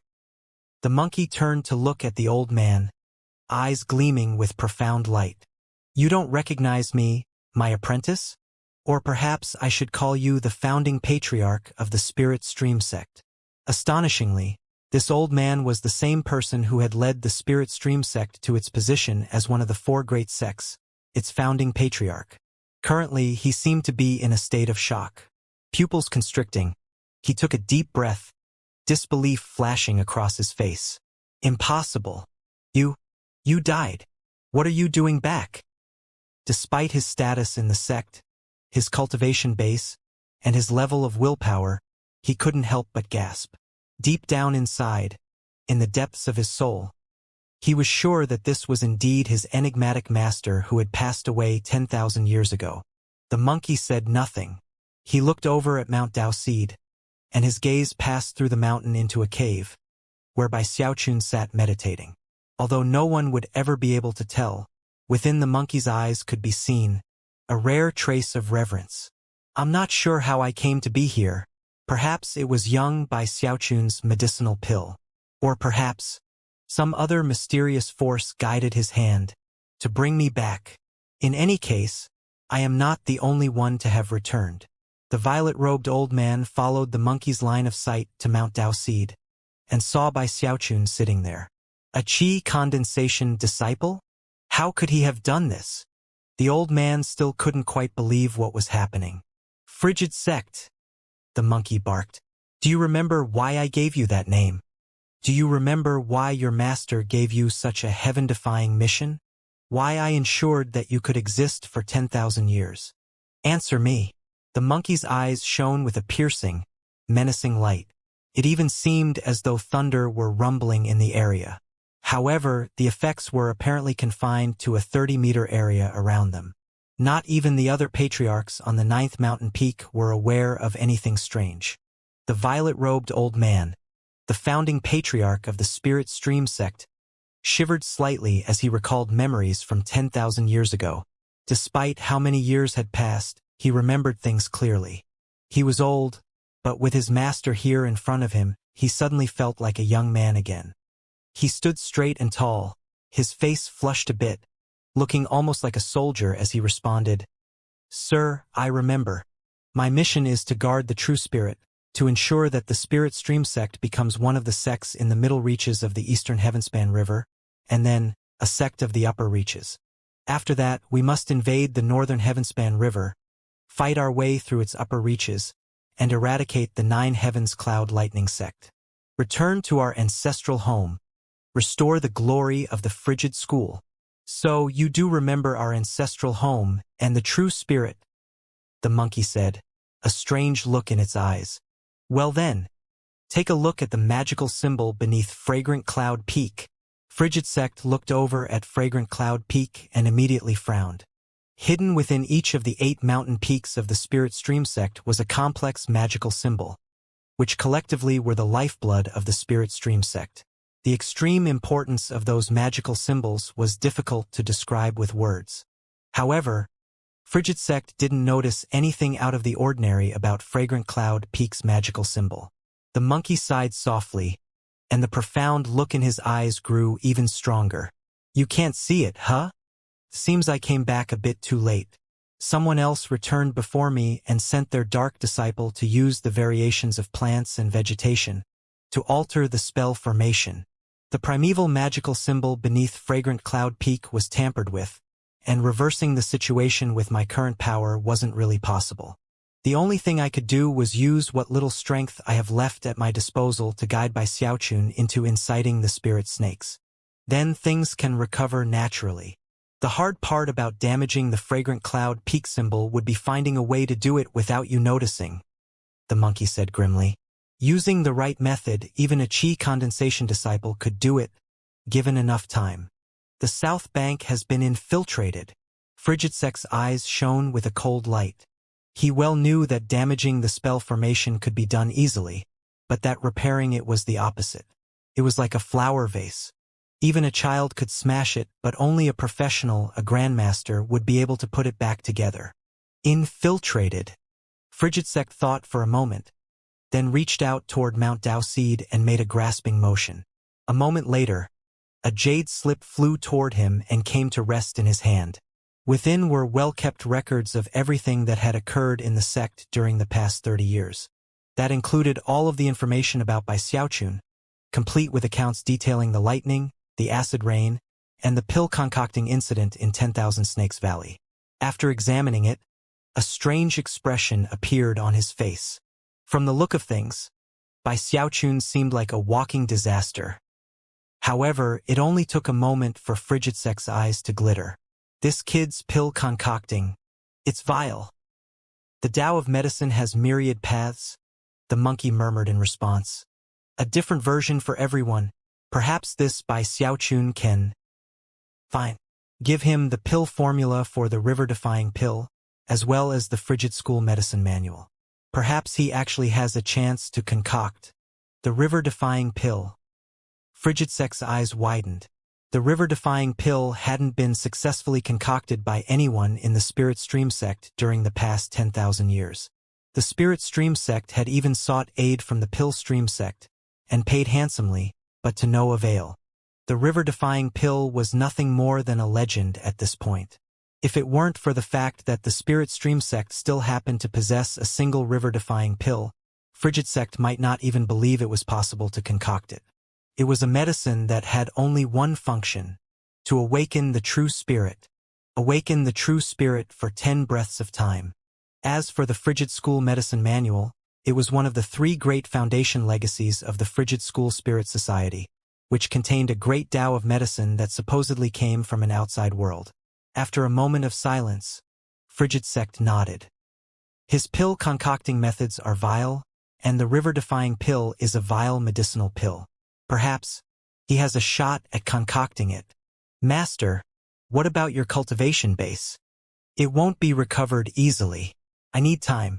Now that I'm back, I have to continue to endure for a few more years. I want to personally see the destruction of the 9 Heavens Cloud Lightning sect. The monkey's eyes flickered with animosity. Many years ago, he had watched his entire sect wiped out, with him being the only survivor. After passing through numerous areas forbidden to spirits, he barely managed to make it to the Eastern River Delta. Apprentice, I am not the only one to have returned. Other old-timers might also be back. I'm not sure why, but I have the feeling that a new age might be upon us. The monkey sighed, and Frigid sect stood there silently. Although they were both ancient, their spirits burned hot, and they were completely focused. Time passed. A month later, Bai Xiaochun had just finished a cultivation session in the cave. He wanted to go out, but knew that he couldn't. Sighing, he continued to do breathing exercises. Suddenly, he opened his eyes, and before he could take another breath, realized that a jade slip and a bamboo scroll were laying there in front of him.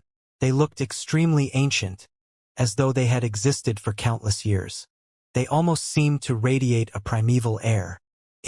After looking a bit closer, he picked up the jade slip and poured some spiritual power into it. After a moment, his eyes went wide. River-defying pill? It doesn't need any plants or vegetation, only water from the Heavenspan River?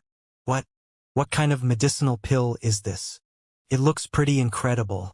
Who ever thought that you could concoct medicinal pills from Heavenspan River water? After examining the concoction method a bit further, he gasped. How vile! You actually have to use your body as a pill furnace. Next, he looked over at the bamboo scroll and his eyes went even wider. Frigid School Medicine Manual?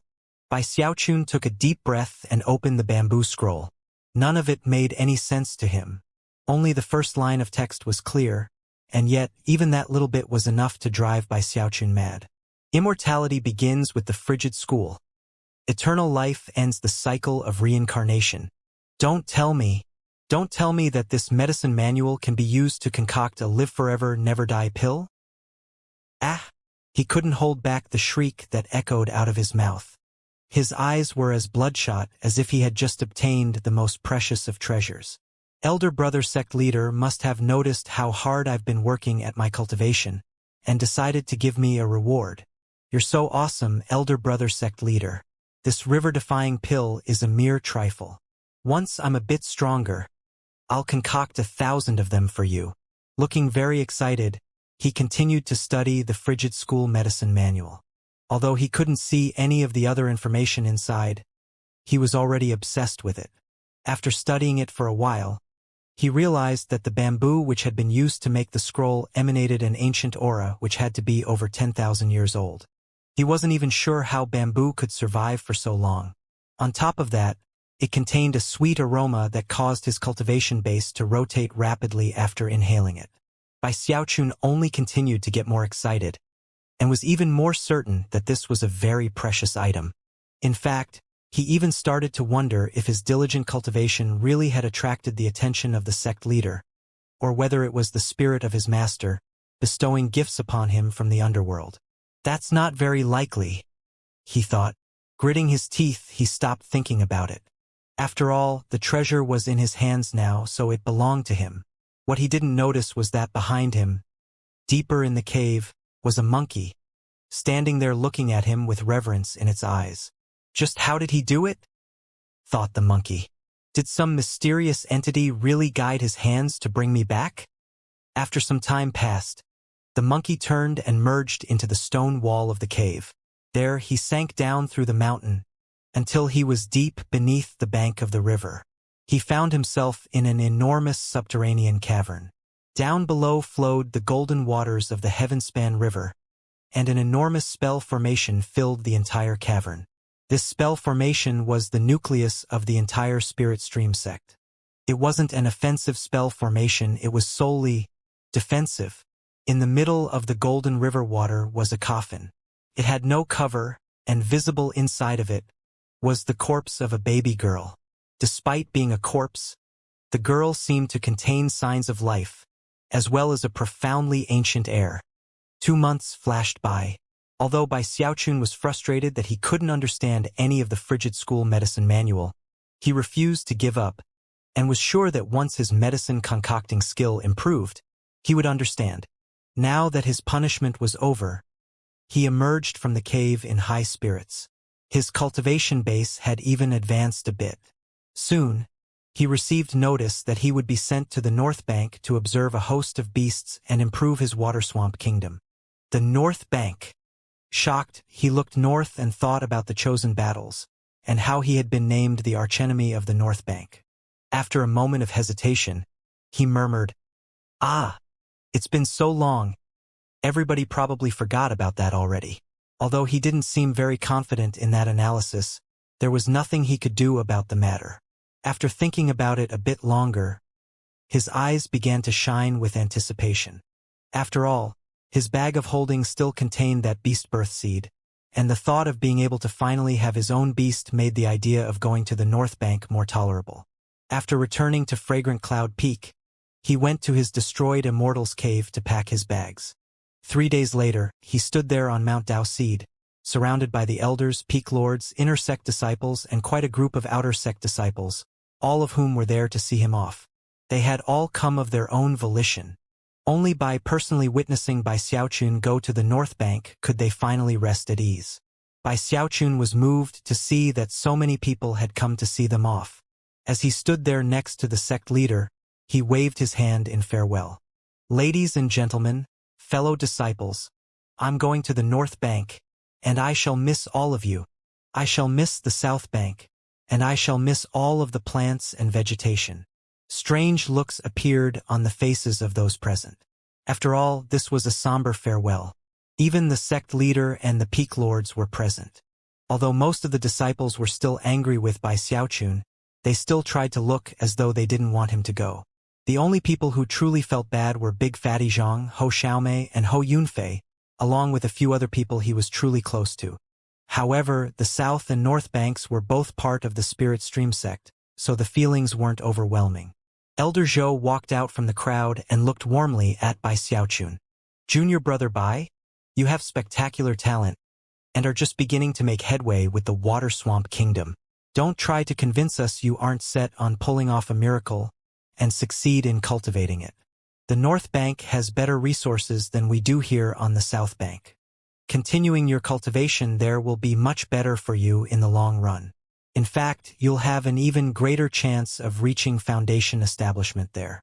When that happens, your longevity will increase." Bai Xiaochun shivered, and his eyes shone with delight at the idea of reaching foundation establishment and increasing his longevity. Soon, others began to call out, "It's time to leave. Turn and walk over to the North Bank. We cultivators are always moving forward, never going backward. There's no need to look behind. Simply strive onward." "That's right, Sect Uncle Bai. It's time to leave. With dreams as big as yours, the North Bank really is the only place where you can spread your wings and soar. Sect Uncle Bai, there's no need for you to miss us here, and once you get to the North Bank, there's no need to come back. Your path is always in front of you." Upon hearing such words, Bai Xiaochun felt even more moved. Taking a breath, he clasped hands and bowed deeply to everyone. The sect leader looked on with an odd expression until Bai Xiaochun turned, and the two of them headed toward the North Bank. After he was gone, the warm expression on Elder Zhou's face turned into one of excitement, and it was the same with the surrounding disciples. Many people were so happy they started crying. The heavens do have eyes.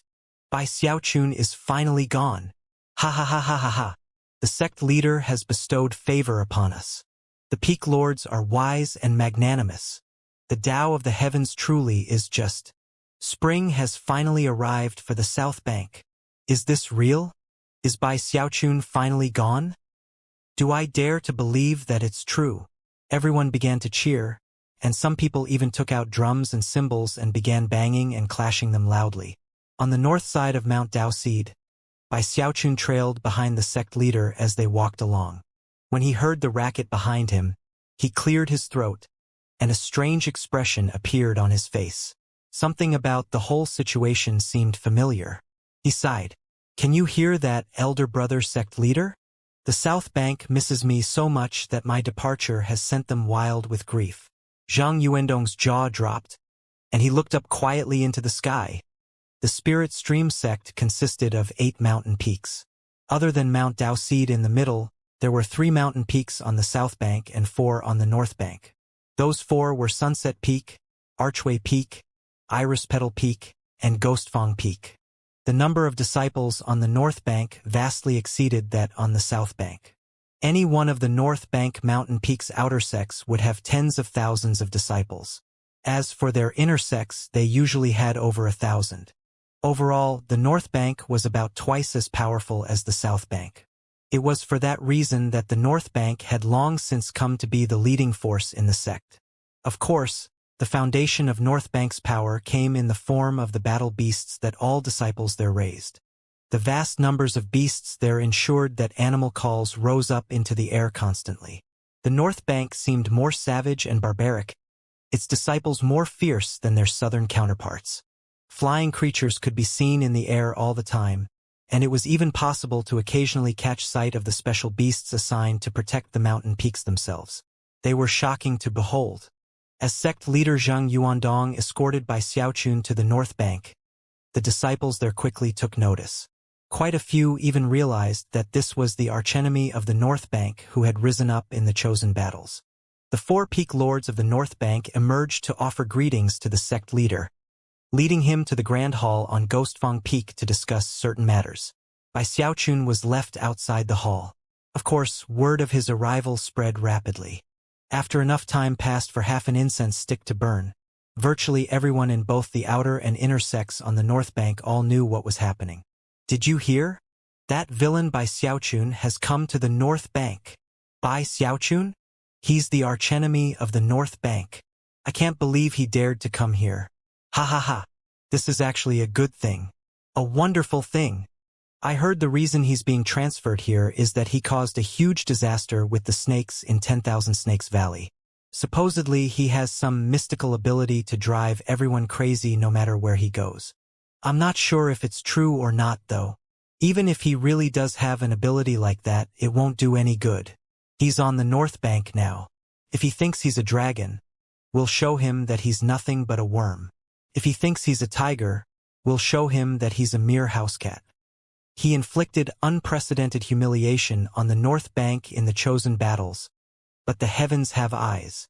The sect leader must have brought him here, so that Bai Xiaochun can finally learn the consequences of provoking the North Bank. As word spread, all the disciples from the 4 mountain peaks of the North Bank began to cheer in excitement. Clenching their fists tightly, they gazed menacingly toward the summit of Ghostfang Peak. They were already preparing to make life a living hell for Bai Xiaochun. That was especially true of the disciples who had actually fought in the chosen battles.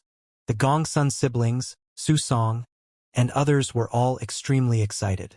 They had been in secluded meditation ever since returning, and had all experienced significant progress in their cultivation. Bai Xiaochun stood outside of the Grand Hall on Ghostfang Peak, looking up at the beasts flying about in the air. One of them was a 7-colored phoenix, shocking in appearance, which caused all other birds to prostrate in worship when it neared. It soared in a wide circle around the North Bank a few times before flying over to Iris Petal Peak, where it vanished. Bai Xiaochun continued to look around curiously. Currently, there were 4 Ghostfang Peak disciples in the area, all eyeing him coldly. Their hostility and anger was palpable. Clearly, they did not want Bai Xiaochun there. Bai Xiaochun yawned and rubbed his eyes. Considering how long the Ghostfang Peak disciples had been staring at him, he finally decided to break the ice. After all, this was going to be his home in the future. Clearing his throat, he said, if you keep staring at me like that, sect nephews, I'm going to get embarrassed." The only response to his words on the part of the Ghostfang Peak disciples was that their glares grew even sharper, like flying swords whooshing toward Bai Xiaochun's heart. Bai Xiaochun felt a bit awkward, but he knew that he was their senior, so he laughed and said, we're all fellow disciples. Don't be like that. Come, I'll tell you a funny story. One time, Before he could finish speaking, though, their gazes turned even more frightening. He had already tried his best to start out on the right foot, but all they did was keep glaring at him. He was starting to wonder if he'd done something wrong. As time passed, and all the disciples on Ghostfang Peak heard that the archenemy of the North Bank, by Xiaochun, had arrived, more and more people began to fly over in his direction. As they did, hatred seemed to pile upon hatred, and they began to yell angrily. By Xiaochun, how dare you come to the North Bank? We're going to show you what happens to people who dare to offend us. Damn it! A single look at him, and I can't help but think of the tragic fate of elder brother Beihan Lai. Take him down! As the angered shouting grew louder, Bai Xiaochun edged backward nervously. In his mind, they were acting a bit excessively. He was nothing impressive. Even as he backed away, a cold snort suddenly echoed out from within the hall. What's with the racket? Bai Xiaochun, come in.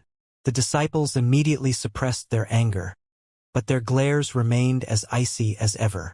Bai Xiaochun's hair was standing on end, and yet, he didn't feel that it was proper to allow himself to be cowed so easily.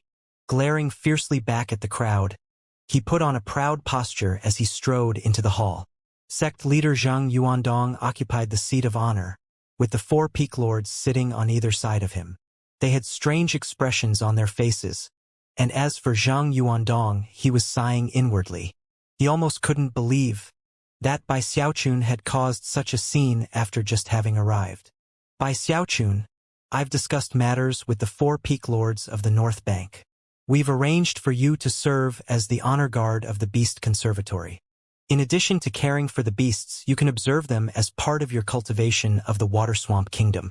Hopefully, you can create your life essence spirit quickly. The Beast Conservatory is not part of any of the mountain peaks. It's on the other side of the mountains, with the ancient Beast Chasm.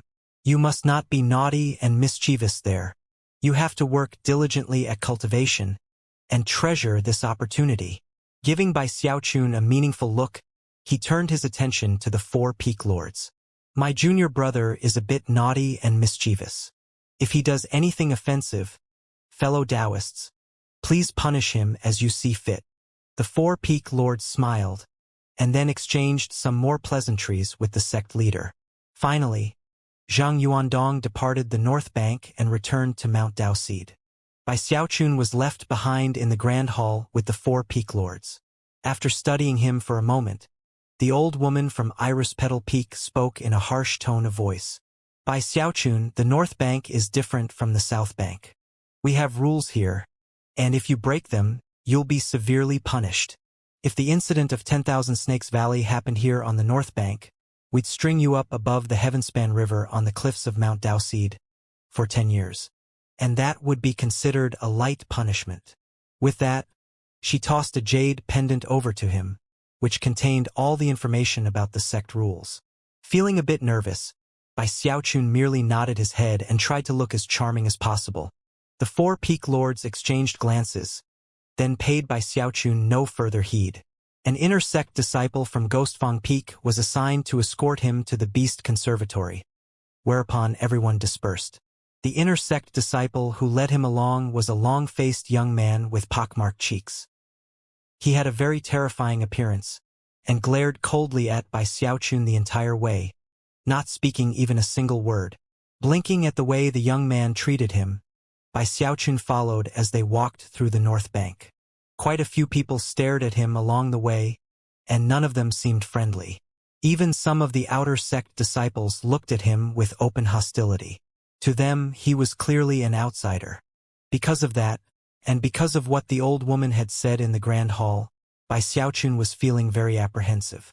He already missed his days on the South Bank.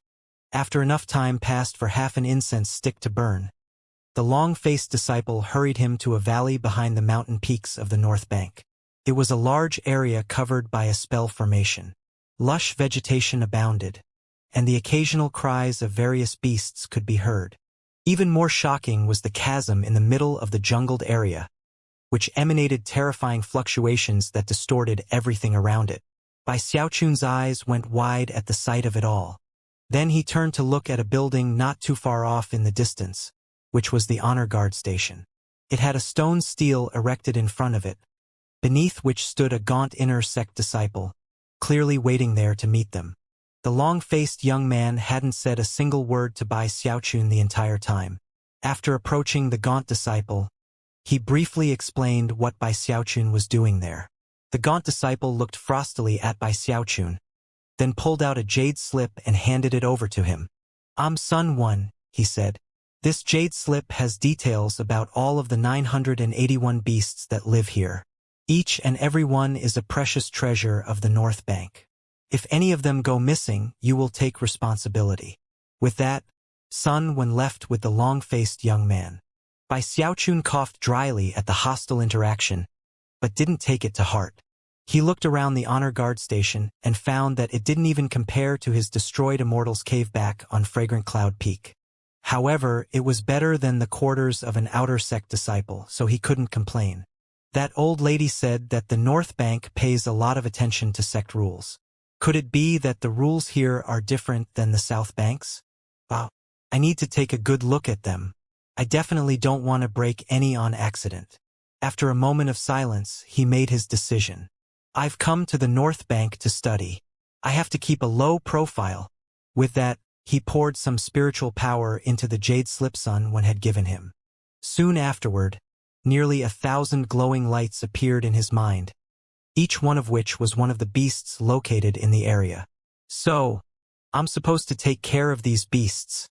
Soon his eyes began to shine. Whether it was because of his knowledge of the 5 volumes of spirit creatures, or his wondrous battles with the other chosen from the North Bank, he was very interested in the beasts here. Seeing that the blue sky was beginning to turn into the amber of evening, he hurried outside. The calls of beasts could be heard within the jungle. It was spring, and everything was alive and full of energy. A gentle breeze blew past, carrying the fragrance of flowers. Using the jade slip, Bai Xiaochun began to explore the jungle and look for beasts. Highbrow beast. Waterspout dragon? Their organs can be used to as the base of Tier 4 spirit medicines. Is that a cloud mist mink? Not only are they incredibly quick, their fur can be turned into defensive magical devices. The more Bai Xiaochun looked around, the more excited he got. He was finally getting a chance to personally see some of the animals he had only studied in the 5 volumes of spirit creatures. Seeing pictures and seeing them in real life were completely different experiences. Already, his mastery of the 5 volumes of spirit creatures was growing. He saw a 6-meter-tall monkey, a huge bear that could blend into its surroundings, a fierce winged tiger, and even a 30-meter-long pangolin which sped by right in front of him. The beasts were all wild in nature, and initially treated him with hostility. But when they sensed the aura on his jade slip, they stopped paying him any attention. Bai Xiaochun looked around excitedly at all of the wild beasts. Soon, he realized that the jade slip made it so that the animals didn't care about him, not even the most vicious of them. That was when he started trying to approach them. However, they reacted with irritation when he got too close. After a moment of thought, he decided that he wouldn't try to push things too far. When night fell, he returned to the honor guard station. The following morning at dawn, he got up early. Using the jade slip as his guide, he flew here and there in the jungle, observing the animals. Time passed. Soon, Bai Xiaochun had been on the North Bank for half a month. During that time, he never left the Beast Conservatory, and as such, no matter how much the other disciples wanted to cause problems for him, they were unable to. That half-month was a wonderful time for Bai Xiaochun. Every day, he would excitedly go out to personally observe animals that he had learned of in the 5 volumes of spirit creatures. He was already coming to realize how certain aspects of his medicine concocting were lacking. Before, I focused only on plants and vegetation. I never even thought about the spirit creature ingredients. By adding them in, I can create even more transformations in my medicine. Couple that with the techniques of mutual augmentation and suppression, and my concocting will be much better than before. Currently, he was flying excitedly through the jungle when he caught sight of a flying tiger, laying on the ground panting. One of its legs was wounded and bleeding, apparently having been injured while hunting. When Bai Xiaochun hurried over, the flying tiger let out a powerful roar. However, Bai Xiaochun managed to push his hand down onto its back, ensuring that it couldn't move even if it wanted to. After all, his fleshly body strength was terrifying, even compared to the flying tiger's. "Don't move. I'll help you with that wound." Bai Xiaochun quickly cleaned the wound, and then put some medicinal powder on it. Finally, he released the tiger. It flew up into the air, and then roared at Bai Xiaochun. A moment later, though, it looked in shock at its previously wounded leg. With a final glance at Bai Xiaochun, it flew off into the distance. Smiling, Bai Xiaochun watched it fly off. After finishing his day of observing the beasts, he returned to his residence. Up above, the sky was starting to grow dark. Standing there, he retrieved a wooden box from his bag of holding. After opening it, he produced a fist-sized seed which pulsed with a strong life force, almost like a heartbeat. It was even possible to see something squirming around inside. "Beast birth seed," he murmured, eyes shining brightly. He had acquired this item back when the Luochen clan had turned traitor. It had been inside the bag of holding of one of the Luochen clan cultivators. Of course, it was a legendary item within the cultivation world. In the years that followed, Bai Xiaochun had done some research into the item, and had learned from the 5 volumes of spirit creatures that if it absorbed the quintessence of one or more beasts, it could naturally give birth to a bloodline descendant of those very beasts. Back on the south bank, Bai Xiaochun had considered what it would be like to have his own battle beast, but had never been able to meet all the requirements. Now that he was here on the north bank, however, he did. A beast birth seed can give birth to a baby beast. However, an ordinary beast wouldn't be fitting for me as a prestige disciple and the junior brother of the sect leader.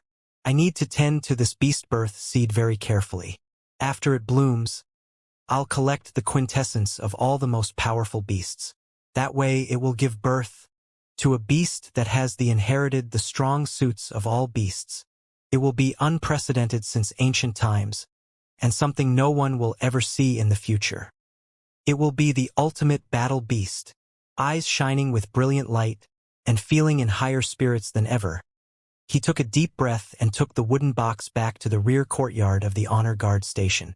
There, he had set up a small garden to grow spirit plants, which was located within the protective spell formation of the honor guard station. He had even performed a 3-fold spirit enhancement on the spirit soil, just to be safe. He carefully buried the beast birth seed in the ground, eyes shining with anticipation. According to the information in the 5 volumes of spirit creatures, it won't take too long for the beast birth seed to grow. He stayed in the garden looking at the spot where he'd planted the seed until night fell. When it was dark, he left. Moments later, though, he returned. Only after checking that the spell formation's defenses were all in order did he finally go back inside. He didn't rest well that night, and went out frequently to check on the spot where he'd planted the seed. Another half-month passed before he finally managed to get his excitement and anticipation under control, and devote himself fully to observing the beasts. Other than that, he had his daily cultivation routine, and his study of the sect rules. Occasionally, other North Bank disciples would show up in the Beast Conservatory. They would pay some merit points at the stone steel for an opportunity to observe the beasts, or to attempt to bond them as battle beasts. However, Bai Xiaochun kept the rear courtyard under tight guard. He had even made some adjustments to the spell formation nodes to ensure that no one could trample the garden. Time passed. Half a year went by in complete peace and quiet. During that time, Bai Xiaochun never stepped out of the Beast Conservatory even once. He spent all day in the jungle, with the beasts as his companions. He treated injuries among quite a few of them, and even created some simple medicinal pills for them that got their qi and blood pumping healthily. Because of Bai Xiaochun's constant care, and his medicinal pills, the beasts soon began to develop a good relationship with him. As they grew more accepting, it became easier to approach them more closely and observe them in more detail. Although he didn't bond any of them, they became very similar to battle beasts, and would listen to every word he spoke. One day, as he was strolling along through the jungle, 3 North Bank disciples approached the stone steel outside the honor guard station. After purchasing 3 days' worth of time in the Beast Conservatory, they entered the jungle. One of them was the previous honor guard, inner sect disciple Sun Wen, who had handed his duties over to Bai Xiaochun half a year before. He was flanked by 2 outer sect disciples, one male and one female. The male disciple was short and baby-faced, while the female disciple was young, with a curvaceous body and a beautiful face. Looking around excitedly, the young woman said, "Thanks, elder brother Sun. With you here, I'm much more confident in getting my own battle beast." She looked over at Sun Wen with open admiration. "Yeah, that's right," said the short male disciple, equally excited. Elder brother Sun is an inner sect disciple, and served as honor guard in the Beast Conservatory for several years. He's adept at controlling the beasts here. I'm sure they all remember exactly who he is. "I think you're exaggerating a bit," Sun Wen replied, although he seemed very pleased. "Although it is true that I can command many of the beasts here. If you see one you like, I'll see what I can do. I'm sure I can at least spare you some effort. However, you have to remember that there are 10 particular battle beasts here with fiery tempers. For example, there's the Skyflame Bear, the Night Stalker Ape, the Scarlet Flying Tiger, and worst of all, the Plated Mountain Juggernaut.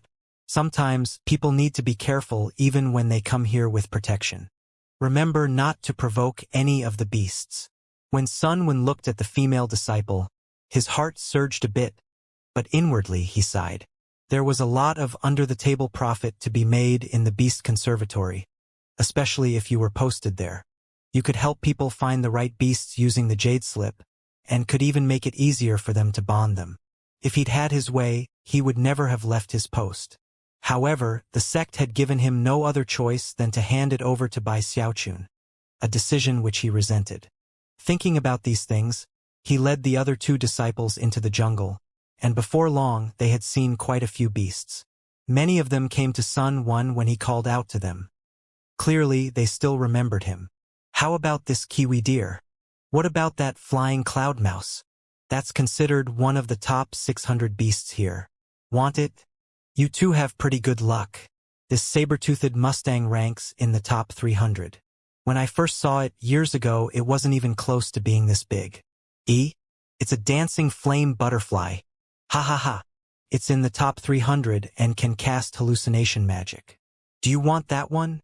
As they walked along, the 2 disciples looked at Sun Wen with admiration bordering on worship.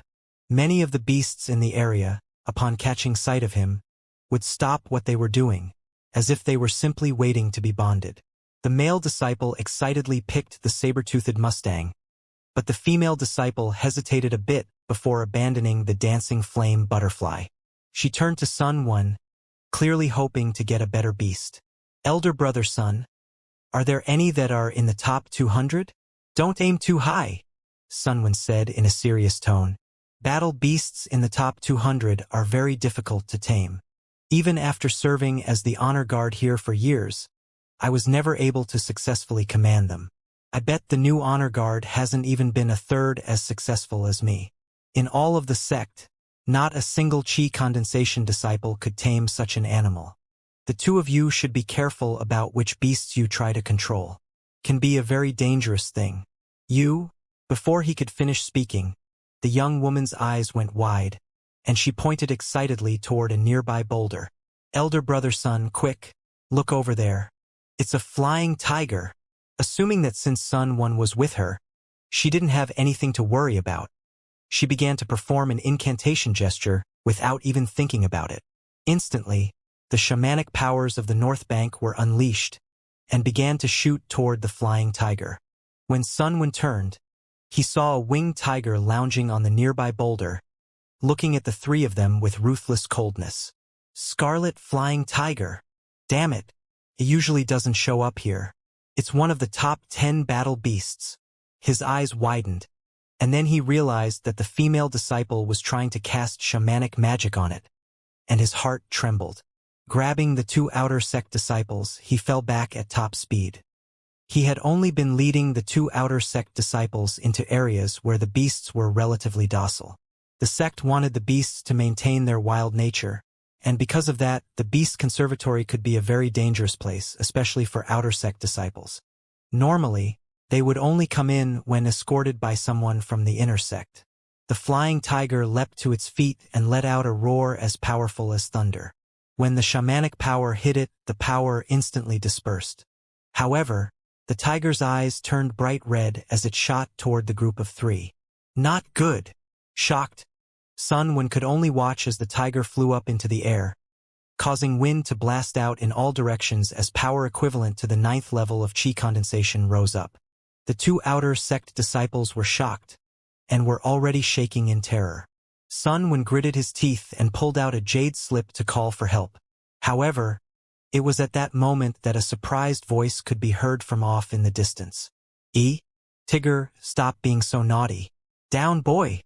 As soon as his voice echoed out, the aggressive flying tiger shuddered, and then immediately dropped down to the ground, kicking up a significant cloud of dust. There it lay, tail swishing back and forth, its tongue stuck out of its mouth, looking over at an enormous figure approaching from the distance. It was a gigantic, 30-meter-long pangolin, with cold green eyes and a brutally murderous aura. These developments occurred so quickly that Sun Wen simply gaped in shock, and the two outer sect disciples behind him gasped.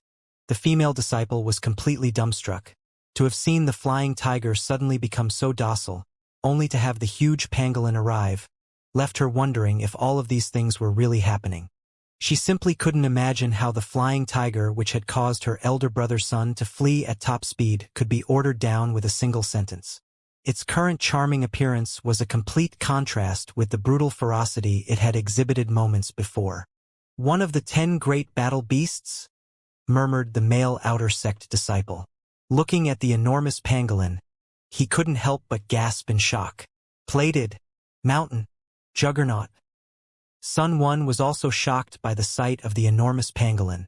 Even the mere pressure which radiated off of it was shocking. However, what struck him with even more shock was the person he saw sitting on the pangolin's back. "It's you!" he choked. Perched on the pangolin's back was Bai Xiaochun. As the pangolin neared, he rose to his feet and leaped into the air, landing next to the flying tiger and bopping it on the head. "Are you going around scaring people again?" Bai Xiaochun said, sounding cross. The flying tiger blinked, then lowered its head and licked Bai Xiaochun's leg. Sun Wen felt as though his brain were being struck by lightning, and the two outer sect disciples behind him were flabbergasted. "Sorry, guys," Bai Xiaochun said. "Tigger isn't really that bad. He's just a bit naughty and likes to scare people. Tigger, you apologize this instant." With that, he gave the flying tiger's paw a soft kick. Looking a bit annoyed, the flying tiger turned its head towards Sun Wen and let out a roar. Although it didn't roar at the top of its lungs, it still sounded like thunder, and caused Sun Wen and the others to tremble inwardly. Bai Xiaochun looked at the group of three, and pretended that he didn't recognize Sun Wen, even though he did. Smiling, he said, "Are you guys here to select battle beasts?" "Yeah, we're here to select battle beasts," the female disciple said, swallowing hard, fear flickering in her eyes as she looked at Bai Xiaochun. The fact that battle beasts which frightened her elder brother's son could become as charming as little puppies was completely terrifying. "Ah, I see," Bai Xiaochun replied. "Well, maybe we were destined to meet here. I might as well give you a hand." Clearing his throat and looking very enthusiastic, he threw his head back and let out a powerful roar. As the roar echoed out into the jungle, the ground began to tremble. Moments later, an enormous ape crashed into view, coming to a stop directly in front of Bai Xiaochun. Grinning at him, it beat its chest with its fist and howled at the top of its lungs. "You go stand over there, AP," Bai Xiaochun said, waving his hand. "You're not their type." The huge ape moped off to the side, face downcast. Sun Wen was left shaking. He immediately recognized the ape as one of the 10 great battle beasts, the fierce Nightstalker ape. He had once personally witnessed this very Nightstalker ape crush the head of a waterwood lion. It was an explosively violent creature. And yet, in front of Bai Xiaochun, it was docile and charming. Something that Sun Wen would never have dreamed could be possible. A moment later, a huge bear tromped up, stood on its hind legs in front of Bai Xiaochun, and then started dancing back and forth. "Teddy, we have guests," Bai Xiaochun said, starting to get a bit frustrated. Settle down. The bear looked over at Sun One and the others, and let out a powerful roar. Sky Flame Bear. I can't believe it's dancing. Sun One's vision was swimming, and his mind reeled from the massive waves of shock that battered it. As for the two outer sect disciples, however shaken they were before, they were now 10 times more so, and were filled with unprecedented terror. Then, the ground started to shake even harder as one beast after another appeared. A huge horde of hundreds of beasts assembled, none of them the docile type that Sun One had found before. These beasts were all fierce and terrifying. Sun One and the outer sect disciples instantly went weak at the knees. As for the outer sect disciples, their faces were ashen as sensations of imminent crisis filled them from head to toe. Very well, Bai Xiaochun said, trying to sound profound. Take your pick. He coughed lightly. Sun One was at a complete loss. He simply couldn't imagine what Bai Xiaochun might have done to make all of these beasts follow his orders, and in a mere half a year at that. The fact that Sun One had been stationed here for years left him feeling bitter inside. The sharp contrast between himself and Bai Xiaochun was bad enough for him. There was no need to even mention the deep regret felt by the male outer sect disciple. He admired all of the beasts present, and was filled with bitterness that he had carelessly selected one already. If he had merely waited a bit longer, he might have met this miraculous elder brother, and stumbled into incredible good fortune. But now, he had no such chance. The female disciple was trembling in disbelief. She quickly pointed at a huge black condor, which let out a piercing cry. Normally it was fierce to the extreme, but around Bai Xiaochun that changed. It allowed the young woman's shamanic magic to pour into it, slowly bonding it to her. After that, it took to flight, soaring above them through the air. Bai Xiaochun laughed, and then waved his hand. Instantly, the rest of the beasts dispersed, and he jumped back up onto the pangolin's back. The pangolin let out a roar and turned to carry Bai Xiaochun off into the distance. Almost unwilling to believe that she had succeeded, the young woman called out, "Elder brother, what's your name?" Bai Xiaochun immediately felt quite proud of himself. Sticking his chin up, he naturally assumed the melancholy posture of a lonely hero. Swishing his sleeve, he said, "Call me Bai Xiaochun." Clasping his hands behind his back, he stood there atop the pangolin, hair swaying in the wind, looking a bit depressed. After all of his years of practice, he had become very good at assuming this look. The image she was seeing was instantly branded deep into the female disciple's mind. Bai Xiaochun? Why does that name sound so familiar? The male disciple's jaw dropped, and his eyes went wide with incredulity. The archenemy of the North Bank. The female disciple gasped, suddenly remembering why Bai Xiaochun's name was so familiar. However, it seemed completely impossible to correlate the archenemy of the North Bank with this lonely, melancholy figure in front of her. Finally, Sun One led them out of the beast conservatory. Back in the jungle, Bai Xiaochun sat down on the pangolin's back. With no one there to look at him, he sloughed off the lonely hero look and began to proudly hum a little tune. At the same time, he tossed out medicinal pills to the nearby creatures. In addition to how he dutifully cared for them, one of the reasons the beasts had become so docile around him during the past half-year was his medicinal pills. Because of the pills, the beasts felt stronger and more energetic than ever, causing them to like him and grow closer to him on a daily basis. Of course, not all of the beasts had the same reaction. There were some that were extremely cautious. However, Bai Xiaochun didn't care. All in all, his half-year in the Beast Conservatory had been one of complete happiness. Recently, his beast birth seed had even sprouted, filling him with intense excitement. Good things just kept happening one after another. He had also come to find that his water swamp kingdom was progressing, and although his life essence spirit hadn't appeared yet, the technique itself was growing more ferocious.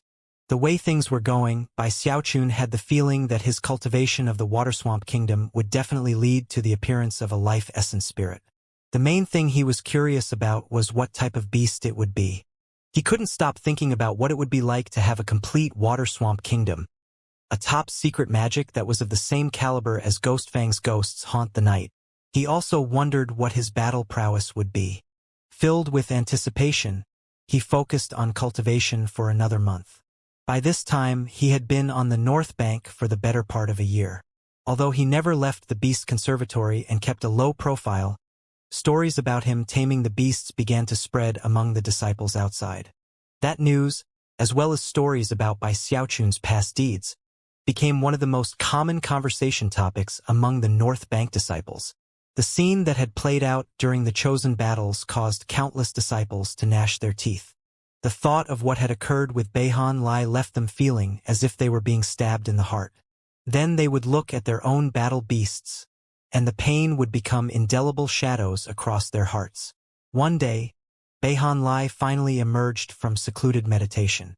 There he stood in his immortal's cave, his eyes wide as he looked at a jade slip which had arrived half a year ago, informing him that Bai Xiaochun had come to the North Bank. Baring his teeth, he crushed the jade slip. Bai Xiaochun, the humiliation you heaped upon me will be cleansed today. You might be strong, but I've made a lot of progress in the years since then. Unheard of progress. I finally pushed my sunset incantation to the 3rd level. I'm invincible under foundation establishment. His cultivation base erupted, and it was at the great circle of the 9th level of chi condensation. After the intense provocation from years ago, he had gone mad with his cultivation, until he was in a state of frenzied hysteria. Bai Xiaochun, Beihan Lai threw his head back and roared, bursting out from his immortal's cave.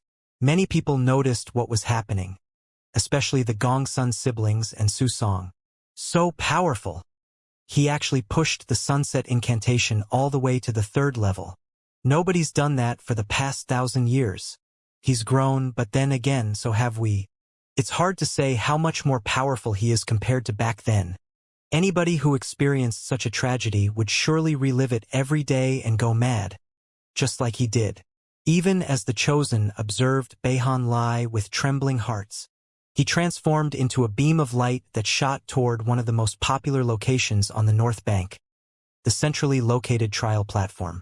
The trial platform was actually a clawed stone hand attached to the statue of an enormous, ferocious beast. The statue itself was 30 meters tall, vicious to the extreme, and even seemed to emanate the air of battle. It looked something like an upright crocodile, covered with scales, with 3 rows of sharp spikes running down its back. Even more shocking was that the clawed hand made up more than half of its entire body.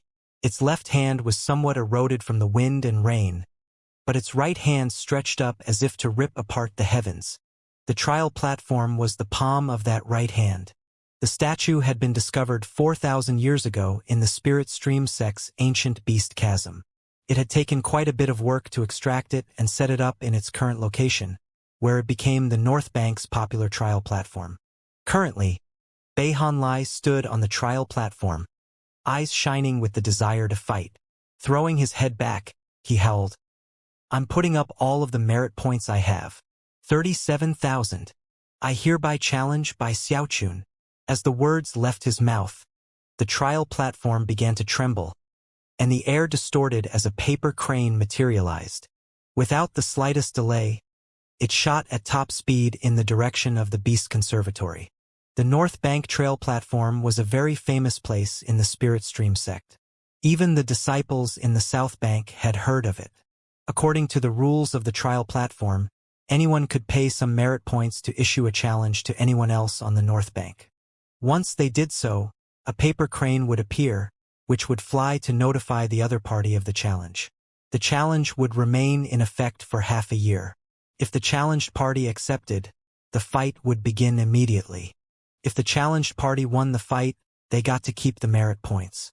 If they lost, there was no merit point penalty. It was also possible to refuse the challenge.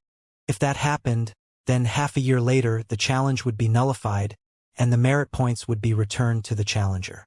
However, during that half-year time period, the challenger could not retract the challenge.